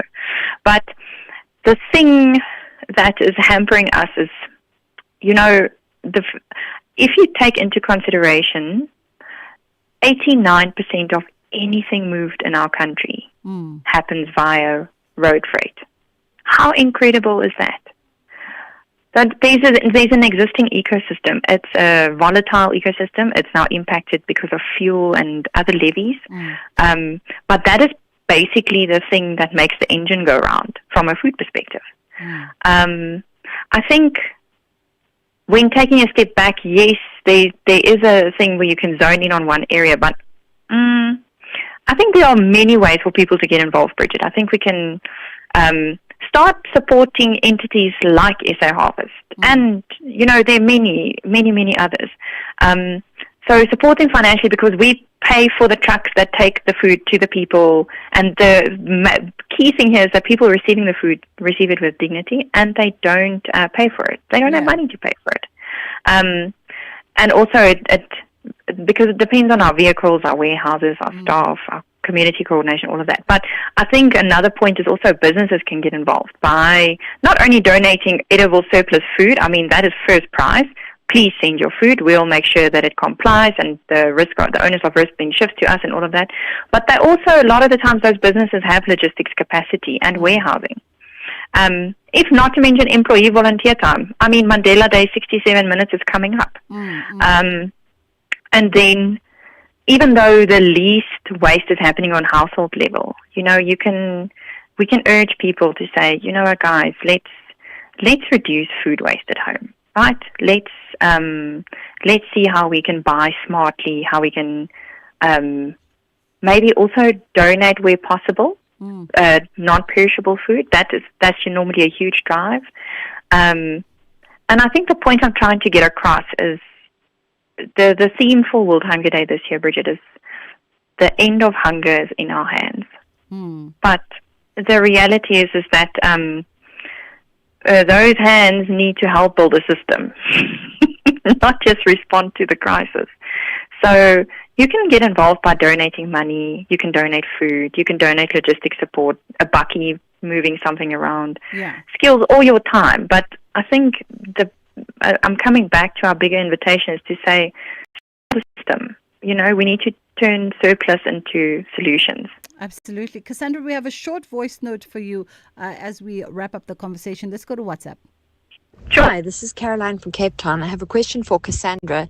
Is part of the solution to create a big nationwide app that matchmakes all the informal and formal food rescue organizations, those who have food, those who need food, those who have transport, those who need transport, and matches it all up digitally? Oh, what an awesome question. Yes. That is absolutely where we would hope to go. But at the moment, it is not just an app. It's actually our dashboard where we're doing it within a manual capacity. But if there's smart technology that can start building that out, and it's not only for SA Harvest to own this. I think for a wider civil solution, absolutely. There's if we can have entities like the Peter Marisburg Economic Justice and Dignity Group doing the research, with the help of AI, we can definitely start creating a wider ecosystem of matching the need.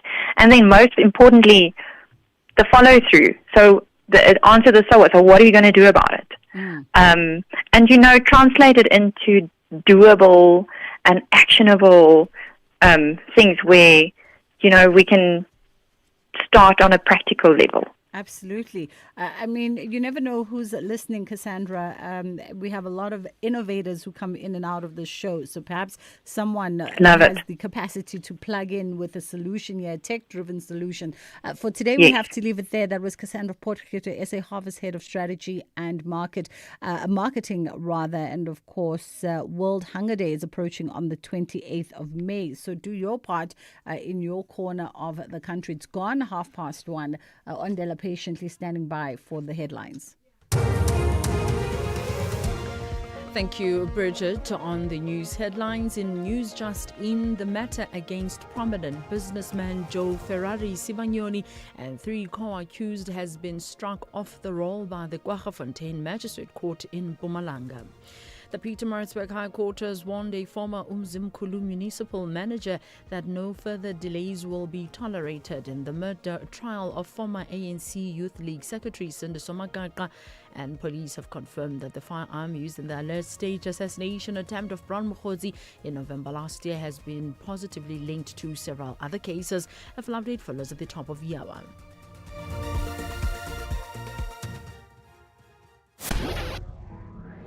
Do great solutions start with good conversation? SAfm, leading the conversations that move us. Bridget Masinga, weekdays on The Full Circle. All right, we are looking at a different kind of opportunity now. There's a call out for dancers for Jomba as a part of the Fem Forward Screen Dance Residency, which is happening in August. Utobile Mapanga joins us now, Jomba's project manager. How are you doing this afternoon, Tobile? Hi, I'm well, thank you. How are you doing, Bridget? I'm great. Thank you very much for taking the time. So 2026 Jomba, a contemporary dance experience hosted by the University of KZN's Center for Creative Arts. And you guys are calling for applications for its Jomba Fem Forward Screen Dance Residency. Firstly, maybe let's just get to breast with Jomba, the concept in itself. And then we'll get into the opportunity. Yeah, sure. So Jomba is a contemporary dance festival that happens annually at UKZN's Elizabeth Snedden Theatre, mainly with other venues around Durban. It is a 13-day festival that starts on the last week of August and runs into the first week of September every year. It's an international dance festival, so it means that we bring in international choreographers and companies as well as local dance companies and choreographers. We have a focus, as always, on the Global South, where we try to support as many South African and African dance artists, and then obviously and partner with a wider international dance ecosystem through the relationships that we have with really long-standing companies that have visited us over the years. Within the festival, we obviously showcase performances, but we also try to create as many opportunities for dancers and people who love dance to engage with the choreographers, to upskill themselves through workshops, to meet different choreographers, to network, and just to really, really indulge in 2 weeks of dance and being a lover of dance. And of course, speaking of the opportunity, you're offering dancers a residency in August. Tell us a bit about that. Yeah, so last year we started the Female Forward residency, which is a space that we felt was necessary. Last year we called it Female Forward. This year we're calling it Fem Forward to include any female identifying people. We felt that there was a serious need to support female dancers specifically, or female identifying dancers specifically. Just as we know, socially, women carry slightly different burdens. And so what we were starting to see is that there were less and less female dancers progressing to professional level and staying in the professional space. So what we were trying to do is to try and really create a space for females and female identifying people to really just nurture their own skills and their love for dance through various programs like this residency. This year we are focusing on screen dance specifically, which means dance created for screen. We started during COVID, where we were a festival that decided not to cancel our festival due to not being in theatres, but to rather put something on screen. Since then, we have had a digital Open Horizons platform, which is a platform where people can submit. We open a call and they can submit short dance films that we then select, and we have a jury, and it's like about 5 of them would be played, and a winner and a runner-up is chosen. But that is some people have to do that on their own volition, and we just thought this year maybe to assist in people developing their screen dance abilities. A lot of people feel that there's not enough opportunities for this kind of skills development.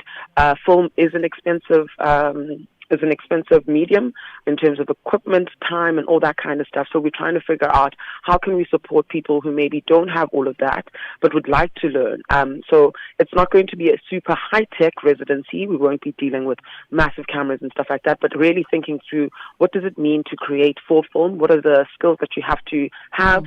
What is the planning that is required behind it? You need to have a concept. You need to plan your shoot days. What does production mean? What happens if things go wrong? How do you edit? And then the short films that will be made within that week will be showcased as part of the festival, and will stay on our festival platform for the duration of the festival. So these young dancers, dance makers, will also get an opportunity to create something that can be seen by eyes all over the world.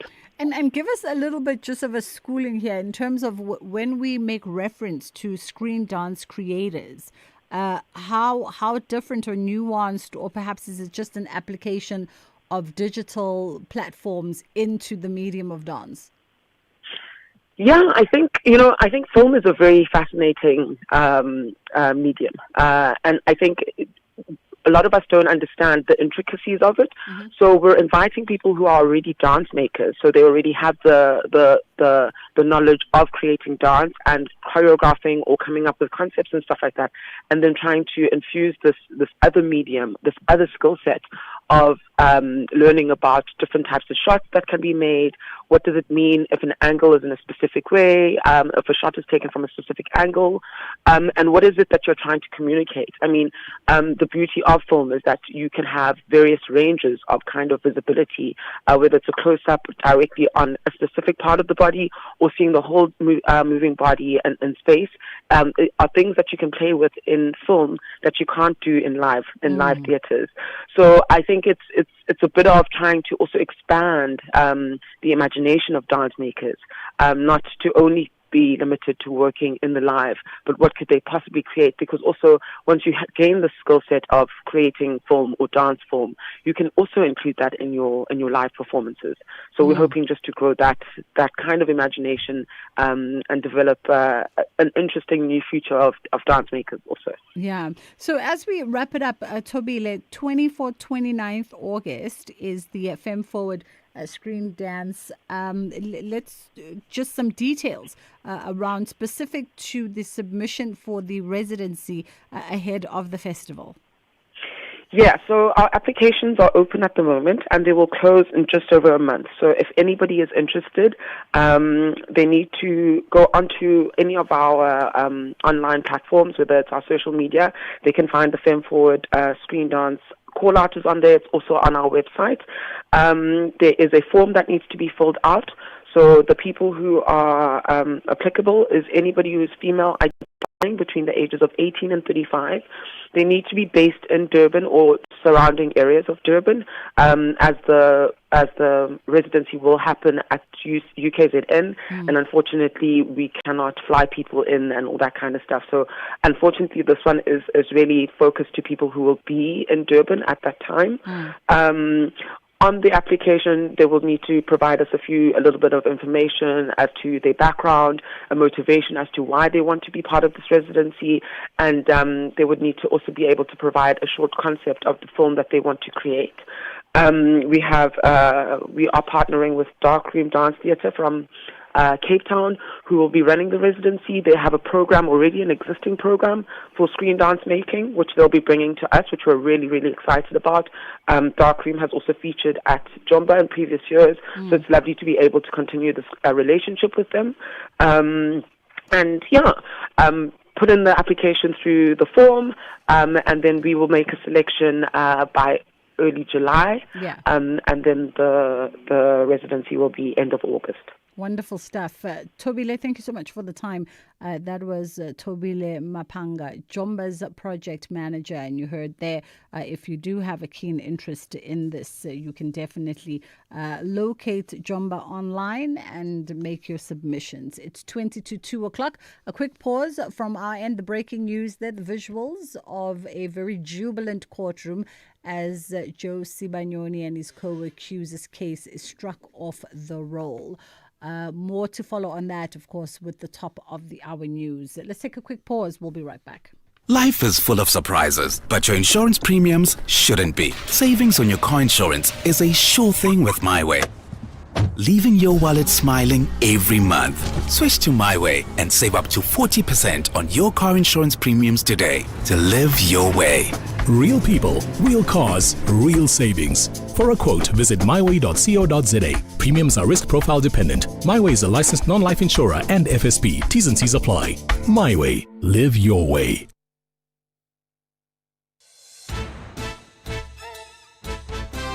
SAFM, setting the nationwide agenda daily. Daily. You are listening to The Full Circle. All right, as we get into our next conversation, 061-410-4107 is our WhatsApp line.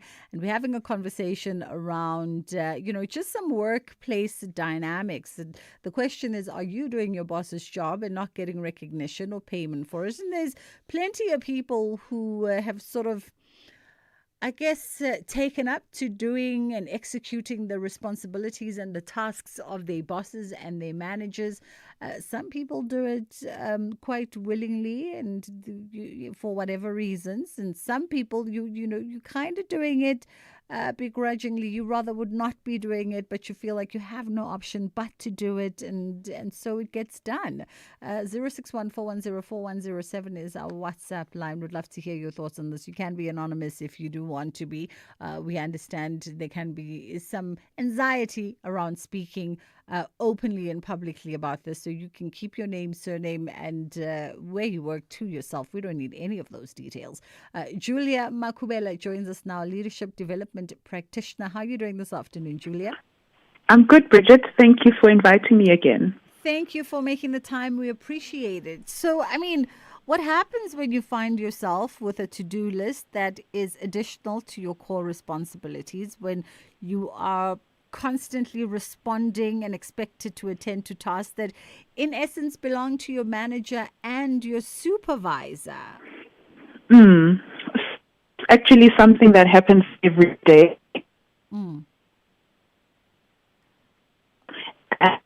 And I'm Julia, coaching. We're just going to try and change your line early on in the conversation. It's just, it's breaking there connection-wise, so I'm pretty sure it's probably a network issue either on our end or on Julia's end. It's quite interesting, this Joe Sibanyoni and his co-accused case that has been struck off the roll.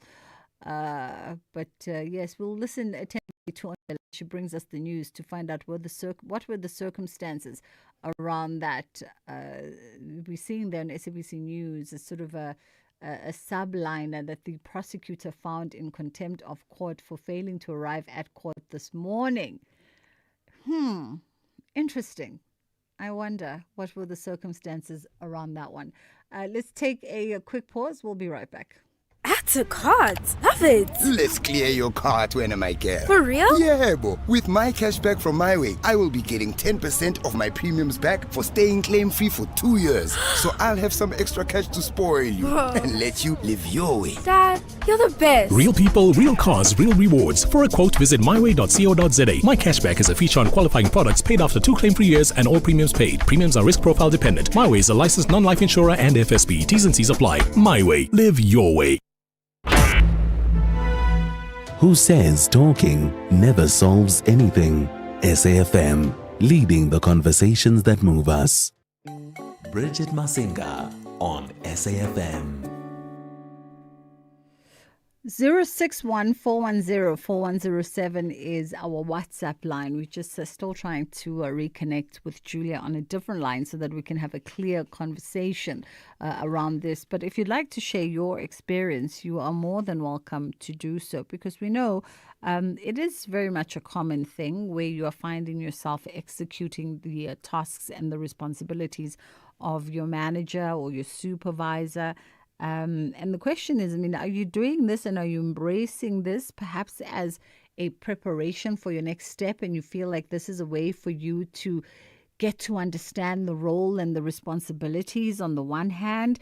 Are you doing it as a way to endear yourself maybe to your manager or your supervisor and hoping to get some good favor from them in the hopes that they will speak up your name in the relevant rooms that accelerate promotion, or perhaps where you can get a little bit more of a remuneration because you are in good favor with them?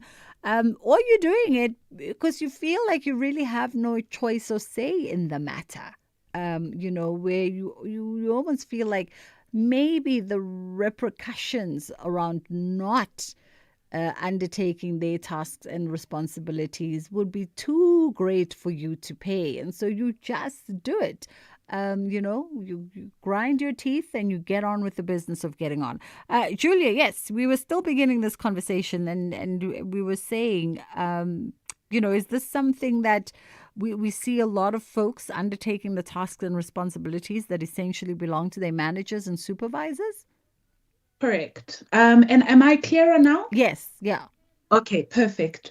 So this is something that I see everywhere. And in some teams, it's spoken about and contracted on, meaning the manager and the person say, I want to stretch you. I'm going to send you to the agreement. Sometimes it's informal. And then the person is stretched and eventually they grow into the manager's job.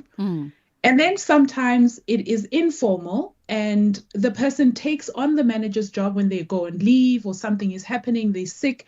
And then eventually when the manager's not in that role, they grow into it because they've been visibly there. Those are stretch opportunities. So this is where the person is really formally and informally grown into a management role. Then there are moments where a person is strained. So they are given more responsibility without future growth, recognition, and it eventually, at some point, it tips the scale of what I give to this company is not equal to what I get from it. And that, Bridget, is known as the psychological contract. So the psychological contract is something we get into as employer and employee that has to be fair and balanced. So we each get and we give. And so it happens all the time. It's not always bad. It just depends on how it's being managed. And I guess maybe where it becomes problematic, Julia, is the latter part, right? Where you are given more responsibility, but without the promise or the assurance that there's going to be a future growth for you. There's no reciprocity in what you are doing. Correct. And I think in those situations, so what I have seen is maybe it's a new manager who you know more than, so you end up doing some of their work, and over time it can become a very permanent situation where you really do know more than them. They didn't pick up their weight and there was no conversation that was had. Or you have a manager who had a life event and you're now picking up some of their work. So there's something that happened that prompts it. Or it's just a situation where it's just unfair. So in what I've seen is it's either the circumstantial or I hate to use that word, but it's exploitative. Yes. Yeah. And in the cases where it is exploitative, is there any kind of recourse for an employee? I mean, how does one begin to handle that, especially when you know it could potentially maybe jeopardize your future prospects within the organization? Yeah. I think one of my favorite terms is this term, radical acceptance, which is basically look and accept reality as it is. And so there is no one size fits all. You have to look at your reality and come up with a solution that fits your reality. So in some cases, you can speak to your manager. So you can redress it through a conversation.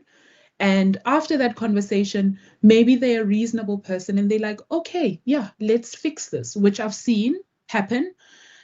In some cases, it's not a fair environment. And you've been there, you've seen how other people have been treated.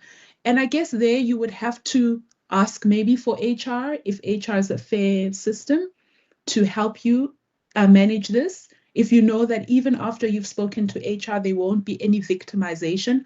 So I guess, Bridget, the whole thing is you need to know your context so that you deal with it. If, let's say, you're in a context where it's really, really hard to deal with it, then you would have to, as in talk to the manager or talk to HR, then you would have to reframe it for yourself. You would have to say, what is in it for me for getting this, for knowing how to do this, that I can use in future or elsewhere? Can one leverage can one leverage from this practice and maybe request some kind of recognition, sort of stand up for yourself in this situation and say, well, if I'm undertaking this, then I should get at very least 1, 2, and 3 out of it. Yes. And I'm going to speak for organizations that are formal and have HR processes in place. If this is happening, you absolutely can speak to your manager informally and say, but the thing is, what I'm about to say is easier to say than to do for most people, because most people are scared of confrontation. Yeah. So you set up a meeting, you speak to your manager and you say, this is what I'm doing, and it's over and above what I'm contracted to do, and I don't mind, but I want recognition and I want additional pay. But that conversation, Bridget, is so daunting for most people. And so when I'm coaching them, it takes them a while to get there. And by the way, this is something that I've had to do as a contractor, even when I worked in full-time employment before I did what I... So it's not an easy conversation, but it is a conversation that can be had.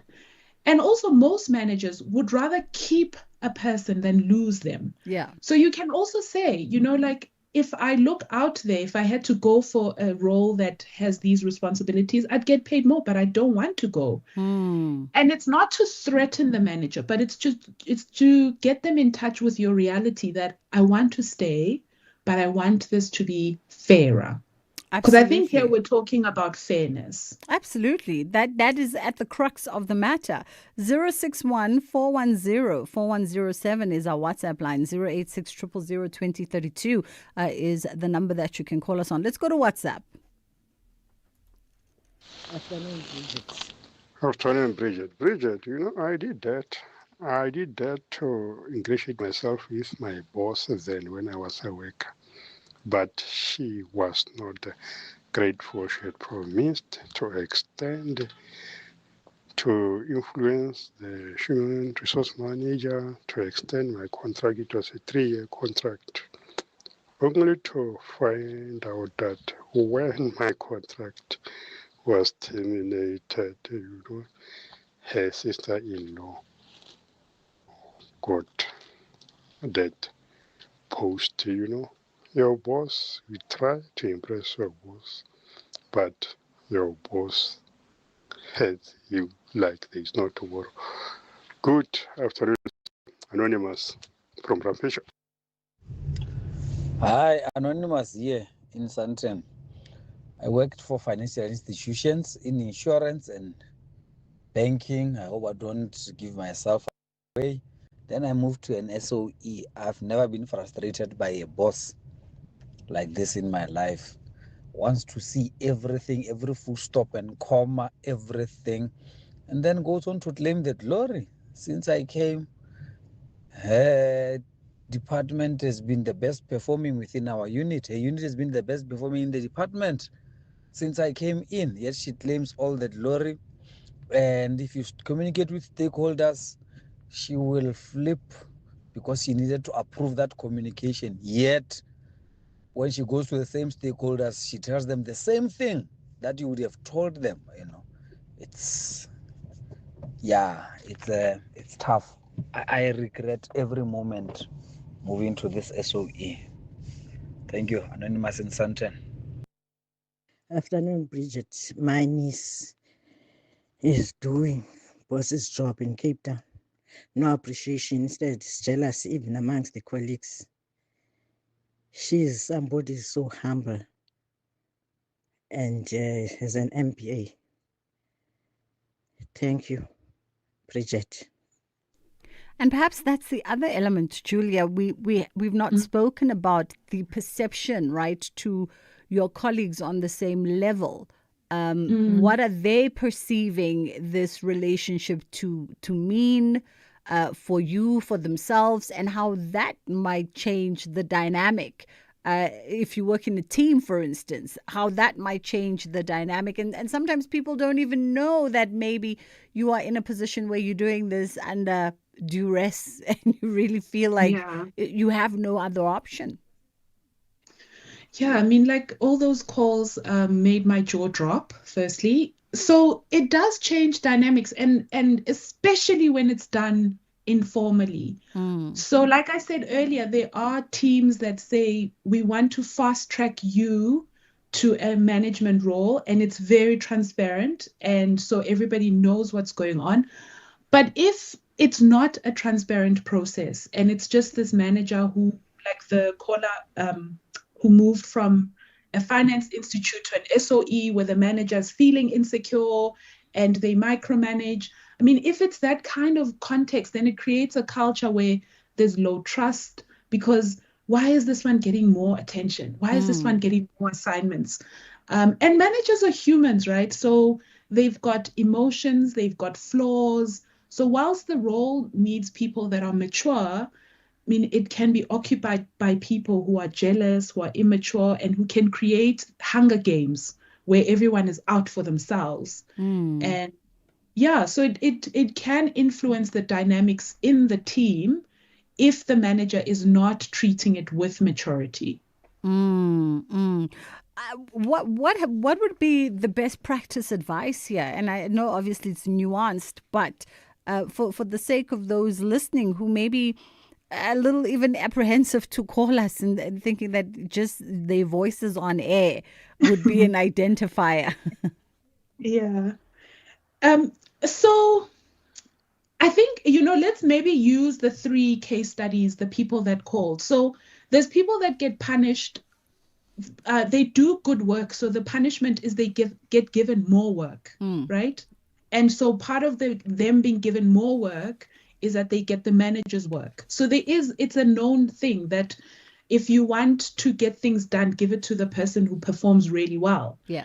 So for a person in that situation, they need to learn how to have boundaries. So they need to learn how to say to the manager, I'm at capacity. Do you mind if you give it to... No, well, they don't have to suggest somebody else, but they just need to say, I'm at capacity. So that's the one. And then there's another where maybe the manager is giving you too much work because they knew and you know more. You need to sit with them and say, I know that you knew in your role, and there's certain things that were with me that you need to, how long are we going to be in this situation? So I guess the solution is you need to be aware of what is happening, why it is happening. And the first step is have a difficult conversation with your manager if it is a safe space. Absolutely. And I guess that's the biggest part is how safe do you feel in this space as well to have these conversations. Julia Makubela, thank you so much for the time, leadership development practitioner. It is 2 o'clock. Ondelambana is standing by with your top of the hour news. And then on the other side of that, we'll come back and get into another conversation where we're looking at the newly released data on South Africa's collection and recycling sector. Also, what are you doing in your own personal capacity, in your domestic residency around recycling? Are you a separated at the source kind of person? It goes a long way. That's coming up on the other side of 2.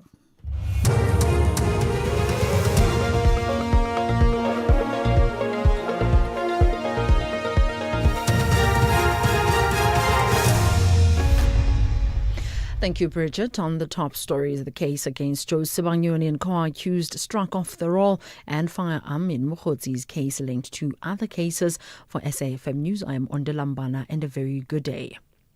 The case against prominent businessman Joe Sibanyoni and his 3 co-accused has been struck off the roll in the Kwaggafontein Magistrates Court. The defense teams for Sibanyoni, Daniel Masilela, Philemon Msiza and Oba Sindane argued that prosecutor Mkhuseli Ndaba should be found guilty of contempt of court after failing to appear despite being ordered to do so on Friday. The 4 accused faced charges of extortion and money laundering. The Pietermaritzburg High Court has warned a former Umzimkhulu municipal manager that no further delays will be tolerated in the murder trial of former ANC Youth League Secretary Sindiso Makaka. This after the court heard that Zweli Phansi Skosana had already changed attorneys twice. His current attorney, Sibusiso Dlamini, applied for a postponement and told the court that he needed to rearrange cases, get the docket and appoint an advocate. The trial was set down to start today. It has been adjourned to the 3rd of June for the defense to finalize arrangements. Skosana is being charged with the 2017 murder of Makaka together with Sibonelo Myeza and Mkhuleko Mpofana. KwaZulu-Natal NPA spokesperson Natasha Remkinson-Kara. Well, what the judge mentioned is, and following the representations made by the state, is that this matter and the delays in this matter is actually costing witnesses who are in witness protection, as well as we've heard that the state has lost some witnesses in this matter. So the judge became very much aware of that and mentioned that there are avenues for the state to proceed should the accused in the matter bring further delays in it. There is a Section 342 application which can be brought, which means that the matter should proceed. So the judge was very stern in his words to the court as a whole that the matter needs to proceed. Police have confirmed that the firearm used in the alleged staged assassination attempt of Brown Mokhotsi in November last year has been positively linked to several other cases. The incident happened in Vosloorus, east of Johannesburg. Mokhotsi appeared briefly at the Johannesburg Magistrates Court this morning, where his case was postponed to Monday next week for a bail application. Mokhotsi is facing a string of charges, including perjury, defeating the ends of justice, possession of an unlicensed firearm and ammunition, as well as discharging a firearm in a municipal area. National Police spokesperson Athlenda Mate. We also added then further charges, which are possession of unlicensed firearm as well as ammunition, because our ballistics report tell us that the firearm that was used on that particular evening that shot at the vehicle of Mr. Brown Mokhotsi has been linked to other crimes as well. 2020, it was linked to a Rhodoped case where it was an armed robbery where a motorist was robbed of his belongings. A shot went off. Tensions are high as wage talks at Goldfields South Deep Mine commenced this week. Labour unions NUM and UASA are accusing management of failing to engage constructively and are now demanding a full look at the company's latest audited financials. Unions are demanding an 11% hike for the lowest paid workers and 9.5% for artisans and officials. However, Goldfields is offering 7% and 5.7% respectively. NUM chief negotiator Njane Munaheng says higher gold prices mean the company can afford to pay up. Given the economies of scale of the company in terms of affordability, we feel that the company is offering too little, given that they have given executive millions of rents and the company has offered nothing for the employees in the form of bonuses. To this effect, the parties have agreed that there ought to be disclosure of information in terms of the financials, which will disclose in terms of the extent of affordability, which is going to pave the way forward, which can help the parties in terms of passing this impasse. Israeli forces are intercepting the latest aid flotilla attempting to break Israel's naval blockade of Gaza. Naval commandos were seen boarding one of the few vessels of the activist group Global Sumud in international waters of Cyprus. The flotilla set sail from Turkey last week. The BBC's Yolandi Nell has the details. Live broadcasts from the latest Global Sumud flotilla showed Israeli naval forces boarding several boats one after another. Israeli reports say that Israeli soldiers detained activists on board and were transferring them to Israel. Communication with some boats has been lost, the flotilla organisers say, while others are still sailing southwest of Cyprus. Israel's foreign ministry described the flotilla as a provocation for the sake of provocation and said it involved two violent Turkish groups. Recapping the top story, the case against prominent businessman Josie Banyoni and his three co-accused has been struck off the roll in the Kwaggafontein Magistrates Court. I'm on Lambana for SAfm News Headlines at 2:30. Quantum on SAfm. Step into the future with Quantum.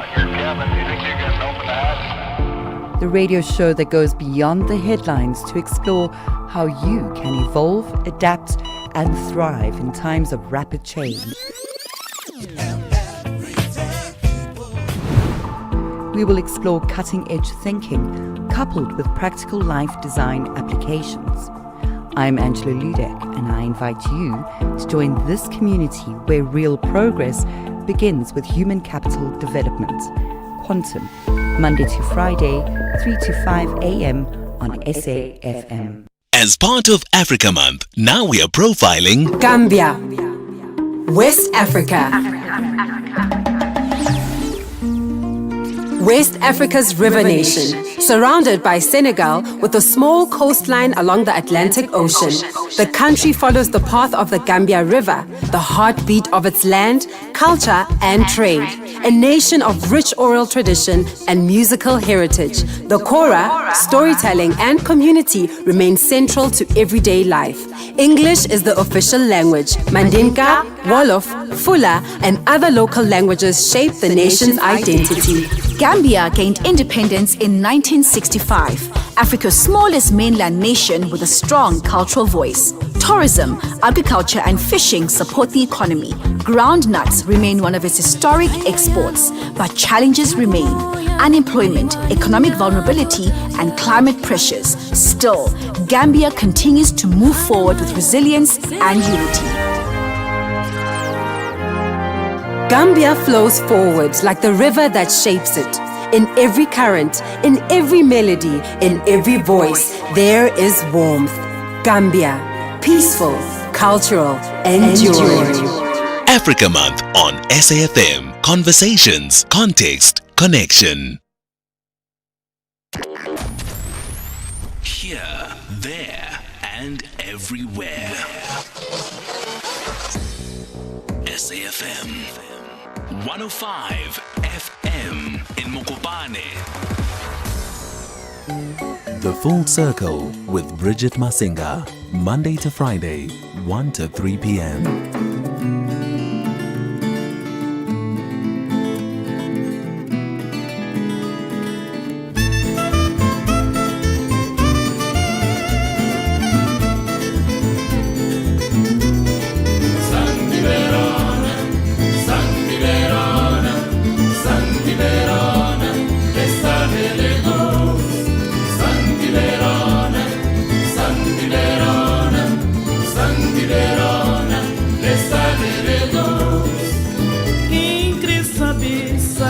Nesse sol, tava apanhando lá na fundiladeira.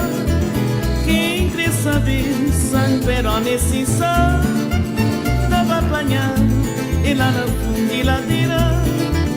Sangue Verona, sangue Verona, sangue Verona, ele sabe, ele doce. Sangue Verona, sangue Verona.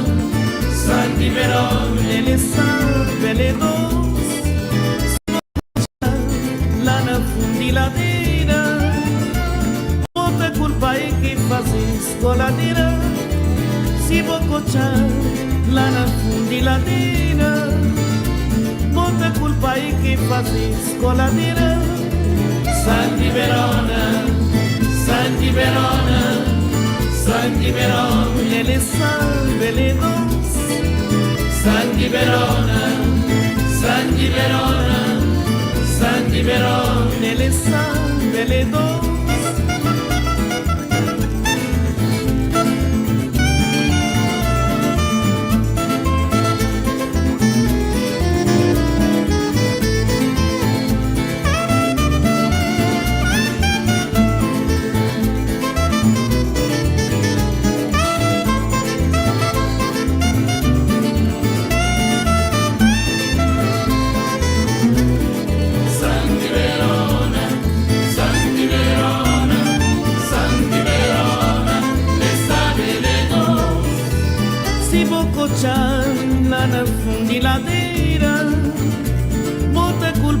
que fazer escoladeira.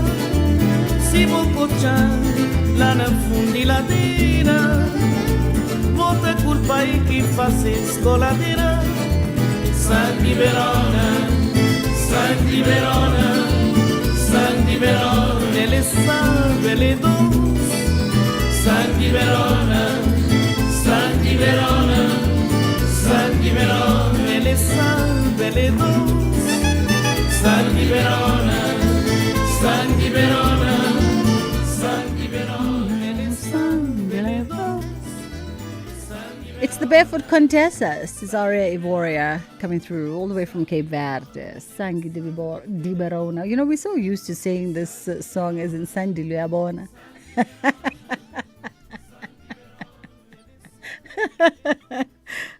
To be South African. Oh, man. 10 past 2 o'clock. We got to find the moments of joy at some place, somehow, some way, even with everything that is happening in the country, particularly in our courtrooms at the moment. We're going to be having a conversation now with Junaid Francis, Petco Stakeholder Relations Manager. And we're unpacking a newly released data that shows how South Africa's collection and recycling sector received a significant boost from packaging producers and brand owners in 2025. Many of them are prominent global brands. Good afternoon to you, Junaid. How are you doing today? Afternoon, Bridget. I'm doing well, and yourself? Thanks to you and the listeners for having me on. I'm great. Thank you so much for the time. We appreciate it. I guess maybe let's talk through some of the data. Let's mine some of the data. What does it tell us about where we were and where we are now and the significance of that? And then we'll drill a little bit closer. Okay, cool. So to start off, I can say that the results indicate that despite a challenging year for our packaging producers, brand owners, and recyclers in South Africa, recycling still remains successful here in South Africa. So firstly, from the results that were published last year by Petco, we can see that they've met these government targets that were set way back in 2021 for 99% of the packaging that their members sell onto the South African market. And, in addition to that, or through that, 90% of those what we call polyethylene terephthalate or your PET bottles and jars, so 90% of those that were sold by members were then collected for recycling, as well as your 33% of what they call Tetra Pak or liquid board cartons, but is essentially your custard and juice cartons. Right, so 33% of those were also collected for recycling. And these numbers are consistent with some of the best in the world, I might say, and is quite a feather in the cap of South Africa's recycling sector. I mean, is this an indicator of changed behaviors by way of consumers on the one end and how we deal with waste management, and also maybe showing a positive,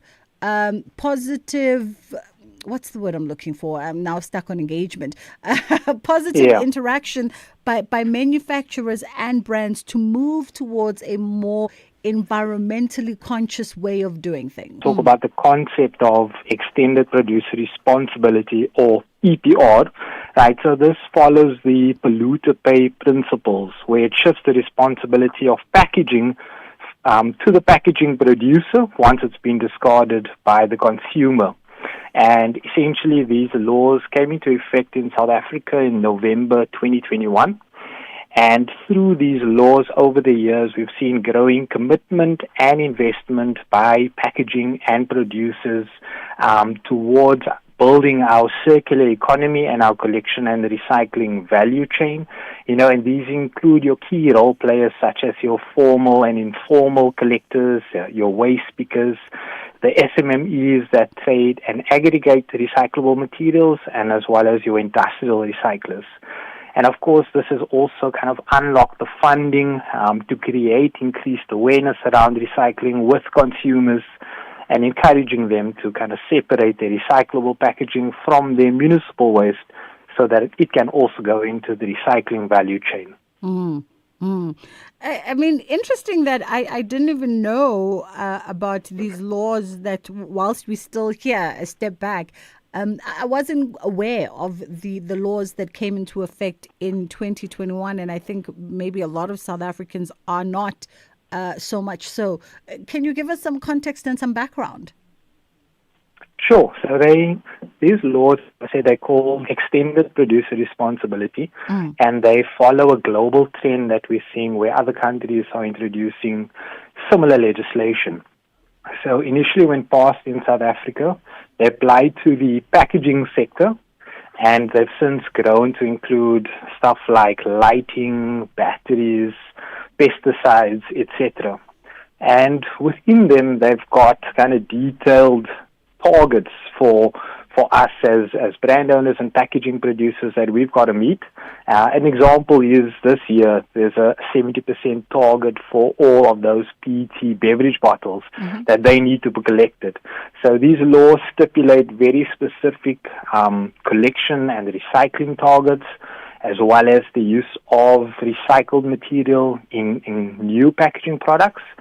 And on top of that, they also drive quite a big socio-economic objective where they compel an industry to invest in your SMMEs in the value chain and kind of drive this inclusive circular economy. How do we then, and you say we fare well, we fare as well as some of the global leaders in sort of this environmental consciousness, dual behaviors, right? Because I get the sort of responsibility on a macro scale to producers and global brands and industry players, but on an individual scale as well, is that message sort of being filtered down to the individual responsibility as it forms part of the collective? Sure. So, I would say that the results are reflective that there is an increasing awareness amongst consumers. As I mentioned, they facilitate the unlocking of funding to go towards dedicated national awareness programs. But of course, I'd say there's still a lot more that can be done, particularly when you're talking about at a consumer or a household space.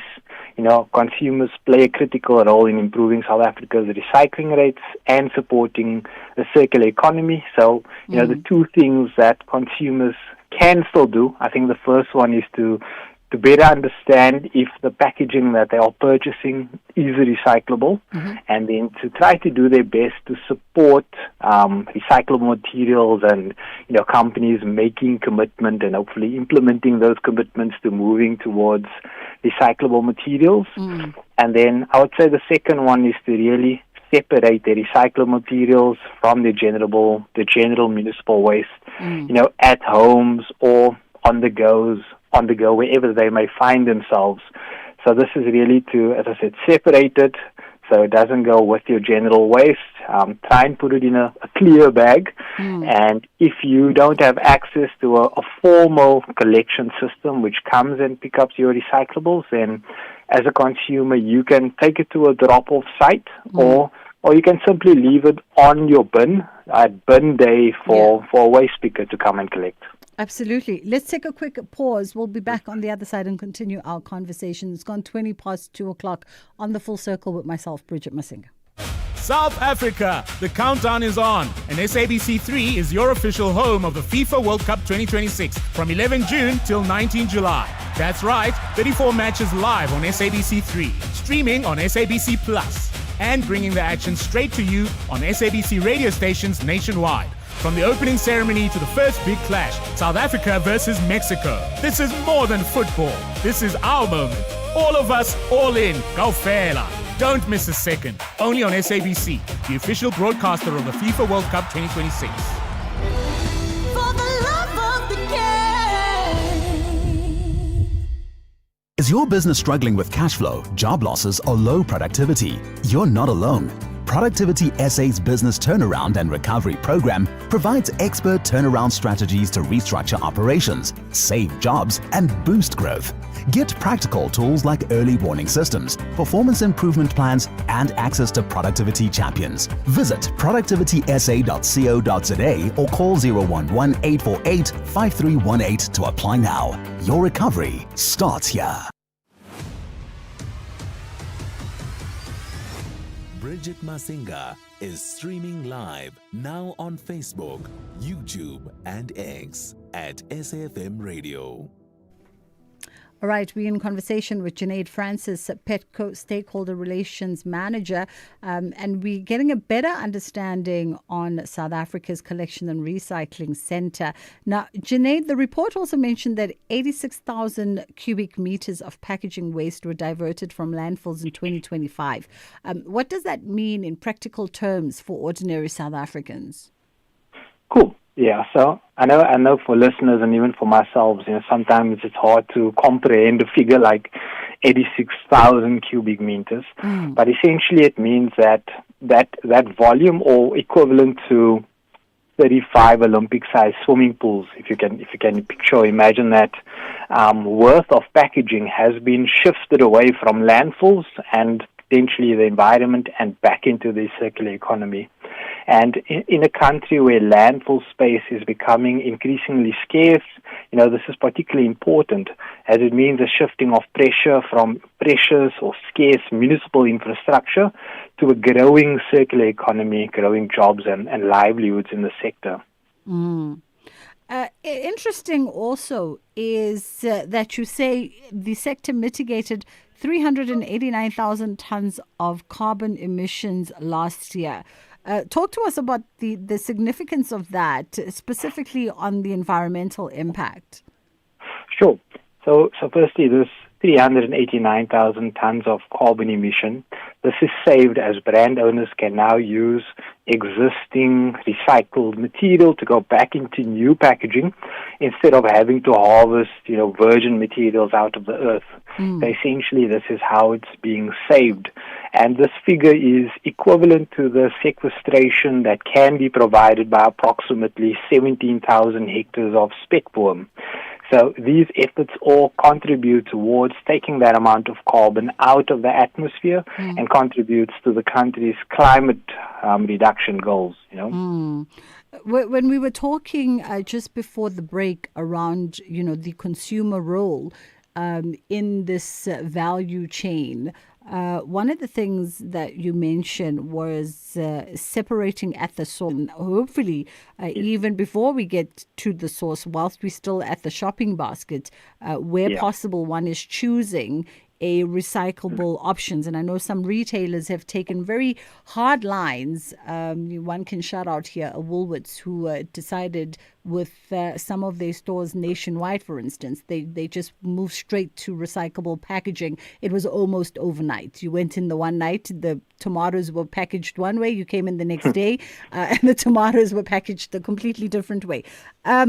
But I say all of this to say how important is the grassroots collection business as well as these buyback centers, right? We see a lot of the informal waste recyclers, for instance, in Joburg on a Monday, ironic to this conversation, the traffic jam in my neighborhood because of them, and I'm the separate at the source, put in a plastic, put on top of the bin. How important is that entire chain? Sure.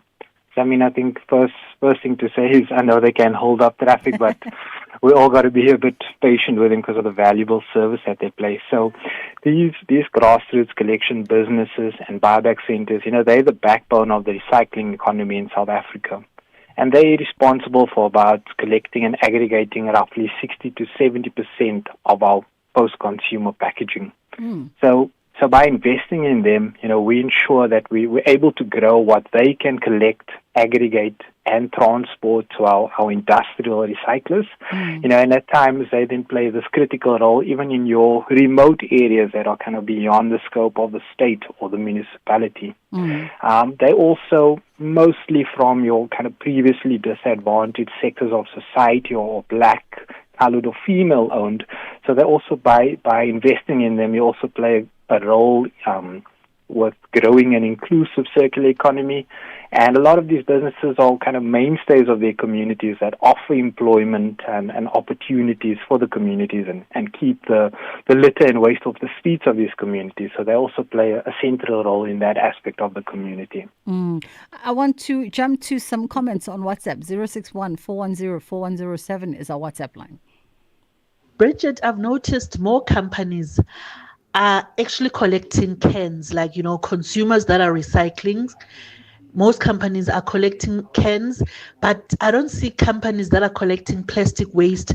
But when you walk around in our community, you see more plastic than these cans, like your juice bottles, in all sizes. I find that they cause more litter than they can. So I think there should be more also companies that are collecting and recycling plastic.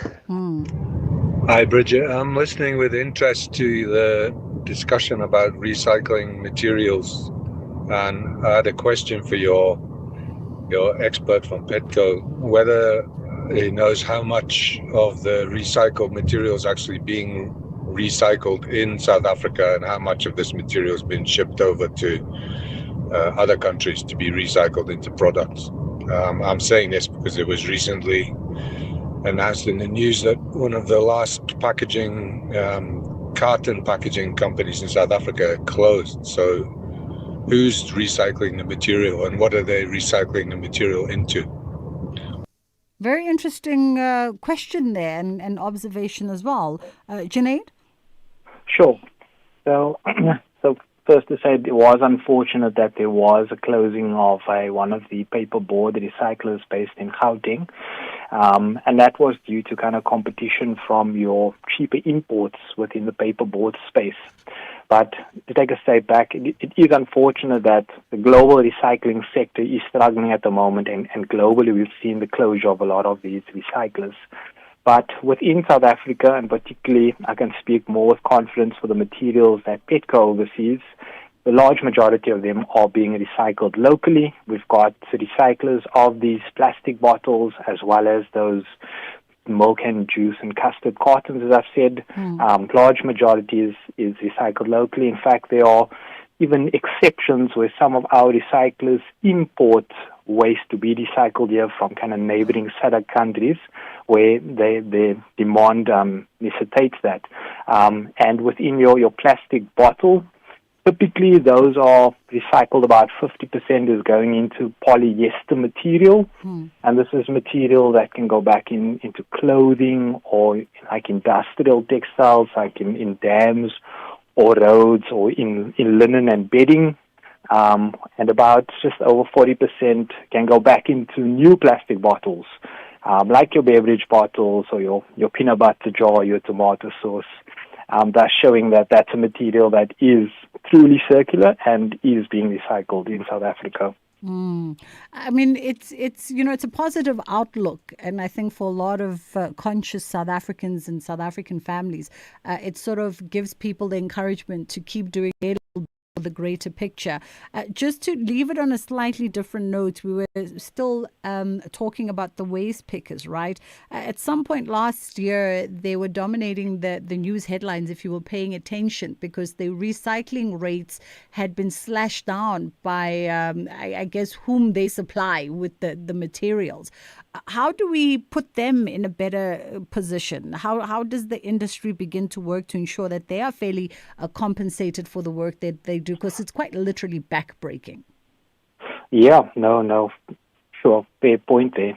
And again, not enough can be said about the critical role that's played by the waste pickers in the recycling sector. As such, Petco and institutions like ourselves, we are investing in your protective gear and equipment to ensure that waste pickers have safe and dignified work. and really doing our best to try and break that stigma that's often associated with waste pickers. We find there are sometimes these neighborhood watches that don't allow the waste pickers in, but we know they play such a critical role. So again, we're working with those institutions to try and create a sense of integrity, perhaps give them a bit of uniform and grant them access to those neighborhoods. But in addition to that, we're also investing in infrastructure that will enable the payment of a cashless, auditable waste picker service fee. So this is a fee that helps to compensate waste pickers for the time they spend breaking backs to pick up our recyclable waste, and this is in addition to the value that they get from the sale of those recyclable materials to the buyback center and the SMMEs in the value chain. Yeah. Junaid Francis, thank you so much for the time and, of course, for sharing some of this information with us. Petco Stakeholder Relations Manager. It's gone 2:30, time for Andela and the headline news, and then we'll get into Kids Corner. Thank you, Bridget. On the news headlines, the case against prominent businessman Josie Banyon and his 3 co-accused has been struck off the roll in the Kwaggafontein Magistrates Court. The defense witness in the Senzumewa murder trial, Colonel Michael Mahlangu, maintains there's no official record of a cell phone allegedly confiscated from accused number 2 Bongani Ndanzi during the cell phone inspection. And the chairperson of the Portfolio Committee on Higher Education and Training, Tebogo Letsi, has criticized the administrator appointed to address governance and administrative challenges and the Construction Education and Training Authority. FLAB follows at the top of the hour. Outsurance can't improve your parallel parking skills, but they could improve the car insurance premium you currently pay. Get a quote today, and if Outsurance can't save you money on your car insurance premium, ask for 500 Rand cash. Make that 1,500 Rand if you've been claim-free and with the same insurer for 3 years. Get a quote and get savings or cash. Either way, you win. SMS out to 30754. That's out to 30754. Outsurance. Licensed insurer in FSP. T's and C's online. No challenge is bigger than a willing nation. There is undoubtedly a solution for every problem. Get in touch with Lifeline South Africa on a variety of critical matters that affect our nation, such as mental and emotional health, gender-based violence, HIV and AIDS, and HIV testing services. For assistance, contact Lifeline Trauma and Crisis Line on 0861 322 322. Stop Gender Violence free call or WhatsApp number 0800 150 150. AIDS helpline toll-free number is 0800 012 322 or WhatsApp on 084 922 8808. Lifeline South Africa, mental and emotional health for all. This is an SABC-supported initiative. Here, there, and everywhere. SAFM 105.2 FM in East London. This program is brought to you by SABC Education. And if you miss any of our programs, you can catch up anytime on the SABC Plus app or on the SABC Plus website, www.sabcplus.com. Brought to you by SABC Education. Enriching minds, enriching lives.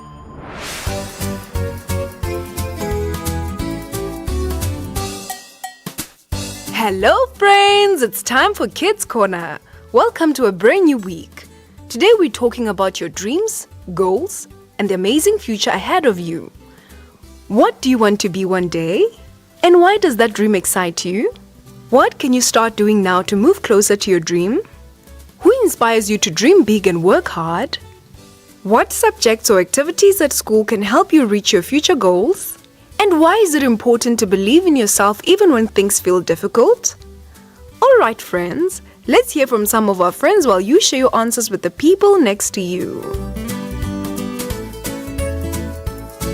Greetings SAFM. My name is Lisa Kanyamdluli in grade 5B. I am in Brixton Primary School. When I grow up, I would love to be a pilot, and it excites me because I'll get to travel around the world and see new people and learn new languages. What I can start doing now to move closer to my dream is definitely focus on social sciences, history and geography. My parents inspire me to dream big and work hard. History, geography, and technology can help me reach my future goal. It is important to believe in yourself even when things are difficult, because you have to start to believe in yourself before other people can believe in you. Thank you. Greetings everyone, my name is Matlakhanala Bushala. I'm in grade 6A. I'm 11 years old. I go to Brixton Primary School. I'm not sure what I want to be, but the thing I'm thinking of is between an artist or a fashion designer. The thing I'm excited is because I'm good at drawing. I always wanted someone to see how passionate am I while drawing. Mostly I'm good at creativity. I've always been thinking of dresses in my head. I always wanted to create them. So I'm just gonna wait and wait. Greetings everyone. My name is Nasisa and my surname is Pepe. I am in grade 6B. I am in Brixton Primary School and I'm 11 years old. When I grow up, I'm a person who wants to be a pilot, because I've once saw a picture of a pilot on YouTube and it made me want to be a pilot. To move closer to my dream, I can study more onto what pilots do and go to university and study for being a pilot. Then when I grow up, I can become a pilot. The people that inspire me to get to dream big and work hard are my parents and my family. It can be English that can help me reach to my future goals. The reason why it's important to believe in ourselves is because if you don't believe in yourself, you do not get on faith onto what you want to do, and you cannot become confident about your future because you are not giving yourself faith, even though things feel difficult. Thank you. Greetings everyone, my name is Hamka Lamini and I'm from Brixton Primary School. When I grow up, I want to be a pilot because I want to get chances to travel around the world, and the dream is something so exciting that I want to experience in future. To move closer to what you dream about, for myself, I have to study more about what pilots do, study more about aeroplanes, more about the systems. People that inspired me are my parents, my grandfather, and the people close to me. Subjects that can help me achieve my dream are history and geography. I'll more likely say history and geography. It is important to believe on yourself, because if you believe on others, we are all different. Some people want to be doctors, some want to be pilots. You must always believe in yourself and have hope to what you want to achieve one day. Even when things feel difficult, you always have to believe on yourself. Thank you. Bye. Hi everyone, my name is Karabo. What I want to be one day when I grow up is become a dermatologist, because I feel excitement when wanting to help people progress their looks, because I've been at a stage in my life where I started getting acne in my puberty stage, and I did not like the way my skin looked, and it made me feel less about myself. My self-esteem went down. So I feel I'd be very happy helping people find their light, finding out that they're even beautiful with those acne marks or with those dark marks. You're still beautiful with them, but if you need help, I'm here to help. What I can do to start moving closer towards my dream is maybe take courses to learn more about dermatology and what dermatology really is, because it's not just about skin. It's also about knowing how to treat the skin and what to use to treat certain things when it comes to the skin. Who inspires me to work big and hard is my mom, because my mom has always instilled in me that whatever dreams that you have, you need to work hard for, and I'm always going to be behind you to support you. What subjects or activities that could help me reach my future goals in school is mathematics, life science, physics. Why I think it's important to believe in myself even when things feel difficult is because in the long run it's all gonna be worth it, because the moment you just stop trying, the moment you give up, everything is just gonna go badly in your life. So I feel it's important to keep pushing even when things don't feel like they're going in the right direction or the way that you planned. Things are gonna work miraculously even when one doesn't expect it. So I feel it's gonna be worth it in the end when you know that you're at a stage where you want to be in life. Well, thank you for listening. Bye. Good day, everyone. My name is Alanda Mzobe. I am 12 years old. I want to be a businesswoman and have my own shops. And why does this dream excite me? Because it has a great future and it can help you get money and do whatever you want to do, like savings, building houses, and it has a lot of money. Push hard, learn at school, focus on your future, and never allow bad things to stop you. Who inspires me to dream big and work hard is my father and my mom. Subjects that I know that can help me reach my future goals is math, English, EMS. Yes, those are the most important subjects. Why is it important to believe in yourself even when things are difficult? Because you should never let your self-esteem down, because what you wish for will never happen, because you are telling yourself and telling your mind that you cannot do it. So stay positive than being negative. I trust you. Thank you, everyone.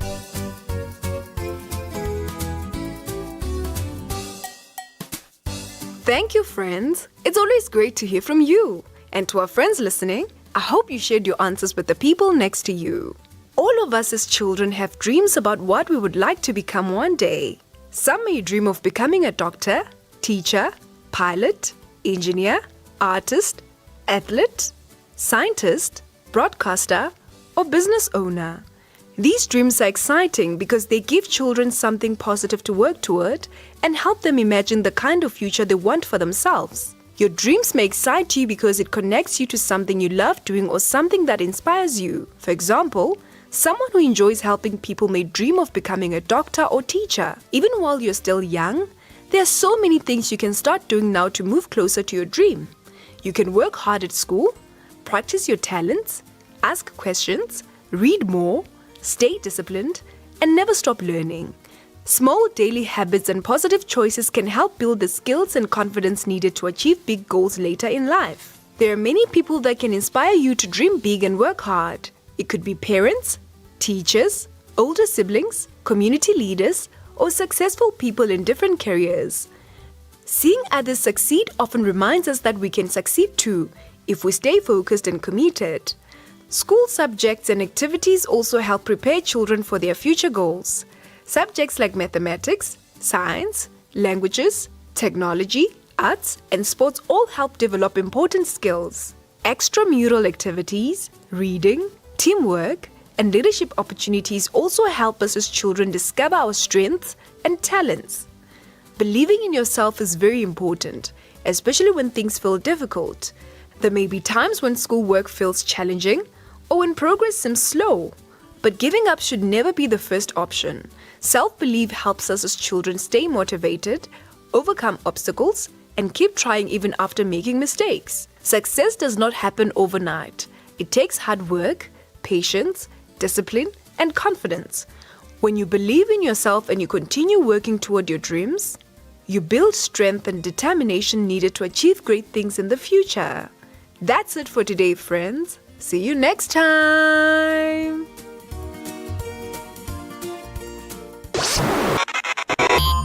If you miss any of our programs, you can catch up anytime on the SABC Plus app or on the SABC Plus website, www.sabcplus.com. Brought to you by SABC Education. Enriching minds, enriching lives.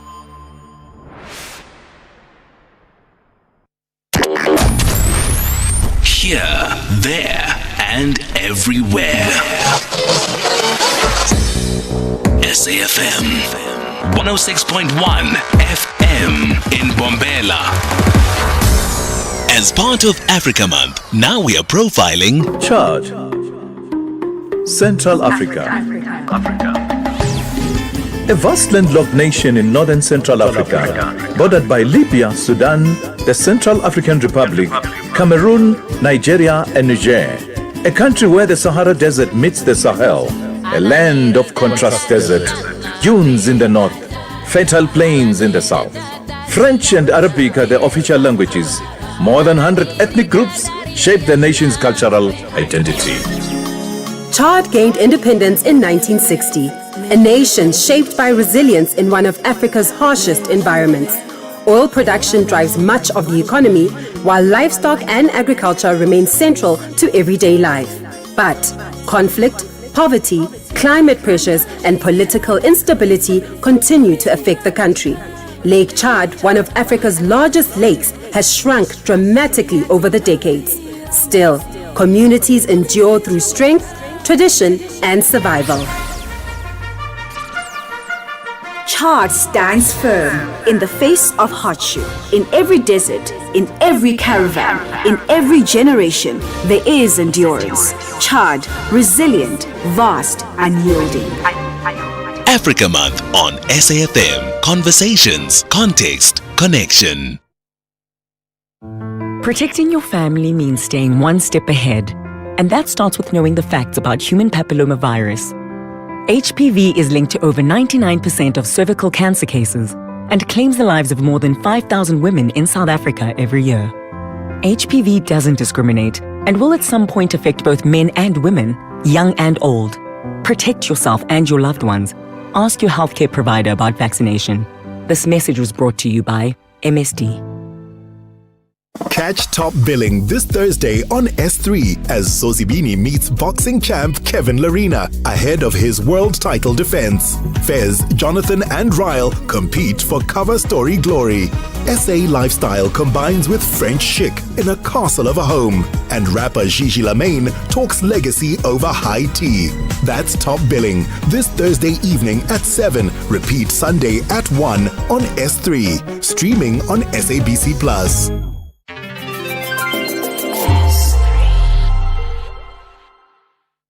With the ever-changing financial landscape, it can be difficult to make sense of all the moves at times. Join me, Jimmy Moyaha, on the SAfm Market Update with MoneyWeb, Mondays to Thursdays, 6 to 7 p.m, as we break down the key market trends, top financial stories, and smart investment insights, all in one place. It's everything you need to stay financially informed and ahead of the curve. Bridget Masinga, weekdays on The Full Circle. I mean, to some degree, this next conversation touches on the previous one that we just had, looking at sustainable waste management, where it also intersects with innovation and agriculture. Oyster mushroom farming initiatives across Africa are increasingly being used to promote sustainable agriculture, nutrition, and income generation. And the simple understanding here is that mushrooms require little space, they grow quickly, and they can be cultivated using agricultural waste materials. So we thought we'd catch up with Darlington Mafa, who's the Rima Africa Trust founder and coordinator, to talk about this, to put the spotlight on some of the work that he and his team are doing in Zimbabwe as they have an initiative that seeks to tackle plastic waste and boost food security. How are you doing this afternoon, Darlington?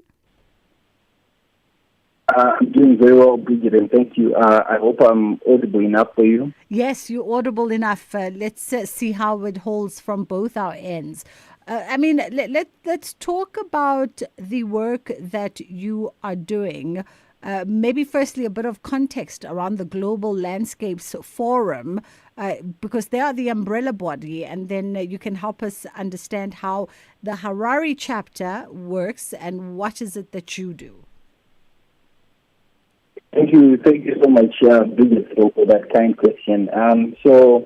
We joined the Global Landscape Forum GLFX network in 2023 in Rima Africa Trust Zimbabwe.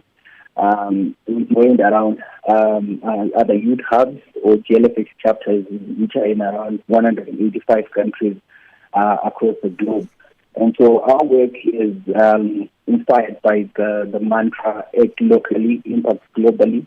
And so we basically, in collaboration through learning, we've been learning about conservation, we've been learning about biodiversity preservation, we've been learning about landscape restoration, and making sure that we understand our landscape enough to be able to attend to its needs with regards to climate change, issues to do with food security, issues to do with low-cost asset-based initiatives that help communities better understand their landscape and better preserve the biodiversity and their landscape in broad. So I think that's the context that I might start with here. Thank you. Give us a bit of an understanding as well around how oyster farming, this particular oyster farming initiative and method, how that speaks to the motto that drives you around acting locally with a global impact. Thank you so much. So with the oyster mushroom initiative, I personally started working around that in 2020. And what I picked up from the get-go was that the oyster mushroom setup is very low cost. It's heavily reliant on agricultural waste, like you rightly mentioned in your introduction, and it's also something that serves as a panacea to behavior change around resilience and adaptation to climate change related issues, especially around food security. And so, on the broader scale, we picked up that we could repurpose plastic bottles, specifically, the Pepsi kind, to act as fuels, to act as like production material, and thereby tackling two problems at once: the issue of plastic-related pollution, which is a common feature in most African communities. And we also wanted to integrate that with low-cost food production. So what we have now is an idea that we are looking to scale, which we've tried and tested in a couple of communities here in Zimbabwe, mostly rural, that tries to tackle both pollution, plastic pollution, making the plastic repurposed and useful for food security initiatives, and rethinking how other material that we consider as waste can save in the fight both against climate change related shocks and food insecurity. Thank you. How different, Darlington, is your method where you are using plastic bottles as part of your growing process, or the materials for your growing process? How different or how similar is it to a hydroponics, for instance? Yes. So I would say that I have experimented. We have seen. I have experimented, and I've seen other young people through hackathons, experimenting with also low-cost plastic-based hydroponics models. But this is essentially hydroponic in nature, and this pretty much just serves as the seal for your mushroom production bag, and then also the storage and the measuring cups that you would probably need to prepare your oyster spawn, which is the seed. So I would say it's slightly different from hydroponics, but I've seen initiatives where plastic is being repurposed for hydroponic ends. And so the excitement around the idea of just turning waste into a productive element that can be used within our communities is what really excited me about this initiative. Yeah. Let's talk a little bit as well around the impact that this has, this initiative has for local communities and other young farmers like yourself as a potential maybe employment generator. You've touched a little bit around the food security and matters of that sort, because it's for us here, and I'm sure as it is for you in Zimbabwe, very, very crucial to get young farmers to create access into agriculture for young farmers in the most affordable ways. Yes. Thank you so much for your standpoint around that issue, because one of the biggest barriers to entry for young people trying to take up to start up agricultural ventures is capital. And so what we have tried to do is to start from the bottom to say what is immediately available from your environment. I think it was through interactions with Raw Action Ohio where the term asset-based approaches came up, and the insights there mostly are that in as much as agriculture is considered a high capital venture, there are scenarios where easily accessible waste material, a secular kind of approach to agricultural entrepreneurship can benefit both the environment and also inspire setting up startups around the space. So that was the economic philosophy that we try to encourage and push into low income household communities, especially the rural kind and the peri-urban kind, to say these principles that focus more on waste management, intentionally positioned to support entrepreneurial development. It could be an exciting opportunity for young people taking up agricultural entrepreneurship in Africa. Absolutely. In terms of challenges, especially at the beginning phases of the initiative, did you encounter some of those challenges, and how did you manage to navigate? One of the biggest issues is sensitivity and the issues with regard to introducing new concepts within communities.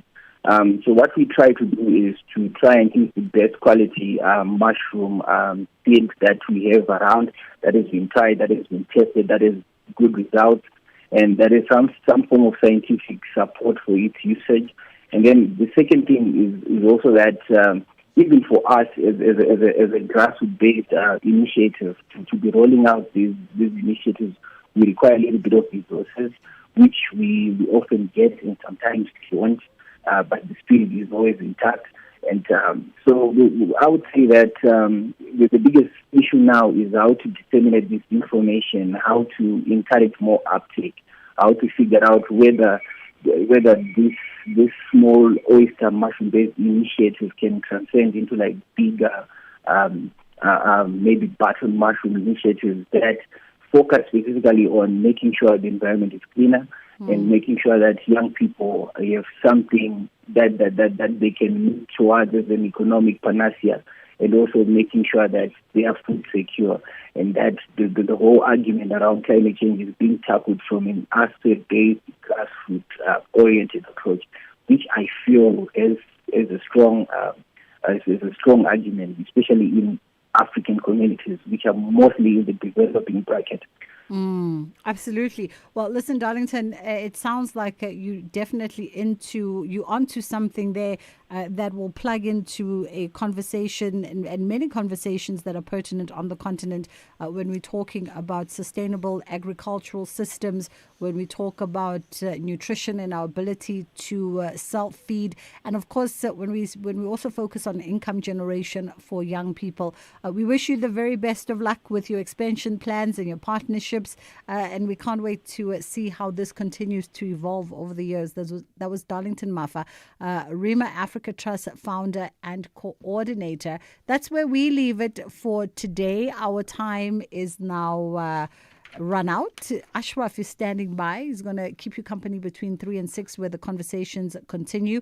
All those headlines that are moving the nation, no doubt to be ventilated on the National Pulse with yourself today. By the way, the update on the Madlanga Commission is that they are on a break. They have adjourned from public hearings. And they will resume again on the 1st of June to focus on compiling that report that comprises everything that's transpired for phase 2. So it's expected to address some of the allegations around organized crime, political interference and corruption in South Africa's policing and criminal justice institutions.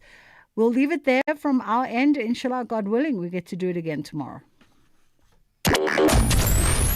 Here, there, and everywhere. SAFM 105.6 FM in Palabora.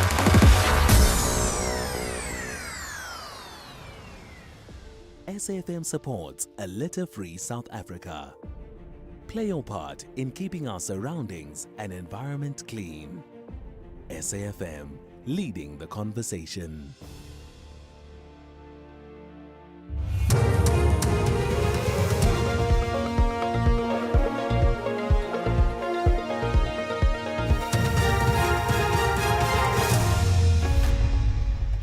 Thank you, Bridget, and the team on the top stories. Case against Joe Sibanyoni and co-accused struck off the roll, and areas affected by Ebola outbreak in the DRC urged to maintain strict hygiene.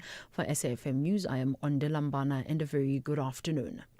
The case against prominent businessman Joe Sibanyoni and his 3 co-accused has been struck off the roll in the Kwaggafontein Magistrates Court. The defense teams for Sibanyoni, Daniel Masilela, Philemon Msiza and Opa Sindane argued that the prosecutor Mkhuseli Ndaba should be found guilty of contempt of court after failing to appear despite being ordered to do so on Friday. The 4 accused faced charges of extortion and money laundering. Spuem Kiza reports. This morning, defense attorneys for all 4 accused expressed frustration after Ndaba failed to present himself and subsequently applied for the matter to be struck off the roll. They further requested that Ndaba be found guilty of contempt of court and face either imprisonment or a fine. The magistrate ruled that the matter be struck off the roll and indicated that she would authorize a warrant for Ndaba's arrest. Spuem Kize, SABC News, Kwaggafontein Magistrates Court. The man accused of killing Marius van der Merwe, also known as Witness D at the Madlanga Commission of Inquiry, has told the Brakpan Magistrates Court that he intends to stand trial. Matipandile Soteni says he trusts the South African legal system and believes the facts will prove his innocence. In an affidavit read before court by his lawyer, Soteni denied killing the deceased. He stated that he has never threatened anyone, has no history of domestic violence, harassment or protection orders against him, and does not have a violent disposition. Soteni's legal representative is in Tabiseng Mahumane. My release will not induce a sense of shock or outrage in the community where the offence was committed. I do not foresee any public disorder in the event that I am admitted to bail. My safety will not jeopardize my release. The sense of peace and security amongst members of the public will not be undermined or jeopardized by my release. I submit that my release on bail will not undermine or jeopardize the public confidence in the criminal justice system.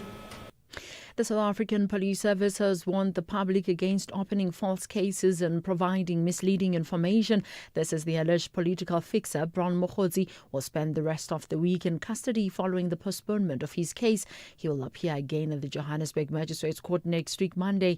Mokhodzi is facing 5 charges, including defeating the ends of justice and perjury. His arrest comes after he allegedly staged his own assassination attempt in November last year. Police spokesperson Brigadier Atlenda Mate addressed the media outside the court this morning. When we compared his version of events and our evidence, we found that they were contradicting each other. We then finalized the investigation and handed over the docket to the DPP for a decision. And indeed, the DPP then agreed with the police that Mr. Brown has a case to answer to. The false reporting is what has brought us to court today. He's currently facing about 5 charges. The first one being defeating the ends of justice, as well as perjury on the fact that we feel that he provided false information. The chairperson of the Portfolio Committee on Higher Education and Training, Tabu Kgoletsi, has criticized the administrator appointed to address governance and administrative challenges and the Construction Education and Training Authority. Letsi criticized Opangwane for unilaterally approving his own salary of 3 million rand without authorization from the department or minister. This comes after the committee received a briefing from SETA regarding the protected disclosure allegations of irregularities at the entity. Letsi has described the revelations as shocking, adding that the committee wants salaries of administrators to be regulated. The Portfolio Committee on Higher Education and Training is shocked by revelations that the administrator appointed to address governance and administrative challenges at the SETA unilaterally determined and approved its own salary package of 3 million without authorization from the Department of Higher Education or the minister. The committee received a briefing from SETA regarding the protected disclosure allegations on irregularities at the entity, including the Vodacom internet contract, which continued beyond its expiry date. Various committee members were concerned that salaries paid to administrators and their advisors to stabilize struggling entities are not clearly regulated. Health officials in Africa have been urging those in areas affected the latest outbreak of Ebola in the Democratic Republic of Congo to maintain strict hygiene to prevent its spread. There are currently no approved vaccines or specific treatments for Ebola available. The head of the Africa Centers for Disease Control and Prevention has stressed the need to take special care at funerals of those infected to minimize the risk of the disease. The BBC's Emery Makumeno has the details. This started here officially on April the 24th. That's when the first presumed index case died in Bunia, and then the disease was taken to Mungwalu for burial, and authorities here believe that that's when many people contracted the disease. So from the end of April up till now, the disease has spread to Goma and to Kampala. Recapping the top story, the case against prominent businessman Joe Sibanyoni and his 3 co-accused has been struck off the roll in the Kwaggafontein Magistrates Court. I am Onde Lambana for SAfm News Headlines at 3:30. In sports this hour, Sundown sweat on Mudiba Fitness ahead of ASFAR clash.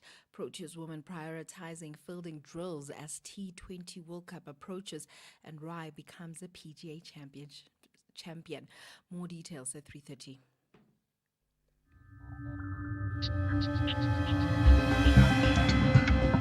The National Pulse with Ashraf Garda on SAfM.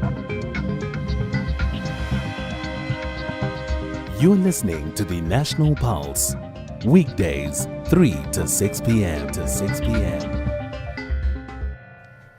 It certainly is the National Pulse. I just wonder what you've been contemplating this weekend regarding some of the big political, socio-political issues of our country. And right now, as I take a picture of myself in studio, I notice that the backdrop to that picture is our TV screen, of course, and it means that Glynis Breitenbach was on the TV screen, the DA's new chief whip elected. Well, it seems like she's got my back. And I'm not coughing intentionally, but the point is, it just happens that picture I've taken, she's on the screen. I'm going to post it right now on our social media pages anyway. But perhaps that tells you what that means. GA's new chief whip, significant changes there. That's not all. There's some other things as well we're going to talk about of huge importance. Some of the things you've heard on the news as well, right, regarding some of the legal issues and the issue of Brown Mokhotsi, who now appeared in the Joburg Magistrates Court earlier today. We'll cover that and the taxi boss, Joe Sibanyoni, Ferrari, as you know, been struck off the roll. That case, that extortion case, we'll pick up analysis on that. Now, we also have this big issue today, so we'll do this feature every day of the week, focusing on one theme, and the big theme really is how do we grow South Africa's economy. So this week, today, we'll talk about the township economy and how is that working out. All of that to come later on. My name is Ashraf Garda. Thanks for joining us. Really great that you connect with me here on the National Pulse. You are part of the Pulse community anyway, and I recognize that. 086 000 2032. If you're calling in live for the very first time or on WhatsApp, tell me so I can give you a shout out. Nothing stops you from sending out a picture on our WhatsApp to 0614 104 107. You can also tweet it out too, so I can give you a shout out as well there, right? So you got it. WhatsApp, call in live, social media, we've got you covered. First things first, however, what about the Madlanga Commission? Right after this. Yo, how is your trolley so full these days, friend? It's my way, Chomi. I save up to 40% on my car insurance premiums every month. My way insurance? Yes. Now I have more money back in my pocket. Even though hubby switched to my way. Manja, we're both saving, which means we have more money to focus on the things we love and live our way. Savings after savings. Real people, real cars, real savings. For a quote, visit myway.co.za. Premiums are risk profile dependent. MyWay is a licensed non-life insurer and FSP. T's and C's apply. MyWay. Live your way. Catch Top Billing this Thursday on S3 as Zozibini meets boxing champ Kevin Larina ahead of his world title defense. Fez, Jonathan and Ryle compete for cover story glory. Style combines with French chic in a castle of a home. And rapper Gigi Lamaine talks legacy over high tea. That's Top Billing, this Thursday evening at 7. Repeat Sunday at 1 on S3. Streaming on SABC+.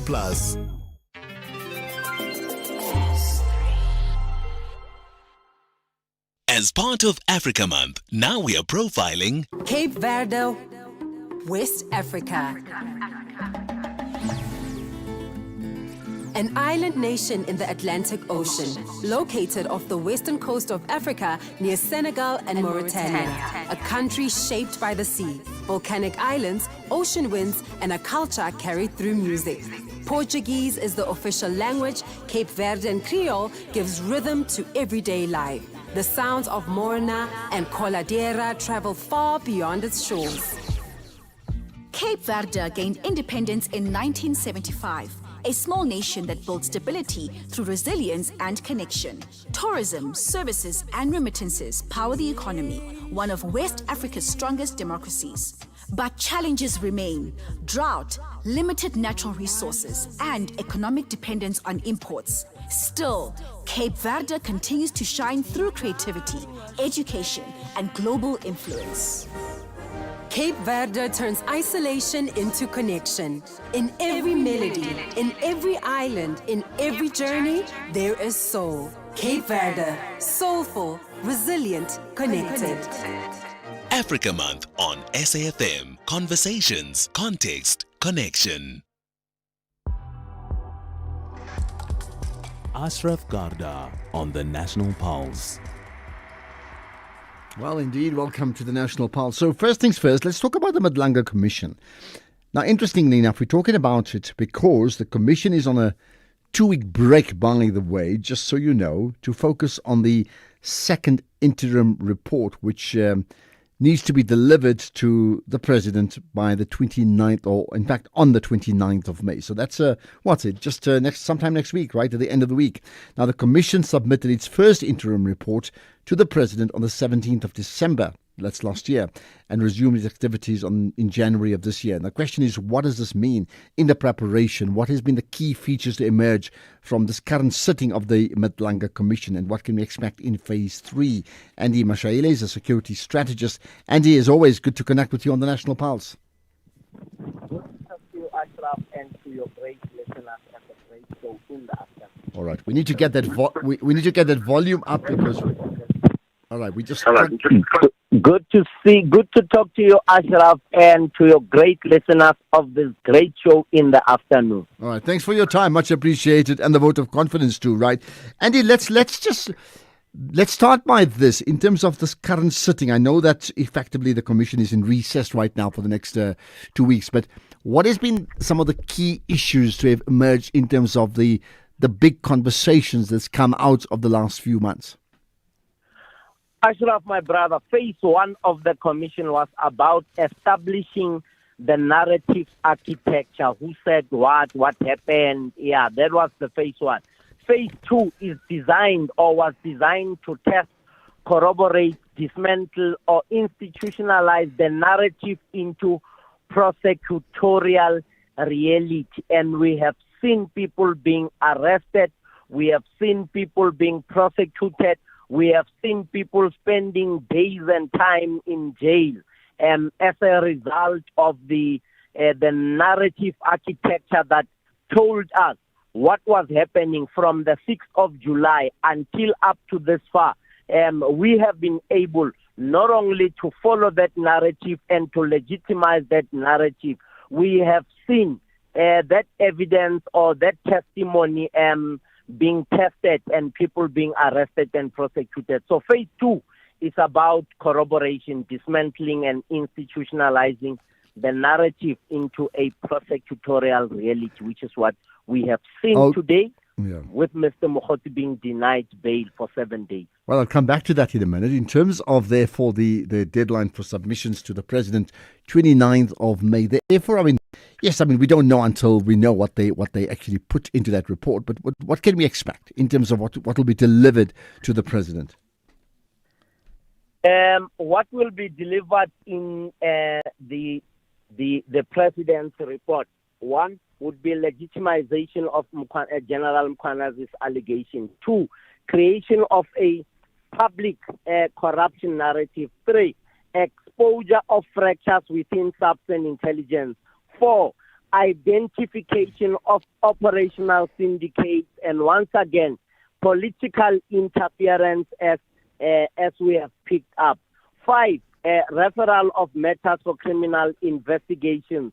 So the phase 2 likely holds a counter-offensive against General Mkwana. The expansion of the battlefield beyond SAPS, and we have seen the stories of TMPD and many of those things. So what will come into that report will be informed about everything that happened in the sitting of people like the CFO of Tshwane, the Deputy Commissioner of Tshwane, and what Sergeant Faninkosi downloaded at the Mazanga Commission. Those are some of the critical issues. It is no longer about suspicions, one being suspected of having committed crime. It now comes to the evidence that says we have found evidence loaded in the allegations of General Nkankam Mkhwana and corroborating General Nkankam Mkhwana's allegation. And here are the list of people who were arrested and prosecuted and are on bail. What I suppose it's and you touched on it now in terms of arrests being made, right? Many people were very, very skeptical of the impact of the Madlanga Commission, beyond just talk and more talk and nothing will come out of it.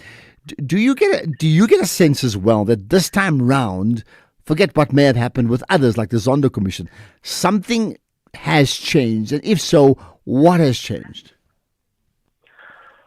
Ashraf, let's start off by saying it moved away from being a police inquiry into a state capture inquiry focusing on criminal justice institutions.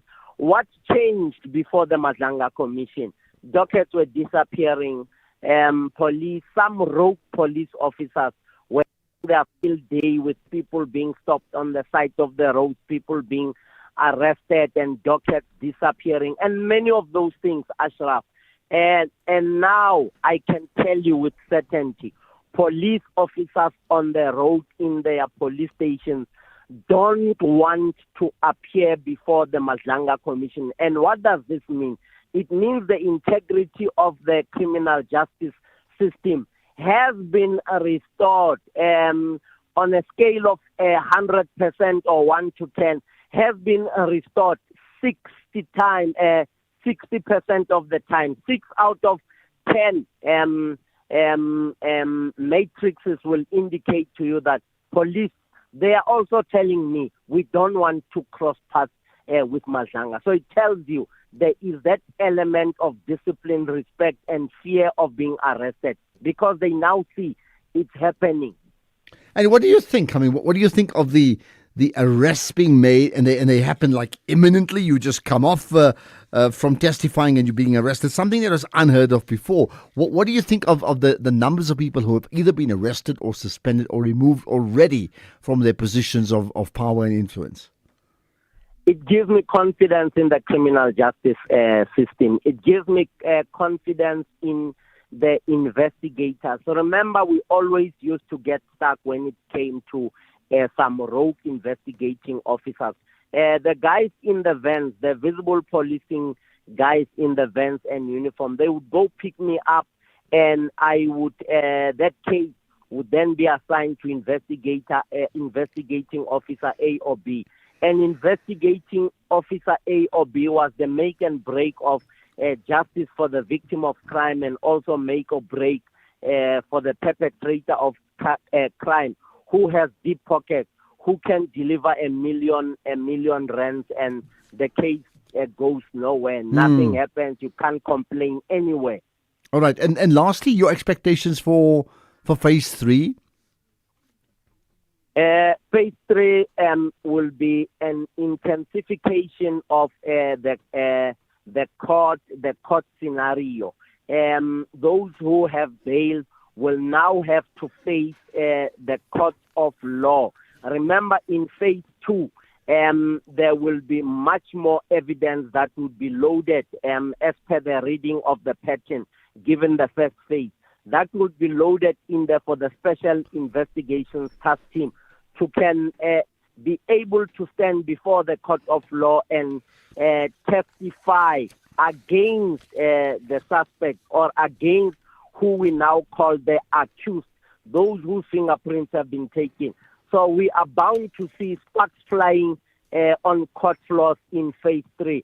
And all those who have not had their day, I'm talking about the generals and honors in terms of the second round, you expect them to deliver testimony and be arrested. Remember the 14 names, not all of them have been arrested. Am I talking about people like Julius Mkhwanazi? What about General Sibia, as I've been asked? I am inclined to say we will see their names in the third phase and them standing before a magistrate or a judge, fully clothed in the challenges or the charges put before them. Okay, appreciate your time for that, Andy Mashayile, security strategist, reflecting on the Madlanga Commission. Well, yesterday, today, and tomorrow. Tomorrow being the third, the third phase of the Madlanga Commission. Right now, there's a pause, as you may know, because a report is to be delivered to the president for that second phase on the 29th of May. This is the National Pulse. Investing shouldn't feel risky. It should give you security and good returns. Earn up to 7.25% interest per annum with an Absa Cash Invest Tracker for an investment of 100,000 rands or more. Your capital is guaranteed with immediate access to your funds. That's minimum risk, maximum benefit. Absa Private Banking customers can invest from just R1. Open via the Absa Banking app, a branch, a private banker, or 0860 111 515. Your story matters. Absa is an authorized financial services provider. T's and C's apply. As part of Africa Month, now we are profiling Democratic Republic of Congo, Central Africa. Home to the second largest rainforest on earth, the Congo Basin. A land of endless green and powerful waters. The mighty Congo River, deep, strong, eternal. A nation rich in cobalt, copper, and diamonds, powering global industry. The Democratic Republic of Congo gained independence in 1960, from colonial rule to a nation marked by resilience and complexity. A country still shaping its path, still defining its future. One of the most culturally rich nations in Africa, home to over 200 ethnic groups and languages, including Lingala, Swahili, Kikongo, and Chiluba. A place where identity is carried in rhythm, in speech, in song. From Kinshasa's vibrant streets to deep rainforest villages, life moves with energy and expression. Music is not just entertainment, it's identity. Sukus, rumba, and storytelling pulse through everyday life. Congo does not pause, it persists. In every river, in every rhythm, in every voice, there is endurance. Congo is powerful, alive, unbreakable. Africa Month on SAfm. Conversations, context, connection. The National Pulse, weekdays, 3 to 6 p.m. Right, we're going to chat, we're going to get an update later on about Brown Mkhotsi. Of course, he's in custody after appearing in court today. That comes up just now. But here's the other bit of drama. The bail application of the taxi kingpin Joe Ferrari Sibanyoni took a turn today when the case was struck off the court roll. Now, why did that happen? Let's find out with Sipiwe Mkiza, the SABC News reporter. Thanks for joining us here on the National Pulse. Thank you and good afternoon, Ashraf. Thank you indeed. Before we get talking to you, let's play the sound coming out of what happened today. Section 342A, because it prevents undue delays in the courts. And I think this is one classic case of of a proceedings. And I'm inclined, therefore, as I do now, strike the matter off the roll in terms of Section 342A, subsection 3C.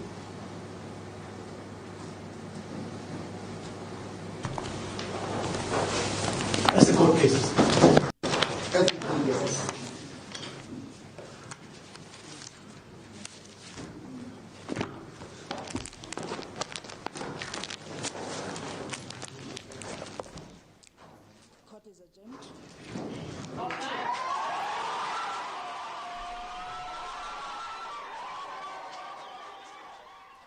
Okay, let's get a response. Sipiwe Mkhize, let's help us understand this. Why was that extortion case struck off the roll? Thank you, Ashraf. Well, you remember that on Friday, before the case was postponed, the prosecution had asked more time because the magistrate had indicated the matter would be rolled out on today, on Monday. But the prosecutor said he is not available on Monday because he has other matters. And he therefore asked for the matter to be rolled on to Tuesday. And the defense, all three defense teams argued that this is a delaying tactic, from the prosecution, and they would want the matter to be heard today because, according to them, it was very important for bail to be heard today and be, concluded as soon as possible. And the magistrate had to rule on that. She ruled to say to the prosecutor, she is actually postponing the matter until today, which is Monday, and not to Tuesday, because she said that the prosecutor is coming with his delaying tactics. That's what she said, and she therefore ordered the prosecutor and the investigator, the investigating officer who was supposed to come and give his testimony today against the accused. So he ordered both of them to come today, but this morning started off very slowly. We had to wait. The court was supposed to start at 9 o'clock. We waited from 9 o'clock, 10 o'clock, 11, at around 12, I think just before 1. The defense decided that, they want to ask the magistrate to find the prosecutor firstly in contempt of the court, in that he disrespected the order of the court, of the magistrate. And all three defense teams then came with the arguments. The prosecution, according to them, is responsible for the delay of the bail application. He has delaying tactics. He does not respect the court, and he's not taking the matter seriously. Therefore, according to them, he is in breach. So they also dealt now with the second. There were two arguments. So the second one was that they dealt with the bail application itself. So they wanted the bail application to continue. It's either it continues unopposed or the case is struck off the roll. So just to be clear, primarily, what is the number one reason why the case is not just postponed or adjourned, it's actually struck off the roll? Because the prosecutor did not show up at court, and according to them, they haven't even got a call from him to say he's either on his way or he can't make it. They've had nothing from him. From him, Now I see the NPA has issued a statement, and they're instituting a disciplinary action against the prosecutor regarding this case, right? But does that mean this is the end of the story then? Well, look, I haven't seen the statement yet, But you would know that in most cases, Ashraf, when the matter is struck off the roll, or for instance, if it's withdrawn, there would be also, from the magistrate, and depending where the case is, whether the magistrate or the High Court, they would say that, okay, it's likely to be in the roll again. But in this instance, she didn't indicate that. She just said it's struck off the roll. But also, to come to your question, the defense emphasized that they want the prosecutor, Mkhwiseni Ntaba, to be made an example of. They did take note that he's still young, he's got the career ahead of him, he's still, has to practice for many, many years to come. But they want to make an example of him to show that if you are in contempt, no one is above law. So they wanted the magistrate to actually order for him to be arrested. And indeed, we saw the magistrate saying that she's issuing a warrant also against him, and she will be signing it later after the court. That's where we shall leave it. I appreciate your time, Sipiwe Mkhize, the SABC News reporter, covering the story of the taxi kingpin, Joe Ferrari Sibanyoni, in that case, struck off the roll, today. What that means for tomorrow or another day, we shall find out. Right now, let's get the news headlines. It's 3:30 years on Dela Mbana. On the news headlines, the Gauteng Gambling Board CEO Dr. Karabo Mbele has been fired with immediate effect. This follows findings contained in a final forensic investigation report. The case against prominent businessman Joe Sibanyoni and his three co-accused has been struck off the roll in the Kwaggafontein Magistrates Court, and the World Food Programme's Deputy Executive Director Carl Skau says the ongoing closure of the Strait of Hormuz due to the Israel-US war on Iran is affecting the UN agency's ability to provide aid to the world's most desperate people. A full update follows at the top of the hour.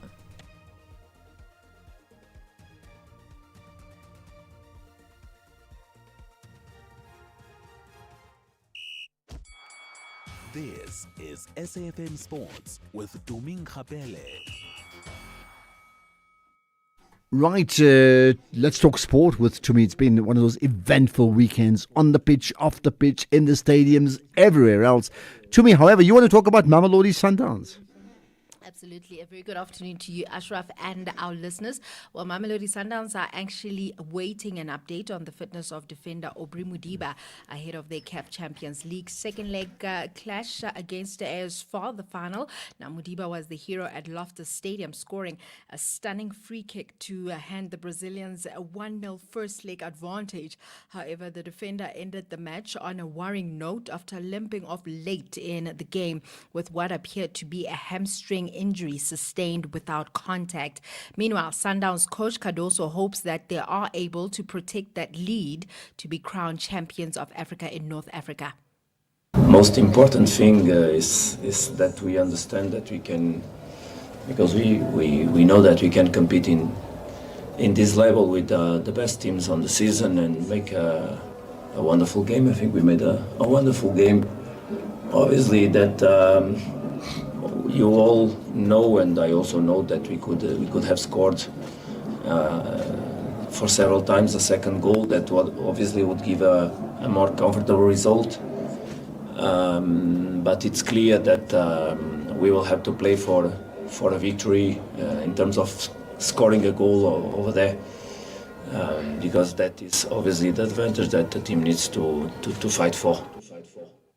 I mean, Ashraf, it was a match that was filled with drama. As we know, Mamelodi Sundowns and AS4 jointly raised concerns with CAF over the appointment of referee Jean-Jacques Ndala. Remember, he's the one that officiated in that AFCON final.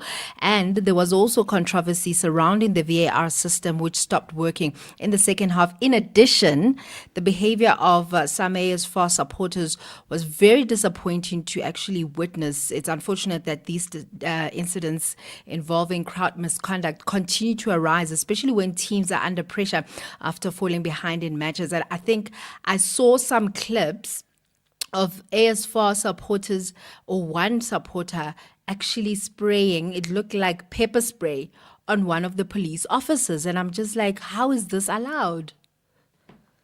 You know, my question is not so much how is it allowed. Of course it's not allowed. Here's the big question. how did the person with pepper spray get into the stadium in the first place? Who checks? And I say that because wherever you are in the world, football fans have a propensity for being louts. I mean, that's a fact, okay? There's just statistical facts around football. And we saw what happened with the Pirates game on Saturday, where thousands of people just broke through the fencing and just got into the stadium, and again, security stood by. So, yeah. How is it allowed? Never mind the bad behavior is the bad behavior. But how is it that they were able to effect their bad behavior? Who didn't check them out? Absolutely. Well, then the Council of Southern Africa Football Associations has elected Botswana's Tariq Babitseng unopposed as president at its elective General Assembly in Harare. Babitseng succeeds Said Al-Said Ottoman and pledged unity across the region, thanking CAF President Patrice Motsepe for his support. The new leadership will guide COSAFA's strategic direction through 2029, focusing on football development and administration across Southern Africa. Elsewhere, Jose Mourinho has agreed to return to Real Madrid after 13 years as head coach on a 2-year deal. According to Sky Sports, the announcement is expected after Madrid's final game of the season against Athletic Club on Sunday and then unveiled next week. It's understood that Mourinho will take 4 coaches with him from Benfica to the Bernabeu. In terms of cricket, Proteas women coach Mandla Mashimbi says that they are placing extra emphasis on their fielding in training ahead of the T20 World Cup in England next month. Mashimbi's team has been guilty of some sloppiness at the part of their game in recent months, at times dropping what looked like routine catches at crucial stages of the match. He says that he's been impressed with how some of the senior players have shown good athleticism and believes that they will be ready by the time that they play their opening game. We've got a good fielding coach working with them now to make sure that we're ready. This is one thing that surprises me about the women's game. You got these old players that are moving like young players. Marizan, Shibnam. You must just see how they move on the field. It's actually quite crazy. So that's positive in terms of knowing that what they're going to give you in the field. So for me, as much as it might look like fielding has been a concern leading up to the World Cup, but it's something that we're going to actually put priority on and make sure that, we don't slip up at the World Cup. Finally, ending things off with golf, Aaron Rai expressed his delight after fulfilling a long-time dream by winning the PGA Championship and following in the steps of his golfing idol Tiger Woods. Rai secured a memorable 3-stroke, becoming the only second Englishman in history to win the prestigious major. The achievement ended a wait of more than a century since Jim Barnes claimed the title in 1916 and 1919. The English golfer admitted that the moment was especially emotional because of the influence Woods had on his career while growing up, and Rai revealed that he often watched footage of the 15-time major champion as a child and also dreamed of one day reaching the same heights in the sport. An actually interesting story with regards to Rai is that I saw a clip of the wife also playing golf, and apparently at times the wife is the one that beats him, but she's just as good as Aaron is, and a big congratulations to him. But that's it from my side for now. I'll have more in the next hour. Right, thanks for that, Timmy. Looking forward to that conversation then. Babe, I'm getting extra cash from my insurance. I was thinking romantic getaway or a treat for the kids. You're getting money from your insurer? Yes, my cash back from my way. I'll get back 10% of my monthly premiums for staying claim-free for 2 years. I'm getting 5,680 Rand. Now that's real cash. Mm-hmm. Real people, real cars, real rewards. For a quote, visit myway.co.za. My Cashback is a feature on qualifying products paid after 2 claim-free years and all premiums paid. Premiums are risk profile dependent. MyWay is a licensed non-life insurer and FSP. T's and C's apply. MyWay. Live your way. SAfm supports a litter-free South Africa. Play your part in keeping our surroundings and environment clean. SAfm, leading the conversation.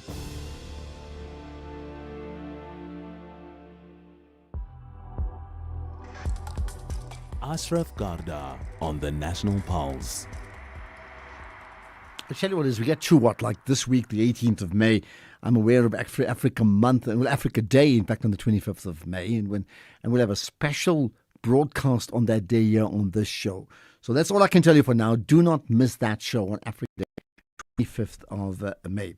Right, so let's now move on, and let me remind you as well that one of the features we've done as part of a whole rethink about what we do on the show is creating this feature called The Big Issue, where every day, in fact, every week, we pick up an issue, a big issue, and we look at it like 4 or 5 different ways, dice it, slice it, dice it, and so we completely understand it. Today, it's about how do we grow South Africa's economy? If the economy is central to everything that needs to happen in our country, but how do we grow South Africa's economy? So we'll talk about that today, tomorrow, the next day, Thursday, Friday, all throughout the week. We'll look at the township economy for starters. But to get us there, however, let's touch on the issue of Brown Mokgotsi. He appeared in the Joburg Magistrates Court today. Let's find out more about what happened with Brigadier Atlenda Mathe, the SAPS national spokesperson. Brigadier Mathe, thanks for joining us on the National Pulse. A very good afternoon to you and your listeners. All right, so let's take us through what happened from what happened, in fact, late yesterday on a very dramatic day with Brown Mokgotsi. 1 minute he was testifying at the Madlanga Commission. The next thing is like he's been arrested. What's happened since? Well, you'll recall that we had been investigating his alleged assassination in Fort Flores in November. And we then found that the statements that he provided to police and the evidence at hand that we had gathered were contradicting each other. And we then opened the cases against him of perjury, defeating the ends of justice, being in possession of an unlawful firearm as well as ammunition, as well as discharging a firearm in a public space.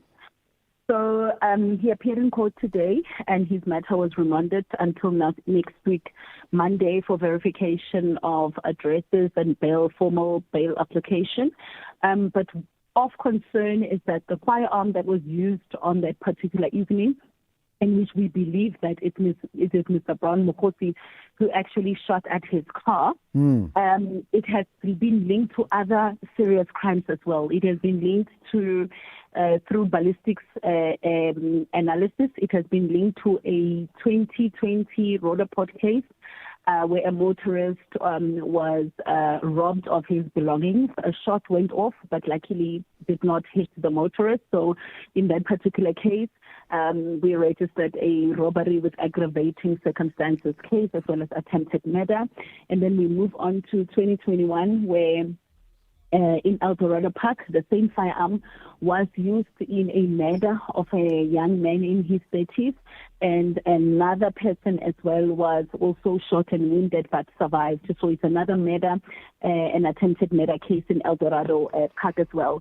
So now Mr. Brown Mokgotsi must explain to the court where he got that firearm, who does it belong to, because now we need that information to solve these other cases. But for now, we won't be charging him with those cases. The firearm, we haven't gotten it yet. We are still looking for it. Okay, to confirm then, what has he been charged with? So it is those 5 counts. Remember, perjury, lying under oath, defeating the ends of justice. Basically, he provided false information, misleading information to the police, and he basically opened a false case. And now when you look at the system, Mr. Brown Mokgotsi is not owning a firearm, and that's where then the lawful possession of firearm comes in, and the ammunition, because he doesn't have a competency certificate, he doesn't have a license to carry a firearm, and then as well as discharging a firearm in a public space, because the evidence that we have gathered, we are saying you actually got out of the car and started shooting at the car that you were driving, and then you went on to open a false case saying there was an assassination attempt on your life. So he remains in custody? Yes, for now he remains in custody because we need to verify his addresses, all the addresses that he gave to our investigating teams. Every time they go there, he cannot be found, even at his business premises. When we go there, he is always a no-show. Yeah. Did he say anything? Oh, well, nothing much. I think maybe he engaged with the journalists, but not with us. Okay. But by the way, while I've got you here, any thoughts about the Sibanyoni case? I mean, quite dramatic as well. Look, I've been engaging with Mpumalanga police. I think their stance is that they still have a strong case against the 4 suspects in the Kwaggafontein extortion matter. Although they have noted that the matter was struck off the roll, they still believe that despite the latest developments, they still have a strong case. They still have strong evidence linking the suspect to the matter, and that the evidence that they have is still intact, and they do believe that if the matter, like NPA indicated that they will re-enroll the matter, that they still have a case that will be able to stand in court. Okay, and what's the official response from the SAPS, from you guys? No, it's just to assure the nation that we do believe that we've got a strong case in the Kwaggafontein extortion matter, despite the latest developments. I think you would have seen that the NPA indicated that it has suspended the prosecutor who failed to appear in court. We are also still going to be discussing, being in discussion with the NPA regarding this case, because the SAPS still feels and believes that we've got strong evidence of extortion that links the suspect to that particular case. Okay, and that's where we shall leave it at. Lende. Marty, I appreciate your time as always here on the National Pulse. Ashraf Garda on the National Pulse. And that leaves me with talking to you, in fact. Let's get to some of your voice notes as well. Lots of comments across the board, naturally, on some of the big legal issues we've been talking about already today. Good afternoon, SAFM. So, Ashraf, the focus now is on the prosecutor. So what happens to the the allegations of extortion? I mean, we can't just focus on the prosecutor. There's many other prosecutors. The case could have been postponed until the prosecutor is available, or use another prosecutor. What really happened here is my question. Well, I think if you heard my conversation now with Atlante Mate, it's not a case of like it's been quashed or squashed. It comes across that way, but that's not the case. I can assure you of that. Good afternoon, Ashraf. I'm straight and what What transpired in the Sibanyoni case in Mpumalanga today is proof enough that indeed some parts of judiciary have been infiltrated by criminal cartels, as Mkwanas did allege. My concern now is the safety of the person who laid the charges against those people. Thank you. Okay, point made. Let's move on to another. Ashraf and the SAfmRadio, it's very unfair, especially for the police, whereby because they just taking their own decision, especially the judges thinking they own this warrant or this country. They just say they always they don't have a full evidence about whatever the police bringing the suspect, they don't have a full evidence, and then they just say we're striking this out of the roll because they've already been paid before payday. They've been paid before payday. Hi, Ashraf. This is Mokocho from Matatiele. Yes, man, even though I appreciate you giving us the African history about independence of different countries and when they got their independence, could you guys also include where did they get their independence from? Which nation was colonizing them? Thank you very much. Bye. Okay, interesting point. Why would that be important to you? I mean, let's just give it bigger context. I'm glad you enjoyed the overall, features. I enjoy it too, I can tell you. Well, I don't put it together. There's a whole production team that deals with it. And I can tell you now, it's been a wonderful recap. Like I heard the Cape Verde today, really interesting. Hi, Ashraf. On the issue of Sibanyoni, we as South African, we must first want to understand the side of the prosecutor or what's happened with the prosecutor. Because of people like Sibanyoni are not people who can just mess up with. So yeah, up until we hear the side of the prosecutor, I'll decide not to comment further. This is Jacob in Mokopane. Tango. All right. Well, you've been maybe you're wise. Thank you for that. Right. Where are those big books Judge Zondo presented to President Ramaphosa? Few were prosecuted. At least something has improved, though. There will be those criminals who will escape. Comes from Madora. Good afternoon, Ashraf Gada and your hardworking team of producers behind you. My name is Mpepumpiren from Limpopo, Mukumbani village. Ashraf, do we think our economy will grow in the near future? Remember, Ashraf, we have more than 50 million foreigners in our country.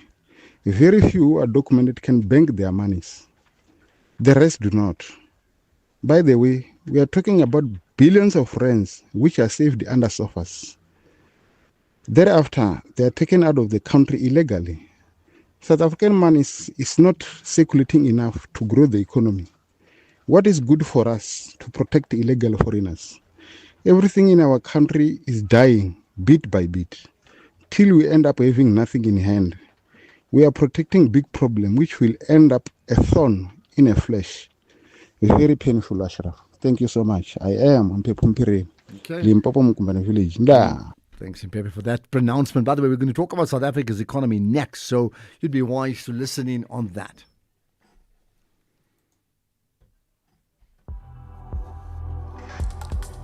Ashraf Garda on the National Pulse.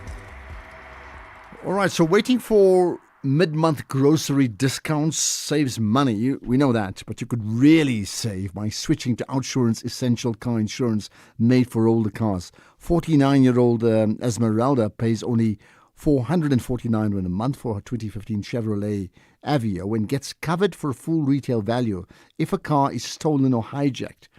Get Outsurance Essential Car Insurance today for unfinanced cars older than 5 years and valued at less than 130,000 rands. SMS car to 43185, car 43185. Licensed insurer and FSB. T's and C's and information online.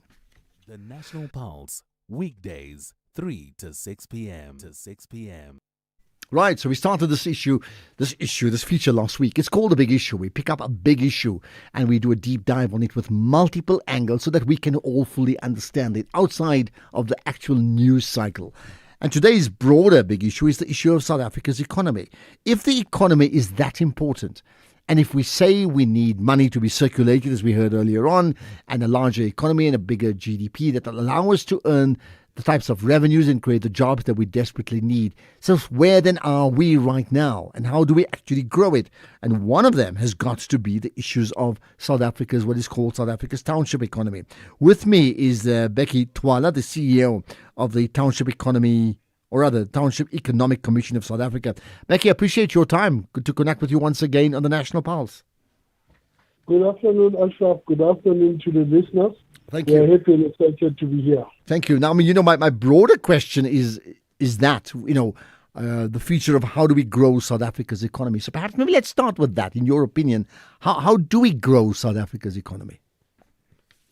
It's very simple, Ashraf. We need to get as many young people into the system in terms of building entrepreneurs. People who will then create jobs than job seekers. I think it's very important, Joshua, to make sure that we grow the entrepreneurs. The future of this country depends on the economy. If the economy is growing with the pace that it's growing, we'll never be able to take the country out of the situation that we're facing. As we always say, we need to grow as many entrepreneurs as possible, Ashraf. All right. Now, would that sort it out? I mean, we're obviously talking about one or two areas. You're saying the entire country to grow entrepreneurs. Would that really sort things out? Explain to me how. For example, is that let's talk about township economy. When you talk about township economy, we can't talk township economy if we don't produce what we are consuming. The issue of the manufacturing, bringing back the manufacturers back in the township, where we're making sure that people, they also produce products and goods that are able to be distributed around the country. Because at the end of the day, we can't only create jobs by looking at people going up and looking for jobs. We need to make sure that, we bring back the industries and the sectors like manufacturing industry is very important and very critical. But also remember, Ashraf, when we're also talking about the township, we don't just talk retail and spaza shops alone, but we're talking about 20 plus sectors that you find in the township economy. For example, the township automotive economy, the tourism economy. We are not using tourism the way it's supposed to be happening. For example, we are now looking at the sports economy, where we are saying, what is it that we need to do to make sure that when people are watching soccer as the Bafana is going to US, what are the activities around that can be created? For example, the issue of the fan parks. You remember 2010 as well? We used to have fan parks. Those are events and activities that can assist in creating, jobs, in the township, especially also in villages and also in the underprivileged communities. What would you say about those who say this idea that young people becoming entrepreneurs, is just a fancy phrase and very, very wishful thinking? In fact, the reality is so many entrepreneurial startups fail after 2-3 years. They just can't sustain it. And in reality, the best entrepreneurs would be those who've worked elsewhere, older people, 45, 50 plus, who actually then have the experience to run their own businesses. Remember, Ashraf, when we grew up, we used to have people that we were looking out to. For example, personally, I had a very interesting engagement with the late Dr. Richard Moponya, which is one of our mentors. Now, we used to look after him in terms of as a role model. For example, that we need to make sure that we create a real role model of where young people will look after in terms of them coming into business. But at the end of the day, Ashraf, it also starts from the education system. For example, introducing the subject, from primary schools, high schools, and in the, higher education. I hear you. I just want to interject. I mean, I hear what you're saying. What I am asking is, I understand the point about the subject, and I'm sold on that. I'm asking, how important is entrepreneurship in its impact and effectiveness to grow South Africa's economy? Meaning, is it not the case that many of the young people do it not as being entrepreneurs? It's a survival thing, which is very different to being entrepreneurial and growing something much huger. No, it's an issue of creating conducive environment. We need to make entrepreneurship cool. For example, let's look at the issue of the agricultural sector. People are saying young people are not interested to get into the agricultural sector, which is not true. Because at the end of the day, young people are looking for opportunities. Young people are looking for spaces where they can, do what they're supposed to do. Create entrepreneurship, make it cool, make it attractive to young people. For example, the issue of access to funding, the issue of access to skills development and training, so that people or young people are able to be attracted to entrepreneurship because they know they'll also be creating the impact. Once the entrepreneurs are able to create 1 or 2 jobs, but if you create 1 or 2 jobs, you adding value into making sure that we deal with this ticket bomb that we're facing in terms of unemployment, poverty. Because more young people, when they are not employed, it's a ticking bomb out there as well. Now, what you said at the outset was it's not so much even these township economy business people being able to sell their goods, but the goods ideally need to be manufactured within that township. So to what degree is that happening in South African townships right now? No. It's happening on a very low scale. This is why we've created concepts like Your Market. If you remember, Ashraf, the president on the 23rd of August 2023 was in Eguruleni. He announced the whole concept of creating markets for the townships and the villages, because people that are producing products, unfortunately, it's not easy for them to find their products in the shelves of those big retail shops and activities in the townships. For example, that he also repeated that during the National Local Economic Development Summit that took place about a month ago in Boksburg. The issue of creating our own markets It's very critical and very important because we are breeding, young people and the people that are interested in creating those products. But also the issue of the Africa Continental Free Trade Area, so that whatever that you're producing, we're able also to take it to the African continent, starting with SADC. We've got a concept called township to township trade. We need to make sure that we attract as many young people who are able now to start taking their products to the African continent, starting with the SADC region as well. Okay, and just the last thing, very quickly, we're on to news time now. When we talk about the township economy, someone the other day made a very interesting point. It's like, why would we even have to call it the township economy? We don't call it a suburban economy. We don't call anything else. Why the need for a township economy to be called just that? It's because of its size. Ashraf, we can't, go back and rename townships. We accepted that we are townships, although it's not a good name for us, but we are townships, and the size of the townships are the ones that makes people to be attracted even in doing business in the township. This is why we're calling it the township economy. Okay, appreciate your time. Becky Twana, the CEO of the Township Economic Commission of South Africa. I'll tell you what, picking up on that, what ideas do you have? If I ask you the question, how do we grow South Africa's economy? Come up with ideas. You can call in live just now, WhatsApp right away, and you can text on our social media pages as well. How do we grow South Africa's economy? It's 4 o'clock. It's time for the news. Here's Ondela.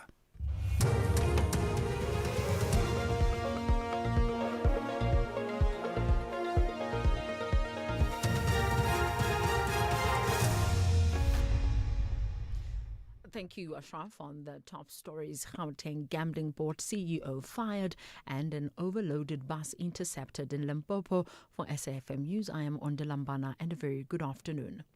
The Gauteng Gambling Board CEO, Dr. Karabo Mbele, has been fired with immediate effect. This follows findings contained in a final forensic investigation report.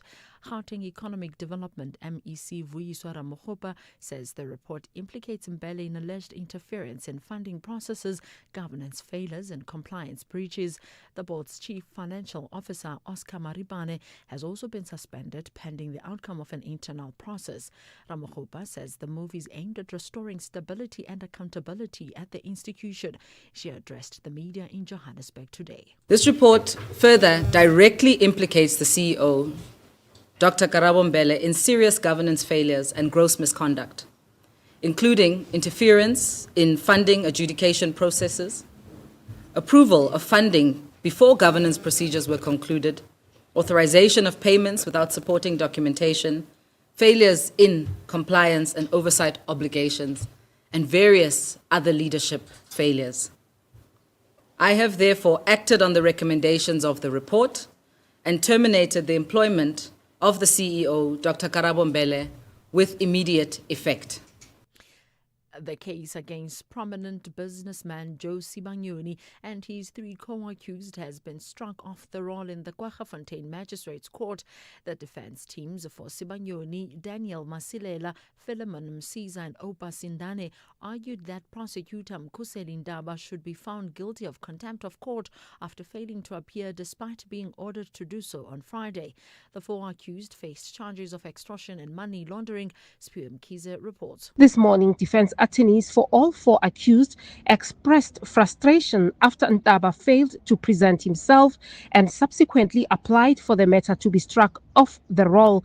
They further requested that Ndaba be found guilty of contempt of court and face either imprisonment or a fine. The magistrate ruled that the matter be struck off the roll and indicated that she would authorize a warrant for Ndaba's arrest. Spuum Kize, SABC News. Kwaggafontein Magistrates Court.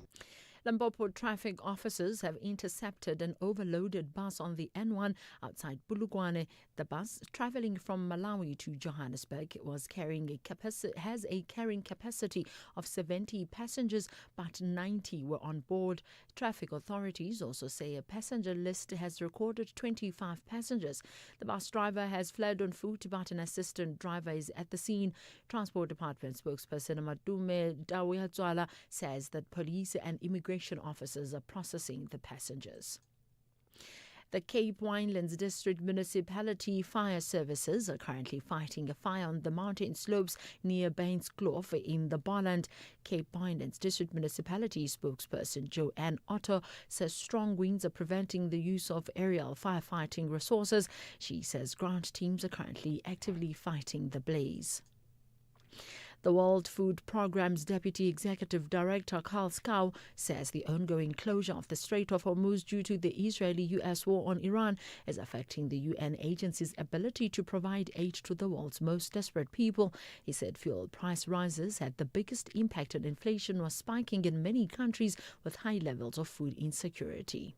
There are so many levels and impact on food security. If I take the most immediate, it's the humanitarian crisis in Lebanon. It's also the deterioration of the situation in Gaza. At the next level, it's the increase in price for our operations. Fuel is really closely involved in when we do business. And so we have delays in our supply chain. So it takes us 2 to 3 weeks longer to get rice from India to East Africa. But then at the global level, what we're really concerned about is that there is such close correlation between energy costs and food costs.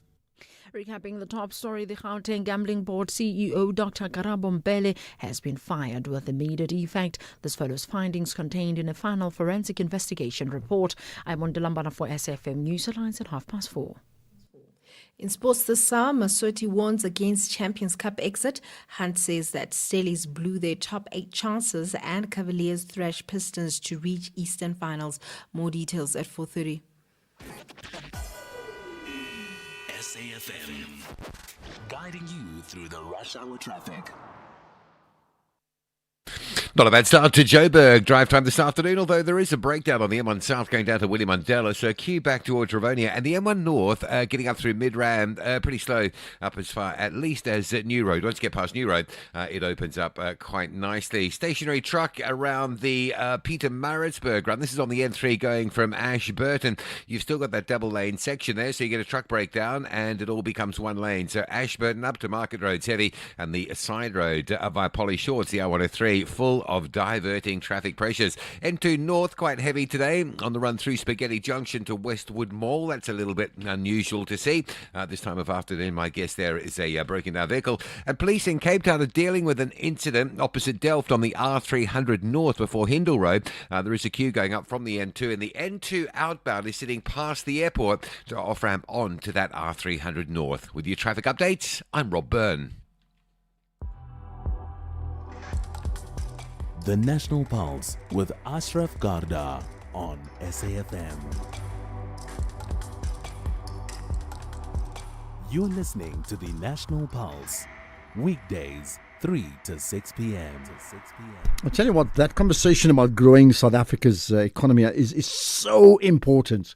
So, because everything, I mean, that provides the oxygen, isn't it? The energy for us to do everything else. You need more hospitals, you need better education, you need better skilled people, better paid. All of that's going to flow through growing the economy. You shrink the economy, you shrink all those opportunities as well. So if you have any further thoughts on just that, how do you grow your economy or our economy, please feel free to tell me. Now, in that vein, every Monday, we've got this new feature called Grow Your Business. And this is very much, targeted towards, you, the entrepreneur. How do you grow your business, right? So there's some practical tools around that. And today it's growing your business, looking at business opportunities in what is called now the green economy. So do look out for that coming up around 4:45. What comes up next? 2 things. The issue of Marcus Uester, top of the agenda. What's next around that? And next up, however, this really tragic story of Mpile Sithole, been missing for 2 weeks now after she was reported missing by her grandmother. We'll talk about that right after this. Outsurance can't improve your karaoke skills, but they could improve the car insurance premium you currently pay. SMS out to 30754. Get a quote today, and if Outsurance can't save you money on your car insurance premium, ask for 500 Rand cash. Make that 1,500 Rand if you've been claim-free and with the same insurer for 3 years. Get a quote and get savings or cash. Either way, you win. SMS out to 30754. Want all the bells and whistles of car insurance at a great price? It's time to switch to Outsurance. Not only could they save you some big bucks, you also get that legendary out bonus that pays you a percentage of your premiums back if you're claim-free. So, are you ready to switch and save? Don't miss out. SMS right now to make sure you always get something out. SMS out to 30754. That's out to 30754. Outsurance. Licensed insurer and FSP. T's and C's. As part of Africa Month, now we are profiling Guinea-Bissau, West Africa. A small coastal nation in West Africa, bordered by Senegal and Guinea, with islands stretching into the Atlantic Ocean. A land of mangroves, rivers, and rich biodiversity. The Bijou Islands remain one of Africa's unique ecological treasures. Portuguese is the official language. Crioulo and many local languages carry culture through communities. Guinea-Bissau gained independence in 1973, however, recognized internationally in 1974. A liberation struggle that inspired anti-colonial movements across Africa. Agriculture and fishing support the economy. Cashew nuts are one of the country's major exports. But political instability, poverty, and weak infrastructure continue to slow development. Still, culture, music, and community remain powerful sources of identity. Guinea-Bissau stands resilient through uncertainty. In every island, in every rhythm, in every struggle, there is spirit. Guinea-Bissau, resilient, cultural, enduring. Africa Month on SAFM. Conversations, context, connection. SAFM supports a litter-free South Africa. Play your part in keeping our surroundings and environment clean. SAFM, leading the conversation.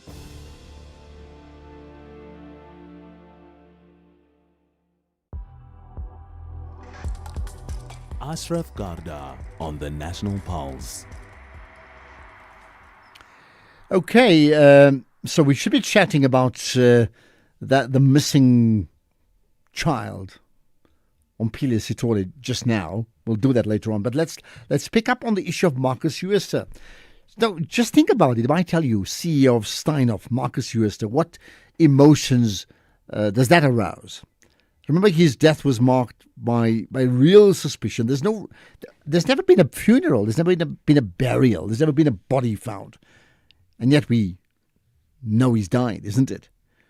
Let's find out more about it, because our guest has written a piece interrogating transparency, accountability, and whether South Africans who were ever given real closure in one of the country's biggest corporate scandals. With me, Karabo Nwepe, the journalist at Independent Online. Karabo, thanks for joining us on the National Pulse. Good afternoon, Ashraf. How are you? I'm good indeed, right. So interesting. I mean, stories are top of the page, then they get to the middle of the page and they drop off completely. And somehow it needs people like yourself to bring it back to the very top again. What's been puzzling you around the Marcus Huester story? Ashraf, it's been the amount of secrecy surrounding his death, or so alleged death. Because to this day, no one has seen the body, no one knows where he's buried. Even Home Affairs could not even produce the death certificate when I requested one from them. So, and then recently I came across a post where somebody alleged that they had seen Marcus Huester in one of the posh suburbs on the Garden Route. So that piqued my interest, and I decided to say, what is actually happening here? And as always, we have more questions than answers with regard to this matter. Well, so what are the questions even now? Considering we know nothing's been resolved, excepting he's just died, right? What are the questions? The question is, number one, where is the body? Where is he buried? I think people want to know that. Number two, who identified the body that was allegedly discovered following that alleged suicide? Who is the person who identified the body? What features did they use to then confirm that this is Marcus? On top of that, we still don't know how the issue has been resolved. The Reserve Bank is keeping its cards close to its chest. They're not forthcoming with information. Home Affairs is not forthcoming with information. The FSCA itself is not forthcoming with information. So they've left a vacuum for so many things. You know, in any situation, when there is a vacuum, somebody or something will fill that vacuum. And right now, it has been an issue of conspiracy theories. Now, normally conspiracy theories can be very, very far-fetched, but in the light of what's happened with the Madlanga Commission and some of the findings, I mean, honestly, nothing should surprise us anymore, isn't it? Very true. I think South Africa has taught us that the impossible is nothing. I mean, we come from a situation where Thabo Bester allegedly died in prison, and then all of a sudden was seen doing shopping in Woolies. So with that in mind, I mean, anything can be possible. So you can never discredit any claims of an alleged sighting. So you obviously need to look into that, because we've seen that our officials, government employees can be complicit in such crimes. So, I mean, you've asked the questions. Those are pretty straightforward questions, and none of us has the answers, right? So, in the light of that, when you ask these questions and the various authorities do not have the answers, what do they say in mitigation as to why they don't have the answers? And therefore, what should we as South Africa believe next? And I'm talking from the authorities' perspective as opposed to yours. So, Ashraf, here's a very interesting thing that happened as I was doing my investigations. I sent questions to a lot of departments. One of them was Home Affairs. Home Affairs was actually in communication with me back and forth. What are you looking for? Okay, give us more information to assist you. The last question I received from Home Affairs was, can you please provide the ID number of the individual you're speaking about? I sent them the ID number, and then Home Affairs just went dark on me. No return of my text, nothing, no emails, no phone calls. And you've tried to follow it up again? I've tried to follow it up, and then they said, we'll come back to you, Nothing. Nothing. Would it be like a Minister of Home Affairs story, or the DG, or is it a classic crime story? Ashraf, it's actually, this story is, I'm not even sure where to even start, because what happened was, I sent the questions to the Minister spokesperson. The Minister spokesperson then referred them to the Department of Home Affairs and the DG's office, and then to the Communications Department. That chain, none of them have actually been able to provide us with concrete answers as to what really has happened. And the SAPS, on top of that, I sent them questions to say, the ballistics report, the inquest docket, please provide proof of this thing. The only thing that they gave me was responses in writing. I've got no proof that what is in the docket is what they claim. So, in the absence of anything official, being forthcoming, right? Let's then go back to you and your job. Besides putting it on the agenda, which you've done again with this latest piece, it then leaves you open to doing some of your own, investigating and speculating. So, what then do you speculate? From what I'm gathering right now, Ashraf, and some of the people that have also reached out to me, they are telling me that there is a bit of a cover-up happening around this matter. And, sometimes when you also do your own assumptions as a person, you start to put one and one together, it gives you two. You then remember that Steinhoff was sponsoring certain political parties, and then you then look at who is the minister in that department currently. You then start to become skeptical of what is really at play. Is there any other final point that you wish to share in terms of, maybe the next big question to come out of this, in the absence of very little being answered? Well, I am coming up with part two of that story, but at this present moment, we actually need transparency from our law enforcement agencies. Even the NPA itself, who the sub say is sitting with the docket that now needs to go to court for an inquest matter, they are not coming to the table with information. So right now, they are creating that vacuum to say people will speculate, we'll keep on writing, until this matter is put to finality. People need to know what happened to Marcus Juste. People lost monies. This is the biggest financial scandal out of South Africa, and we need to see it to finality. Just the last thing there, besides yourself, are you aware of others who are doing some serious investigations on this issue? Because they are as puzzled as you are how it can actually just drop off the agenda like a James Bond movie. Just it's gone.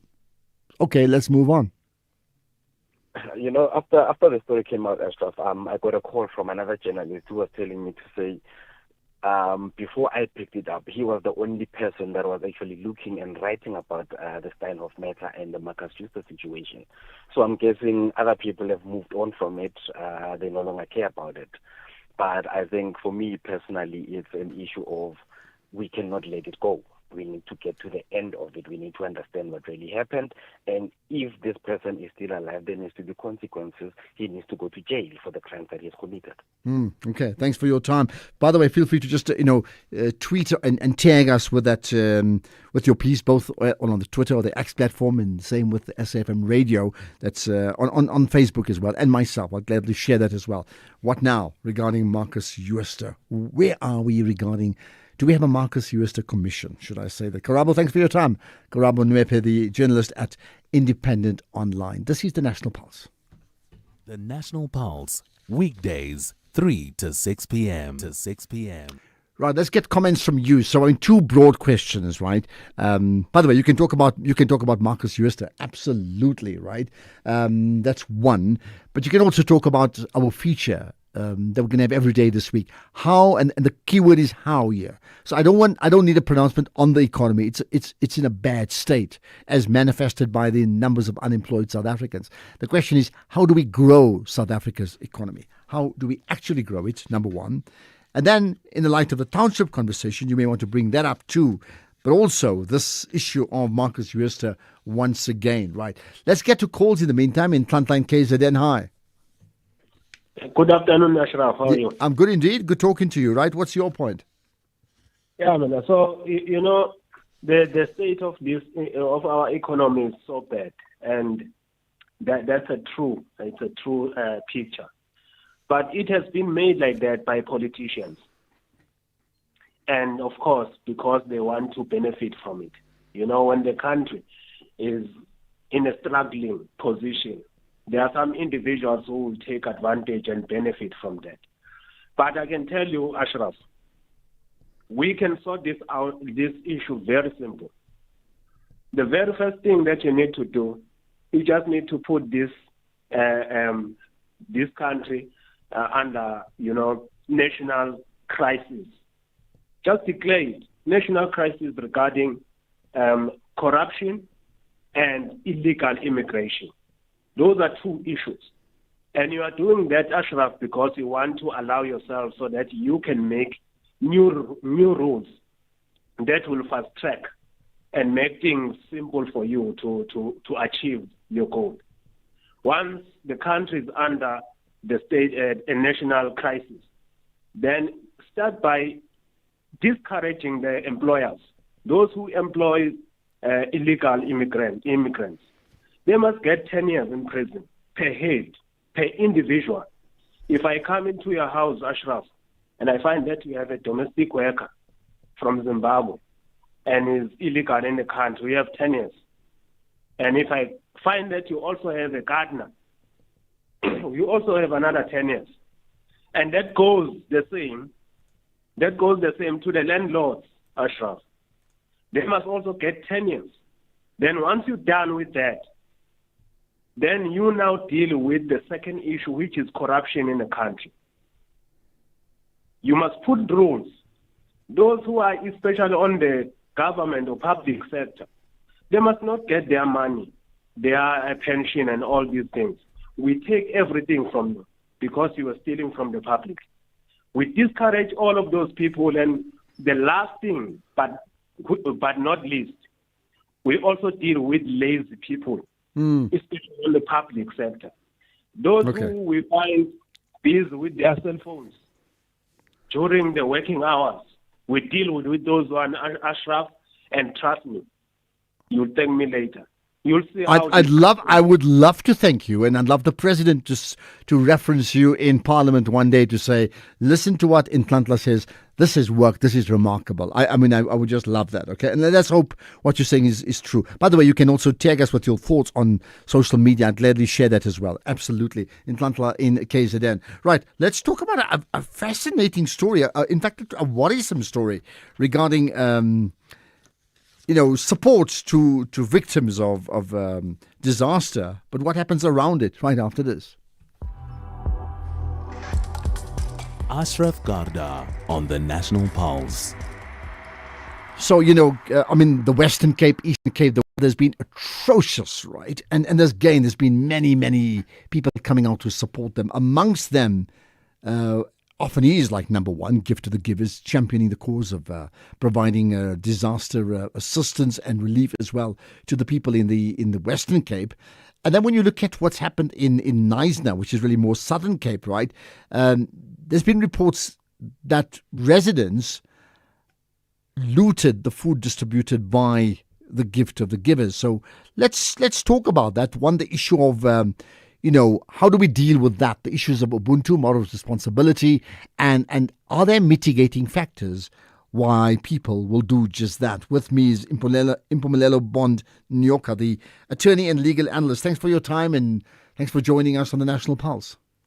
Good afternoon. Thanks, Ashraf and the SSN family. Thanks for inviting me. Thank you. Right. How would you then, analyze what's happened here, where you see a relief truck or trucks going to support people and then others effectively pilfer from that in big numbers and take the things home, and they effectively handicap the work of relief organizations like Gift of the Givers in this instant? When I read about this report last week in our local newspaper here in Kabe, I was appalled by that behavior. Here is a humanitarian group sacrificing its time and resources, helping. There were about 400 people being helped with food parcels and blankets because of the flood. There was another group that was stealing from this truck the very same food and blankets instead of waiting for their turn so that there can be equitable sharing of the resources. To me, that it was against what our core values were stated in the Constitutional Code of Makwanyana, that Ubuntu is who we are. Ubuntu. That was being practiced, but people were undermining it and reversing it. Ubuntu was in the interim constitution. It was it affirmed the right to life in 1995. You can't, if you are embracing that principle and practicing it, undermine the efforts of people that are trying to help, because everyone was going to get equally. What I liked more that touched me is that Gift of the Giver said, this has happened before. They are not going to be discouraged. They are going to continue doing it. How can you bite the hand that feeds you without being compelled to do so? Who are we, Ashraf, if someone can do that? Who are we? Because everyone is going to benefit, meaning that truck should not have been there so that everyone suffers. That is not who we are. Well, the fact is, you can say that is who we are because, the numbers suggest that. And it's not just this case. There's been cases of, trucks driving on highways and they get stuck, or there's a puncture and they overturn, and you see thousands of people run after it and steal all the food. Others where there's a cash in transit robbery and where there's, lots of money has been stolen by organized crime. There are thousands of others who actually take the rand notes and they run away. What then do we deduce by that? What I'm trying to say is, whatever the mitigating circumstance, can we deny the fact that this is not acceptable?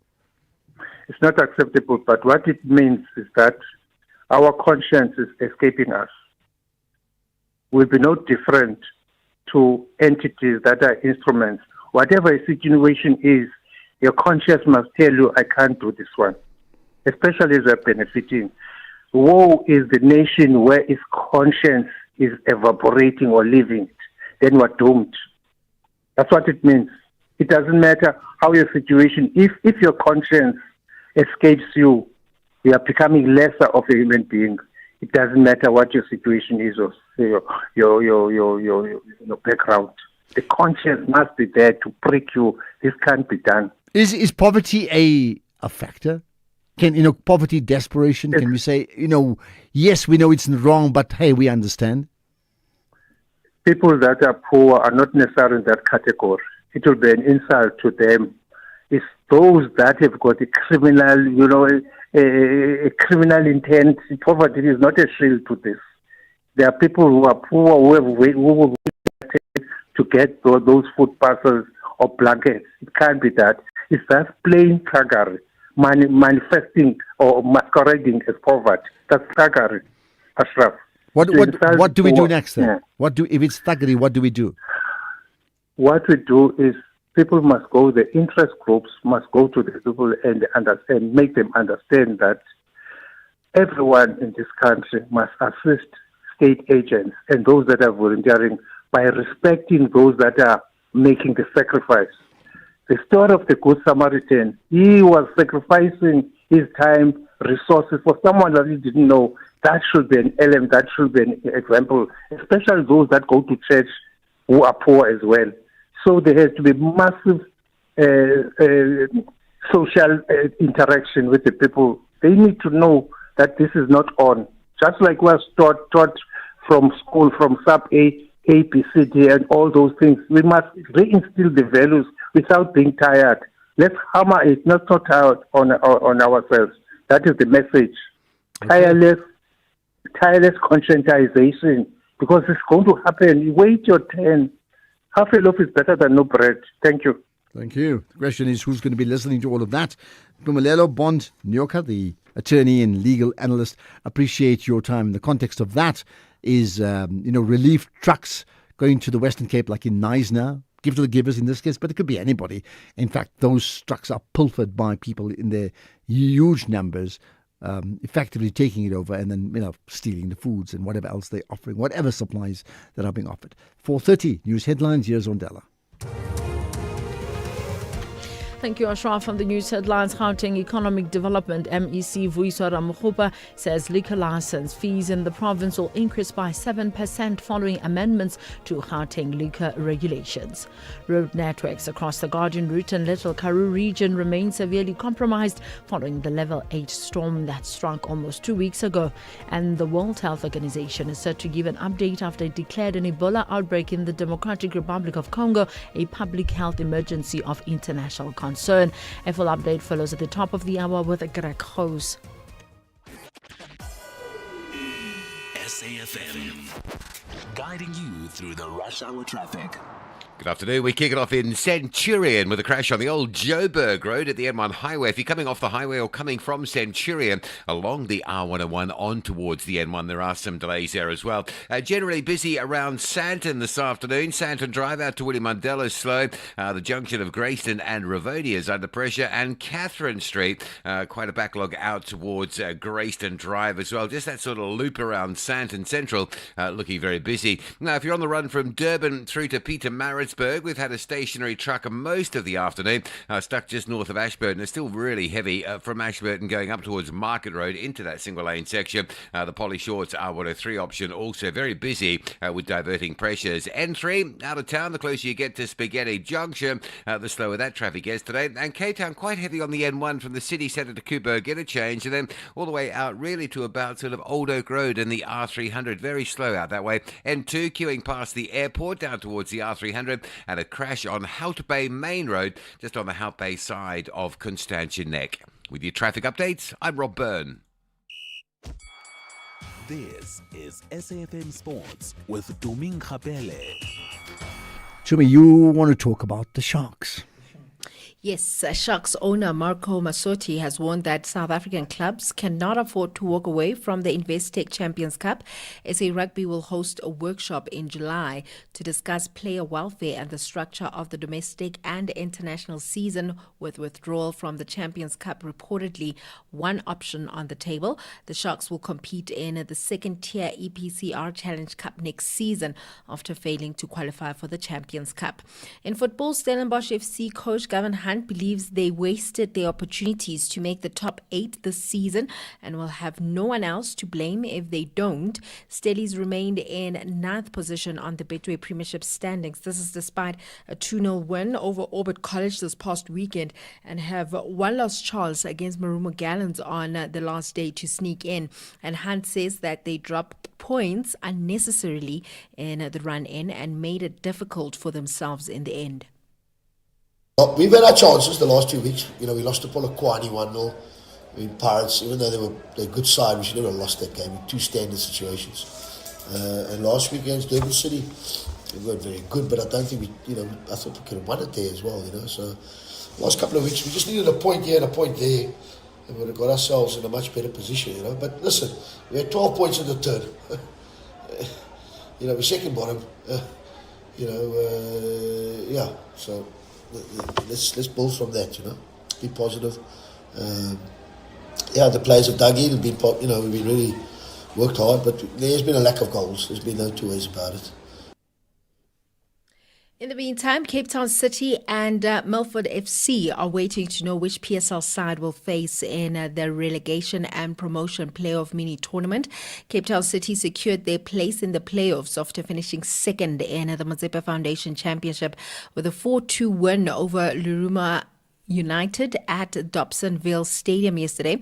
Milford FC also booked their place in the mini tournament after finishing third in the Mazepa Foundation Championship standings. The final team in the playoffs will be the side that finishes 15th in the Betway Premiership, with Orbit College, Marumo Gallants, Magezi FC and Chipa United all still battling to avoid the drop. The relegation and promotion mini league is scheduled to begin on the 26th of May. Elsewhere, Arsenal FC will aim to finish their home season strongly when they host Burnley in the Premier League tonight at 9 p.m. The Gunners have dominated this fixture, losing only once in their last 19 league meetings with Burnley, while they are also unbeaten at home against promoted teams since 2010. Burnley head into the match struggling for form with just one win in their last 27 league games, and a win over the relegated Clarets at the Emirates Stadium would put Arsenal 5 points clear at the top of the Premier League, meaning that they would be champions if Manchester City then failed to beat Bournemouth. Then in athletics, newly crowned African 1500-meter champion Luan Munich believes that he and fellow South African star Tsepo Chite can help restore the country's reputation in middle distance running. Munich struck gold and Chite silver at the African Senior Championships in Accra yesterday, their performances contributing to Team South Africa's haul of 21 medals. Here's Munich. I'd love to be the hope. That gives me hope. And I definitely think me and Tsepo have elevated the game. Tsepo would have probably gotten close to a medal at World Champs, but he had an amazing indoor season. So I'm just looking forward to seeing what we do over this year, next year at World Champs, and then Olympics. I think we just got to keep doing what we're doing now. Maybe get Ryan back, Jerry's back in the picture. And as soon as, like I said, if the elites start running fast times, the rest are also going to push, and that's going to give the elite middle distance their name. Anything's off with basketball. The Cleveland Cavaliers thrashed top seeds Detroit Pistons 125-94 in the series decider to reach the NBA Eastern Conference Finals for the first time since 2018. Donovan Mitchell led with 26 points, while Sam Merrill, Jared Allen, and Evan Mobley all added over 20. Cleveland, who trailed 2-0 earlier in the series, wrapped up a 4-3 win after racing into a 20-point first half lead. Well, that's it from my side. I'll have more in the next hour. But Ashraf, I heard this past weekend that if you were to ask Arsenal fans if they are able to wrap things up and actually win the league, most of them, they're going to say, I don't want to incriminate myself. Oh, really? I thought you could put the same question to Arsenal fans and Orlando Pirates fans, and some people are the same people. You know what I'm saying?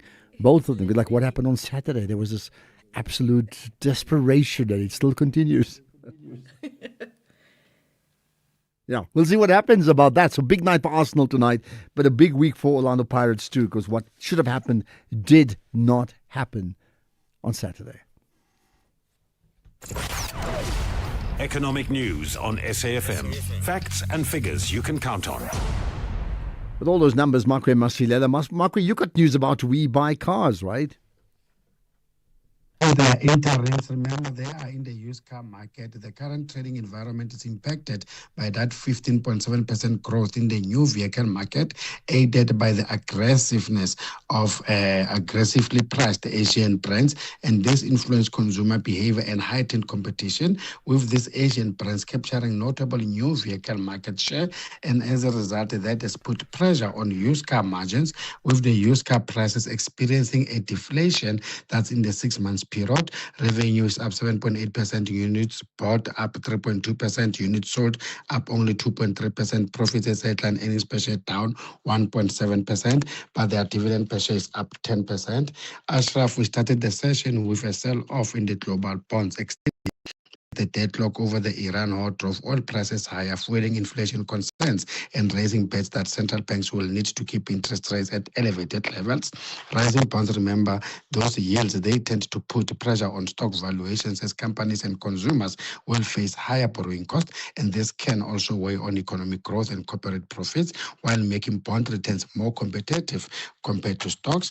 China's growth slowed across the board, thus in April calling into question the government's reluctance to add stimulus to the economy as the energy crisis hits factories and consumers across the world. And later in the session, stocks and bonds turned from losses to gains, while oil prices fell on hopes that the US and Iran were inching towards a deal that is to reopen the Strait of Hormuz. Oil prices turned lower, erasing earlier gains after Iran media reported that the US has proposed a temporary waiver on oil sanctions, those which are imposed on the country. And I think for us it will be very important to get a confirmation from the US about that media report. Brent crude is down 0.3% at $108 a barrel. Yellow metal edged higher from a more than a 1.5 month low hit earlier in the session, but gains were kept as hiring fears because of rising fears of inflation and elevated interest rates pushed global bond yields higher. And gold is up 0.5% at 4,562, but platinum is down 0.4%. Global stocks are now mixed, with the JSE up 0.3% led by financials. Rand firm 0.4% against the dollar, 1660, 22.22 against the pound, and 19.33 against the euro. Okay, thanks for that, Mark. We appreciate your input, and we'll do it again tomorrow. Ashraf Garda on the National Pulse.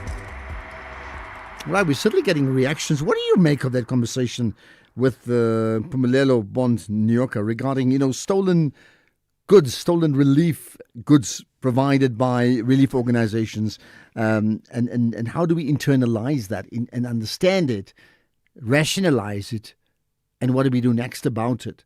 Okay, here's comment. Anonymous saying, good afternoon, Ashraf, about relief food stolen from the gift to the givers. It's very sad. Hope the perpetrators will be brought to book. But as usual, let's blame foreigners. The usual scapegoat for everything and anything comes from Anonymous. Okay, point made.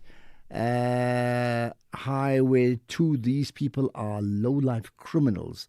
The local councillor should have organized police to escort the gift to the givers. But, the reality is, why would they need to have done that?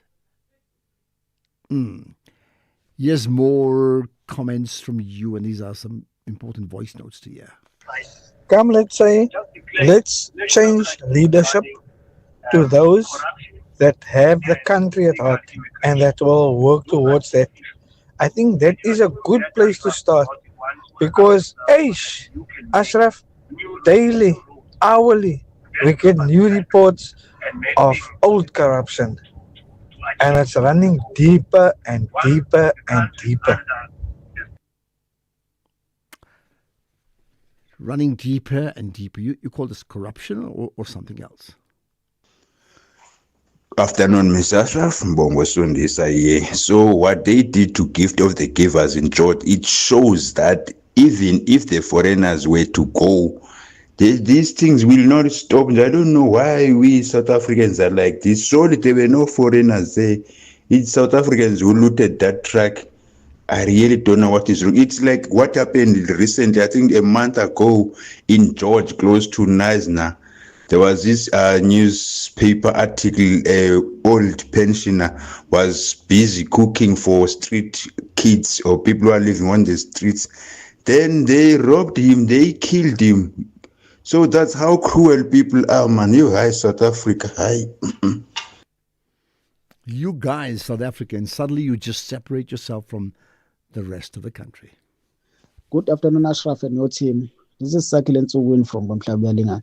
You know, Ashraf, to fast-track the country's economy, I believe the government must abolish the tender system and start insourcing, and that would also reduce the level of corruption in the country. Thank you.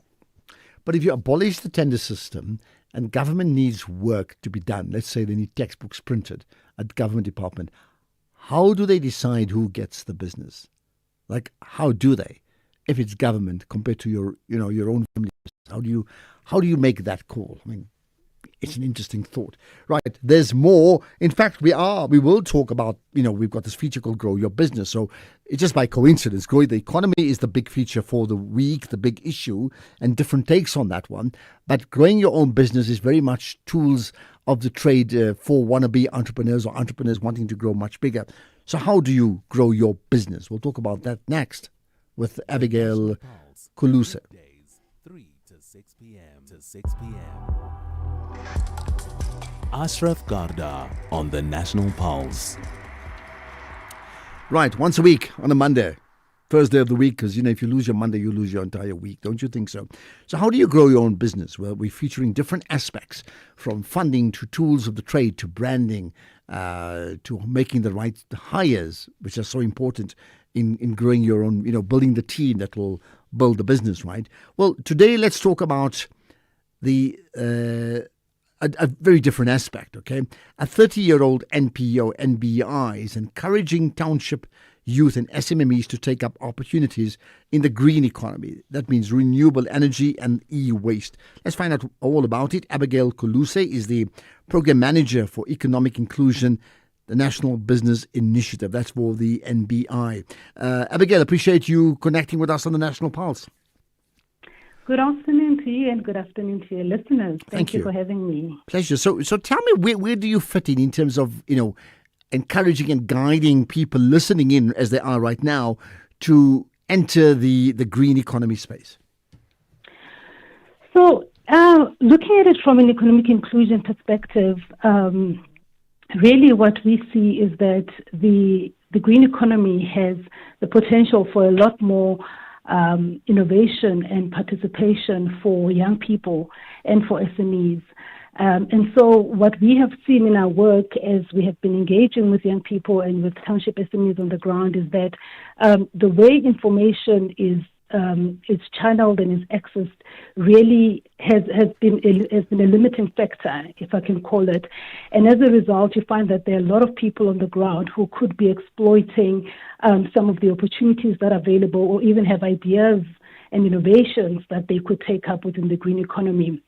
But they remain, without access and without being able to realize those opportunities and participate. So we would like to just facilitate and drive meaningful participation for our Black Township entrepreneurs. And the main focus for us is to be able to unlock jobs and unlock skills, which will drive jobs in the end within the green economy. Okay, so how do you do that? We do that in various ways. We really have been focused on trying to get a better understanding of what are these opportunities, what do they look like, and how do young people and township SMEs access these opportunities. We have launched 3 platforms, really the Green Economy Toolkit, which enables information to be available for young people and for township SMEs. There are 9 different sectors, and I heard you when you were introducing, you mentioned, renewable energy. There's various sectors, there are actually 9 priority sectors within the green economy space, and we would like people to understand that. And as that information has been shared and is made available, we believe then it will move from just knowledge and information to driving interest and participation. We then have an RM hub, which has micro modules where they can access small training components that just give better understanding and get into a bit more detail on what these programs are really about, and when we're talking renewable energy, what exactly are we talking about? When we're talking solar PV installations, what are we really talking about? And it's geared at micro, on your mobile phone, being able to access this information. And we then also have the ARM Hub portal, which allows SMEs to actually be registered on the platform and have access to information that is available when it comes to business support or even funding opportunities. We're looking to build it out further and linking it to opportunities that are within their localities. And this links to our broader work around township hubs, which are based at the TVET colleges, driving accessibility again for communities and for SMEs to have access to this information. Hence, we have located this work very much within the TVET colleges and working together with select TVET colleges across the country on supporting the infrastructural components for these hubs. What about then the type of person? Because I mean, ultimately, you're looking at businesses, right? So what type of business or person that drives that business would you look to connect with your organization? We're really looking for innovative and growth-orientated SMEs. So SMEs who are going for growth, because we believe that it is the SMEs who are going for growth and who are operating businesses that lend themselves to, where they use their hands a lot. So we're running a program called the Installation, Repair and Maintenance, which really has to do with things that you can install, repair and maintain, and predominantly make using your hands. And those businesses that are growth-orientated in those spaces and entering into also the green economy, that will enable, as those businesses are growing, the demand for those skills and the demand for the workforce in those businesses is going to grow. And that will then unlock opportunities for young people to be employed in those businesses. So we really want to drive work both on the demand. We are working both on the demand side and on the supply side by getting that better understanding of what skills do SMEs need as they grow. Is how then do we meet that demand by training up and supporting young people to access those opportunities in those businesses. Sounds very interesting, very important indeed. Share with us, maybe a contact portal that I could share with others too. Yes, sure. And I just want to mention also that, this hub that we have put together, so it's the irmhub.org.za. And it is really a platform. And we are also reaching out to various content providers that have opportunities for young people and for SMEs within the green economy space to come and contribute and add content. So anyone listening can reach out to the irmhub.org.za and can reach out to us and engage. And we're looking forward to creating this platform that creates access and increases access predominantly for township SMEs and youth in our township. Okay, got that. Abigail Kulusi, appreciate your time. The program manager for the Economic Inclusion National Business Initiative. There we are. Inclusion National Business Initiative, NBI. Much appreciate your time here on the National Pulse. And therefore, our challenge to you, come on, there's a way you can grow your business, particularly in the green economy space. It's a huge economy. Take it seriously. Ashraf Garda on the National Pulse. Yeah, you need to grab a stake in that economy. The other day I had a chat in fact, I was at Gibbs at the weekend, part of a fascinating conversation around mentorship. And this is important too. With myself, I was speaking, Pepe Marais was speaking, Dudu Some was putting it all together, in fact, from the Dudim Some Foundation. And one of the points that came through is like, in this country of ours of inequality, how do we turn that from inequality into equality, from injustice into justice, and from social injustice to social justice? And if you think about having a seat at the table, how do we fit 60 million people at one table? So we've got two choices: either build a table larger to accommodate all of us, or build more tables. The idea of perpetual inclusion is just not on. And that's what we must take charge of when we talk about growing South Africa's economy and what you do. Afternoon, Ashraf. Great show as always. I just wanted to get my contribution in. We have hundreds and thousands of prisoners just sitting and waiting for the next meal. I think we should also put those guys into use. There's definitely some industries that could benefit from their labor instead of just sitting and waiting for lunch and dinner and breakfast. Instead of waiting, but putting prisoners to work is one thing. What about those who are not prisoners who are also not working? Good afternoon, Ashraf. Regarding the issue of Marcus Jooste, the mainstream media, SABC itself included, you are actually to blame, for most of our issues not being tackled to their last end. Because you are flooding us with so much, even sometimes useless things that are not serving us any purpose. You see, this issue is a very big issue of Marcus Jooste. But because so many other things were being piled up, we never get to the root of practically almost anything, you see now. So the mainstream media, it's a danger. It's a danger to society. This is my Ben in Bumala. But are you moving from Marcus Jooste and whatever has happened to his death, and you're blaming the mainstream media as the danger to society? What about Marcus Jooste and whatever's happened around him? And when you talk about useless news information, I'm just struggling to understand you, because I'll tell you why. Every show, and I can talk about this show, but there's also other shows, and there's radio and there's TV as well. There's a limit in terms of time. That is a huge constraint. We can only do so many things. And the truth is, every day as the news cycle changes, we have to decide what's a priority. Can we do like a Marcus Jooste show permanently every single day? I don't think that's really possible. I really don't. Good afternoon, Ashraf, with myself here. Ashraf, I need some education about this. When who's that?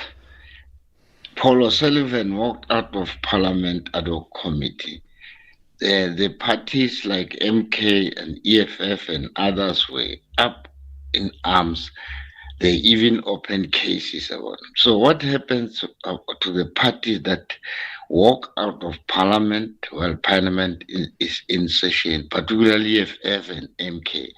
Can one open a case about them, that they walk out of Parliament while the Parliament was in session? Because, you see, these politicians are playing games with that. Thank you, Ashraf. Okay, well, you heard what happened with O'Sullivan.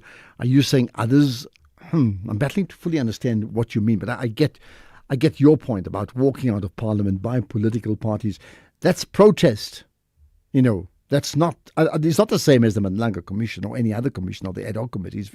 It's a protest because they don't want to hear that speaker. Whether that's effective is another conversation. Moses in Pretoria, hello. Moses, hi. Yeah, Moses, we've lost you. Just to call back. Right, here's another. Good day, Ashraf. I just want to touch on what Tlantla from KZN said about illegal housemaids and gardeners, and that the South African landlord should be given a maximum of 10 years per head if found to have employed either of the two. Right. So that simply means that more prisons have to be built, because over half of the country's landlords employ foreigners. Right. So I find that a bit unrealistic.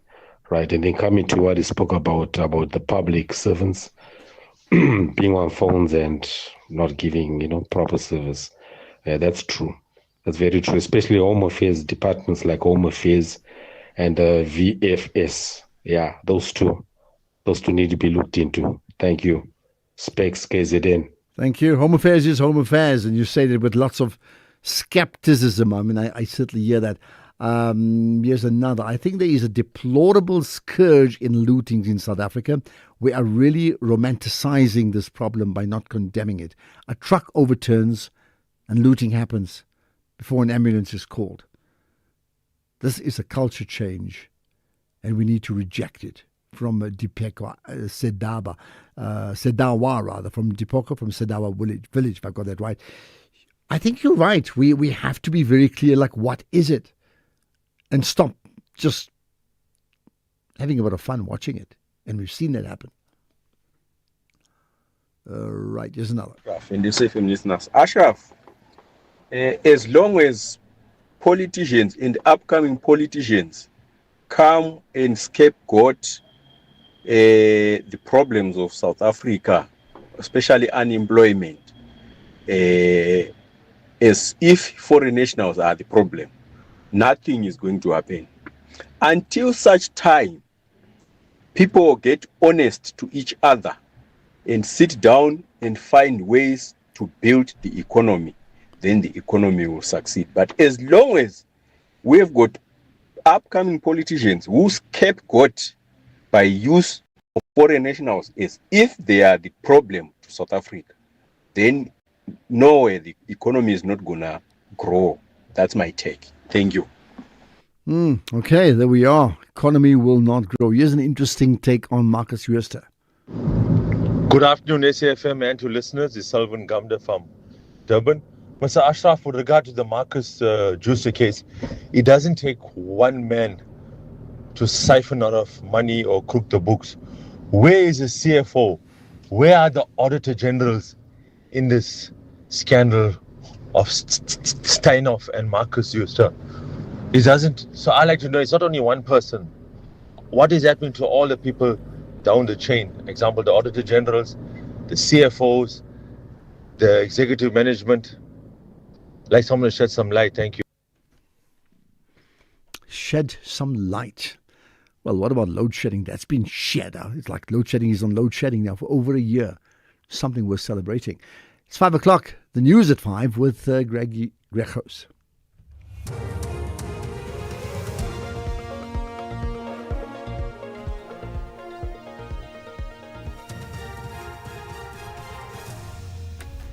Thank you. Our show for hike in Gauteng liquor license fees and an Ebola outbreak declared in the DRC. Good day to you.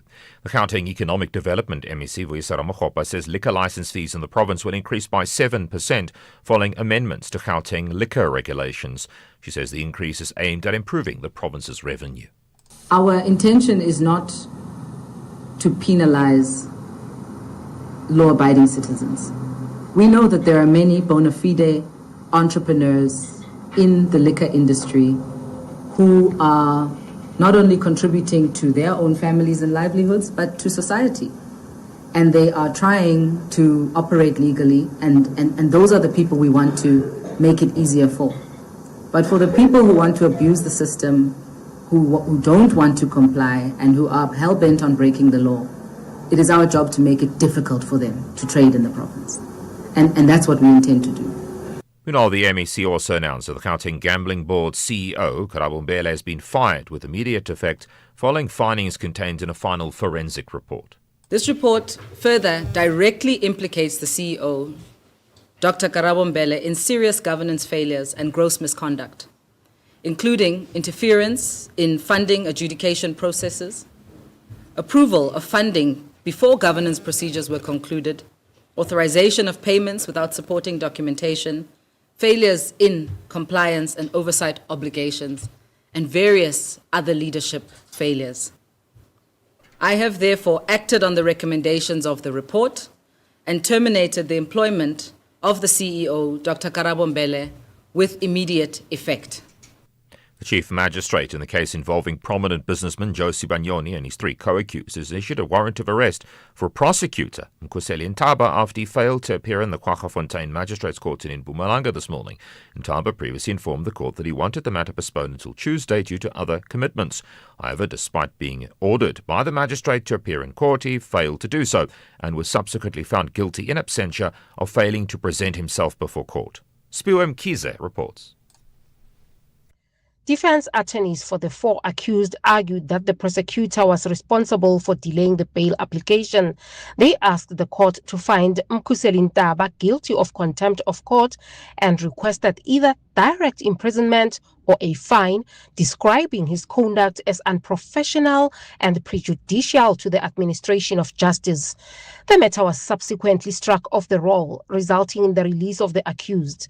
This was met with jubilation inside the packed courtroom. The four had been facing charges of extortion and money laundering. Spiwe Mkhize, SABC News, Kwaggafontein Magistrates Court. Road networks across the Garden Route and Little Karoo in the Western Cape remain severely compromised following a storm that hit almost 2 weeks ago. Rockfalls, mudslides and damaged road services are making repair work slow and dangerous as mopping up operations continue. The Western Cape Provincial Minister of Infrastructure, Tasha Simmers. While the Western Cape Department of Infrastructure is making progress, clearing debris immediately could trigger secondary rockfalls. Specialist road teams must first stabilize the mountainside, meaning a definitive timeline for reopening cannot be confirmed yet. Motorists travelling to the Kangal Capes must use the alternative gravel route via the MR363 towards Carletsdorp, turning off towards the full Skloof in Maatjies Rivier, and are urged to drive slowly and with caution. The World Health Organization to give an update after it declared an Ebola outbreak in the DRC a public health emergency of international concern. There have been more than 390 suspected cases and at least 100 reported deaths, according to the Africa Centers for Disease Control and Prevention. There are no approved drugs or vaccines for this particular strain of Ebola. The BBC's Thomas Mukwana has more. Humanitarian organizations like the Medicines Sans Frontières, that's the Doctors Without Borders, and WHO have dispatched teams of experts to try and contain this virus spread. And it's only going to be something that remains to be seen over the next few days, whether this virus is contained. But one can't overstate the importance of this being contained, because the last and biggest Ebola virus outbreak in West Africa between 2014 and 2016 cost us 11,300 lives. It's important for this region and DRC to contain the spread of this virus. The top story of the Gauteng Economic Development MEC says liquor license fees in the province will increase by 7% following amendments to the liquor regulations. That's SAFM News. I'm Greg Huss. In sports this hour, Golot leads Springbok women to Rugby Africa Women's Cup. Sundown sweat on Modiba Fitness ahead of ASFAR clash, and Proteas women prioritizing fielding drills as T20 World Cup approaches. More details at 5:30.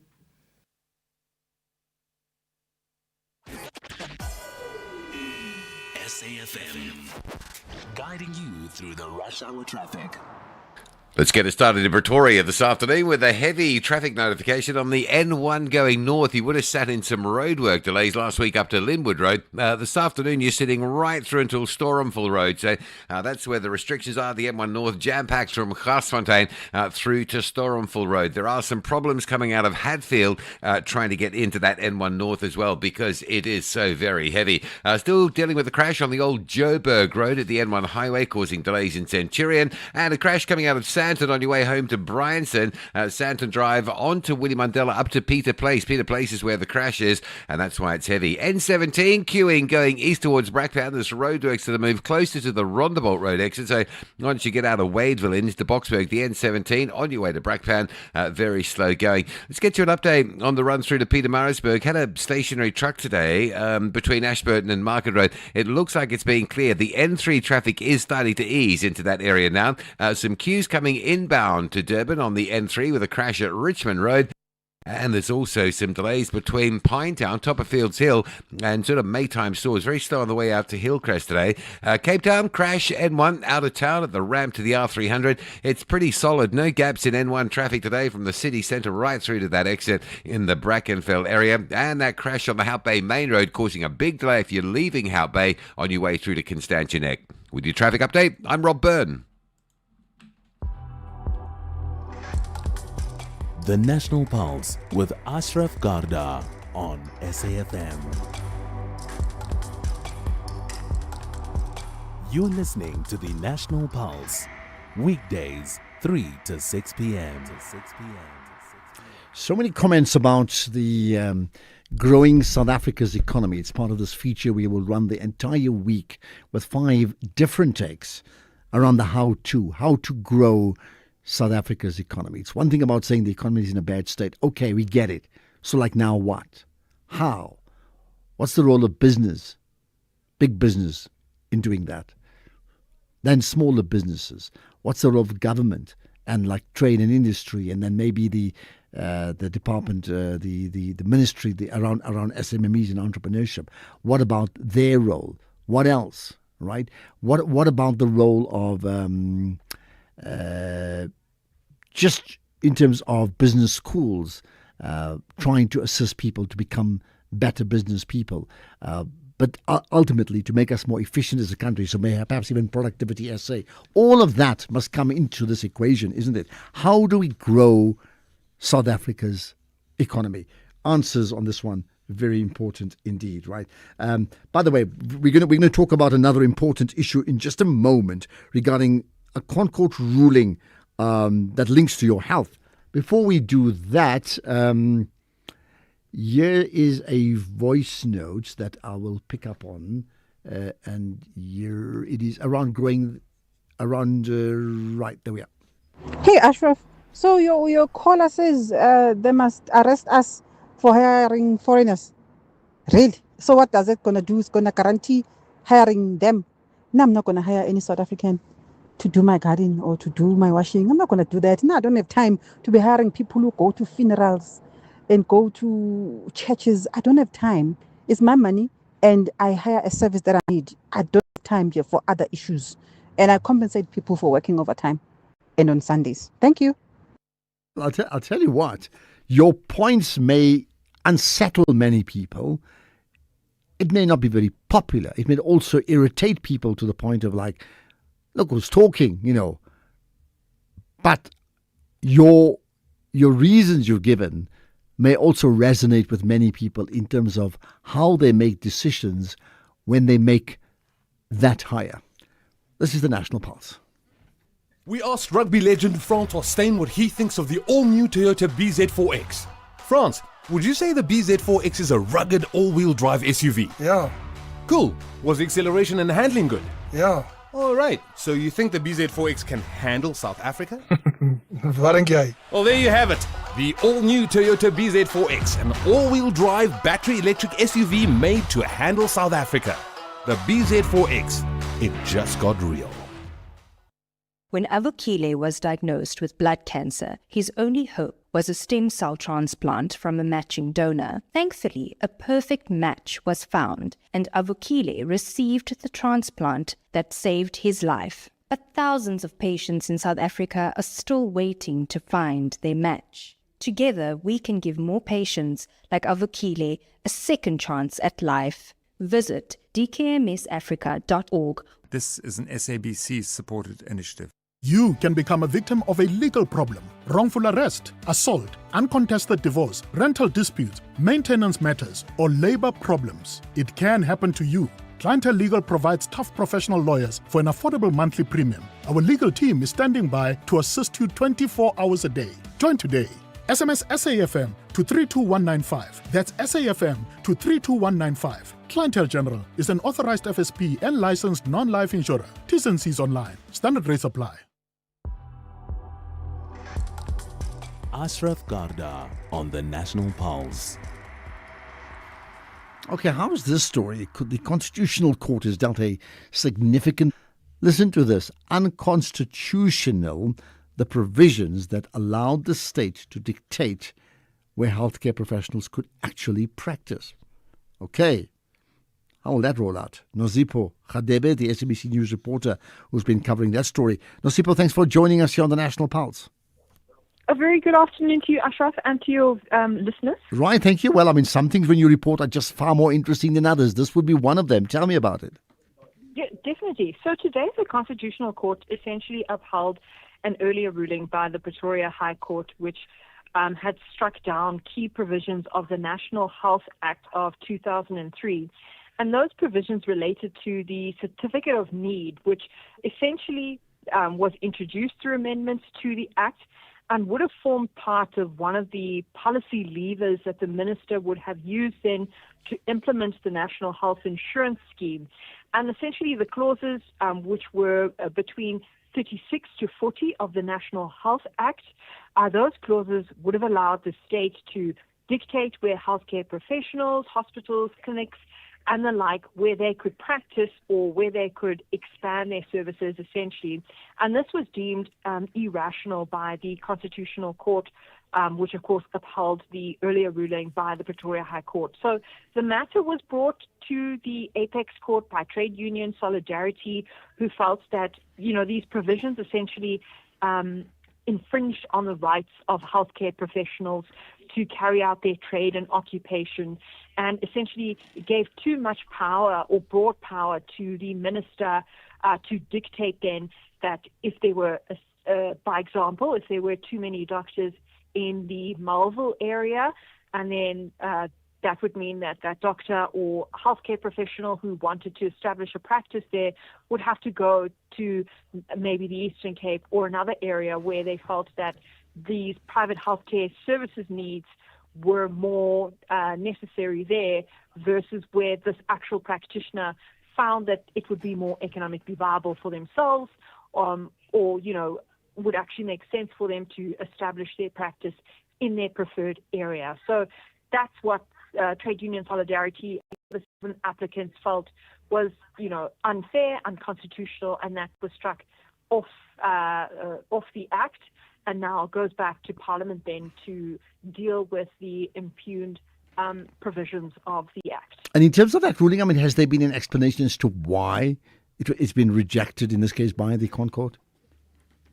So the Concord also found that, this gave too many broad powers to the, giving the minister or the director general the power then to determine where healthcare practitioners and clinics and the like can actually expand or relocate their services, and giving this then to government, who essentially has the power to dictate where public healthcare services, for them to dictate then where private healthcare services, that was deemed unconstitutional, because there is that distinction that these specific services are the services of private healthcare practitioners and not so much the public healthcare practitioners. And it also, the court found that, healthcare providers were left uncertain as to what the law would require of them, because the government or the health department essentially was saying that, look, we have this legislation, but we'll give you the finer details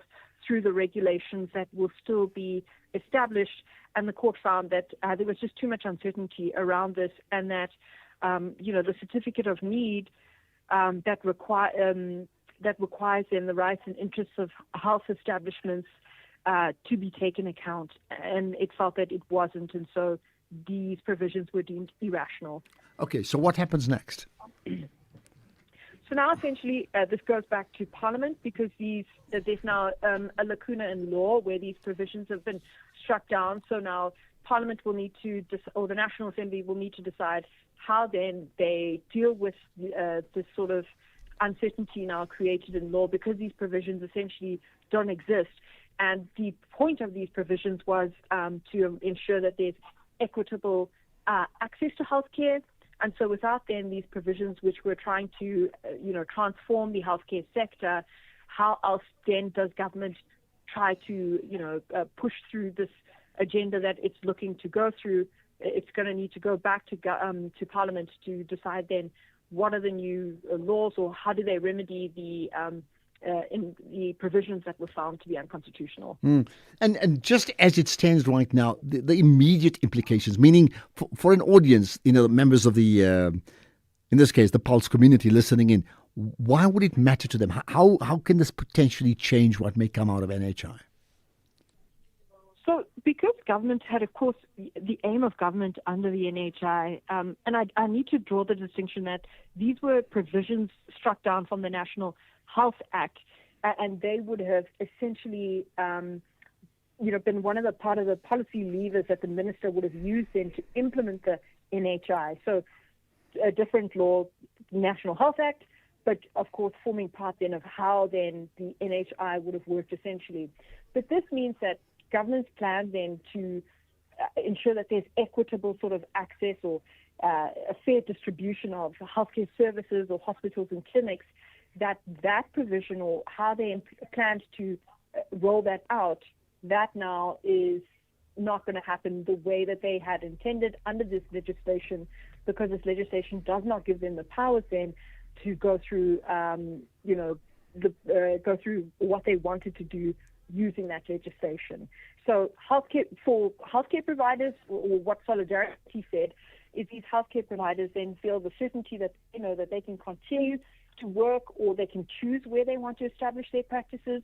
Hospitals can also continue to decide if they want to relocate or if they want to expand their services, because essentially government was asking these private healthcare practitioners to go into other areas, set up this infrastructure, which would have come to a cost to them in these areas where it's not certain whether the people actually need those services, or that people can actually even afford those services, because it is private healthcare. So that's where it essentially leaves in the matter when it comes to an ordinary person or healthcare practitioners in particular, is that they now still have autonomy over how they practice their trade, which is being a doctor or healthcare service provider. Okay, well, there we are. Thanks for clearing that up. But as you do so, there's even further confusion down the line, I'm sure.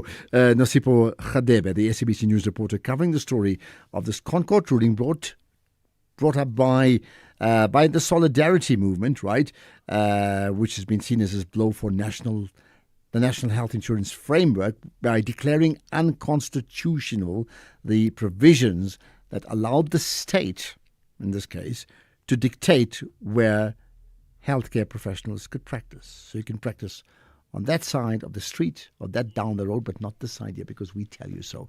That's been thrown out. Free economy, free enterprise. Yeah, yes, no. This is the National Pulse. Quantum on SAFM. Step into the future with Quantum. The radio show that goes beyond the headlines to explore how you can evolve, adapt, and thrive in times of rapid change. We will explore cutting-edge thinking coupled with practical life design applications. I'm Angela Ludek, and I invite you to join this community where real progress begins with human capital development. Quantum, Monday to Friday, 3 to 5 a.m. on SAFM. As part of Africa Month, now we are profiling Benin, West Africa.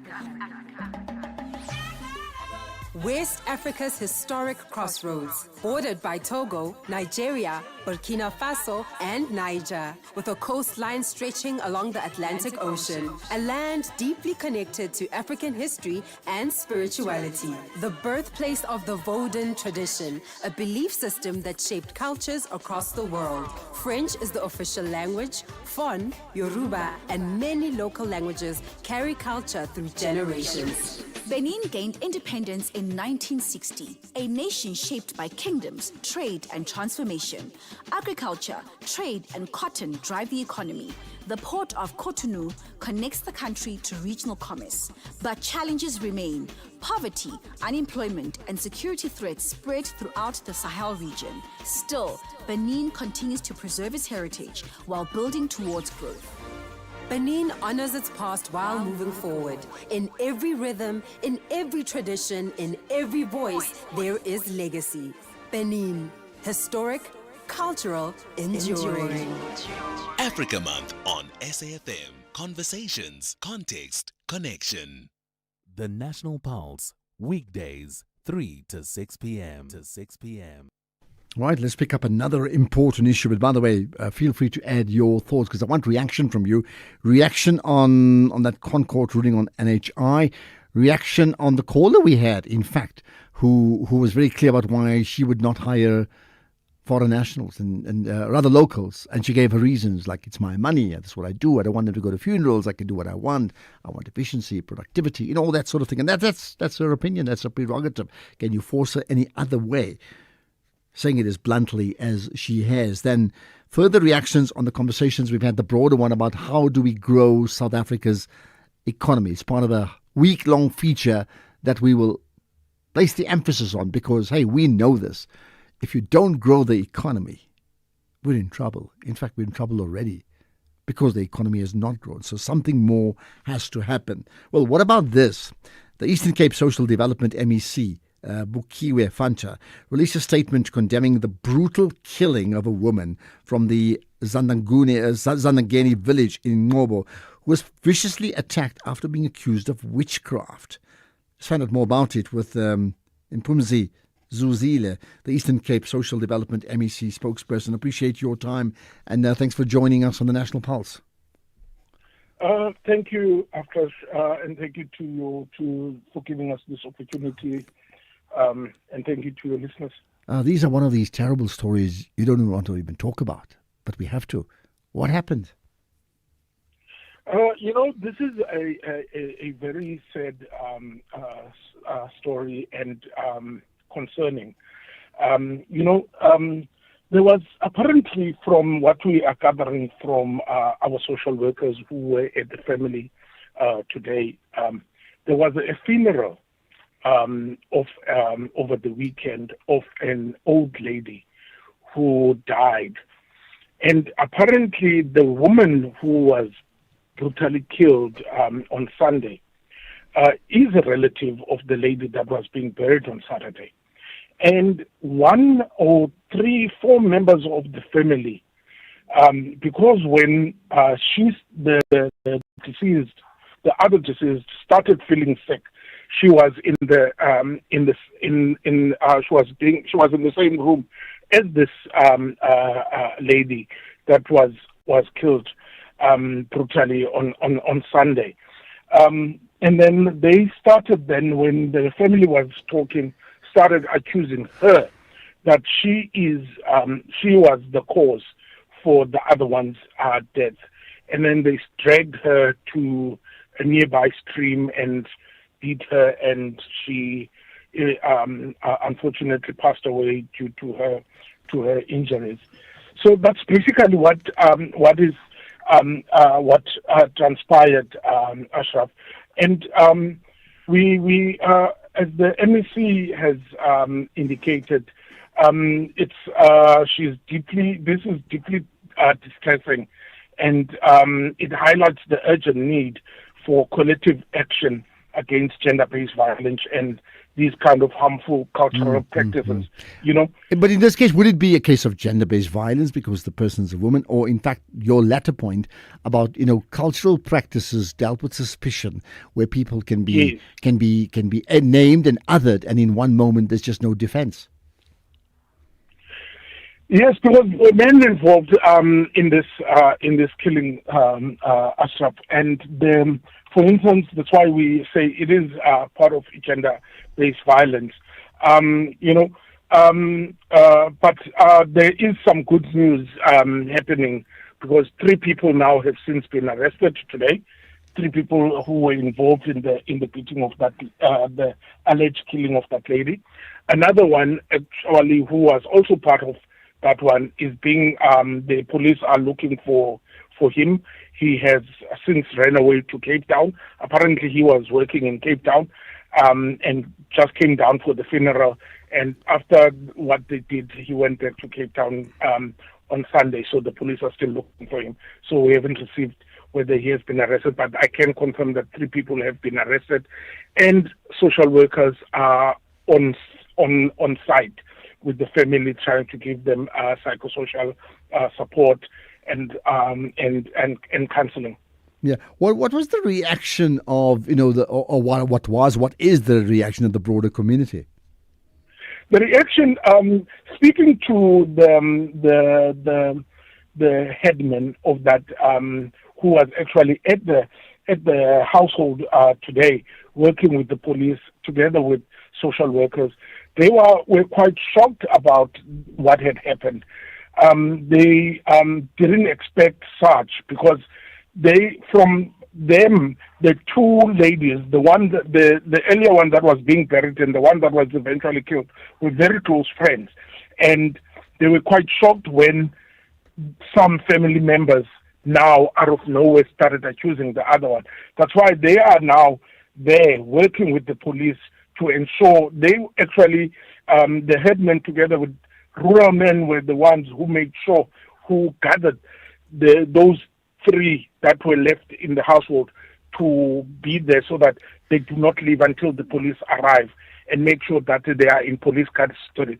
So the community in that area, as much as they were shocked about the incident, eventually actually helped the police in actually ensuring that the alleged perpetrators are actually arrested and are behind bars today. Okay, just lastly, you spoke about cultural practices. What is the norm in that community, in that area, regarding, accusations and allegations about dealing with people accused of witchcraft in general? It's a bad situation, Ashraf. It's not just this case. There are quite a number of other cases that have been reported in the Eastern Cape of an elderly woman being killed and being accused. So this is not an isolated case. We have had cases before of this nature of people being killed just because they have been accused of witchcraft. So that's why we are saying the cultural practice, because it has happened before, and that's why we are condemning it as the Department of Social Development and we find calling on communities to refrain in this kind of incidents, because they have no room in our communities. Okay, and that's where we appreciate your time. That's the spokesperson for the Eastern Cape Social Development MEC. That's Impumzi Zuzile. Thank you for your time. Terrible story of a killing of a woman from a village after being accused of witchcraft. You may want to add your thoughts on that. There's lots of people wanting to talk, including that one about I hire who I want, essentially. And if that person is a South African and I don't want to hire them, that's my business because it's my money. So, what's that narrative? I'll hire a foreign national because they won't be absent from funerals and take time off. That's not me talking. That is a caller talking. But I'm repeating what was said. And there's been reaction on that, which we'll get to just now. 5:30, news headlines. Here's Greg. Quick look at the headlines. An advocate representing the National Assemblies argued that both written and oral submissions for public consultation were made at various stages in the development of the Public Procurement Bill. The Gauteng Economic Development MEC says liquor license fees in the province will increase by 7%. And Spain's High Court has ordered the country's tax authorities to refund around $17 million to singer Shakira. There's a full update at 6. SAfm, guiding you through the rush hour traffic. Good afternoon. Stays very heavy on the run through Pretoria. N1 going north. The roadworks seem to have moved north from Linwood Road through the N4 Emelathleni split up towards Stormford. It's a really big backlog. You'll pick up that queue from Garsfontein. It is heavy across all lanes. Still dealing with that earlier crash in on the old Joburg Road at the N1. If you're coming off the highway or coming from Centurion down to the highway, still very much slow go both ways there. Breakdown on the M1 north at New Road. That's the last place you want to break down this time of afternoon. Jam-packed heading up through Beclue. Change. Crash coming out of Santon on Willie Mandela Repeater Place, Santon Drive onto Willie Mandela. That's all heavy as you head out towards Randburg and the Bryanston area. The N3, the usual breakdown at Van Buren, so backlog of traffic all the way through to Alex, and there's some queuing pressure on the N17 today into those roadworks by the Rondebolt Road.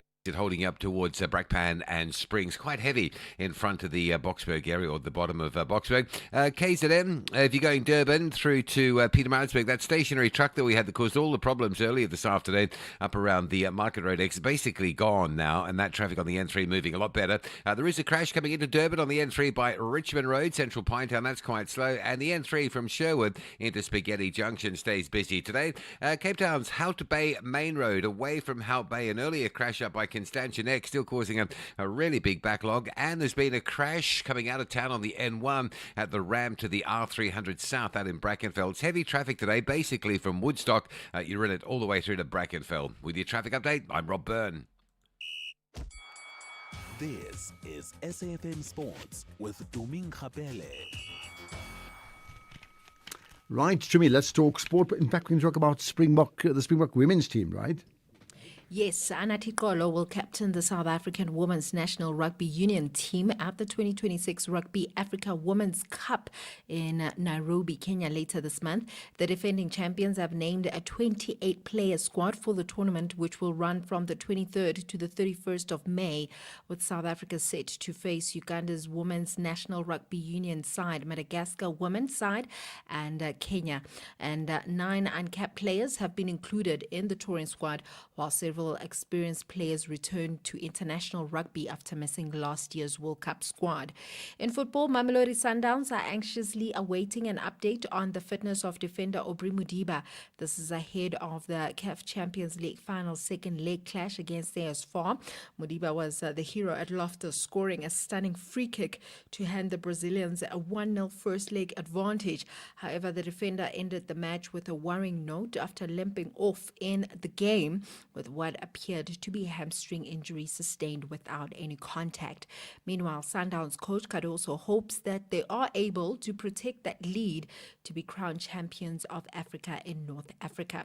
Elsewhere, Jose Mourinho has agreed to return to Real Madrid after 13 years as head coach on a 2-year deal. According to Sky Sports, the announcement is expected after Madrid's final game of the season against the Athletic Club on Sunday, and then he'll be unveiled next week. It's understood that Mourinho will take 4 coaches with him from Benfica to the Bernabeu. Meanwhile, Arsenal will aim to finish their home season strongly when they host Burnley in the Premier League tonight. The Gunners have dominated this fixture, losing only once in their last 19 league meetings with Burnley, while they are also unbeaten at home against promoted teams since 2010. Burnley head into the match struggling for form with just 1 win in their last 27 league games. A win over the relegated Clarets at the Emirates Stadium would put Arsenal 5 points clear at the top of the Premier League, meaning they would be champions if Manchester City then failed to beat Bournemouth.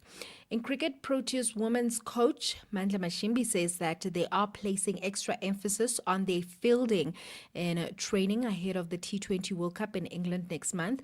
Mashimbi's team has been guilty of some sloppiness in that part of their game in recent months, at times dropping what looked like routine catches at crucial stages of the match. He says that he's been impressed with some of the more senior players that have shown good form, and believes that they'll be ready by the time they play their opening game. Finally, 2-time South African long jump champion Cheswell Johnson believes that he has done enough to earn a place in the South African team for the Commonwealth Games, which will take place in Glasgow from the 23rd of July to the 2nd of August. Johnson is no longer focusing only on the long jump, having switched his attention to the 100-meter earlier this year.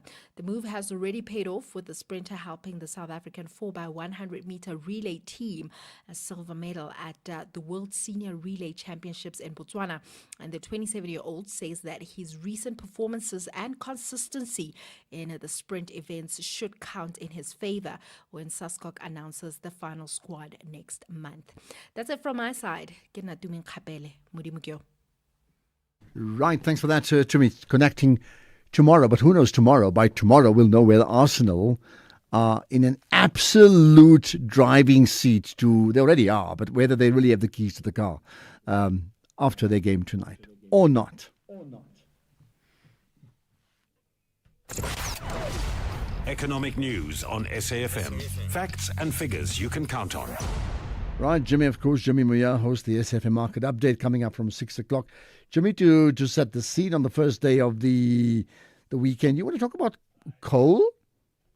Good afternoon, Ashraf. Good afternoon to our listeners. I certainly do. At least from the part of Exxaro, they have reopened a facility that had been closed for some essential safety maintenance. And off the back of the reopening of this facility, they've extended the life of that facility and the arrangement with Eskom by more than 10 years in terms of the coal supply there. This also comes off the back of comments made by the Minister of the Department of Mineral Resources and Energy, Minister Gwede Mantashe, that coal is to be considered a critical resource and a critical mineral in development. And we're going to dig into that in a bit more detail and just see how this fits into the coal conversation and perhaps what it means for the just energy transition conversation, because that doesn't bode well for the coal side of things. But of course, we know that South Africa is the country with potentially the largest coal reserves in the world at this point. So we're going to dig into that. We're going to see if we can make sense of that. Alongside that, we're going to be making sense of some numbers. We're going to be looking at some results out of famous brands, Calgro M3, as well as other companies that gave us results today. We're going to be seeing if we can make sense, or heads or tails rather, of these numbers. We Buy Cars is the third company that we'll be looking at from our perspective. We're going to see who's doing well, who isn't. In the case of We Buy Cars, it is interim results, so they are halfway through their financial year. Famous Brands and Calgro M3 have completed their financial years, so we're going to reflect on the years that were for those respective companies. We also have a conversation with our resident tech and EV specialist, Nafisa Akabor, to take a look at electric scooters.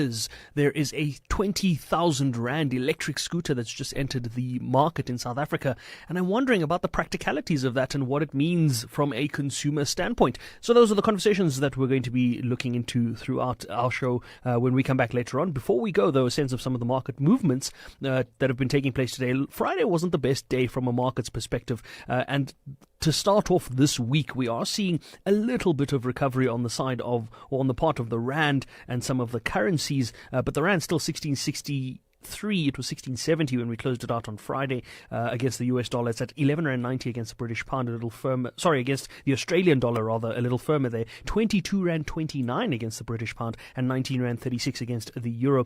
Bitcoin is quite soft at the moment. We've seen it above $80,000 a coin as recently as last week. We're back at $76,000 a coin in Rand terms. With that slightly firmer Rand, that means that we've gone from the 1.33 million that we saw last week to about 1.26 million Rand in Rand terms for a single Bitcoin.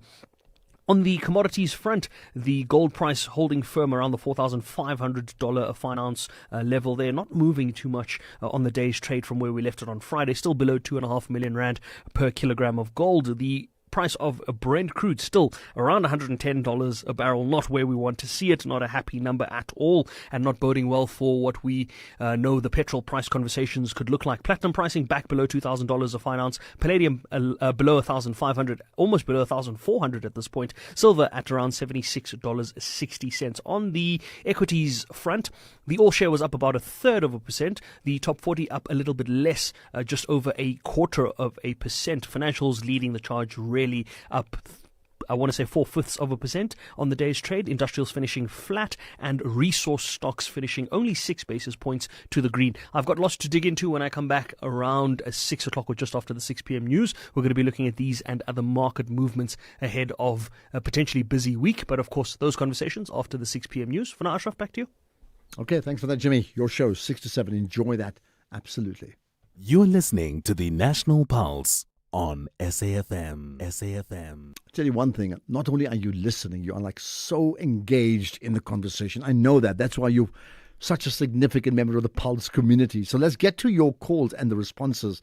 And we've had many on a whole range of issues in terms of growing the South African economy versus the type of decisions we make, or some people make, in terms of hiring people and being clear that I will not hire a South African versus a foreign national, issues of the NHI, that lady being killed allegedly because of allegations of being involved in witchcraft, and so on and so on. Here's some. Good evening, Ashraf.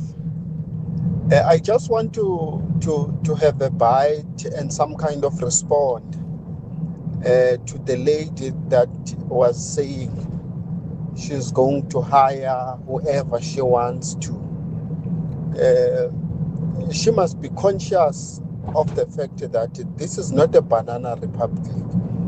There are laws in this country. So you're not going to do as you wish. If the new amendments on immigration are effected, everyone in this country will have to abide by that.